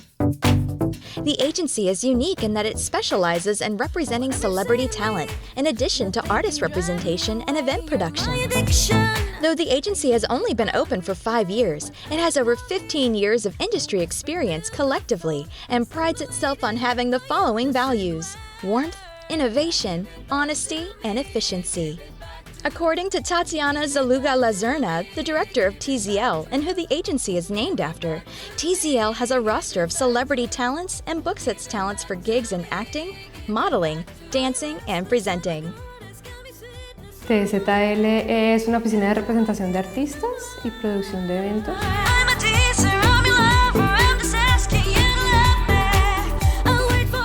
Funcionamos hace 5 años y medio.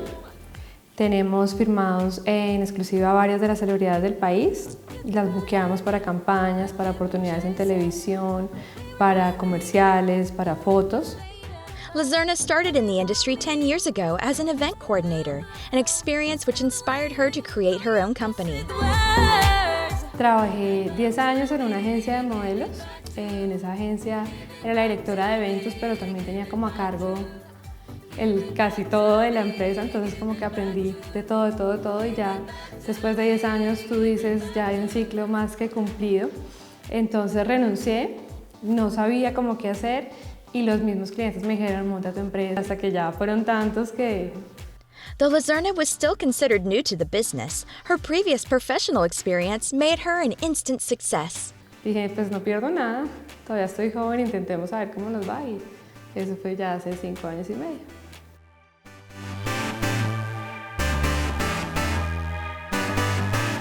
Lazerna and her agency's reputation are evident when speaking with her clients.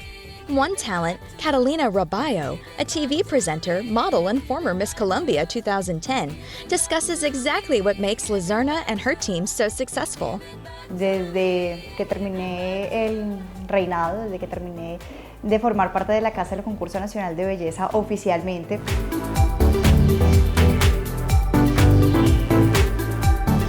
pues por el título se te abren muchas oportunidades y se te abren muchas puertas para trabajar en diversas cosas, pero ahí es donde uno necesitaba, o por lo menos yo sentía que necesitaba una persona que me guiara, una persona que de verdad me dijera a mí que estaba bien y que no.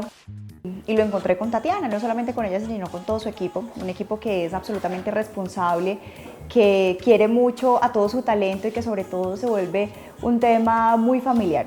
Carlos Vargas, a TV presenter and another TZL talent, also vouched for Lazerna and her team's dedication. Muchas veces yo no sabía cómo decirle no, cómo decirle sí o cómo llegar a acuerdos con ciertas marcas, empresas, personas, fundaciones.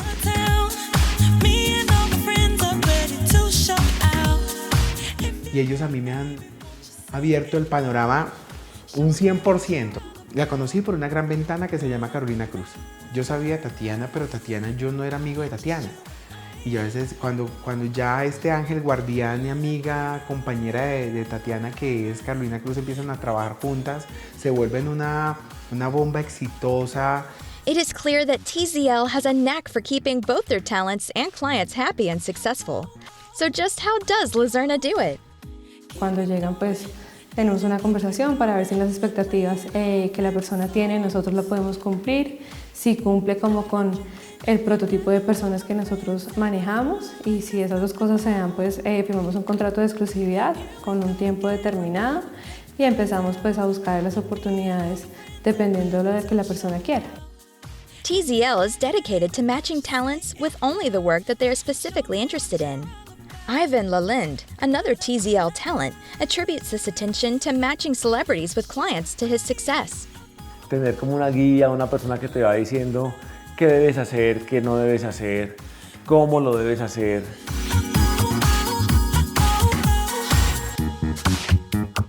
cuál es la mejor forma, pues yo creo que Tatiana es la persona indicada. Eso me gusta, que yo no me siento trabajando. Yo con TZL me siento como que siento como una sombrillita, como que me siento protegido. Entonces para mí es, pues porque es que de verdad el mundo del entretenimiento y el trabajo de nosotros hay mucha competencia, muchas comparaciones y yo aquí me siento como en un resguardo. TZL's family-like atmosphere and top-tier celebrity talents set them apart from other agencies in the industry. La esencia de TZL yo diría que es nuestro eslogan. Trabajamos por pasión. Los que trabajan acá trabajan porque tienen la marca en el corazón, porque les gusta lo que hacen. Considero que tengo un gran equipo. Es un equipo que es totalmente apasionado y eso es muy importante en la vida. That ends our feature of one of the most successful agencies in Colombia. Stay tuned as we head to Kazakhstan to discover more industry talents. Only here on Agencies. Discover and learn the difficult A to Z terminologies of fashion, only here on Fashion Dictionary. Peg top. Pleated, tucked, or gathered at the waist and hips, but tapered to narrow at the hem of a skirt or the ankles of the pants. Here on Fashion Dictionary. In fashion, it doesn't get any better than living the glamorous life of a supermodel. It's really nice to see a model smiling. Yeah, why not? It's my first time, so I'm really excited to be here. But before topping the ranks and living the dream, every talent has a story to tell, showing us what it really is to live a day in the life of a model. In this episode, we'll get to know the hustle and bustle at the backstage. Beyond the glitz and glam, beyond the jet-setting bookings, are the passion and dreams. Take a look behind the spotlight and hear what these models have to say as they share with us their experiences and life on the runway. Right here on Catwalk Stories. Premieres June 13th, Tuesday, 2000, London, 2100, Paris, Johannesburg.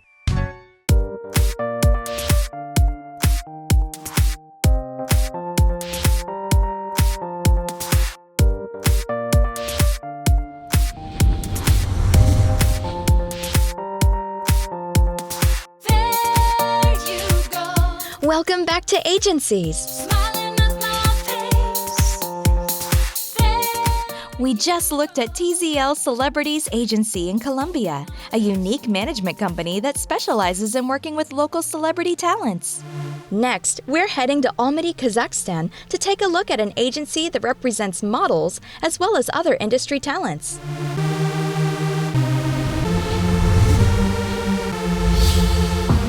EAT Models is located in the scenic city of Almaty in Kazakhstan and is the official agency for Mercedes-Benz Fashion Week Almaty Astana. The agency was founded by the photographer Jan Ray and has since then grown into not just one of the biggest agencies in Kazakhstan, but also a renowned modeling school. Given EAT's success, it's hard to believe that in the agency's early days, Ray and his team did everything by themselves. Ну, на самом деле мы с самого начала, в принципе, как самое прогрессивное модельное агентство и, в принципе, прогрессивные люди, которые здесь работают, мы все это делали сами, своими руками.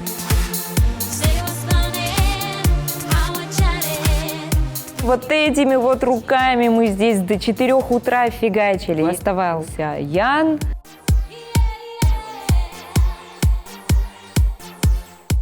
На тот момент тогдашний наш фотограф, я, вот Сергей и Саида. Это вот третий человек, вот 3 учредителей. Все вот, и мы это все сами тут там, я не знаю, красили, пылью дышали. Тут раньше были другие столы, они, эти ребята выпиливали. Мы подиум красили этим, как его, корабельным лаком. Все сами делали, натурально. With such a dedicated team and strong foundation, it wasn't very long before EAT built a reputation for itself. Все начиналось как прикол, и никто никогда не думал, что это закончится вот, знаешь, вот какими-то такими глобальными вещами.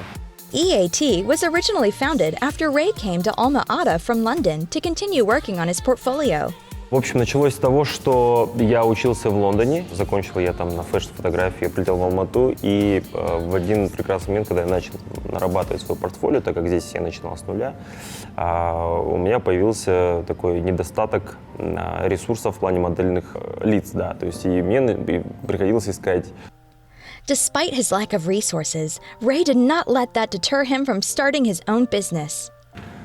И мне приходилось просто набирать какой-то такой группы людей, лица, которые мне нравились, и у меня потихонечку началась набираться вот эта группа. И потом я просто в один момент понял, что почему бы не сделать из этого что-то больше, да, там, чтобы, в принципе, вся Алмата и Казахстан мог бы наслаждаться новыми лицами, свежими. And as for Ray's thoughts on his position now? Я не знаю, как я числюсь здесь. Ну, меня в городе знают как... Ну да, меня в городе знают как учредитель или там, основатель модельного агентства. Sergey Maltsev, EAT's director, gave us further insight into the agency's humble beginnings. На самом деле, изначально, когда мы открыли агентство, я когда там решали, кто чем будет заниматься, то есть там...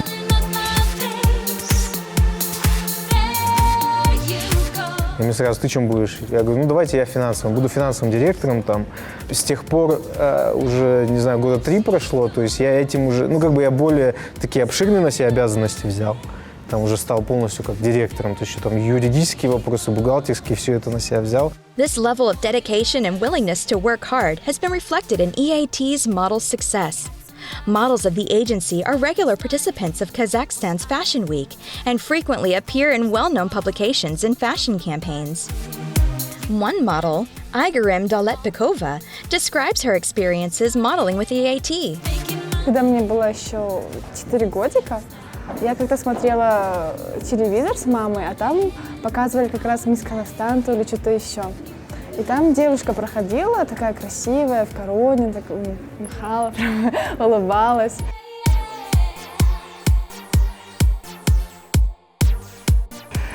Я прям стояла и прям не моргая смотрела все это. И потом подошла маме и сказала: мама, я хочу быть моделью, я тоже хочу вот так ходить и вот так вот, не знаю, улыбаться и дарить всем счастье. И, не знаю, мотивировать всех на что-то доброе. Вот. Мама запомнила эти слова мои и 12 лет повела меня в модельное агентство. Там меня сразу взяли и позвали, и сразу... И вот в 13 лет у меня модельная карьера уже началась. Вот. И уже 7 лет, как работаю моделью. В 2014 году был кастинг в Алмате. Оказывается, отбирали девушек для конкурса в Китае «Мисс Бикини Вселенной Universe». Вот. И я пошла после работы, в штанах красных, такая полурубашка такая. И прихожу, там все такие в вечерних платьях, с укладками, все дела. Я такая, ну ладно, что, можно идти домой, потому что я абсолютно не накрашенная пришла. Вот, было 100 человек где-то на кастинг пришло, из них выбрали меня, и на следующее утро позвонили, сказали, что через неделю мы уже вылетаем в Китай. А в Китае я неожиданно заняла 2-е место. Из 50 стран я стала вице-мисс Бикини Вселенной. Вот. Ну, чудеса случаются. Что могу сказать? Another model, Yekaterina Yershova, talks about her success more simply. Мне с детства говорили, что у меня такая более модельная внешность и модельный рост, так как я с детства была довольно-таки высокая в классе. Мне сняли видеопробы, фотопробы, и потом мне просто перезвонили. И вот с тех пор я работаю моделью. In addition to representing new faces in the industry, EAT also represents up-and-coming photographers in the industry, allowing them to work with the agency's models as their own, and runs a successful modeling school. As for plans for the future, director Maltsev says that they want their models to book more international work. Вот из самых больших грандиозных планов это отправлять моделей за рубеж. Вот, то есть мы активно уже, вот я лично сам активно где-то этим, наверное, пару лет занимаюсь, но как-то это еще в такой, не в колею еще не вошло. Like with any business, there are no shortcuts, just hard work and dedication. From Fusion Model Management's hands in the international market to TZL Celebrities Agency's top-tier celebrity clients to EAT Models' success stories, these 3 agencies showed just how challenging and rewarding the model management industry can be. Want to know more about the world of agencies and the people and talents that are behind them? Join us again next time as we head to 3 new locations and show you how industry professionals make it all happen. You're watching Agencies.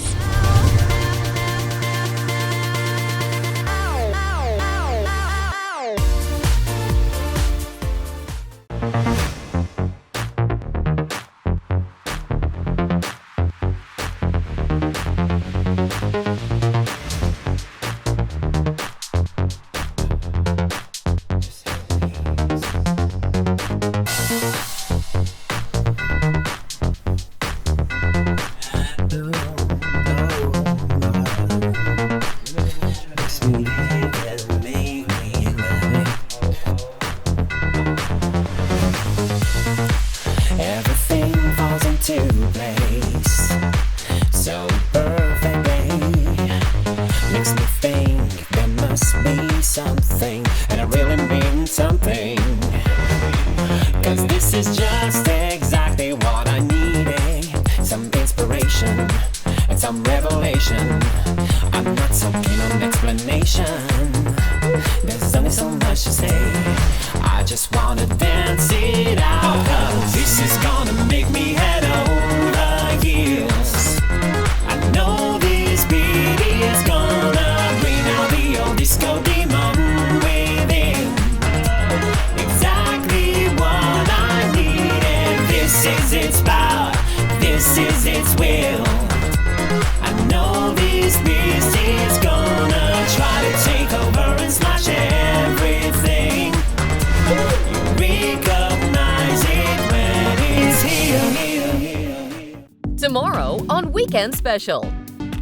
Catch the latest trends and eye-catching apparels showcased from top fashion destinations.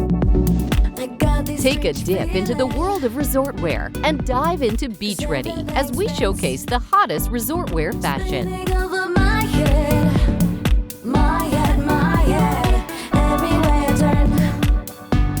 Only here on Weekend Special.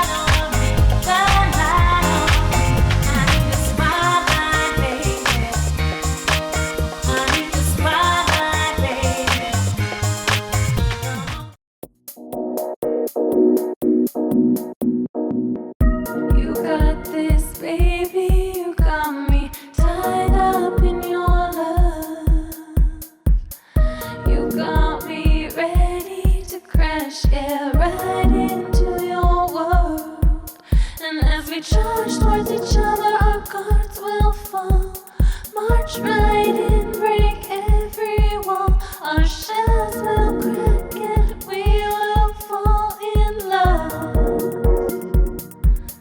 Tied up in your love. Tied up in your love. Tied up in your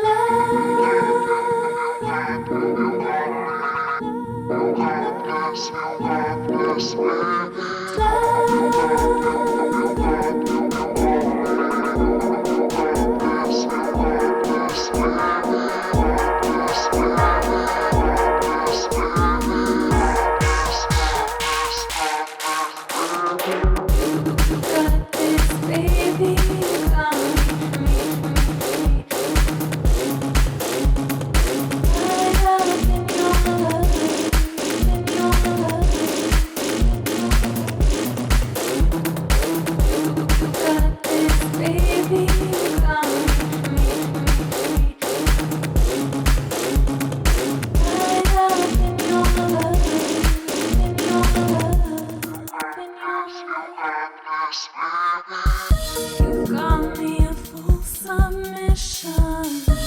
I've got nowhere to hide. I'll close my eyes and put my hands behind me, exposing every side of me. All the things I didn't want you to see. Here, baby, tie me up in vulnerability.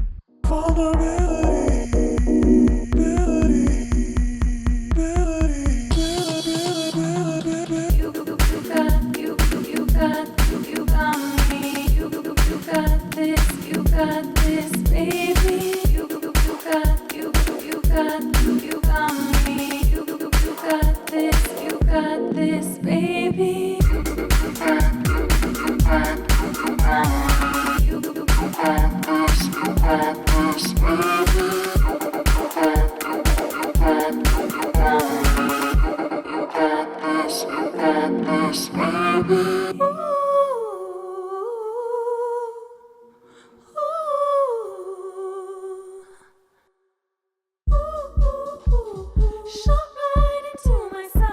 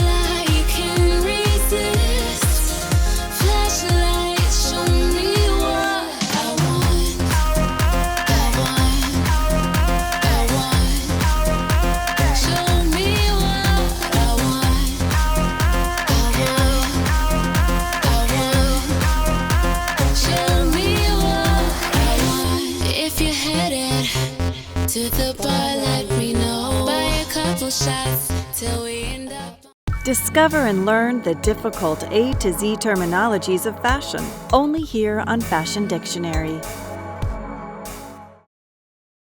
Palazzo. Long length and super loose pants with very wide flare from hip line to hemline. Here on Fashion Dictionary.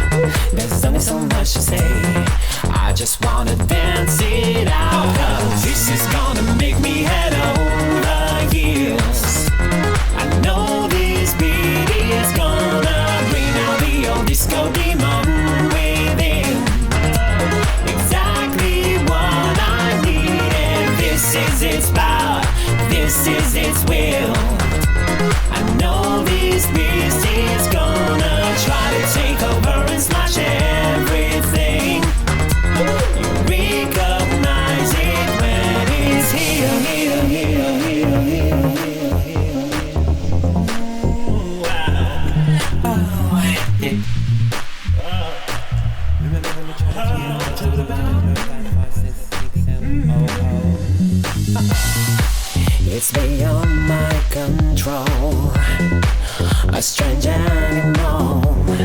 I can't wait to let go. I can't wait to let it show. Anytime the lights go down and the place is right, I don't wanna fight. I just wanna ride it over and over. I feel like I can go on and on.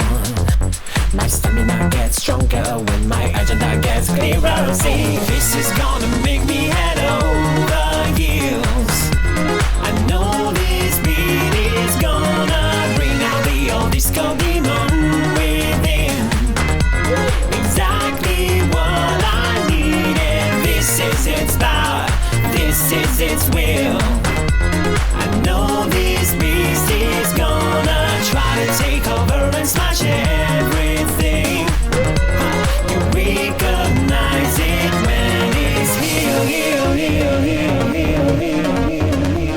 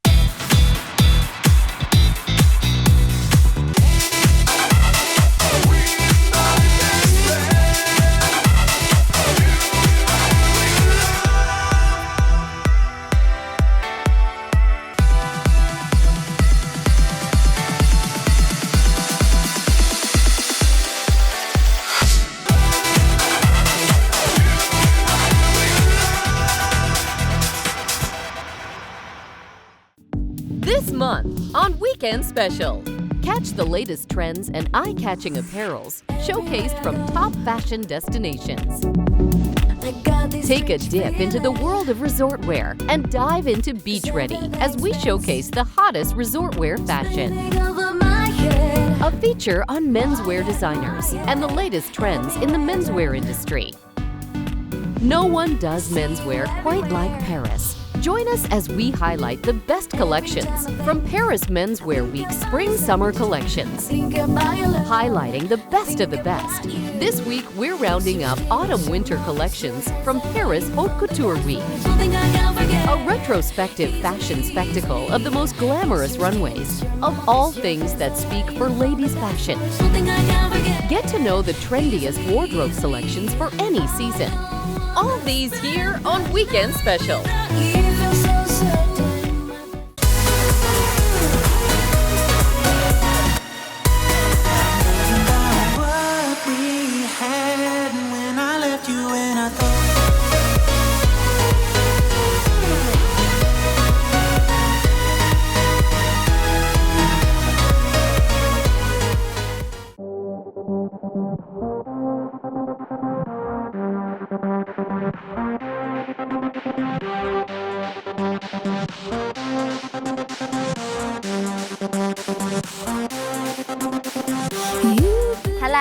welcome to Carnaby Street in London. I'm Stephanie and today I'm taking a look at the brand new Spring Summer 2016 collection by Lazy Oaf. Let's go check it out.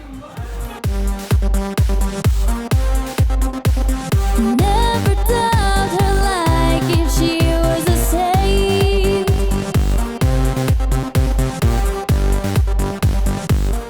Today we're looking at SS16, so we're kind of showing off our new season, our vision of this plastic beach. So it's very 90s nostalgic, really colourful, lots of pastels. And what are the key pieces or trends? How do we get the 90s beach look? So we've got lots of like little embroidered motifs of like sea creatures, kind of like British seaside nostalgia, so lots of primary colours and kind of like ice cream palettes. So yeah, lots of cartoons. And where do the designers at Lazy Oaf get their inspiration from? Lazy Oaf is all founded by an illustrator called Gemma Shields. It's been going for nearly 15 years now. It's actually our 15th anniversary in SS16. Happy birthday! Yay! So yeah, all of our influences come from her teenage life and kind of her nostalgia for the 90s.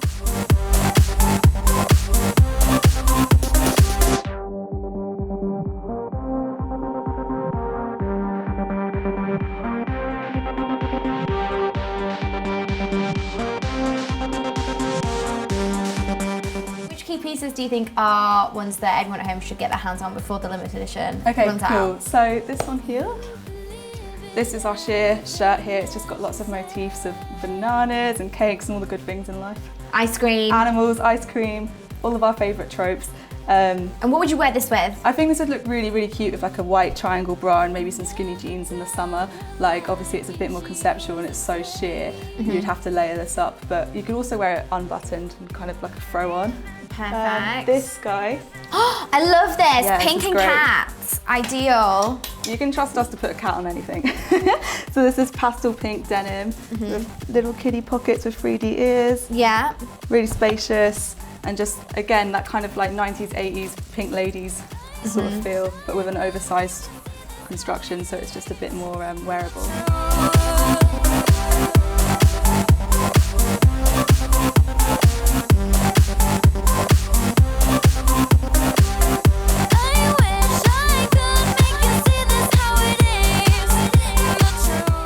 Say that you get a lot of Japanese customers in here for like, that are really interested in Lazy Oaf. We definitely have a massive international presence. Our social media is like Asia, America, Britain, lots of Europeans. Like it's open to everyone as long as you're playful and you consider yourself maybe a little bit weird and a bit eccentric. Like you're going to find something you like. Amazing. Thank you so much. No You've been worries. absolutely perfect. Thanks for having us.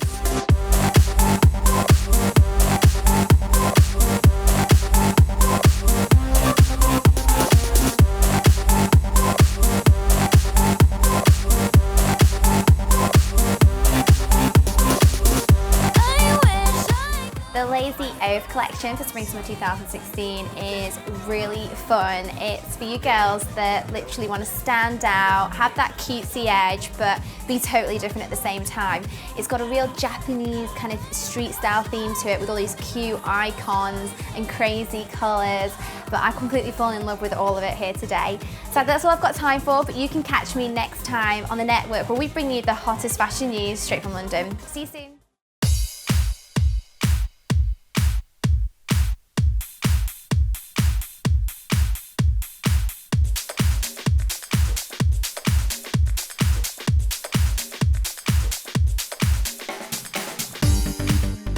Hello and welcome to London. I'm Stephanie and today we're going to be exploring the world of Concept. It's a store just behind me at number 232 Kings Road in Chelsea, and it's a world where fashion meets art and lifestyle, and I can't wait to get a first-hand glance.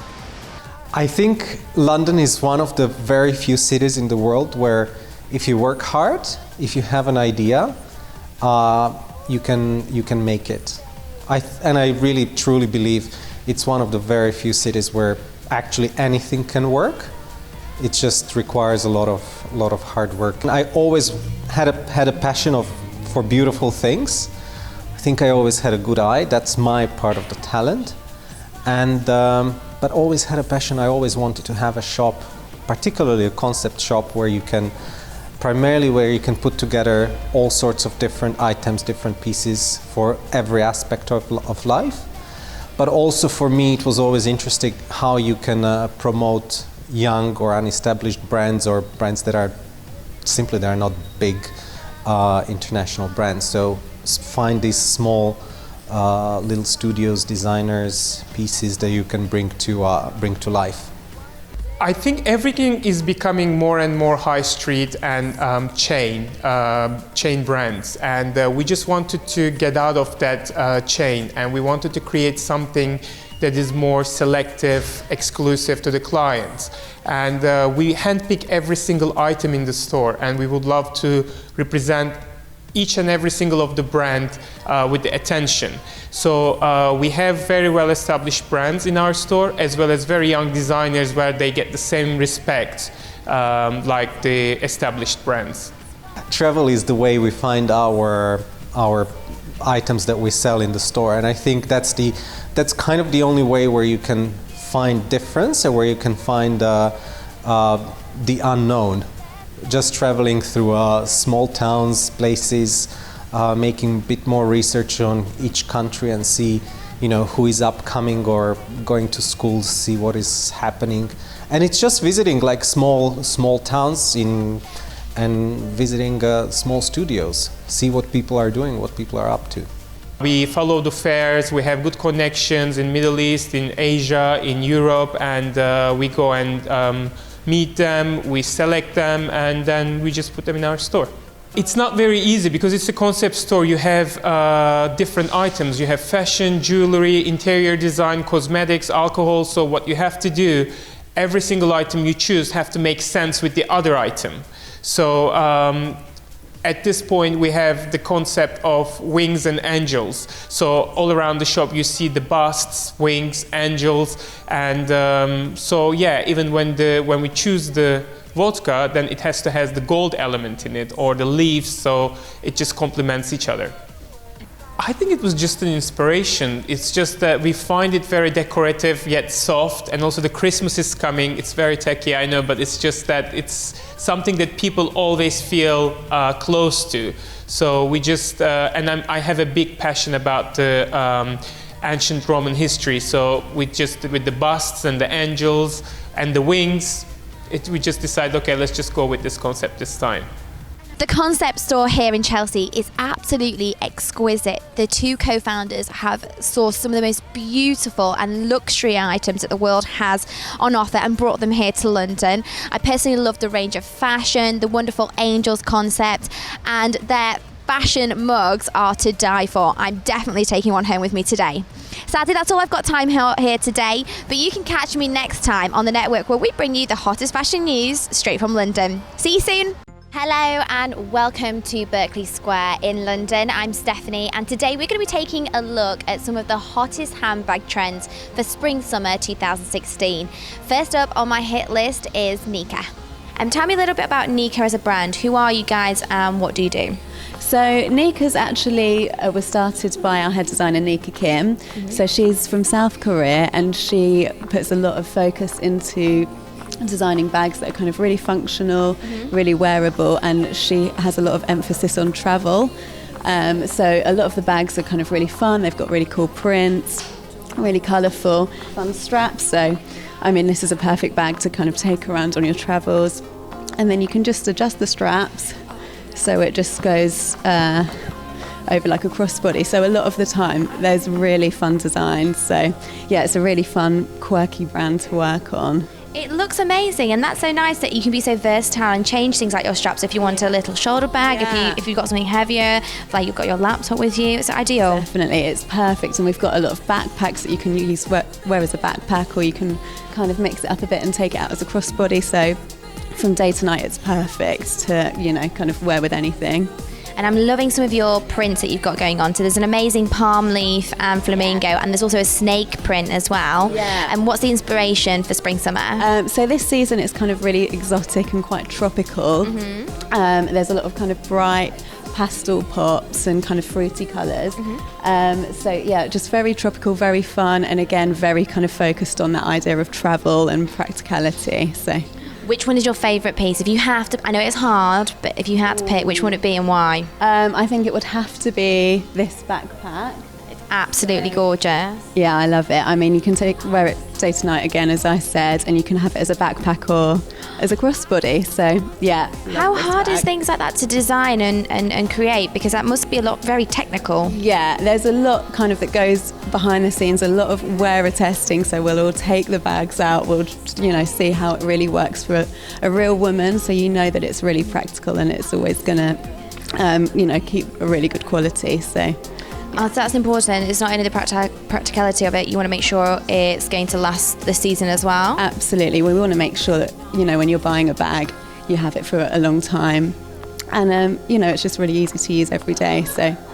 Perfect. And what type of girl wears the Nika bag? Like, who is she? What's her style? We've got quite a varied audience. So, I mean, we've got really nice kind of core colours and shapes that you can wear every day. So it's really for a really varied age range.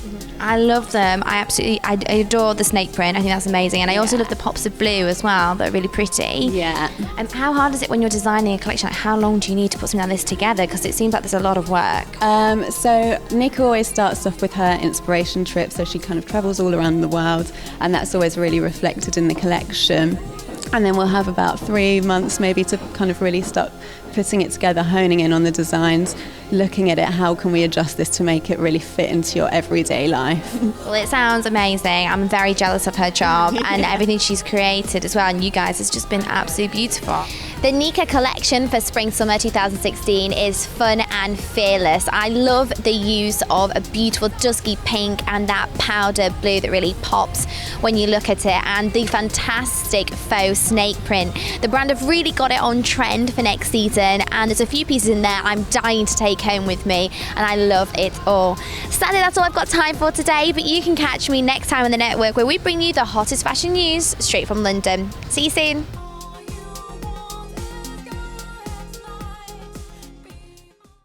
Discover and learn the difficult A to Z terminologies of fashion, only here on Fashion Dictionary. Paisley.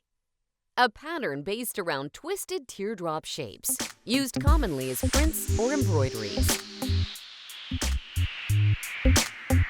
Here on Fashion Dictionary. In fashion, it doesn't get any better than living the glamorous life of a supermodel. It's really nice to see a model smiling. Yeah, why not? It's my first time, so I'm really excited to be here. But before topping the ranks and living the dream, every talent has a story to tell, showing us what it really is to live a day in the life of a model. In this episode, we'll get to know the hustle and bustle at the backstage. Beyond the glitz and glam, beyond the jet-setting bookings, are the passion and dreams. Take a look behind the spotlight and hear what these models have to say as they share with us their experiences and life on the runway. Right here on Catwalk Stories. Premieres June 13th, Tuesday, 2000. London, 2100. Paris, Johannesburg.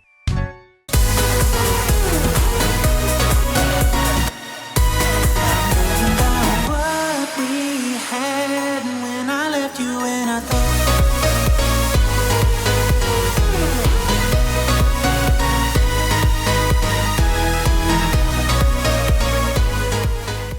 Hello and welcome to the Truman Brewery in Shoreditch, East London. I'm Stephanie and today I'm going for a pop-up experience with Closet London.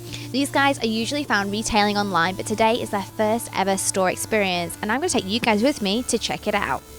Nicola, tell me a little bit about what do you do for Closet London? So I do the PR and marketing. I arrange the photo shoot. So we do a story every 6 weeks, the design team. So we sit down with them and kind of see the inspiration behind it, and then we kind of put a marketing plan together and we arrange the photo shoot and do a lookbook for every story. That's a lot. If it's every 6 weeks, that's just over a month to turn it all around. Yes, so it is quite fast, but I mean, we kind of want to give the customers something new every 6 weeks, and so they have something to look forward to, and that they know, okay, well, Closet are going to have a new story, and it'll be something different. So. Well, today is the first time as well that you guys are having a store. Like, it's a pop-up shop. It's amazing. We're used to seeing you online. You're one of my favourite brands ever. Yes, I'm really excited. Tell me, why did you decide to do this here today?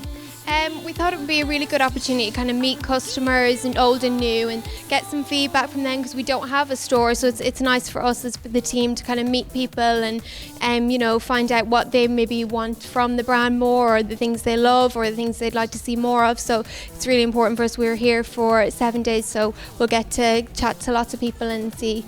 And now, of all the places in London, you've chosen to come to Truman Brewery in Shoreditch, so very East London based again. Why did you choose here of all the locations in London? We just love the area. I mean, it's really great vibes. There's lots of people around with different styles. I think that is something about Closet. You wear it your own way, and you could be kind of hipster, you could be kind of girly, you can kind of interpret the clothes your own way. So yeah, well, it'll be good. Well, tell me, what's it mean to be a pattern cutter? What do you mean, what job role or my? Yeah. What's it entail? Well, we do the whole process. So we start from the beginning, from the initial designs, and we develop them. So we pattern cut our first sample, and that then gets fitted on a fit model, and then we do alterations and design developments from them, and then we do a second sample and we get sent off to factory, and we do fittings again to make sure everything fits perfectly, all the production's correct, and that gets passed on through all to factory process. And That's like a long process. It is a long process, but it's good because everything's made in London, so it's nice and easy. So we've got a lot of communication with the factories, so any issues we can sort out and have direct communication with them. So that really helps with my job role. Is it hard? Do you have to be really precise with that, your measurements? Are you like spot on? To the millimetre. It is, yes. Really? Yeah. Do you feel pressure to make sure you get it right? Yeah, there's a lot of pressure. We're constantly measuring our patterns, measuring the garments, making sure things fit. Especially a lot of fabrics, like you do a pattern one size, but then the fabric can stretch and grow as well. So you've got all those things to take into account as well. Yeah, so we'll have one dress, or maybe our D106, like one of our classic dresses, and there'll be about 10 different versions for patterns. Wow. Yes. There's a blue skirt that I'm completely in love with. Was that tricky to do? Honestly, that was quite simple. Was it? See, I just thought that was really... For me, yeah. See, I just thought that was really tricky. That's one of my patterns, so yeah. You created that. Yeah. I literally wear the royal blue version of that all the time. We've got so many different versions, different colours. We've got ones with lace coming through as well, and some exciting developments coming through. So that. Yeah. Well, thank you so much for chatting with me, and keep up the hard work because you're doing a fab job. Thank you. I have had an amazing time with Closet London, checking out their brand new and first ever pop-up shop. I've definitely got my eye on so many pieces that I want to take home with me today because they're all so cute. I want them all. Sadly, that's all I've got time for, but you can catch me next time on the network where we bring you the hottest fashion news straight from London. See you soon.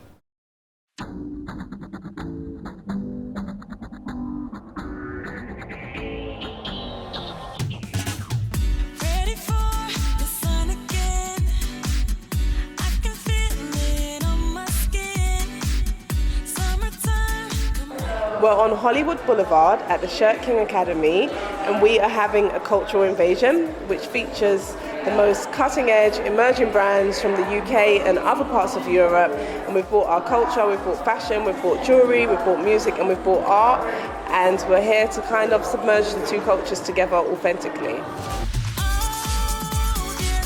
A pop-up store, it's a temporary store, it's not brick and mortar, so we're only in a place for a couple of weeks to a couple of months, so it's temporarily that we are taking over, a store, and it's just to, convey, to bring different designers that people do not necessarily know about into their cities and give them another atmosphere of what's happening in London, because most of our designers are London-based.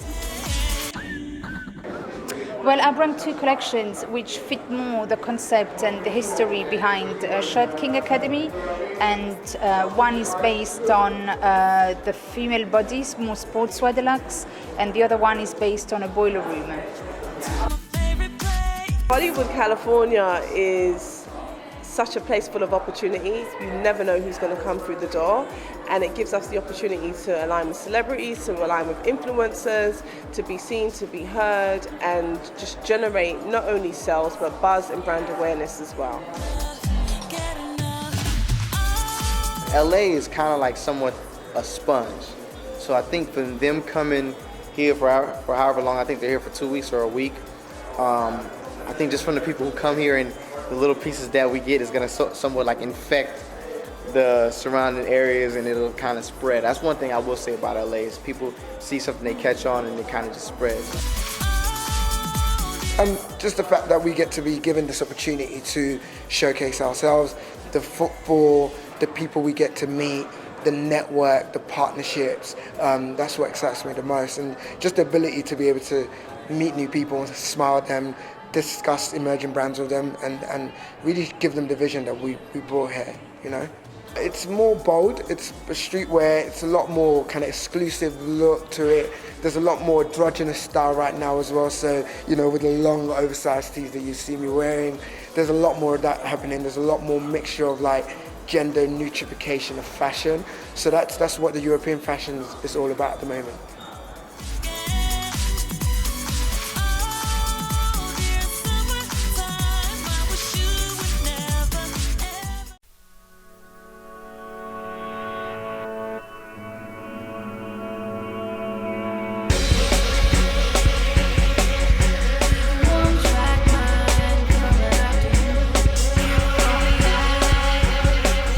Hello and welcome to Olympia in London. I'm Stephanie and today I'm at the International Jewellery London event, specifically to find out who the 5 winners of the Bright Young Gems Award are. These are 5 extremely talented young jewellery designers that have won this fantastic competition to have the chance to be showcased at one of the biggest jewellery festivals in the entire world. Let's go meet them. How did you first get involved with the Bright Young Gems competition? I was selected through my university at St Martin's here in London. My tutor put me forward for the competition and then, yeah, I won it. So you've won. How would you describe your style for these pieces behind me? What type of woman would wear them? And how would you just describe your own unique brand?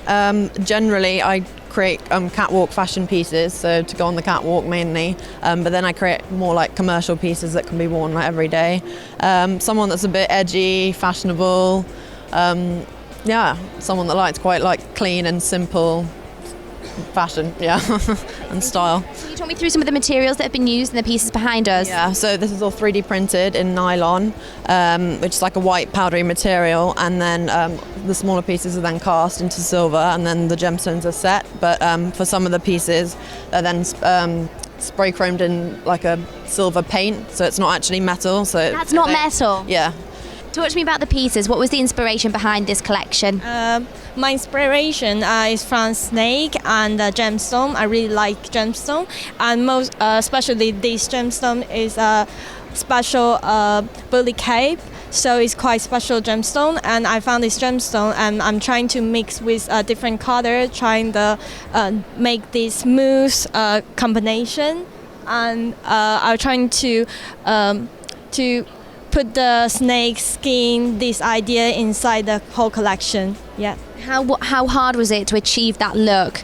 How long did this take? It took like ages because I used 3D CAD technology and then 3D printing out the piece.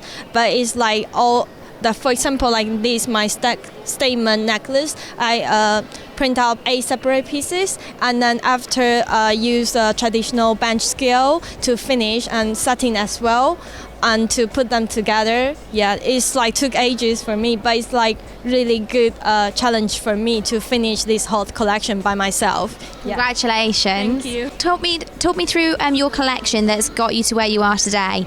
Where was the inspiration from, and how long did this take you to make?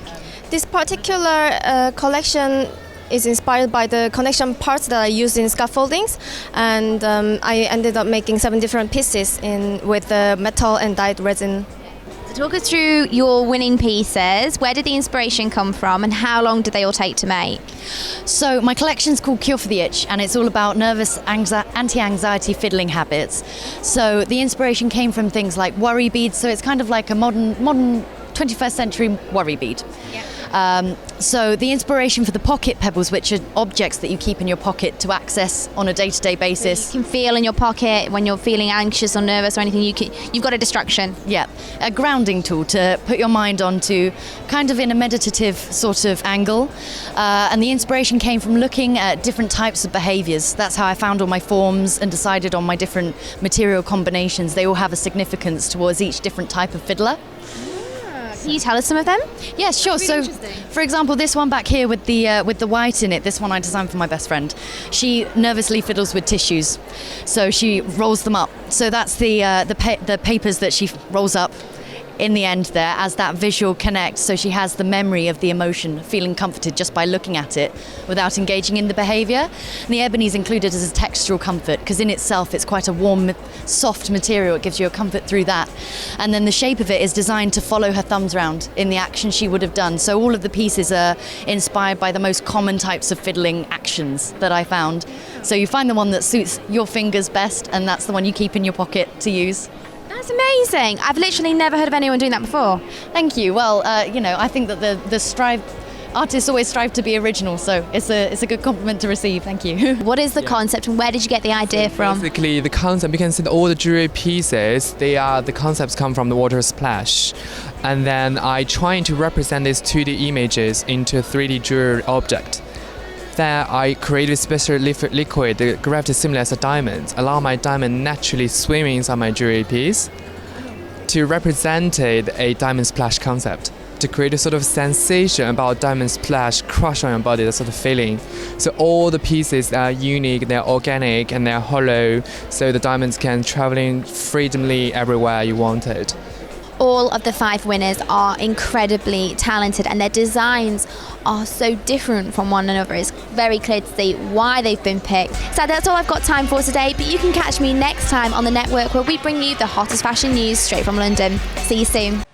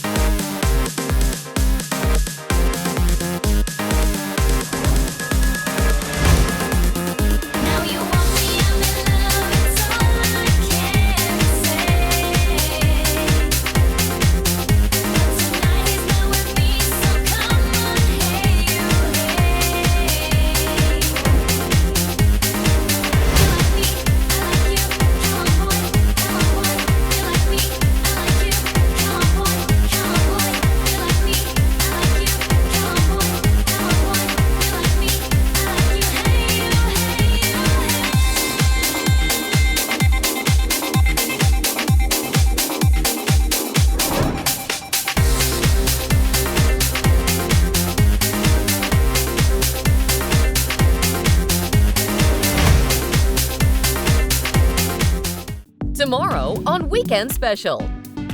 Catch the latest trends and eye-catching apparels showcased from top fashion destinations. Take a dip into the world of resort wear and dive into beach ready as we showcase the hottest resort wear fashion.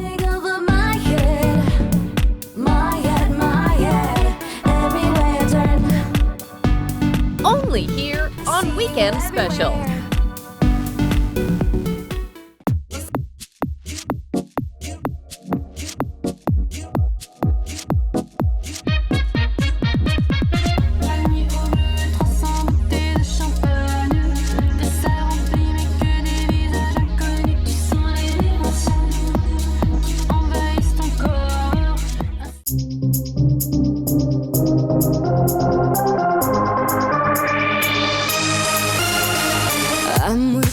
La collezione è come dire, parte ispirata da un grande artista che si chiama Sergei Parajanov, un poeta armeno, uno scrittore, un musicista e un regista. Il suo lavoro più importante è Il colore del melograno, che dà, come dire, il titolo ed è lo spunto dal quale sono partito per raccontare questa collezione. In realtà lui è un artista a tutto tondo, è un poeta, è un pittore, è uno che fa dei collage straordinari, è un accumulatore seriale quasi, è un brocanteur. E io mi sono ritrovato immediatamente nel suo universo. Lui poi armeno, fa un film appunto che il colore del melograno, ma il titolo originale è Sayat Nova, che è il nome di un poeta del XVIII secolo. Crea uno scandalo grandissimo perché fa interpretare il ruolo dell'uomo e della donna dalla stessa attrice. Il film non è un film vero e proprio, ma sono dei frammenti, quasi dei collage, e il collage è il puzzle, è il mio invito. Perché immagino che la mia moda sia fatta di tasselli, sia fatta di piccoli dettagli che si possono comporre e scomporre a piacimento, in modo che ogni donna possa creare il proprio stile e possa giocare appunto con la moda.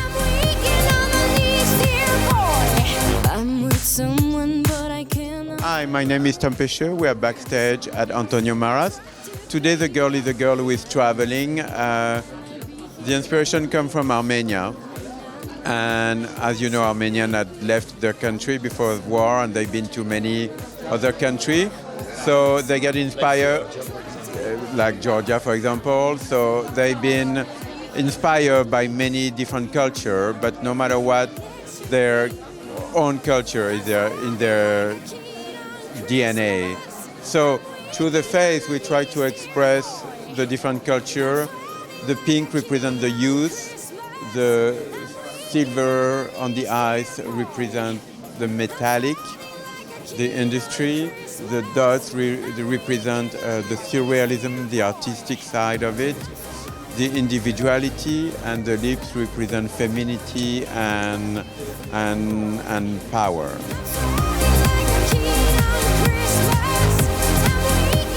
My name's Eugene Suleiman, and we are backstage at Antonio Maras in Milan. And we're doing the Spring-Summer 16 collection. And today, I'm the hairdresser, by the way. Today we have a really very, I think a very beautiful look for these girls. As you know, Antonio Maras is the romantic of the Milan catwalks for sure. And he's also very artisanal. He's a very artisanal designer. He makes his own fabrics. He mixes old fabrics with new fabrics. And what I tried to do today for the hair is to do something artisanal and to do something that feels like it is very well crafted. And I took a lot of my inspiration from very early Italian paintings, the Renaissance period.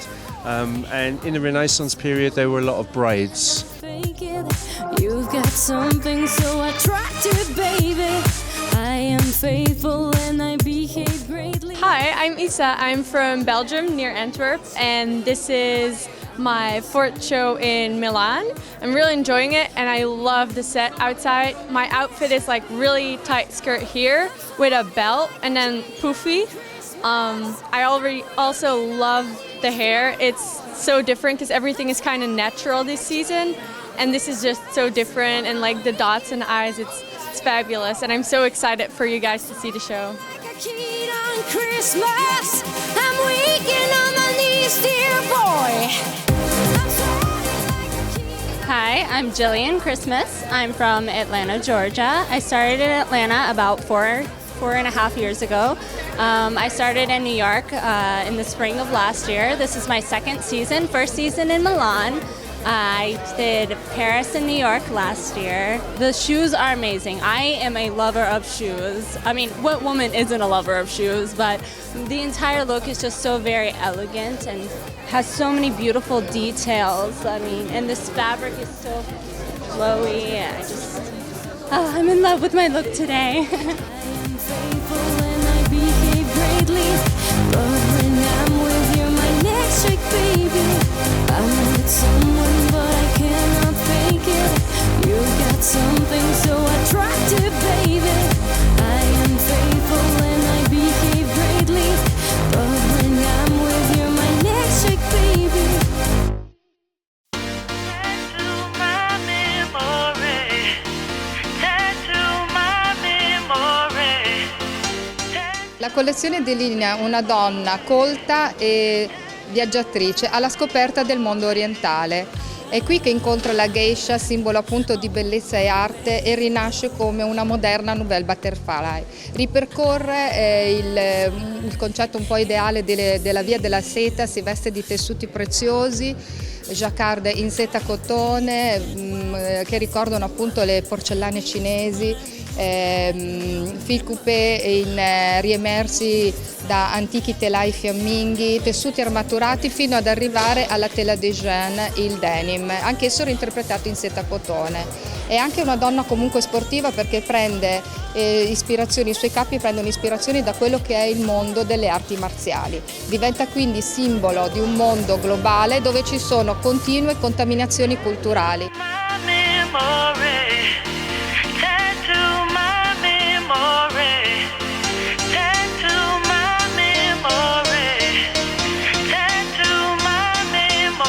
I colori sono un vero e proprio richiamo alla natura orientale, quindi abbiamo il tono morbido delle azalee, delle camelie e delle peonie in fiore, il giallo degli aceri da smorzare appunto con il tono morbido e neutro delle betulle, ad illuminarsi con dei tocchi di avorio. Immancabile e dominante il bianco e il nero.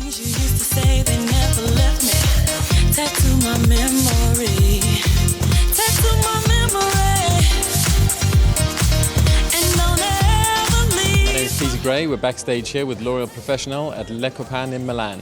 The hair concept today is a lot flatter through a center parting in the middle, very flat through the top and the side areas. We're tucking the hair behind the ear and working into a soft, loose texture. At the moment we're curling the hair on a 1.5 and a 1.25 curling inch irons. And what we're doing is going to be pulling that through with a bit of crepage de chignon, which is a product that's designed to add texture and thickness to the hair. And we're going to pull it through with our fingers to give it a rough, soft, loose edge to it. The type of woman who wears this kind of hair and wears Le Copain, soft, feminine, confident in her own sexuality.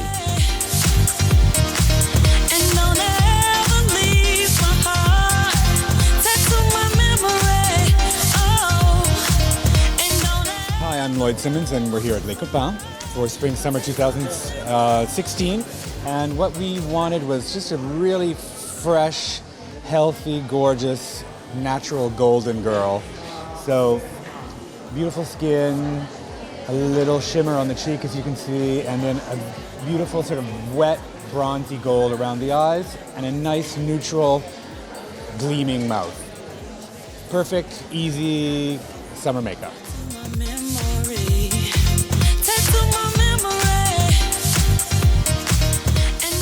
Hi, my name is Jenny and I'm from Belarus.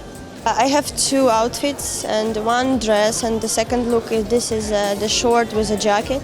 Super nice, like the summer. So like it's gonna be super nice, yeah, and beautiful.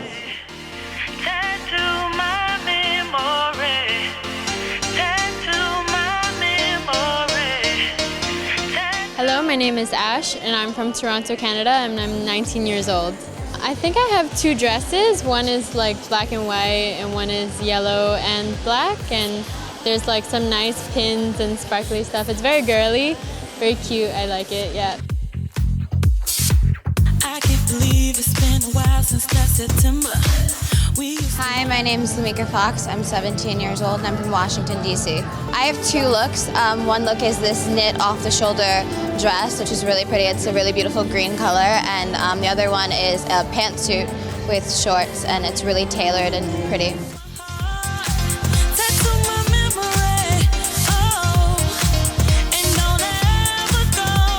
Hello, Irina Schnittman. I'm Vanessa, I'm Brazilian. Well, I have shorts and the top. On top is like a transparent sweater, like you can see through it, the top, and it's the stripy boots. Oh, It's nice. really cool, yeah. I have one more, it's the red dress. It looks really like evening dress, but at the same time it's modern because on top, like under, there's a top, there's a black top, so it doesn't look too evening, you know, it doesn't look too like formal. It looks really cool.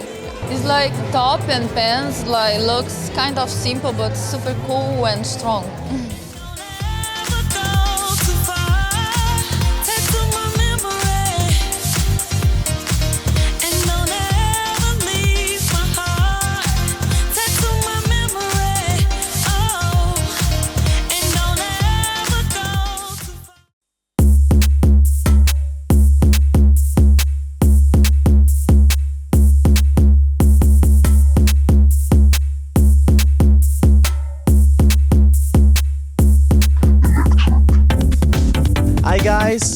are Andrea and Carmen.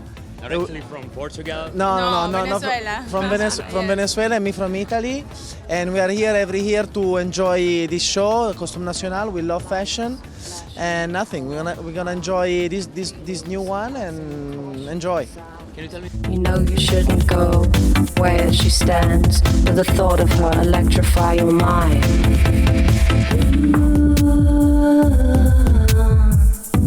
Electrify your mind.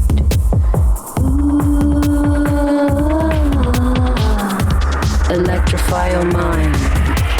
Hi, I'm Alessandro Roccia. I'm a young fashion stylist, and I'm here. 19. Yes, I'm too young. And I love Costume National because it's a very simple design, and I love it. 5-6 years, I started to love to see clothes, to not only for me, but for my mother, for my aunt. To you and your heart pounds. You know it's time to play the game. The game that might win her for the coming night. She isn't the same as the girls all around. You know you shouldn't go where she stands. My name is Maria. I am a buyer and I'm here to watch the fashion show. I work for the company, and yes, it's a good business now, and we all know that situation is quite complicated in all the world, but we believe in best, and we do believe in this brand, and I think that it's gonna be a fantastic show, and we will see it very soon.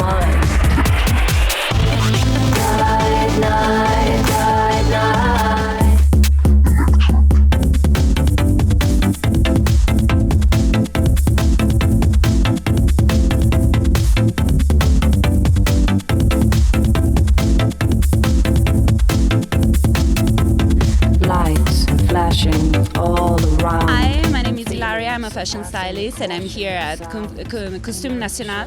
And I love this brand, especially for the trend, the actuality, because it's always 70s style. So I love vintage. I love old school, old style, like 70s trend, and then that's why I love it. Electrify your mind. Bright night, bright night. Let's keep it right, and dance tonight, dance tonight. I choose an outfit for today inspired by the 60s, so rainbows and texture leather, big hats, and something like that. Tonight, she looks over to you and your heart pounds. You know it's time to play the game. The game that might win her for the coming night. She isn't the same as the girls all around. You know you shouldn't go where she stands, but the thought of her electrify your mind. Ooh, electrify your mind. Discover and learn the difficult A to Z terminologies of fashion, only here on Fashion Dictionary. Midi.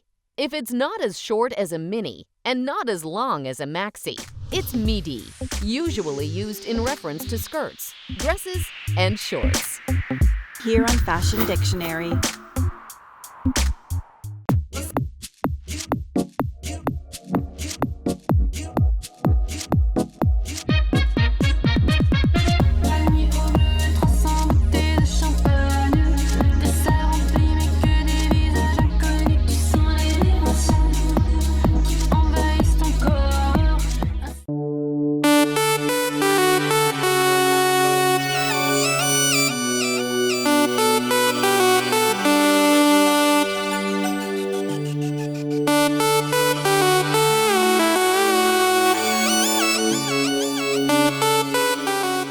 I took inspiration from deco, because deco for me is my personal passion. I love that kind of typical graphic drawings.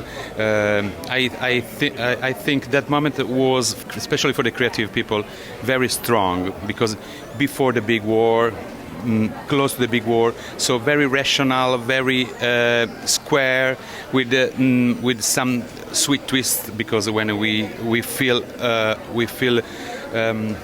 sad moment, we need to do something sweet. So I like the mix. The colors, obviously black and white, my favorite colors. But for next season, I thought about the kind of rusty color in match with the black and white. I think strong. The model should be timeless. For me, face is more important than the body. The attitude is more important than the other thing. The pose of the eyes, the pose of the hand, long leg, not too sexy. I prefer sensual than sexy. Think back and remember the day when society told you that dream won't pay. Replay the day when they say you gotta lock your mind away. The look today is inspired by the 1920s starlet Mary Pickford, a young Mary Pickford. So the look is not so heavy, but it's more youthful with a modern twist, having applied some beautiful long and spidery lashes to give it a more feminine and innocent kind of look. I mean, fixing eyelashes is always challenging, but they're the MAC lashes. They're the MAC number 35, so they're absolutely perfect for this look because they're spaced just so. But what I've been doing is I've been using the MAC mascara here, and what we're doing is mashing the lashes, which is actually kind of quite a difficult thing because you have to apply maximum amount of product, like I'm doing now, over your finger without getting any of it on the actual skin. It gives a really beautiful spidery effect and makes sure that the lashes do not fall off. I'm a human being with a heart and a mind and a list of Mademoiselle and Lady Be Good, which are these two new matte colours, is very beautiful because you're getting a really beautiful matte finish for the lips. So we're contrasting sort of highlights with a very matte elements like the lip, which I think makes it very modern and very fresh and very spring-summer 16. The look for the show was very it was all about luxe hair, very sort of glossy, shiny, big waves. The collection was very 20s, but we didn't want to copy that sort of 20s retro feel, so we wanted to give the hair a completely different thing altogether. And we just decided that the girls needed to have this fabulous bouncy wavy hair that felt very sort of gorgeous and beautiful, and with the top sort of pinned back, so it was had a little bit of ease to it. It wasn't too Hollywood, it was a little kind of slightly tamed down a touch.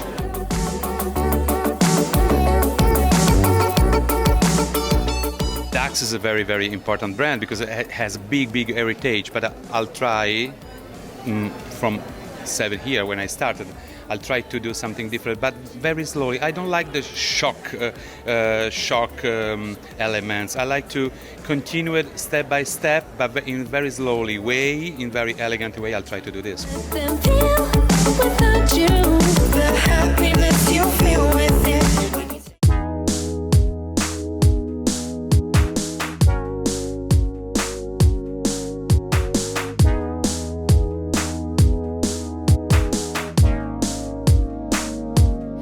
Welcome to the second day at London Fashion Week. I'm Stephanie, and coming up on today's show, we'll be checking out Holly Fulton. So let's go find out the hair and makeup looks for Spring/Summer 2016.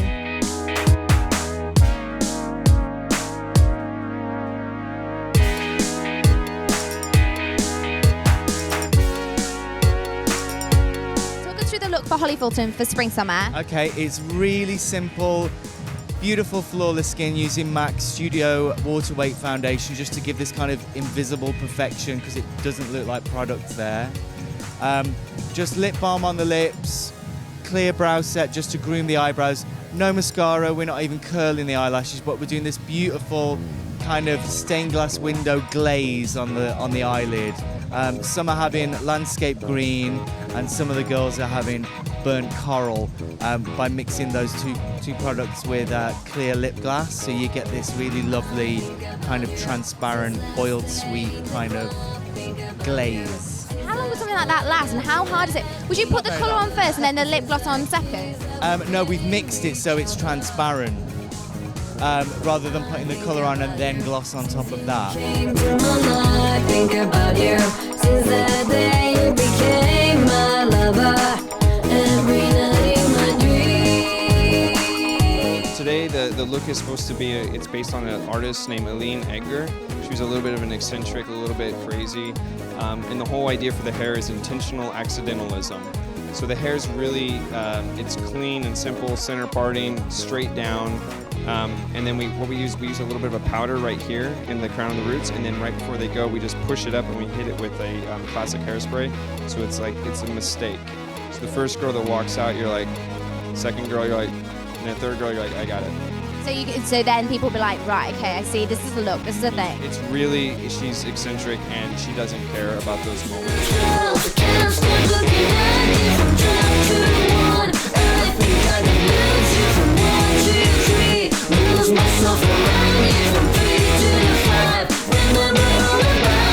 Talk me through the look for Holly Fulton for Spring Summer 16. Okay, cool. So we met with Holly yesterday and we saw her entire collection. Holly was keen to do something a little bit off on the nails, but to keep things quite clean and grown up. So we picked this kind of offy, salmony pink kind of colour. And what we've done this season is we've sort of moved on from the negative space being used all over the nail, and we're going to keep it quite grown up this time with just a small stripe left totally bare down the middle of the nail.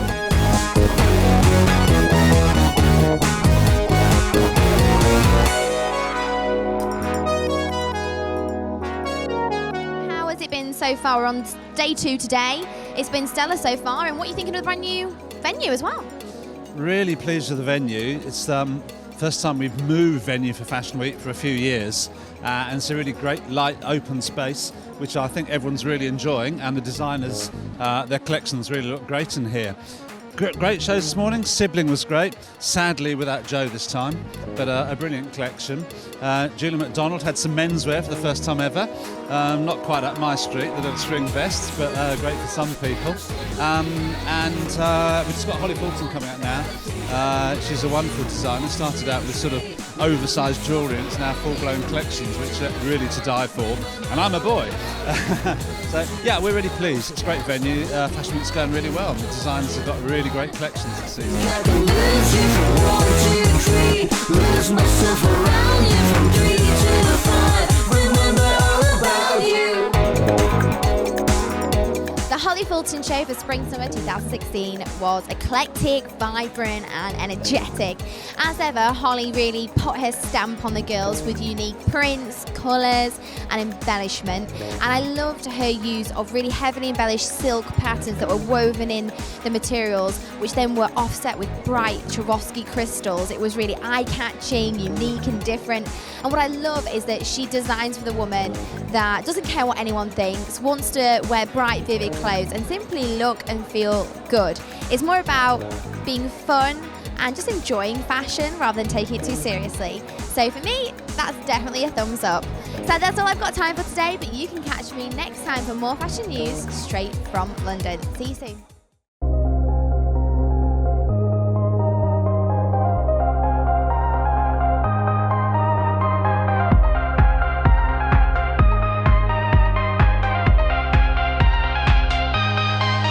It's so clear, I wanna be with you.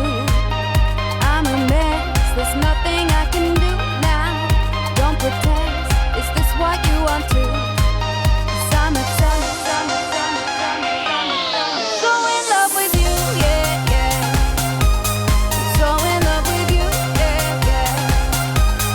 So in love with you, yeah, yeah. So in love with you. Cuéntanos esta temporada, ¿cuál ha sido la inspiración de esta colección que vamos a ver? Bueno, pues es África y queremos trasladar a todo el mundo un viaje a África salvaje y nocturno. Queremos ver África de noche un poco, ¿no? Vamos a ver diferentes tipos de mujeres, primero pues más safari diríamos, luego la mujer más tribal y luego animal. también. Los colores predominantes de la colección. Pues veréis que hay eso, desde colores muy vivos como el amarillo, que a veces también lo combinamos con marrón, así, o el naranja en baño, o colores muy vivos combinados con otros como los colores tierra, los marrones, los empolvados, que pues un poco nos dan todas estas dos visiones de África, ¿no? La muy viva y la muy, pues eso, de tierra. I'm so in love with you, yeah, yeah. So in love with you, yeah, yeah. So in love with you, yeah, yeah. So in love with you, yeah, yeah. So in love with you, yeah, yeah. I feel it breaking down. I feel it breaking down. I feel it breaking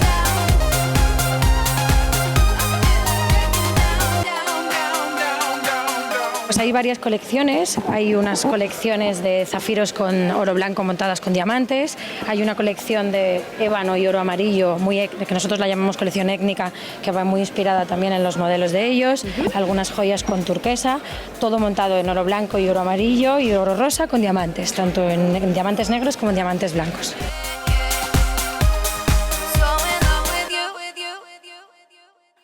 I'm so in love with you, yeah, yeah. So in love with you, yeah, yeah. So in love with you, yeah, yeah. So in love with you, yeah, yeah. So in love with you, yeah, yeah. I feel it breaking down. So in love with you, I feel it breaking down. So in love with you, I feel it breaking down. So in love with you, I feel it breaking down, down, down, down, down, down, down, down, down, down,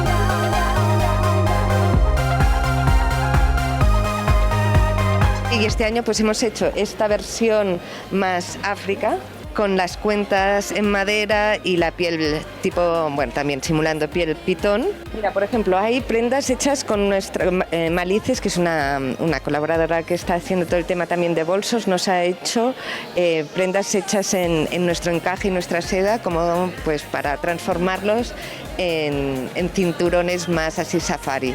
Marc Enric nos ha hecho todas las piezas en latón, que serán muy importantes porque veréis que hay toda una parte pues muy especial en latón.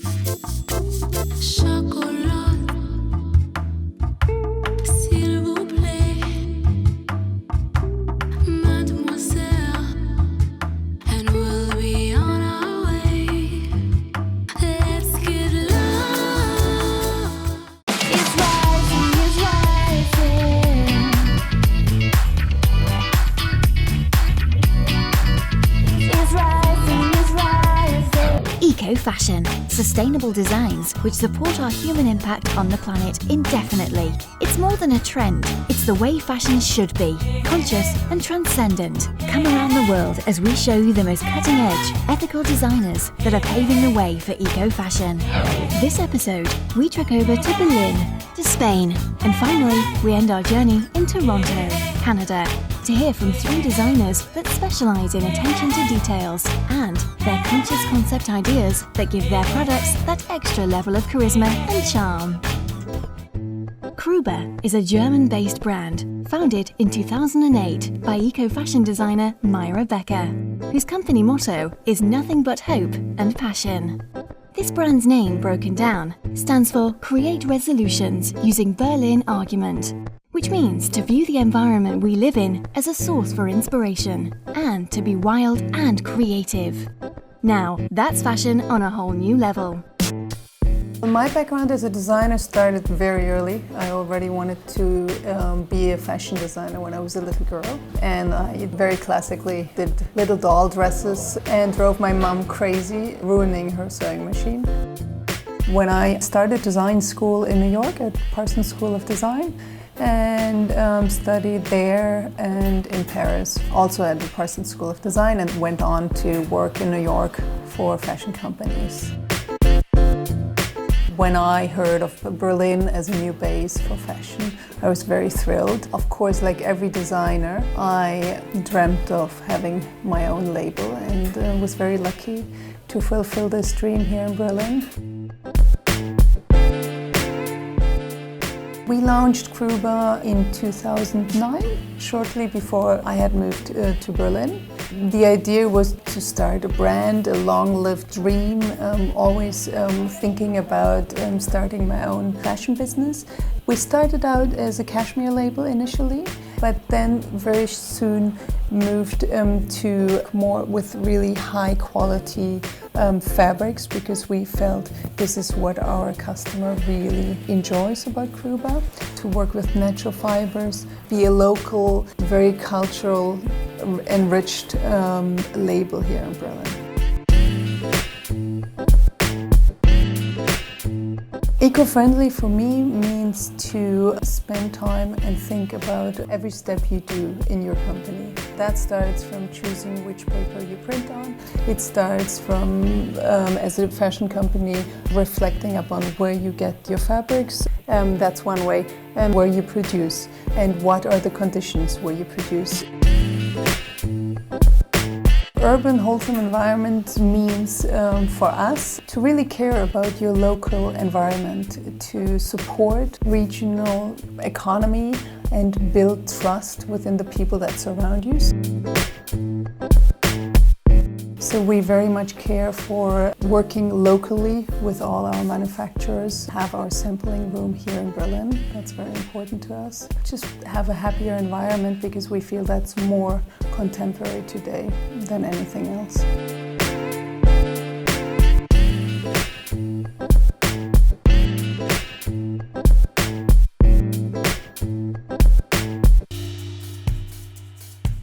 Inspiration for this summer collection was the graphic elements of the desert. I think what drew me to it is, as a child, I lived in South America, in Peru, and I really missed the graphics of the desert, the clearness, the minimalism of desert, and so it's not desert in the sense of nomadic life, it's more really the graphic elements. This is an important fabric, also the one I'm wearing. The print is from a dried out riverbed, and the idea was to show that in desert you have a fata morgana. So basically you cannot see the difference between the horizon and the earth, and by mirroring the patterns we try to translate that into our clothing. So this piece is it's one piece of fabric from here all the way to the shoulders and folded over. That's very important for this collection. There are a few ways of how eco-fashion can become more and more a social norm. Number one, I think if we would raise customs, for example, with fashion coming from far away, it would be a very easy way to reduce producing very far away, and we would very strongly support our local businesses. So basically it would not be cheaper to be producing far away. That's one way. The other thing that one really has to see, and that's I think done through education. If one starts to communicate to especially young people what it means if you buy a t-shirt from a big corporation producing it very cheaply. If you buy a t-shirt for €5 that has hand-stitched sequins on it, that means that someone was not paid to do it. And not only was that person not paid properly who produced that t-shirt, but at the same time, if the t-shirt is dyed in poisonous color far away, that person that stands in the poisonous color probably lives shorter. And since he lives shorter, he will probably have big medical bills. We're not paying for that. We're just paying for the t-shirt. If we would, just with educating, communicate the system the way it's working right now, from big companies producing far away, that would help us to really push forward ecologic fashion here at home. I think as a global community, we should really work to enhance the vision of fashion, so one can feel good about fashion and not feel guilty, think that one has to change something in order to enjoy fashion. We have to go back to really find the beauty in creating fashion, giving it some value, and enjoying the knowledge of what it's made, what the story is.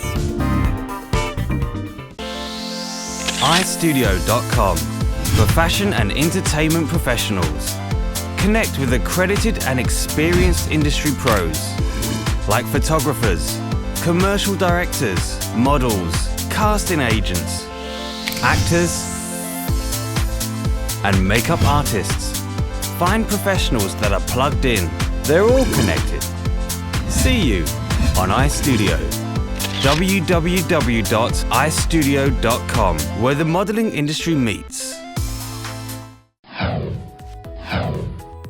First, we head to Huelva, Spain, to meet a local brand, AB Craft, which was created as a public service plea from the locals searching for more eco-luxury products in the area. In 2013, AB Craft was started by an economist who fell in love with the sustainable lifestyle she experienced while vacationing in Melbourne, Australia. She made it a mission to bring this same style and love for eco-fashion to Huelva. Mi nombre es Yasuri Mayaría Torresagasti. Soy cubana y vivo en el sur de España, en Huelva. A mediados del 2013 creé mi firma que se llama AB Craft y es una marca de moda sostenible enfocada al concepto de ecolujo.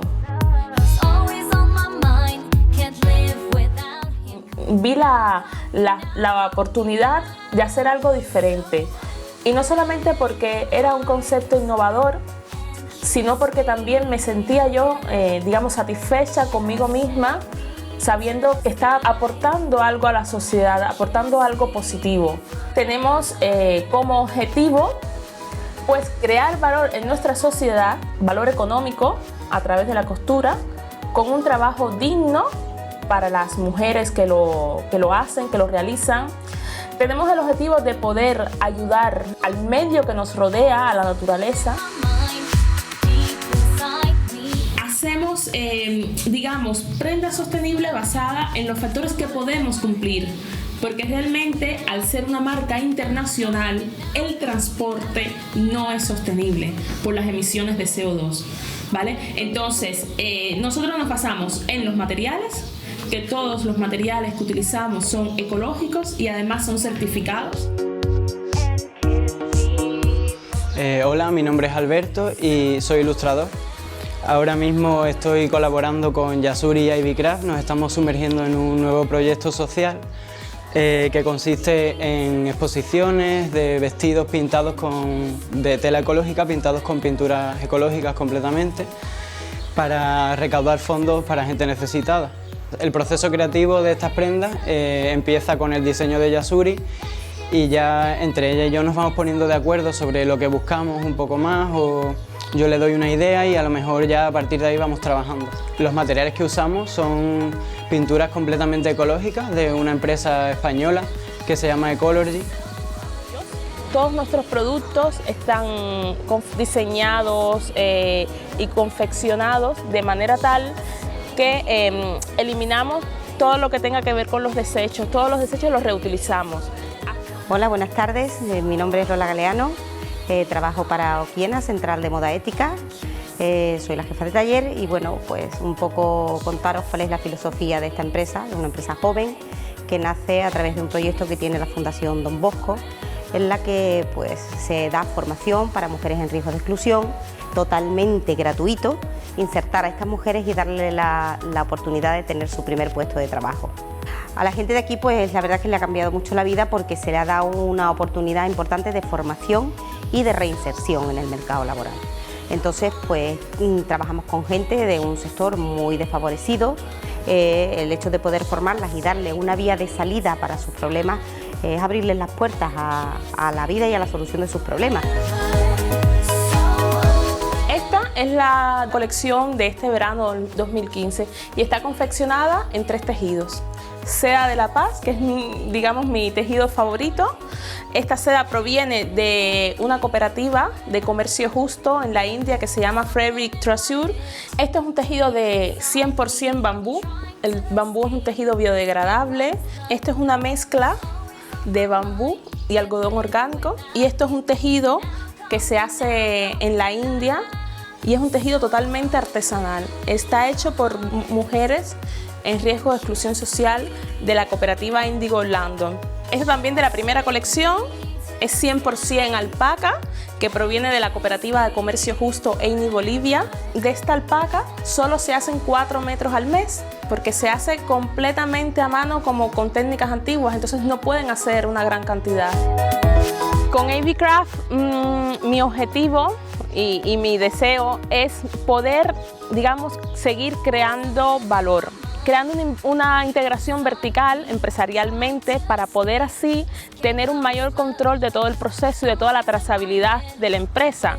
¿Sabes? Eso hace que yo pueda estar 100% segura de que toda la trazabilidad es sostenible y así poder crear valor tanto para la empresa como para los clientes.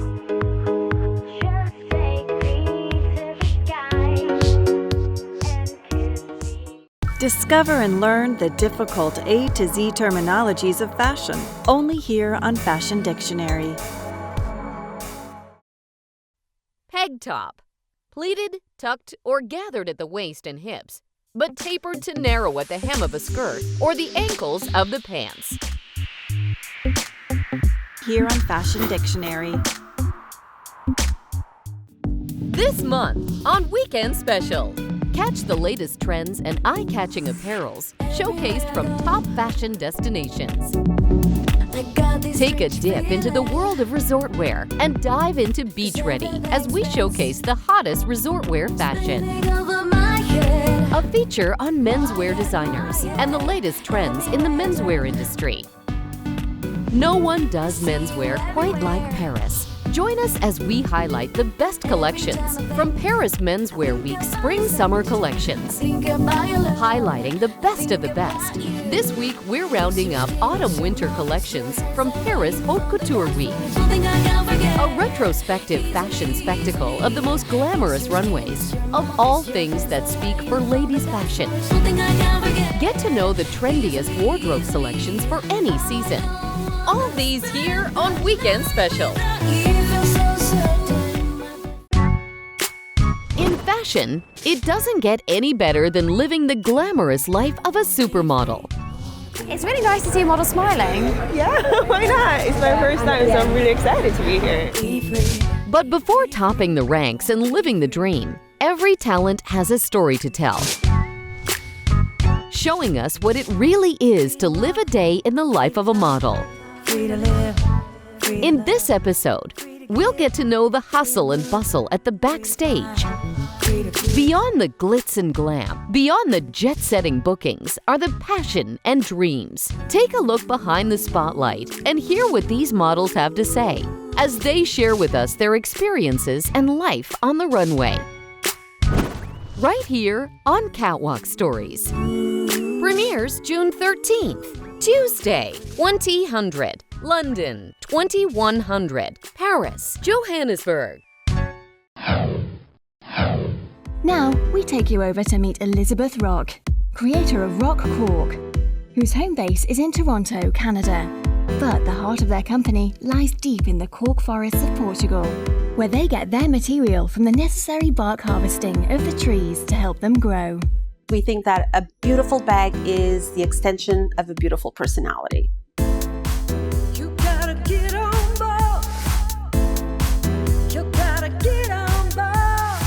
This year we incorporated the beautiful blue turquoise. Just takes you back to like the Caribbean where you think you're on the beach. It's just very cheerful, very beautiful. Love this bag, love it. We love seeing the reaction of people when we tell them that these products are actually made out of cork. They will always say, oh, this is such beautiful leather. I said, no, it's not leather, it's cork.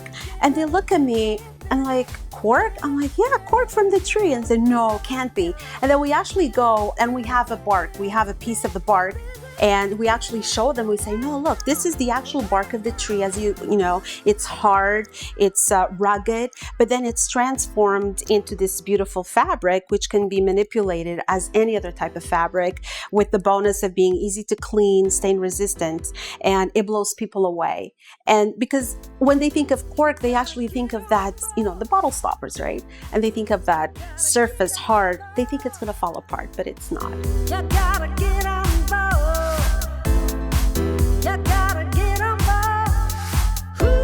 Why cork? Because cork is grown in Portugal, so that would fit the profile perfectly for me to promote my country. Cork because bringing it back to Canada, we're a very eco-friendly country, so I thought what a perfect fit. Before I started this business, I knew nothing about eco-fashion. I really didn't. I needed to have a purpose in life and at the same time feel good about what I was doing for someone else, and the brand was launched.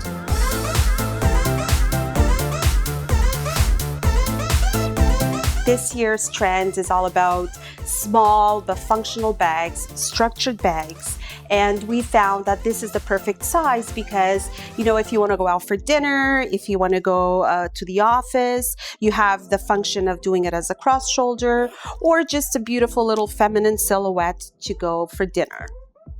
So this is our beautiful lining, which we have custom made for us in Portugal exclusively, as it is a fabric that we came up because we wanted our customers to feel as if they were in Portugal with us. And this makes it give the customers that feeling because it is elusive to the Portuguese hand-painted ceramics.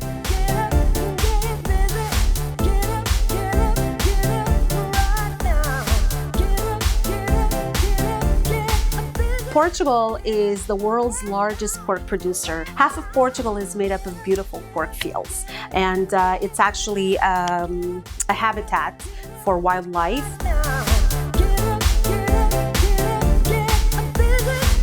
A rock cork eco-fashion to us means we continuously support sustainability of the cork trees while providing fair trade working conditions to the artisans who make our products and their families. If the cork is not harvested every 9 years like it's supposed to, the tree actually suffocates. So we're actually doing good for the trees. We're sustaining them, and if properly harvested, they actually live up to 300 years. It will actually allow them to absorb CO2 properly.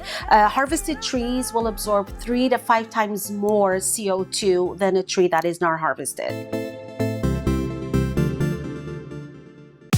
I don't have any fashion background, but I do love beautiful bags. What I do is, if I have something in mind and I actually start with a very very rough drawing of it. And then once that is finalized, we work on the measurements, the colors, and this is what is sent to our manufacturers in Portugal. And from there, they are able to transform my vision into a beautiful cork handbag. This is the beautiful Messina bag. Quilted is very in this year, but we didn't want to go overboard. We just wanted to do a small detail. So we've done it on the sides, and we have this beautiful new cork texture, which is the natural cork with the gold specks. So it just makes it extra special and extra luxurious. We always like to educate our customers that although the cork in its natural state is light, we do use colors, but they're all natural dyes. So there's no harsh chemicals in them. They're water-based, and the dyes actually come from the remnants of the cork bark and plant tannins and flowers, pollens. So very healthy, very sustainable, very eco-friendly, which is absolutely what we strive for.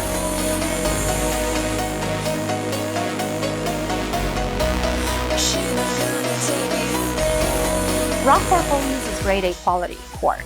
Grade A quality cork can easily be differentiated from a lower quality cork.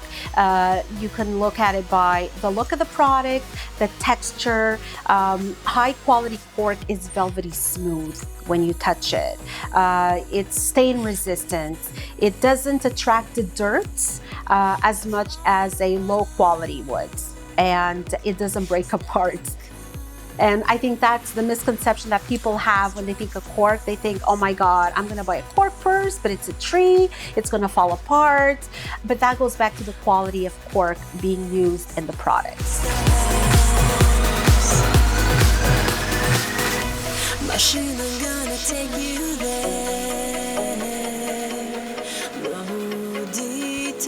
People always ask me, how does cork compare to leather?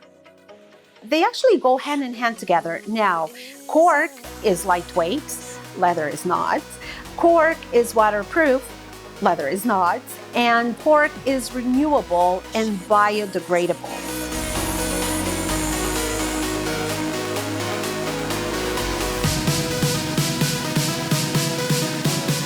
We ensure that our products are durable. We want our customers to feel confident that when they buy a rock cork product, they will have it for a very long time. Our corners are very well protected. We tend to use the darker colors on the handles so that the dirt doesn't show as much. So we take every single detail into consideration that will make our products durable, functional, beautiful, and trendy, of course. They always ask, well, how does cork wear with the rain? And we love that question. Look how gorgeous this is. And it's waterproof, obviously. Otherwise it wouldn't be an umbrella, now would it? The way they treat the fabric, it's a sealant, there's a sealant on the fabric, and it makes it very, very strong, very durable. I made it a mission of mine to educate the customer that cork can be treated just like any other type of fabric. It's easily manipulated, it's easy to clean, and it's lightweight, and it's sustainable, most importantly. With today's innovation, anything is possible with cork. On this episode, we travel to Berlin, to Spain, and lastly Toronto, to see exactly what goes into creating both stylish and conscious fashion. Since more and more consumers want to know that their products are created with respect to the worker and the environment, it's imperative that we think about what we are buying and choose more sustainable products that are not only good for their bodies, but for the place we all call home. This is Eco Fashion. It's rising, it's rising.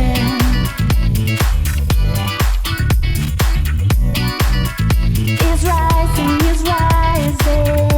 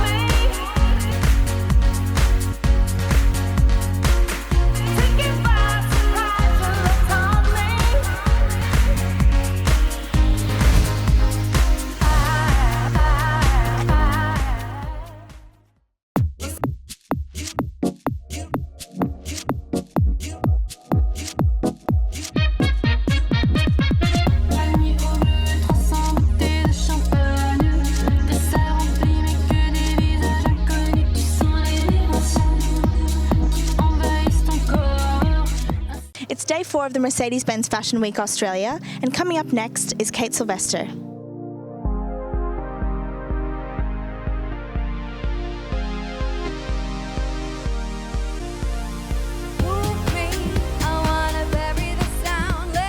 My process always with a collection is about telling a story, and so it was just a matter of creating, you know, my Romeos and my Juliettes, so there was just so much inspiration. And your favourite part about being a designer? Playing dress-ups with beautiful life-size dolls. That's one of the great things about doing the shows. The absolute flip side is walking down the street and seeing a woman just looking so great in something I've designed.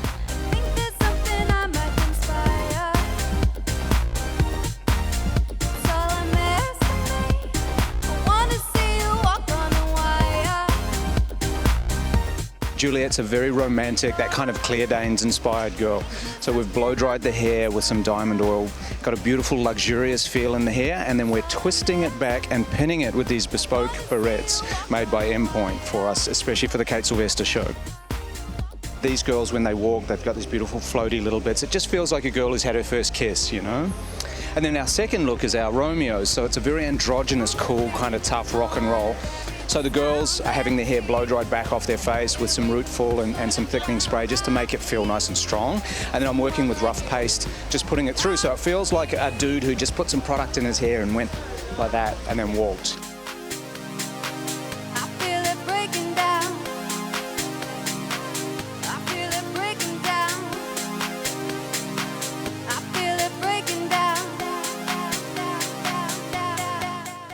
I always love the structure of Kate stuff. You know, it's got a really nice masculine but feminine touch to it. With textures and fabrics and cuts, I think it'll be quite exciting to see.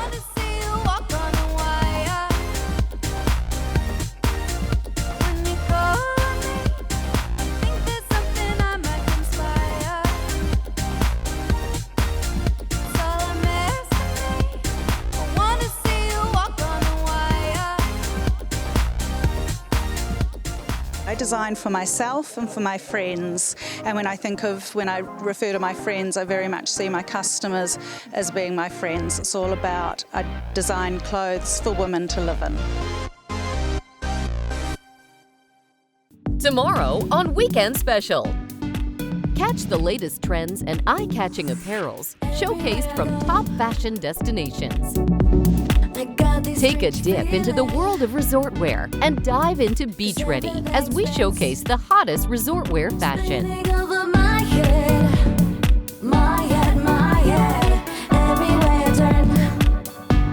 Only here on Weekend Special.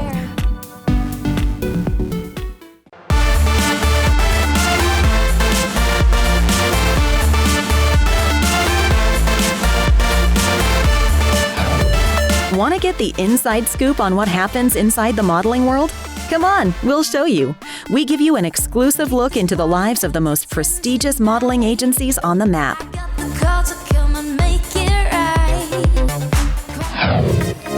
Paris is the fashion capital of the world, so it's no surprise that beautiful new faces constantly emerge from the local modeling agencies. Let's look into Up Models to see just how they handle such high volume of talent.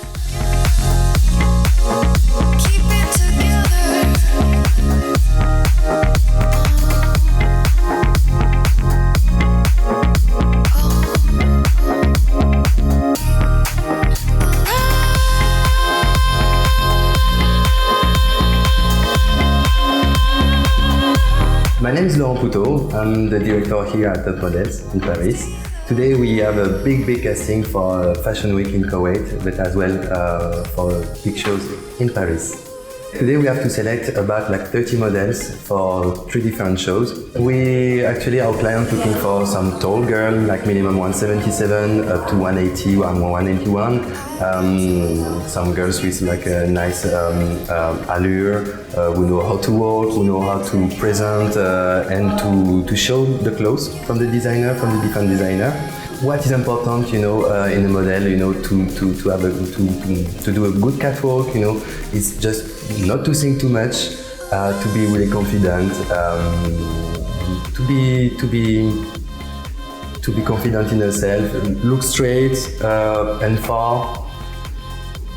And then after it's up to the girl, because like each girl have her own catwalk. You know, for example, if you're starting to see a Naomi Campbell, you're going to see her like she's gonna check, you know, so each girl have her own quality on the shows, or each girl have their own way to walk.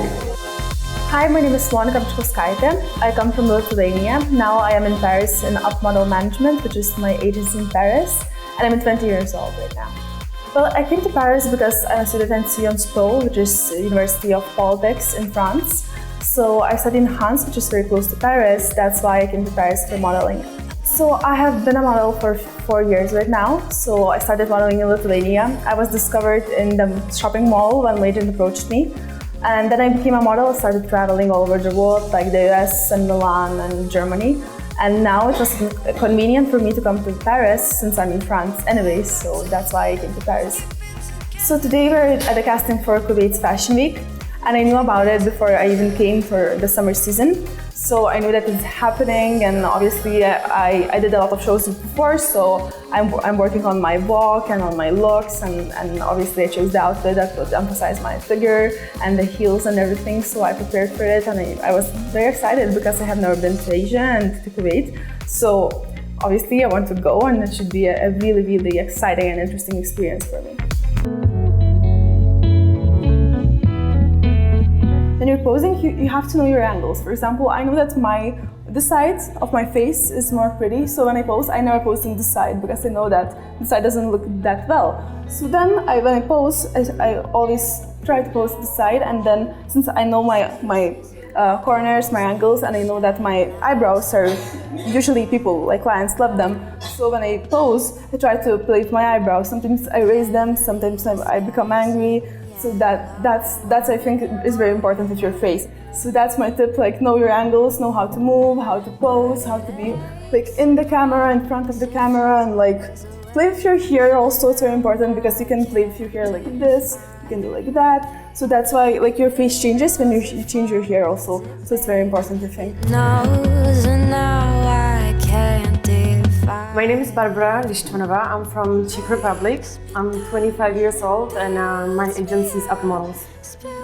I was 16 when I was discovered in Czech Republic, in my country, by the magazine Elle, who was doing competition for face of the magazine, and I won it, and I got a contract with the agency in Prague, and I started modeling, traveling. So when I started modeling, I was still on my school, so I was traveling, but for me it was important to finish the school. So I was most of the time in my country and traveling just in the free time, like in the summer. And when I finished my school, I was traveling full time, and I was in Asia, I was everywhere in Europe, I was in States, so I traveled quite a lot. The worst stereotype that people think about the models is that they are not eating, they're quite arrogant, they think they're something better than other people. I think my tip for the modeling and with the posing will be to make it strong in the eyes. The most interesting in this business for me will be just the image. The image, so it can be the pictures, it can be different things, but just to build up the career of one model, you know, just to see her growing up from the first pictures she have until like a few years after when she has some campaign or some good material in her book. And so for you, it's like kind of nice, you know, nice feeling.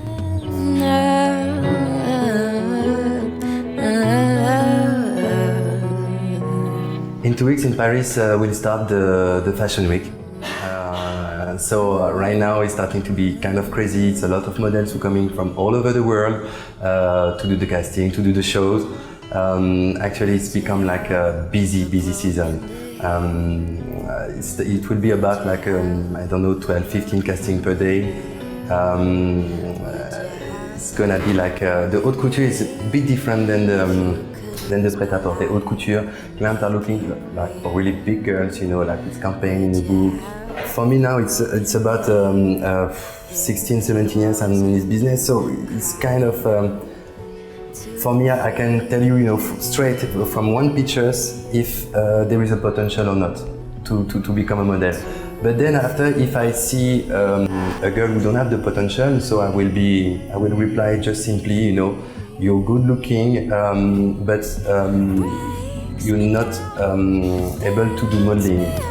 It's a lot of beautiful girls in the world, but not all of them can work as a model or as an actress. You can be beautiful in the life, beautiful in everyday life, but doesn't mean because you're beautiful that you can become a model.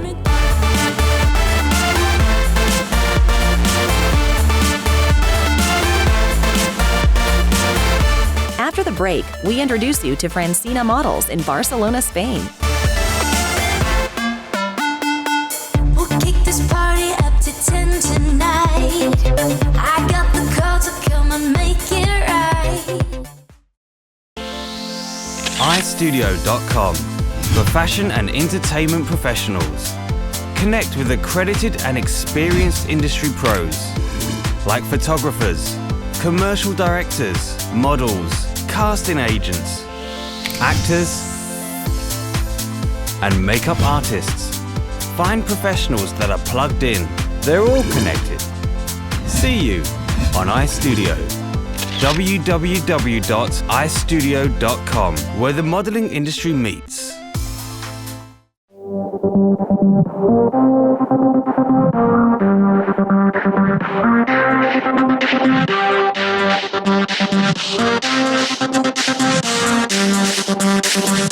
We give you a one-on-one look at how this agency grooms their talent for both local and international work.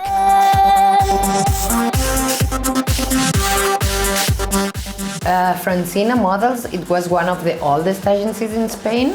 She was model before too, and she started in the 80s, in 1982, as an academy. I think Francina, it's always with the philosophy of beautiful girls. We have, but we don't have a lot of edgy girls. We like the classical, more typical beauty and classic girls, like Judy Mascot that started in Francina Models, and she made the Sports Illustrated cover here. We love Mara Saura, Mireia Canalda, Fernanda Tavares from Brazil, but she was a huge top model represented by us. So this is the idea, and we continue in this way. We continue in this way, and we have a very beautiful girls.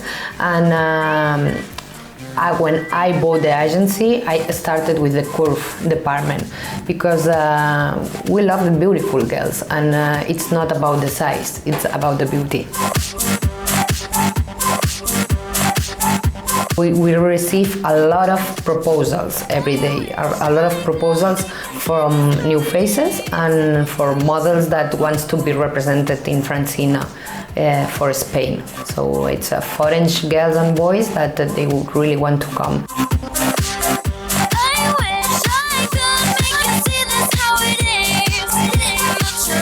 I'm Bruna from Brazil.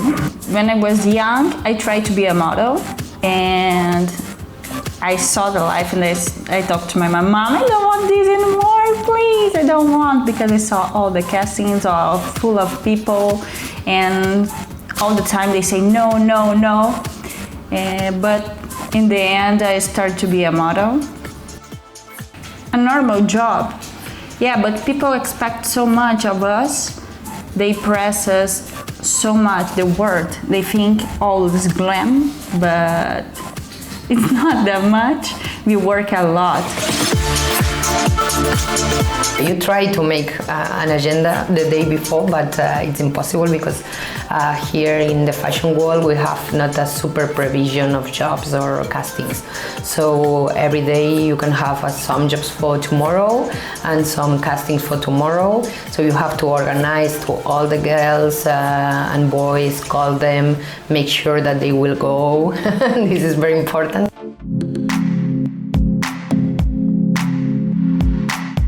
Me llamo Bárbara Cortés, tengo 16 años Y mi historia con Francina empezará alrededor de unos 3-4 meses cuando iba por la calle y bueno, una chica, una booker, me paró en seco por la calle y me empezó a explicar un poco pues que si yo me había planteado el ser modelo y tal.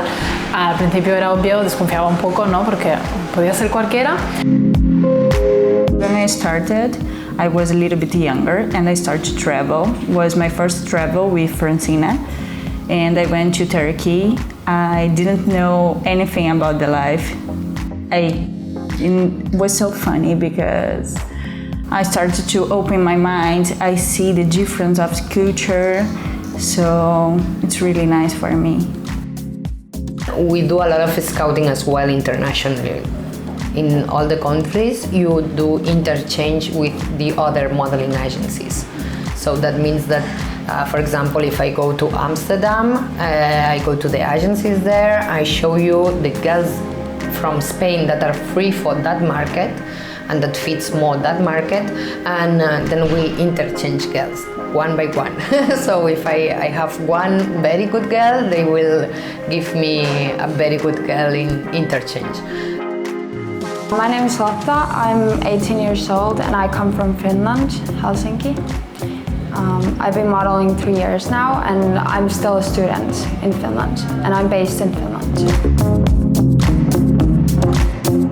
I was 15 when I started traveling, so I learned like things which people my age would not learn, like take care of myself in a new level and grow up very fast. But good things.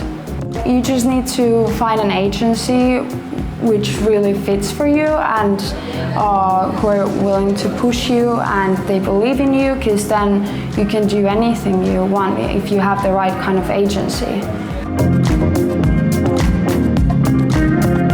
We have a very big brands of normal clothes, wedding dresses, bathing suits.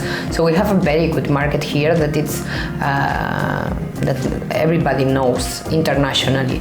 But we don't have to forget that it's a small market comparing London, Paris, Milan, and New York. That they are like the monsters of the fashion business. I think we have to really develop girls and boys here, because the Spanish beauty it's a beauty that all the international people loves.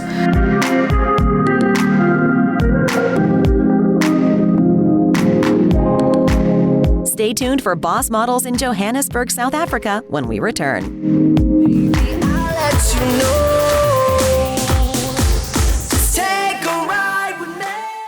Discover and learn the difficult A to Z terminologies of fashion, only here on Fashion Dictionary. Palazzo. Long length and super loose pants with very wide flare from hip line to hemline. Here on Fashion Dictionary.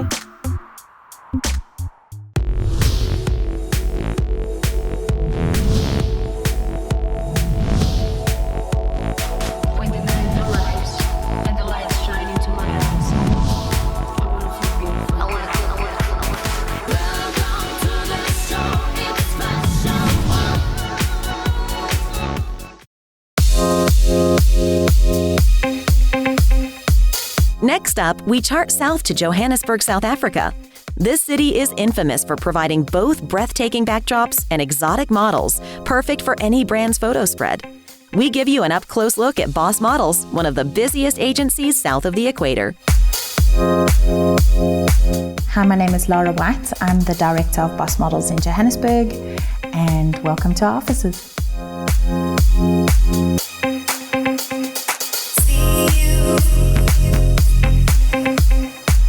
Our aim as an agency is to get girls working internationally, and so Boss on its own will focus on getting a girl prepared. If a girl is only going to work locally, then she would stay in Johannesburg, but the aim for every single model who walks through the door is to be able to get her to travel internationally. So we call ourselves a scouting market as well, because we find new girls and groom them to be able to work in the larger markets overseas. We take a brand new girl preferably between 14 to 16, 17 years old, and start working with them. It'll take about 2 years to get a girl properly with a good book and trained. So she would come to us at that age and we would start working with her on test shoots. We would get her body right. We recommend that a girl does yoga and Pilates and running. We don't like them to get very sporty because we need long, lean muscle, and the best exercises for that would be Pilates and yoga.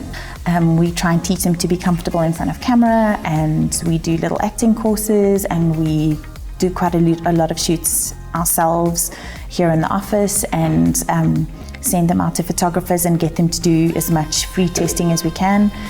Then we try and send them down to the Cape Town market where they also work on their books, so that we spend the first 2 years pretty much grooming them to be able to do the traveling.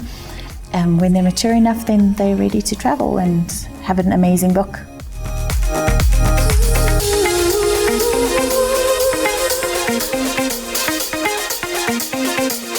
Hi there, I'm Emily Rose and I'm 19 years old. I'm here with Boss Models. For the past 6 months, I've been working in Cape Town, and now I'm currently in Johannesburg. And last year I was working in London for 6 months, which was quite an experience. When I was 16, I did a shoot for a photographer, and she sent my photos through to Lara, and Lara then phoned me and asked if I was interested in meeting her, and I did, and she asked if I would like to do modeling. And obviously I was very keen, so I agreed, and I've been doing modeling since then. But I was at school, so I didn't really take it too seriously. And then as soon as I finished school, I managed to do a gap year, and I liked the idea of doing modeling, and because it allows you to travel. I think one of the best things about it is that you can travel with it and make money and meet interesting people.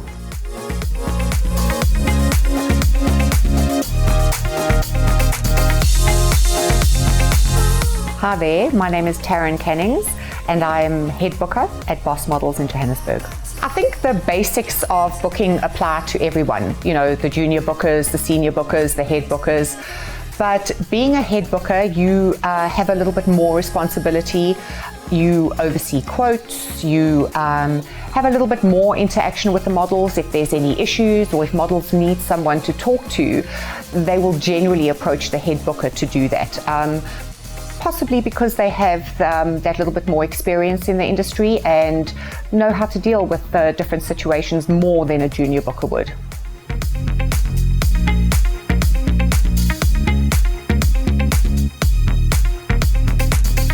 Hi, I'm Henri Pretorius, I'm 18 years old and I'm from Boss Models Johannesburg.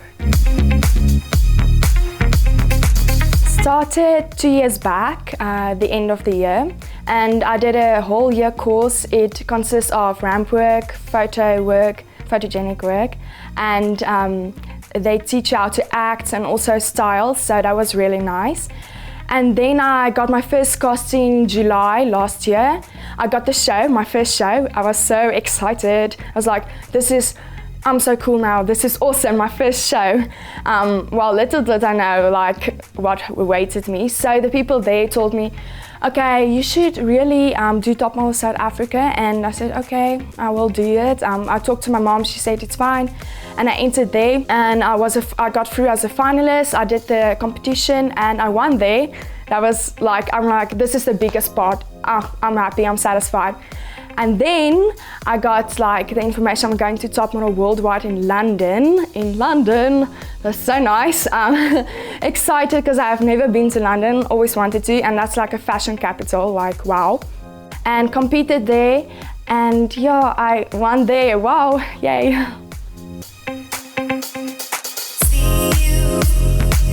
Okay, so next for me, hopefully, is a lot of runway shows. I would also like to do more shoots because I like photogenic modeling, and get into commercial, maybe like a bit of acting because I like the camera. So yeah, I'm gonna maybe walk London Fashion Week in September, so thumbs in for that. In the last 2 years, we've seen a rise in the way clients are booking models, and one of the biggest things we've noticed is a presence in social media. So our most recognizable girls would be Leanne Liebenberg.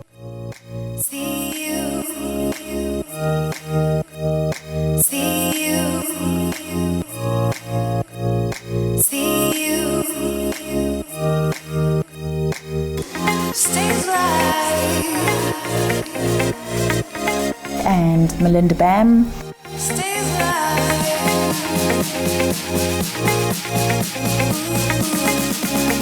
We also represent Nicole Flint.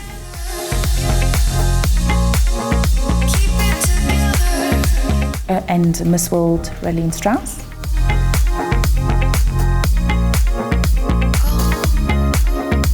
Those are the most recognizable faces and what we would call influencers.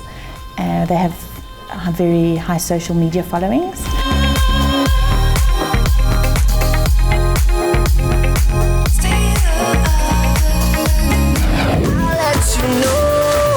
The life of a model has big rewards, but it doesn't happen as easily as you may think. These pretty faces are some of the hardest working people on the planet. Not only do the models of today have to be beautiful and fit, they've got to have a very optimistic personality to match. No one gives you the inside scoop on what these men and women go through like we do. Agencies.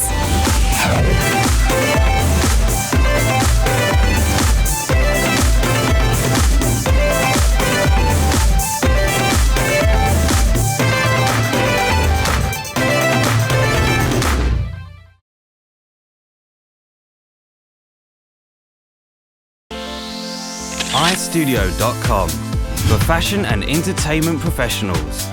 Connect with accredited and experienced industry pros like photographers, commercial directors, models, casting agents, actors, and makeup artists.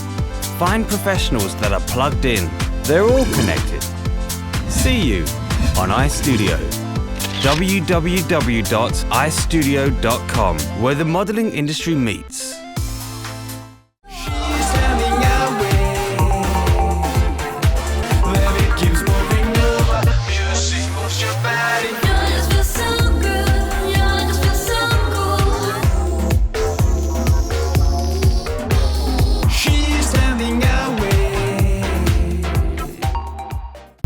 By founding the website Vente Privée in 2001, Jacques-Antoine Grandjean has revolutionized the sale of destock products online. The idea, display each article, create daily events and retain customer loyalty. The result, 24 million members and up to 150,000 packages sent each day. Qu'est-ce qui fait qu'on a ce trafic redondant? What's making this excessive traffic of 3.5 million people? And I still hope to have more each day. The key thing is to create events every day which are always varied and creative to protect the brand.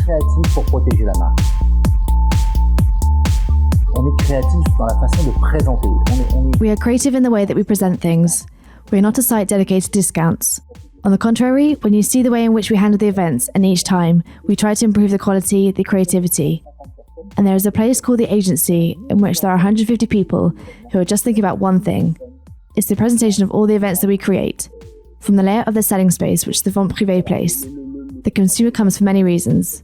There are those who come for the price, those who come to see the new brands that they didn't know before, and there are those who come and say, wow, it's more practical, etc. And finally, I think we offer a large panel of opportunity to the consumer. Si vous êtes le site d'une grande marque, une grande marque de luxe, même si vous If you're on the site of a big brand, a large luxury brand, even if you're the biggest fan, after 2, 3, 4 times, you've looked at the whole site. You're not going to come back every day to the shop. So the luxury brands created cruise collections. They created different collections and created pop-up collections, just to say come back to our shops or come back to our site. And we created that. We have this traffic because every day we have 10, 15, 20 new and different ideas with different brands. And that's the power of Vente Privée. And the brands from now on with the speed of the fashion calendar, with the positioning of the market, and there is a real difference between doing collection and having to wait for it in the shops. And whilst that's happening, other big brands are copying their designs to have them as quickly as possible in their shops. There is a gap in the market of creativity. The brands definitely need to rethink part of their model to really be able to create a constant demand with more fluid and quicker collections.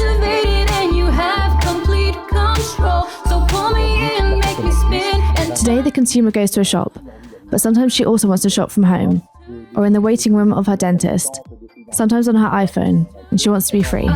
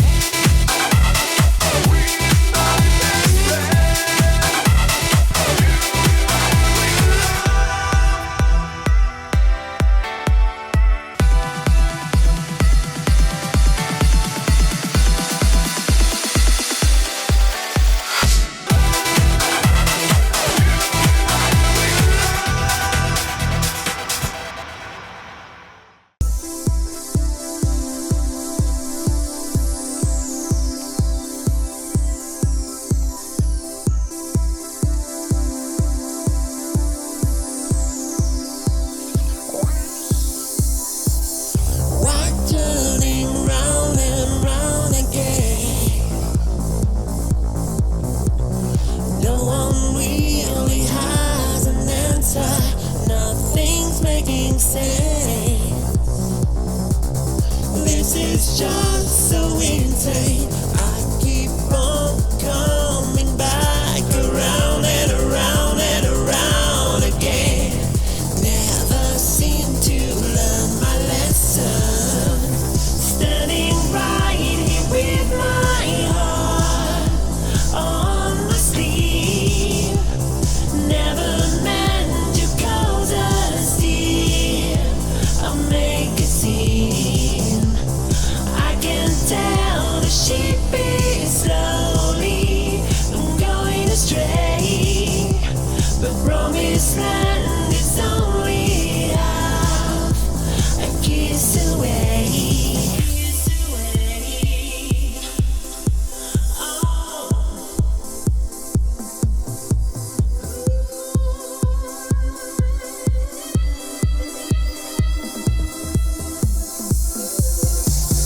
I don't know where the night is gone, where it has gone.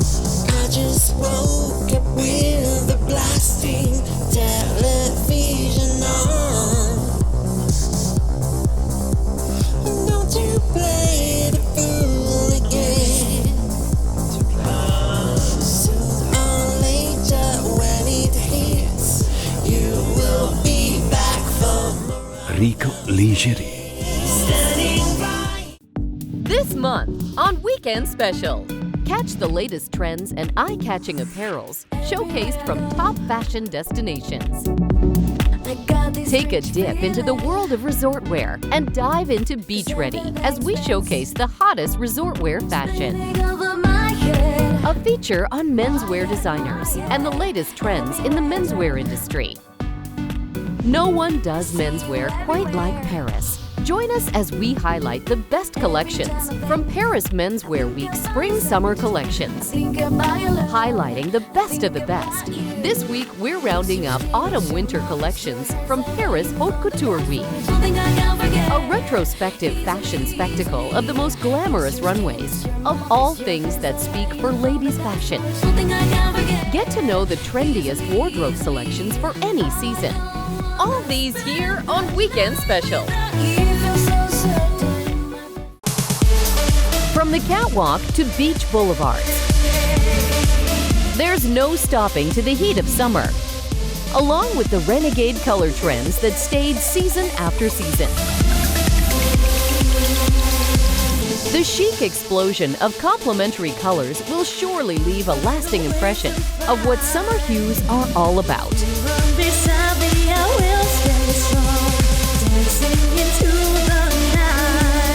Get to know the season's transcending palettes, making each summertime just as bright and exciting. It's an exclusively stylish color feat.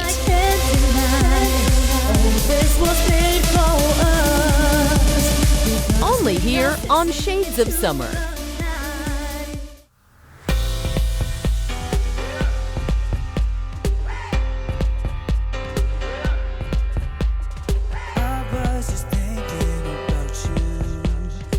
It's easy to say that summer is indeed a season that gives us that feeling of nostalgia, as we reminisce the best moments only summer could bring.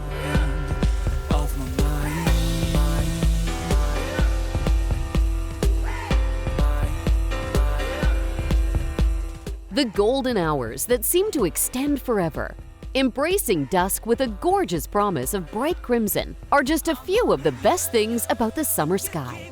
While the synergy of colors that flow between shades in nature, from airy and light to vivid and bright, bring together unique and diverse color mixes that remind us of the most amazing summer stories.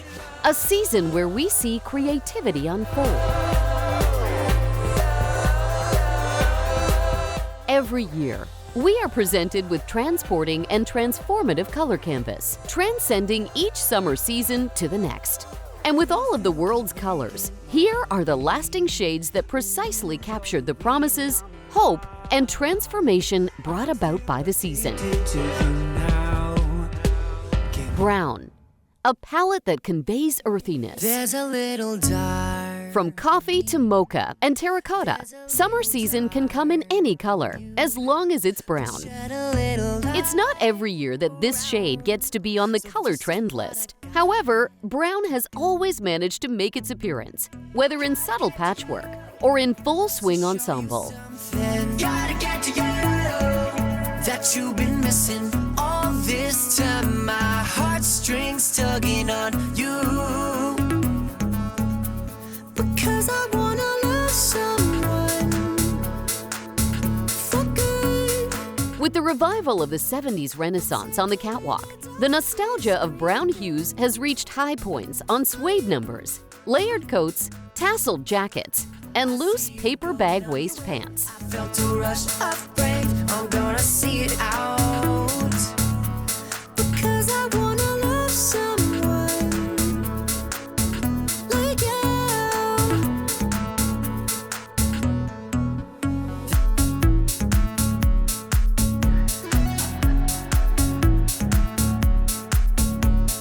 While almond and hazelnut are some of the variations that add dynamics to this often undermined neutral palette, these shades of brown bring to mind the unpretentious and inherent warmth that effortlessly connects the season. Your spark is gonna light the fuse.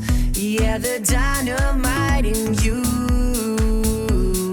Gotta get to you to show you something. Gotta get to you that you've been missing all this time. My heartstrings tugging on you because I wanna love someone. Not everyone sees brown as an essential summer color. However, this saturation looks set to enjoy its time in the spotlight.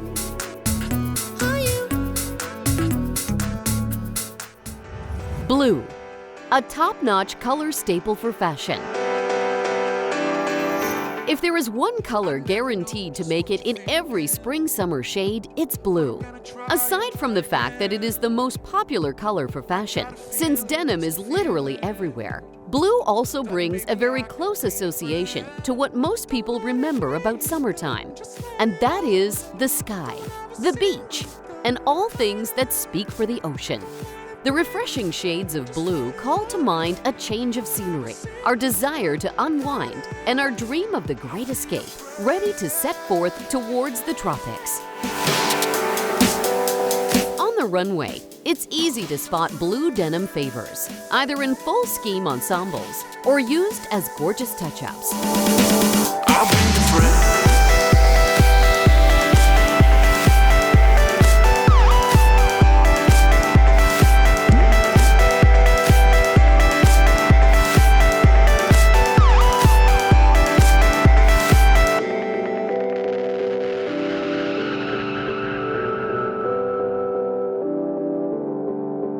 You and I should take a little time now to see what else we can really do.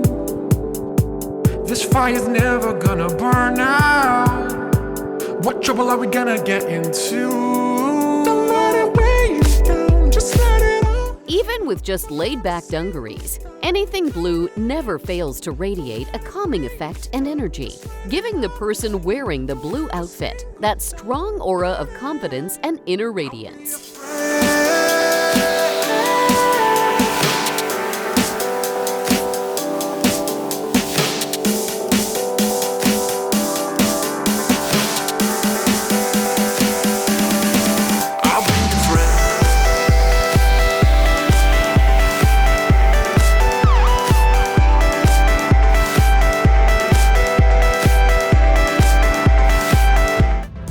Pink, the palette that welcomes and reaches out. Of course, summer wouldn't be summer without that touch of pink. A shade with complexity, exuding an air of warm welcome that goes with the summer vibe. Walking in the street, a beautiful girl. We can never go wrong with pink for the season, as the color always gives a wholesome yet alluring appeal to anyone who wears it well.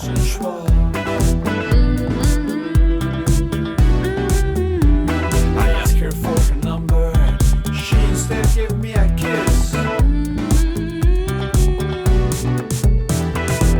I will invite you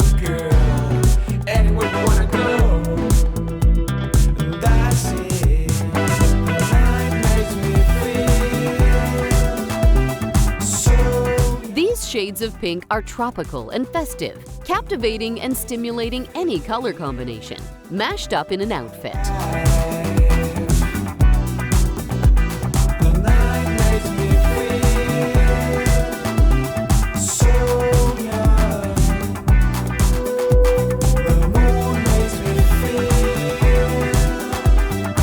Whether added as two-toned ruffled pleats or used bold and flowing summer dresses, pink is definitely an unignorable hue that tempts and tantalizes.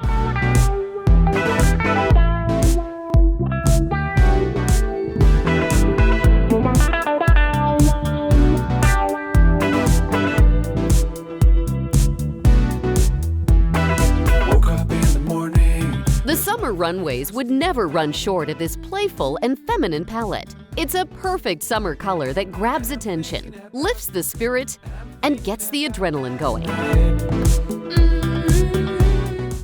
Yellow, the color of the summer sun. Expect yellow as a prevalent color of choice or accent palette for most summer runways. It is the best option for designers to pull off the vibrant zest that speaks for the season. Deep in my heart, there's nowhere to hide until I find a way, going where I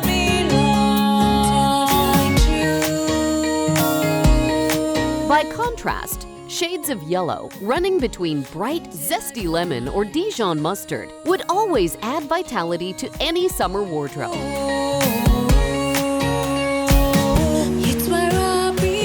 Its instant warmth and joyful shades would always remind us of that dream destination with enthusiasm, good cheer, and the sunny days.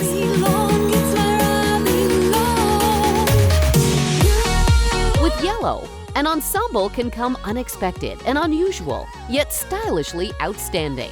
Its vivacity would instantly highlight any silhouette that comes through with this shade, adding a splash and uplifting the vibrancy of any wardrobe.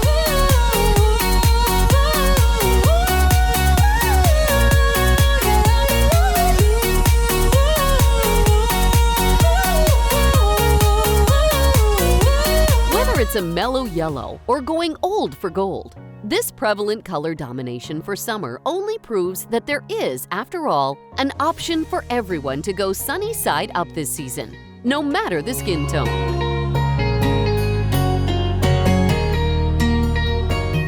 We have just flaunted some of the compelling color panorama for the season. Stay tuned for more as we give you the rest of the color spectrum, deserving a big thumbs up when Shades of Summer returns. Discover and learn the difficult A to Z terminologies of fashion, only here on Fashion Dictionary. Paisley, a pattern based around twisted teardrop shapes, used commonly as prints or embroideries. Here on Fashion Dictionary. In fashion, it doesn't get any better than living the glamorous life of a supermodel. It's really nice to see a model smiling. Yeah, why not? It's my first time, so I'm really excited to be here. But before topping the ranks and living the dream, every talent has a story to tell, showing us what it really is to live a day in the life of a model. In this episode, we'll get to know the hustle and bustle at the backstage. Beyond the glitz and glam, beyond the jet-setting bookings, are the passion and dreams. Take a look behind the spotlight and hear what these models have to say as they share with us their experiences and life on the runway. Right here on Catwalk Stories. Premieres June 13th, Tuesday, 2000. London, 2100. Paris, Johannesburg. Welcome back to Shades of Summer. I never got a chance to breathe. Before the break, we looked at 4 shades of summer colors on our list. Now, let's get to know the rest of the palette that transcended from each summer runway to the next.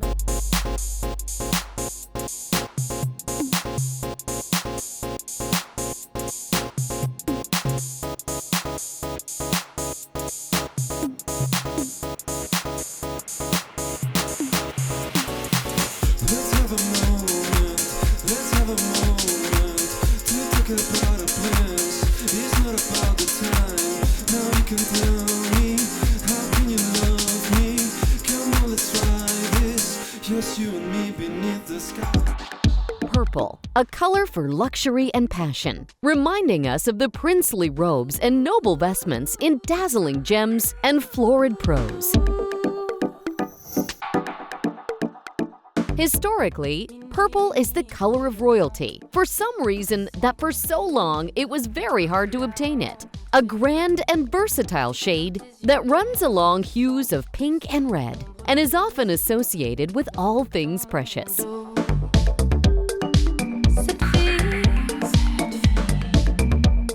From time to time, purple lends itself unexpectedly for the spring-summer runways, bringing a vibrant color combination to neutral summer staples to look more interesting.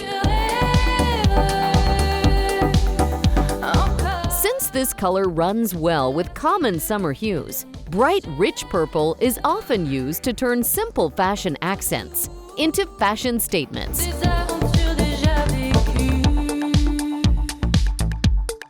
They are either imposed as floral embroideries or as overall hues for dainty summer dresses and ruffled outfits.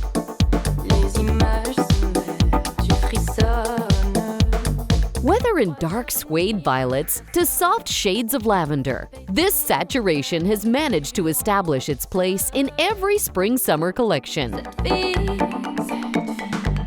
A go-to color for designers who want to make sure that their summer aesthetic is something powerful and conventional, but graceful at the same time.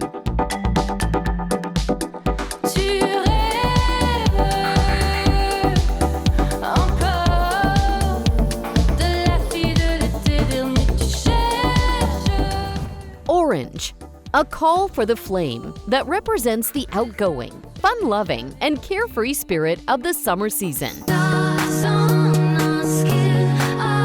Shades of orange have been hitting the season's runways for quite some time. It can go with prints, highlighted accessories, or matched with neutrals. It's a fiery and vivacious shade that has definitely grabbed the attention of fashionistas who wanted to inject some color into their wardrobe. This wonderfully theatrical shade may be the most attention-getting color next to yellow. But what makes it unique is its association to all things vibrant and energetic.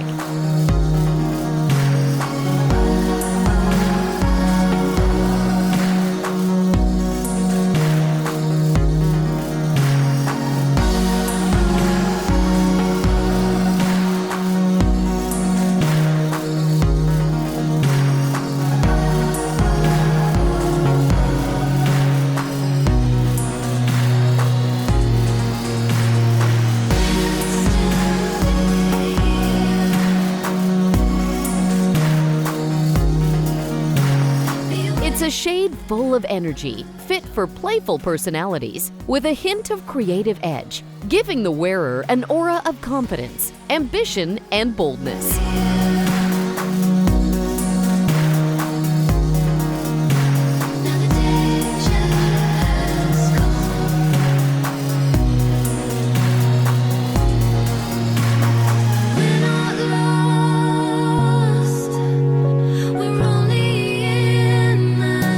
Orange can easily find popularity in warm weather trends, just like all other bright palettes complementing the Technicolor dreams for summer.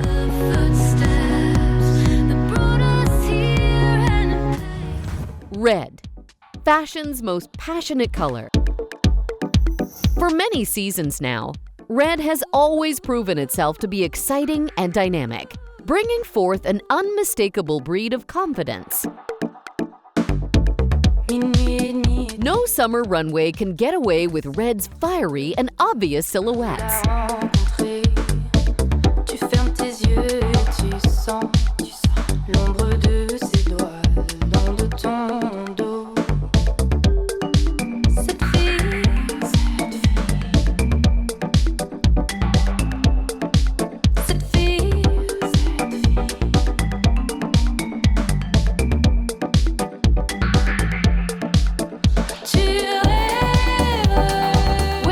pale shades or intensely burning, a red number would always get the metaphorical blood of the palate pumping.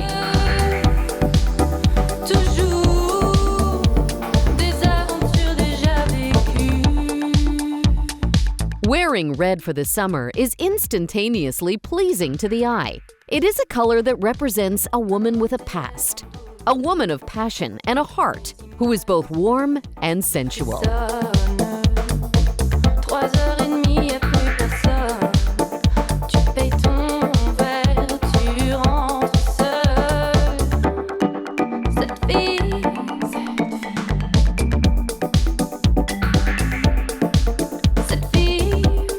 From flaring maxi dresses and feminine tulle frocks to hot combinations of bold red silhouettes and soft red numbers, the passionate red is surely an acid test to every woman's summer romance. Green.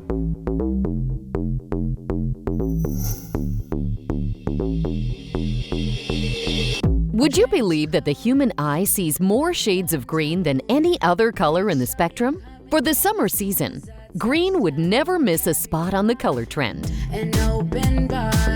It's a color that is almost always associated with nature and the environment. Think of grass, trees, and flowers in a panoramic summer meadow, suggesting a refreshing take to explore, experiment, and reinvent your style for the season. Green is rich and elegant, elevating any summer silhouette into a vibrant and sophisticated, well-thought outfit. Plus, this once hard-to-pull-off color has reclaimed itself from having the most shades in the spectrum.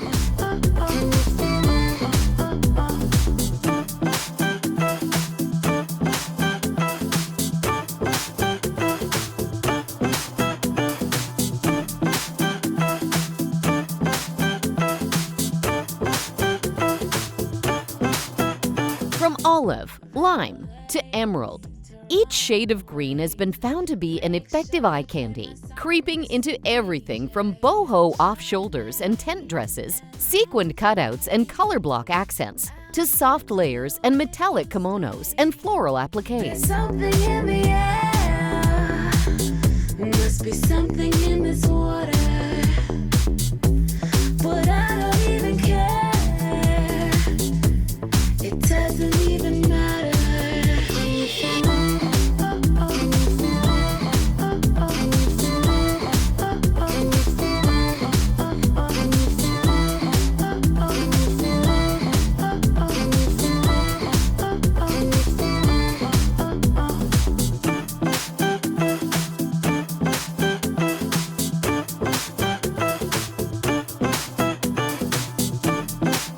It doesn't just bring a pop of color to grab attention. Rather, it represents a more profound sense of style that depicts the blossoming of life and movements seen during the summer season.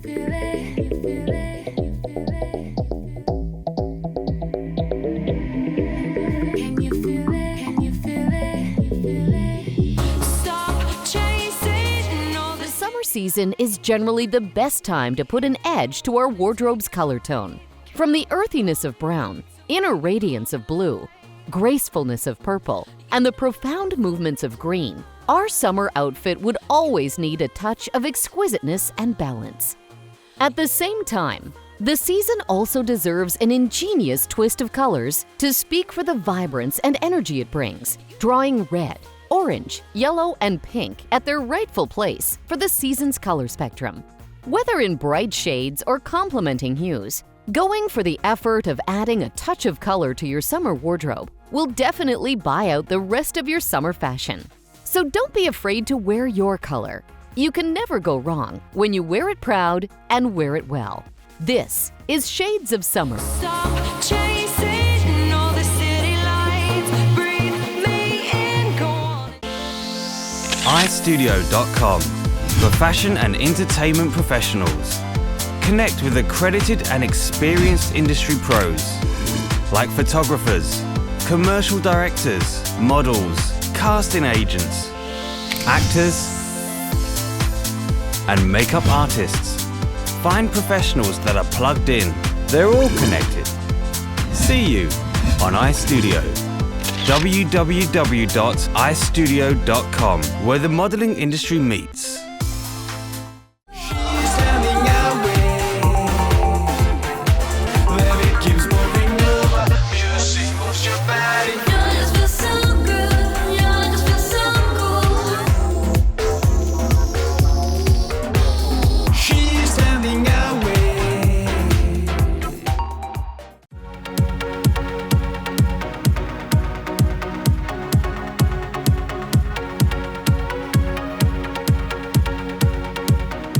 My name is Alexa Almiral. And I'm Nicole Almiral, and we're Style by Two.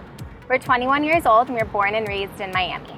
We decided to start this fashion blog earlier this year to document our life and our fashion choices. We think that the main goal of our blog is we wanted something that all women were able to attain. Everything that we show is something that every girl has in her closet that she can just grab and put together, and you have like an easy outfit that was affordable and easy to put together.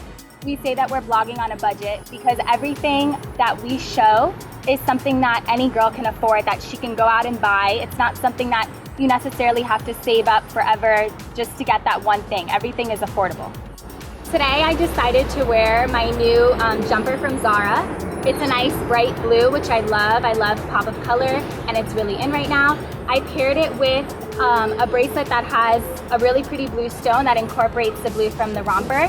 And because the bracelet's very big, I decided to do it with a simple gold hoop. And then I have one of my favorite Sam Edelman heels on. They kind of add something to the outfit without taking away from the jumper itself. Today I'm wearing this suede. It's pretty light gray dress that I bought from Zara with the fringe. We both really took advantage of the sale that Zara was having. I think that this dress originally was $100 and something, and I got it for like $40. I paired it with the Pop of Color shoe from Steve Madden. We have these shoes in a lot of different colors. I think that this shoe is a really good piece for all girls to have because you could dress them up, dress them down, and you can basically wear them with anything. When it comes to our styles, we're both pretty similar. I think that for me, I enjoy having a very simple piece and then playing it up with some type of accessory. So whether it be a pop of color bag or a really detailed sandal or shoe or a chunky necklace, I like to have one thing that I really focus on and then have a more simple aspect of it as well. As far as my personal style, I really like pop of color pieces. While most girls are drawn to black, I feel like bright colors really look good on me. I also like to go for flowy things, being that we live in Miami, especially now it's really hot. Like what I have on today, it's a jumper. I like flowy jumpers, skirts, dresses, anything that's nice and airy and flowy. I also like to do just simple light wash cutoff shorts or dark wash with a high gladiator and just a simple top with maybe a nice tassel necklace and cute jewelry. A big trend this summer, I think, is fringe. Another thing is really, really bright colors and something really simple too. Like we do a lot of all white, and then we play it up with like a colored shoe or a patterned shoe, or a lot of florals also, and light denim. Some things that were maybe fall are kind of transitioning this year into summer. Like my sister said, fringe, it's a huge thing. You see it on bags, shoes, bathing suits. It's kind of everywhere, and whereas before that was kind of like a winter thing, you can also do it now in the summer. Another thing I love and I've seen is booties in the summer, which I love booties. You can pair it with a nice summer dress or some cute cutoffs or even skinny jeans with a tank top. A light color booty, I love it for the summer. We really try to focus on being affordable.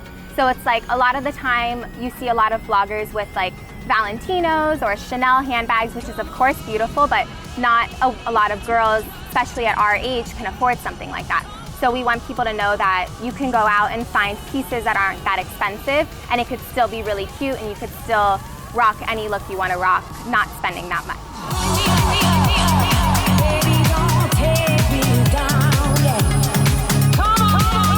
We also like to find like small boutiques that have nicer pieces, also like styles like Zara that's very European. We find that it's very like simple clothing, but it's good quality and you could dress it down or dress it up.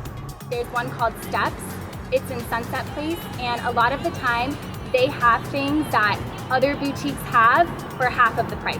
Everything on our blog we do on our own, including our pictures. We take it of each other, so I'll take hers and she'll take mine. And it's something that we kind of enjoy because we can give each other constructive criticism, and I see things that she doesn't, and vice versa.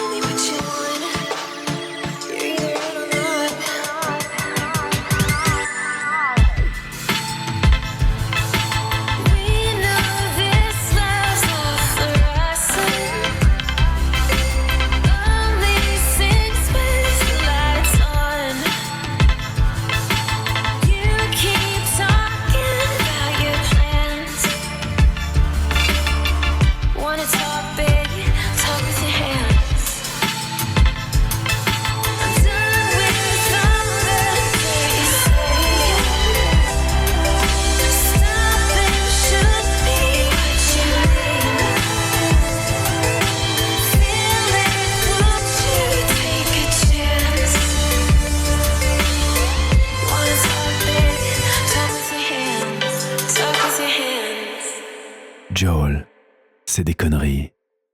Tomorrow on Weekend Special.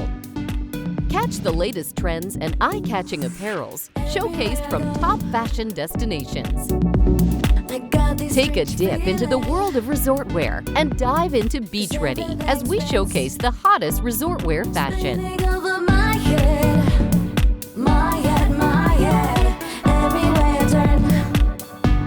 Only here on Weekend Special.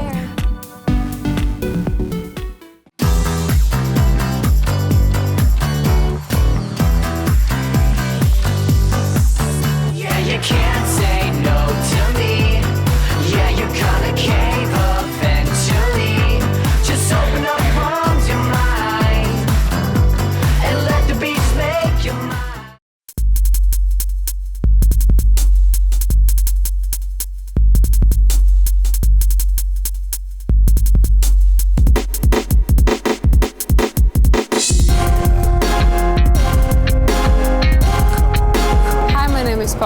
I'm from Poland.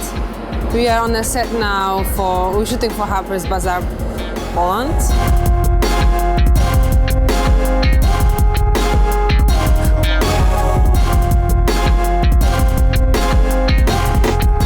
Hi, my name is Asha Pivka, and that's it. That's me. In the sultry southern night, bright, smooth, under the stars shining bright. Cześć, nazywam się Karolina Wąż.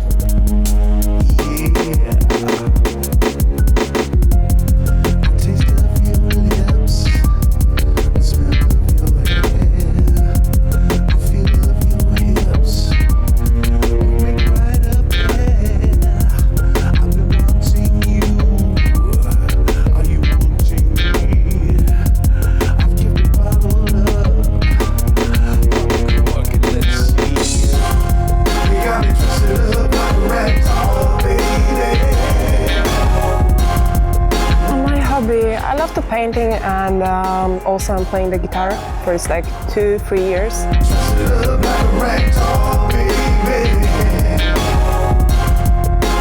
I don't know, cooking, traveling, seeing new stuff, learning, studying, lots of things I like to do.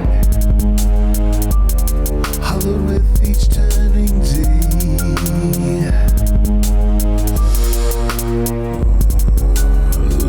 Lust breaks out of its cage. Place in the world, my home, because I live in the middle of the forest and I have a private lake, and I have 2 boats and 2 beautiful islands in the middle of the lake. So always I'm taking the boat and I'm fishing all day long. So it's very relaxing for me, and I can imagine to live in the other place.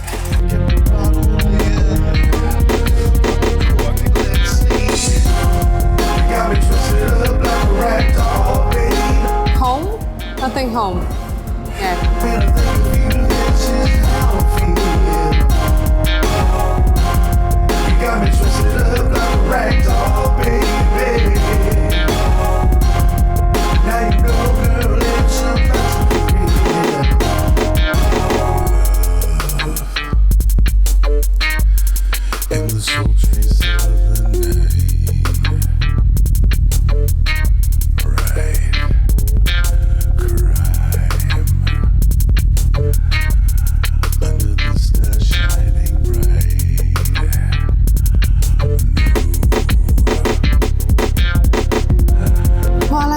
I like to wear something comfortable. I don't really care how do I look. As long as it's good for me and comfy, then I feel that, you know, that's the most important thing for me.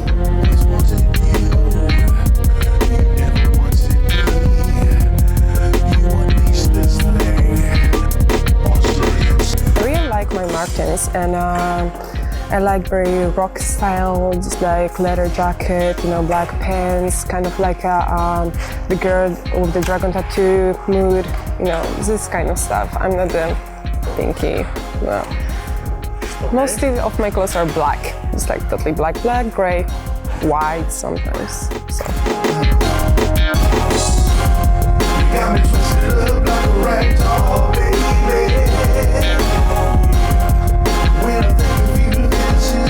Myślę, że mój styl jest bardziej taki klasyczny, minimalistyczny, wygodny przede wszystkim. Najchętniej chodziłabym sobie w dresach całe życie.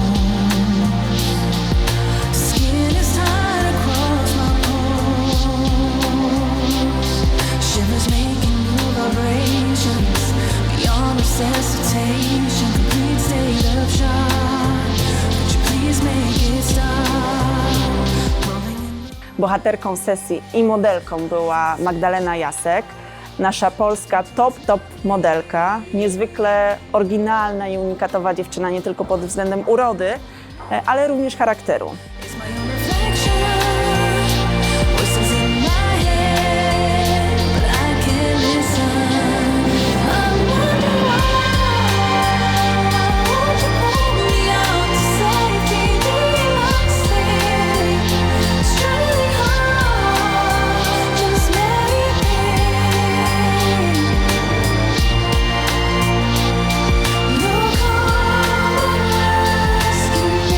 Magda ma piękne, rude włosy, więc zainspirowałam się trochę twórczością Vivienne Westwood i Jean-Paul Gaultier.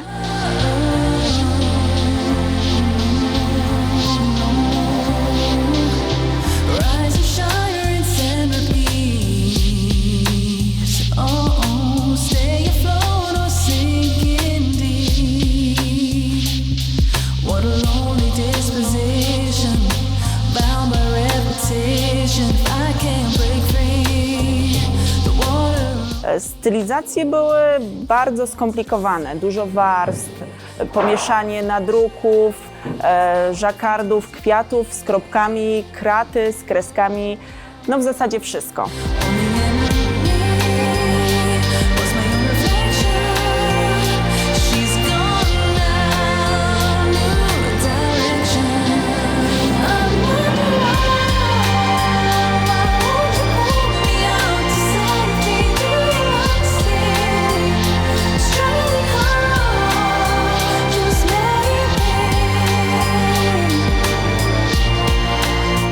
Mam na sobie kurteczkę z najnowszej kolekcji Gucci, więc było tutaj dzisiaj kilka smaczków również z pokazów międzynarodowych. No myślę, że efekt będzie powalający.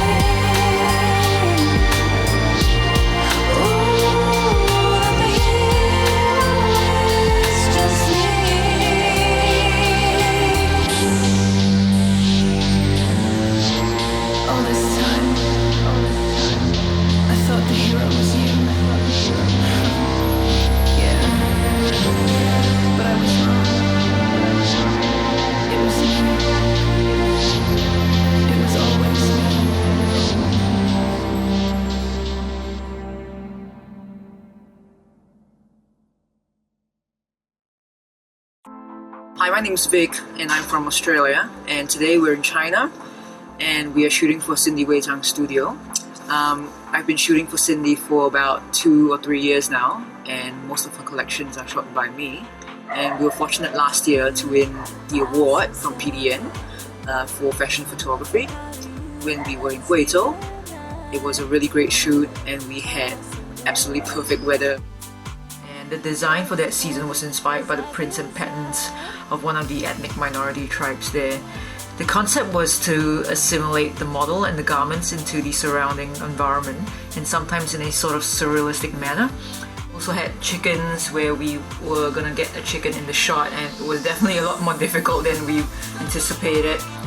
We were trying to get this chicken and we were running around, and all these villagers and all these old people were just laughing at us, and it took about 10 to 15 minutes to actually catch one chicken. Summer collection, Sydney decided to gain inspiration from Chinese medicine and sort of the patterns from there. So we're trying to link that theme into the shoot. We're shooting in a variety of places, like one of the forests here in Shanxi, and this area that we're in right now is a little village that has sort of ancient houses that are kind of abandoned. So the story sort of evolved from this woman who's sort of a Chinese doctor as well, and sort of the stages of gathering the herbs and, you know, doing the medicine and weighing. So it's kind of like a fashion story as well. Weather's not great. Yesterday we were sort of shooting in the rain, and it was absolutely just muddy and wet, and everything was wet. We managed through our contacts to find a sort of really interesting looking Chinese doctor who's got this really long beard, and he's got a great sort of look for what we're doing. And he's also got a really old school sort of Chinese cabinets and all the weighing instruments that we're going to use as well. I've got a keen interest in the performing arts. I approach each project I undertake like a theatrical production, if you will.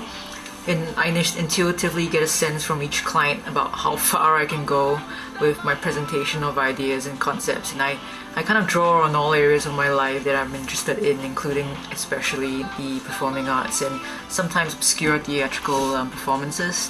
I'm really looking forward to working with brands that are pushing the envelope creatively, especially in terms of conceptual photography or conceptual visual imagery. In this day and age, you really need to stand out, and hopefully I can help them do that. Discover and learn the difficult A to Z terminologies of fashion, only here on Fashion Dictionary. Midi. If it's not as short as a mini and not as long as a maxi, it's midi, usually used in reference to skirts, dresses, and shorts. Here on Fashion Dictionary. iStudio.com for fashion and entertainment professionals. Connect with accredited and experienced industry pros like photographers, commercial directors, models, casting agents, actors, and makeup artists. Find professionals that are plugged in. They're all connected. See you on iStudio. www.istudio.com, where the modeling industry meets.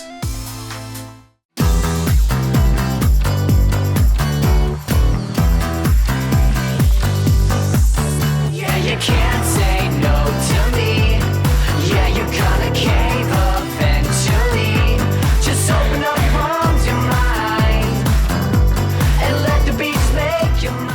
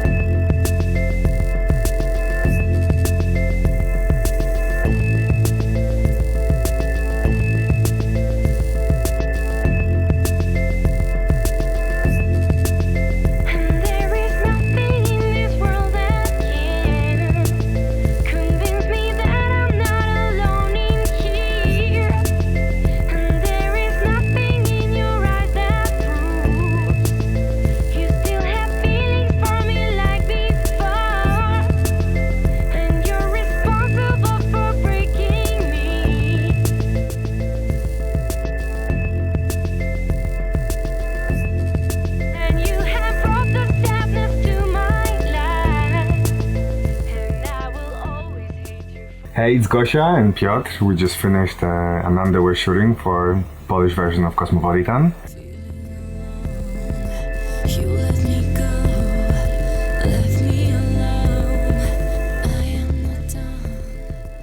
Which was pretty much a lot of fun for us because we're friends in the private life for a very, very long time. So basically having fun in the bed was just a pure pleasure for us. Nothing complicated, just fun. really fun, Yeah. fun. Really happy moment.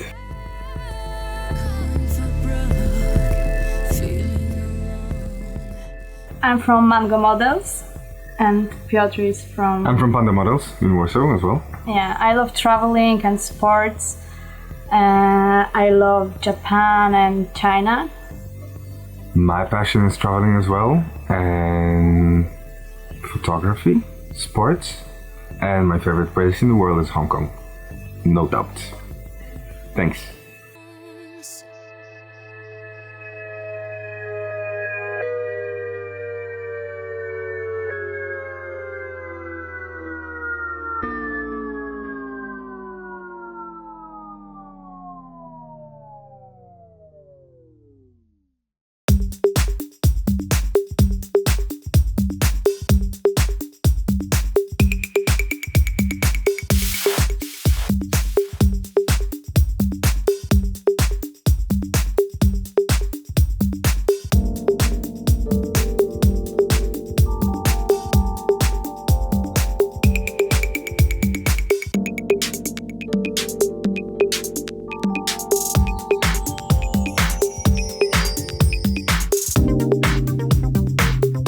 Mi nombre es Greta Jiménez. Bueno, hoy estamos haciendo la nueva campaña para la nueva colección de Fall para Ragged.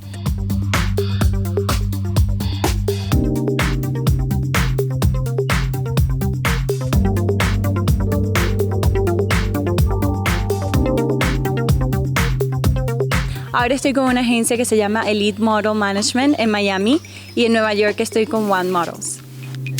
Didn't mean to waste your time, baby. I should have given you a fair warning.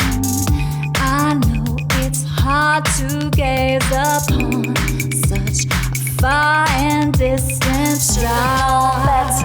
Should've known better, should've known better than to lead you on. Should've known better, should've known better, should've known better than to lead you on. For the sacrifice of love, I made you take it like a drug. I never meant for us to part. Well, I just have a reckless heart. How come love just has to hurt? Living in a lie's world. Stop as soon as it has started. Well, I just have a reckless heart. Reckless heart. Bueno, he trabajado con un sinnúmero de marcas y diseñadores grandes, pero hoy en día con la marca más grande que yo he trabajado es L'Oreal.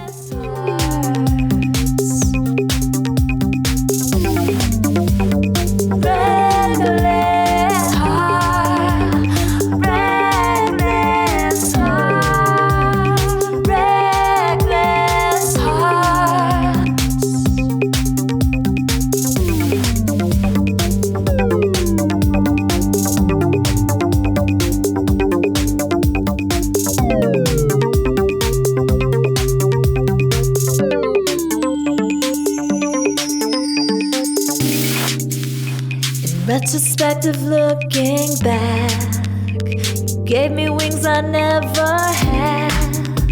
It all feels like a mirage, though, living in this house. Con el fotógrafo que me encantaría trabajar y que admiro mucho sería Russell James. Creo que tiene un estilo muy diferente, creo que hace que la mujer se vea muy sensual, muy sexy, pero muy clásica y muy elegante a la misma vez. Creo que saca lo mejor de cada modelo en sí, con cada foto, y pues es uno de los top fotógrafos y siempre me ha encantado mucho. Let you take it like it's drug.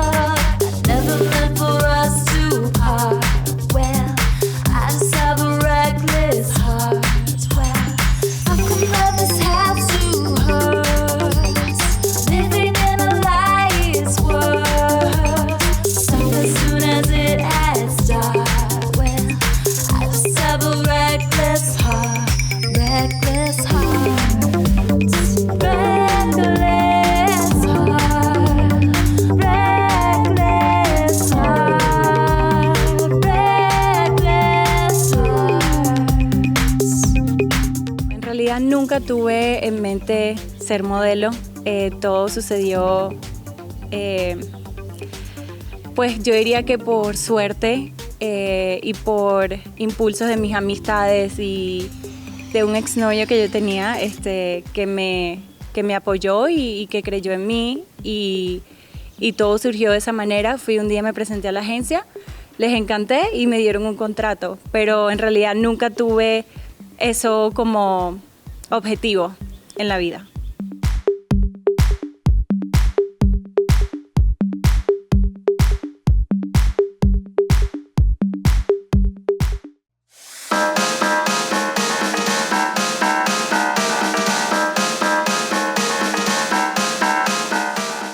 Hello, I'm Julia Panas, and I will tell you a few words what's going on with me and what's happening in my life right now. So right now we are on the station for Femestash, which is a Polish brand owned by Eva Minge, and the station for Fall Winter campaign 2016-2017.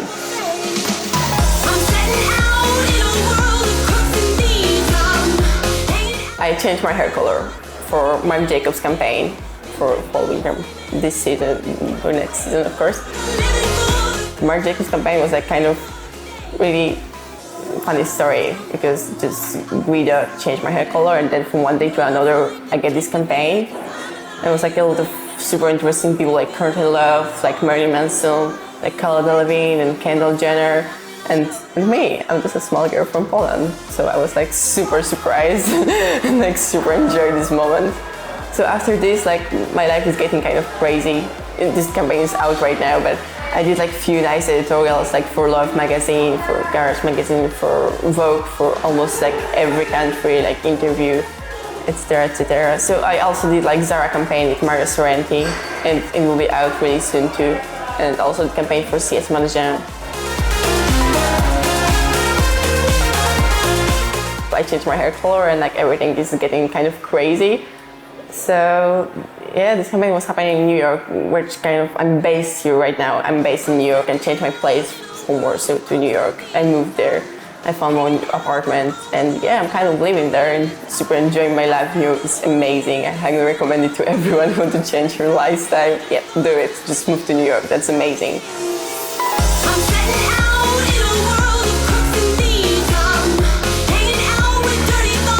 This season brings really major changes to the image of femme-stage woman for autumn and winter. And these are, she left the office. She's more like city girl. She has more joy, more fun. It's more about quality, living in a big city, and that's why we are where we are. So we're in the middle of, in the city center of Warsaw.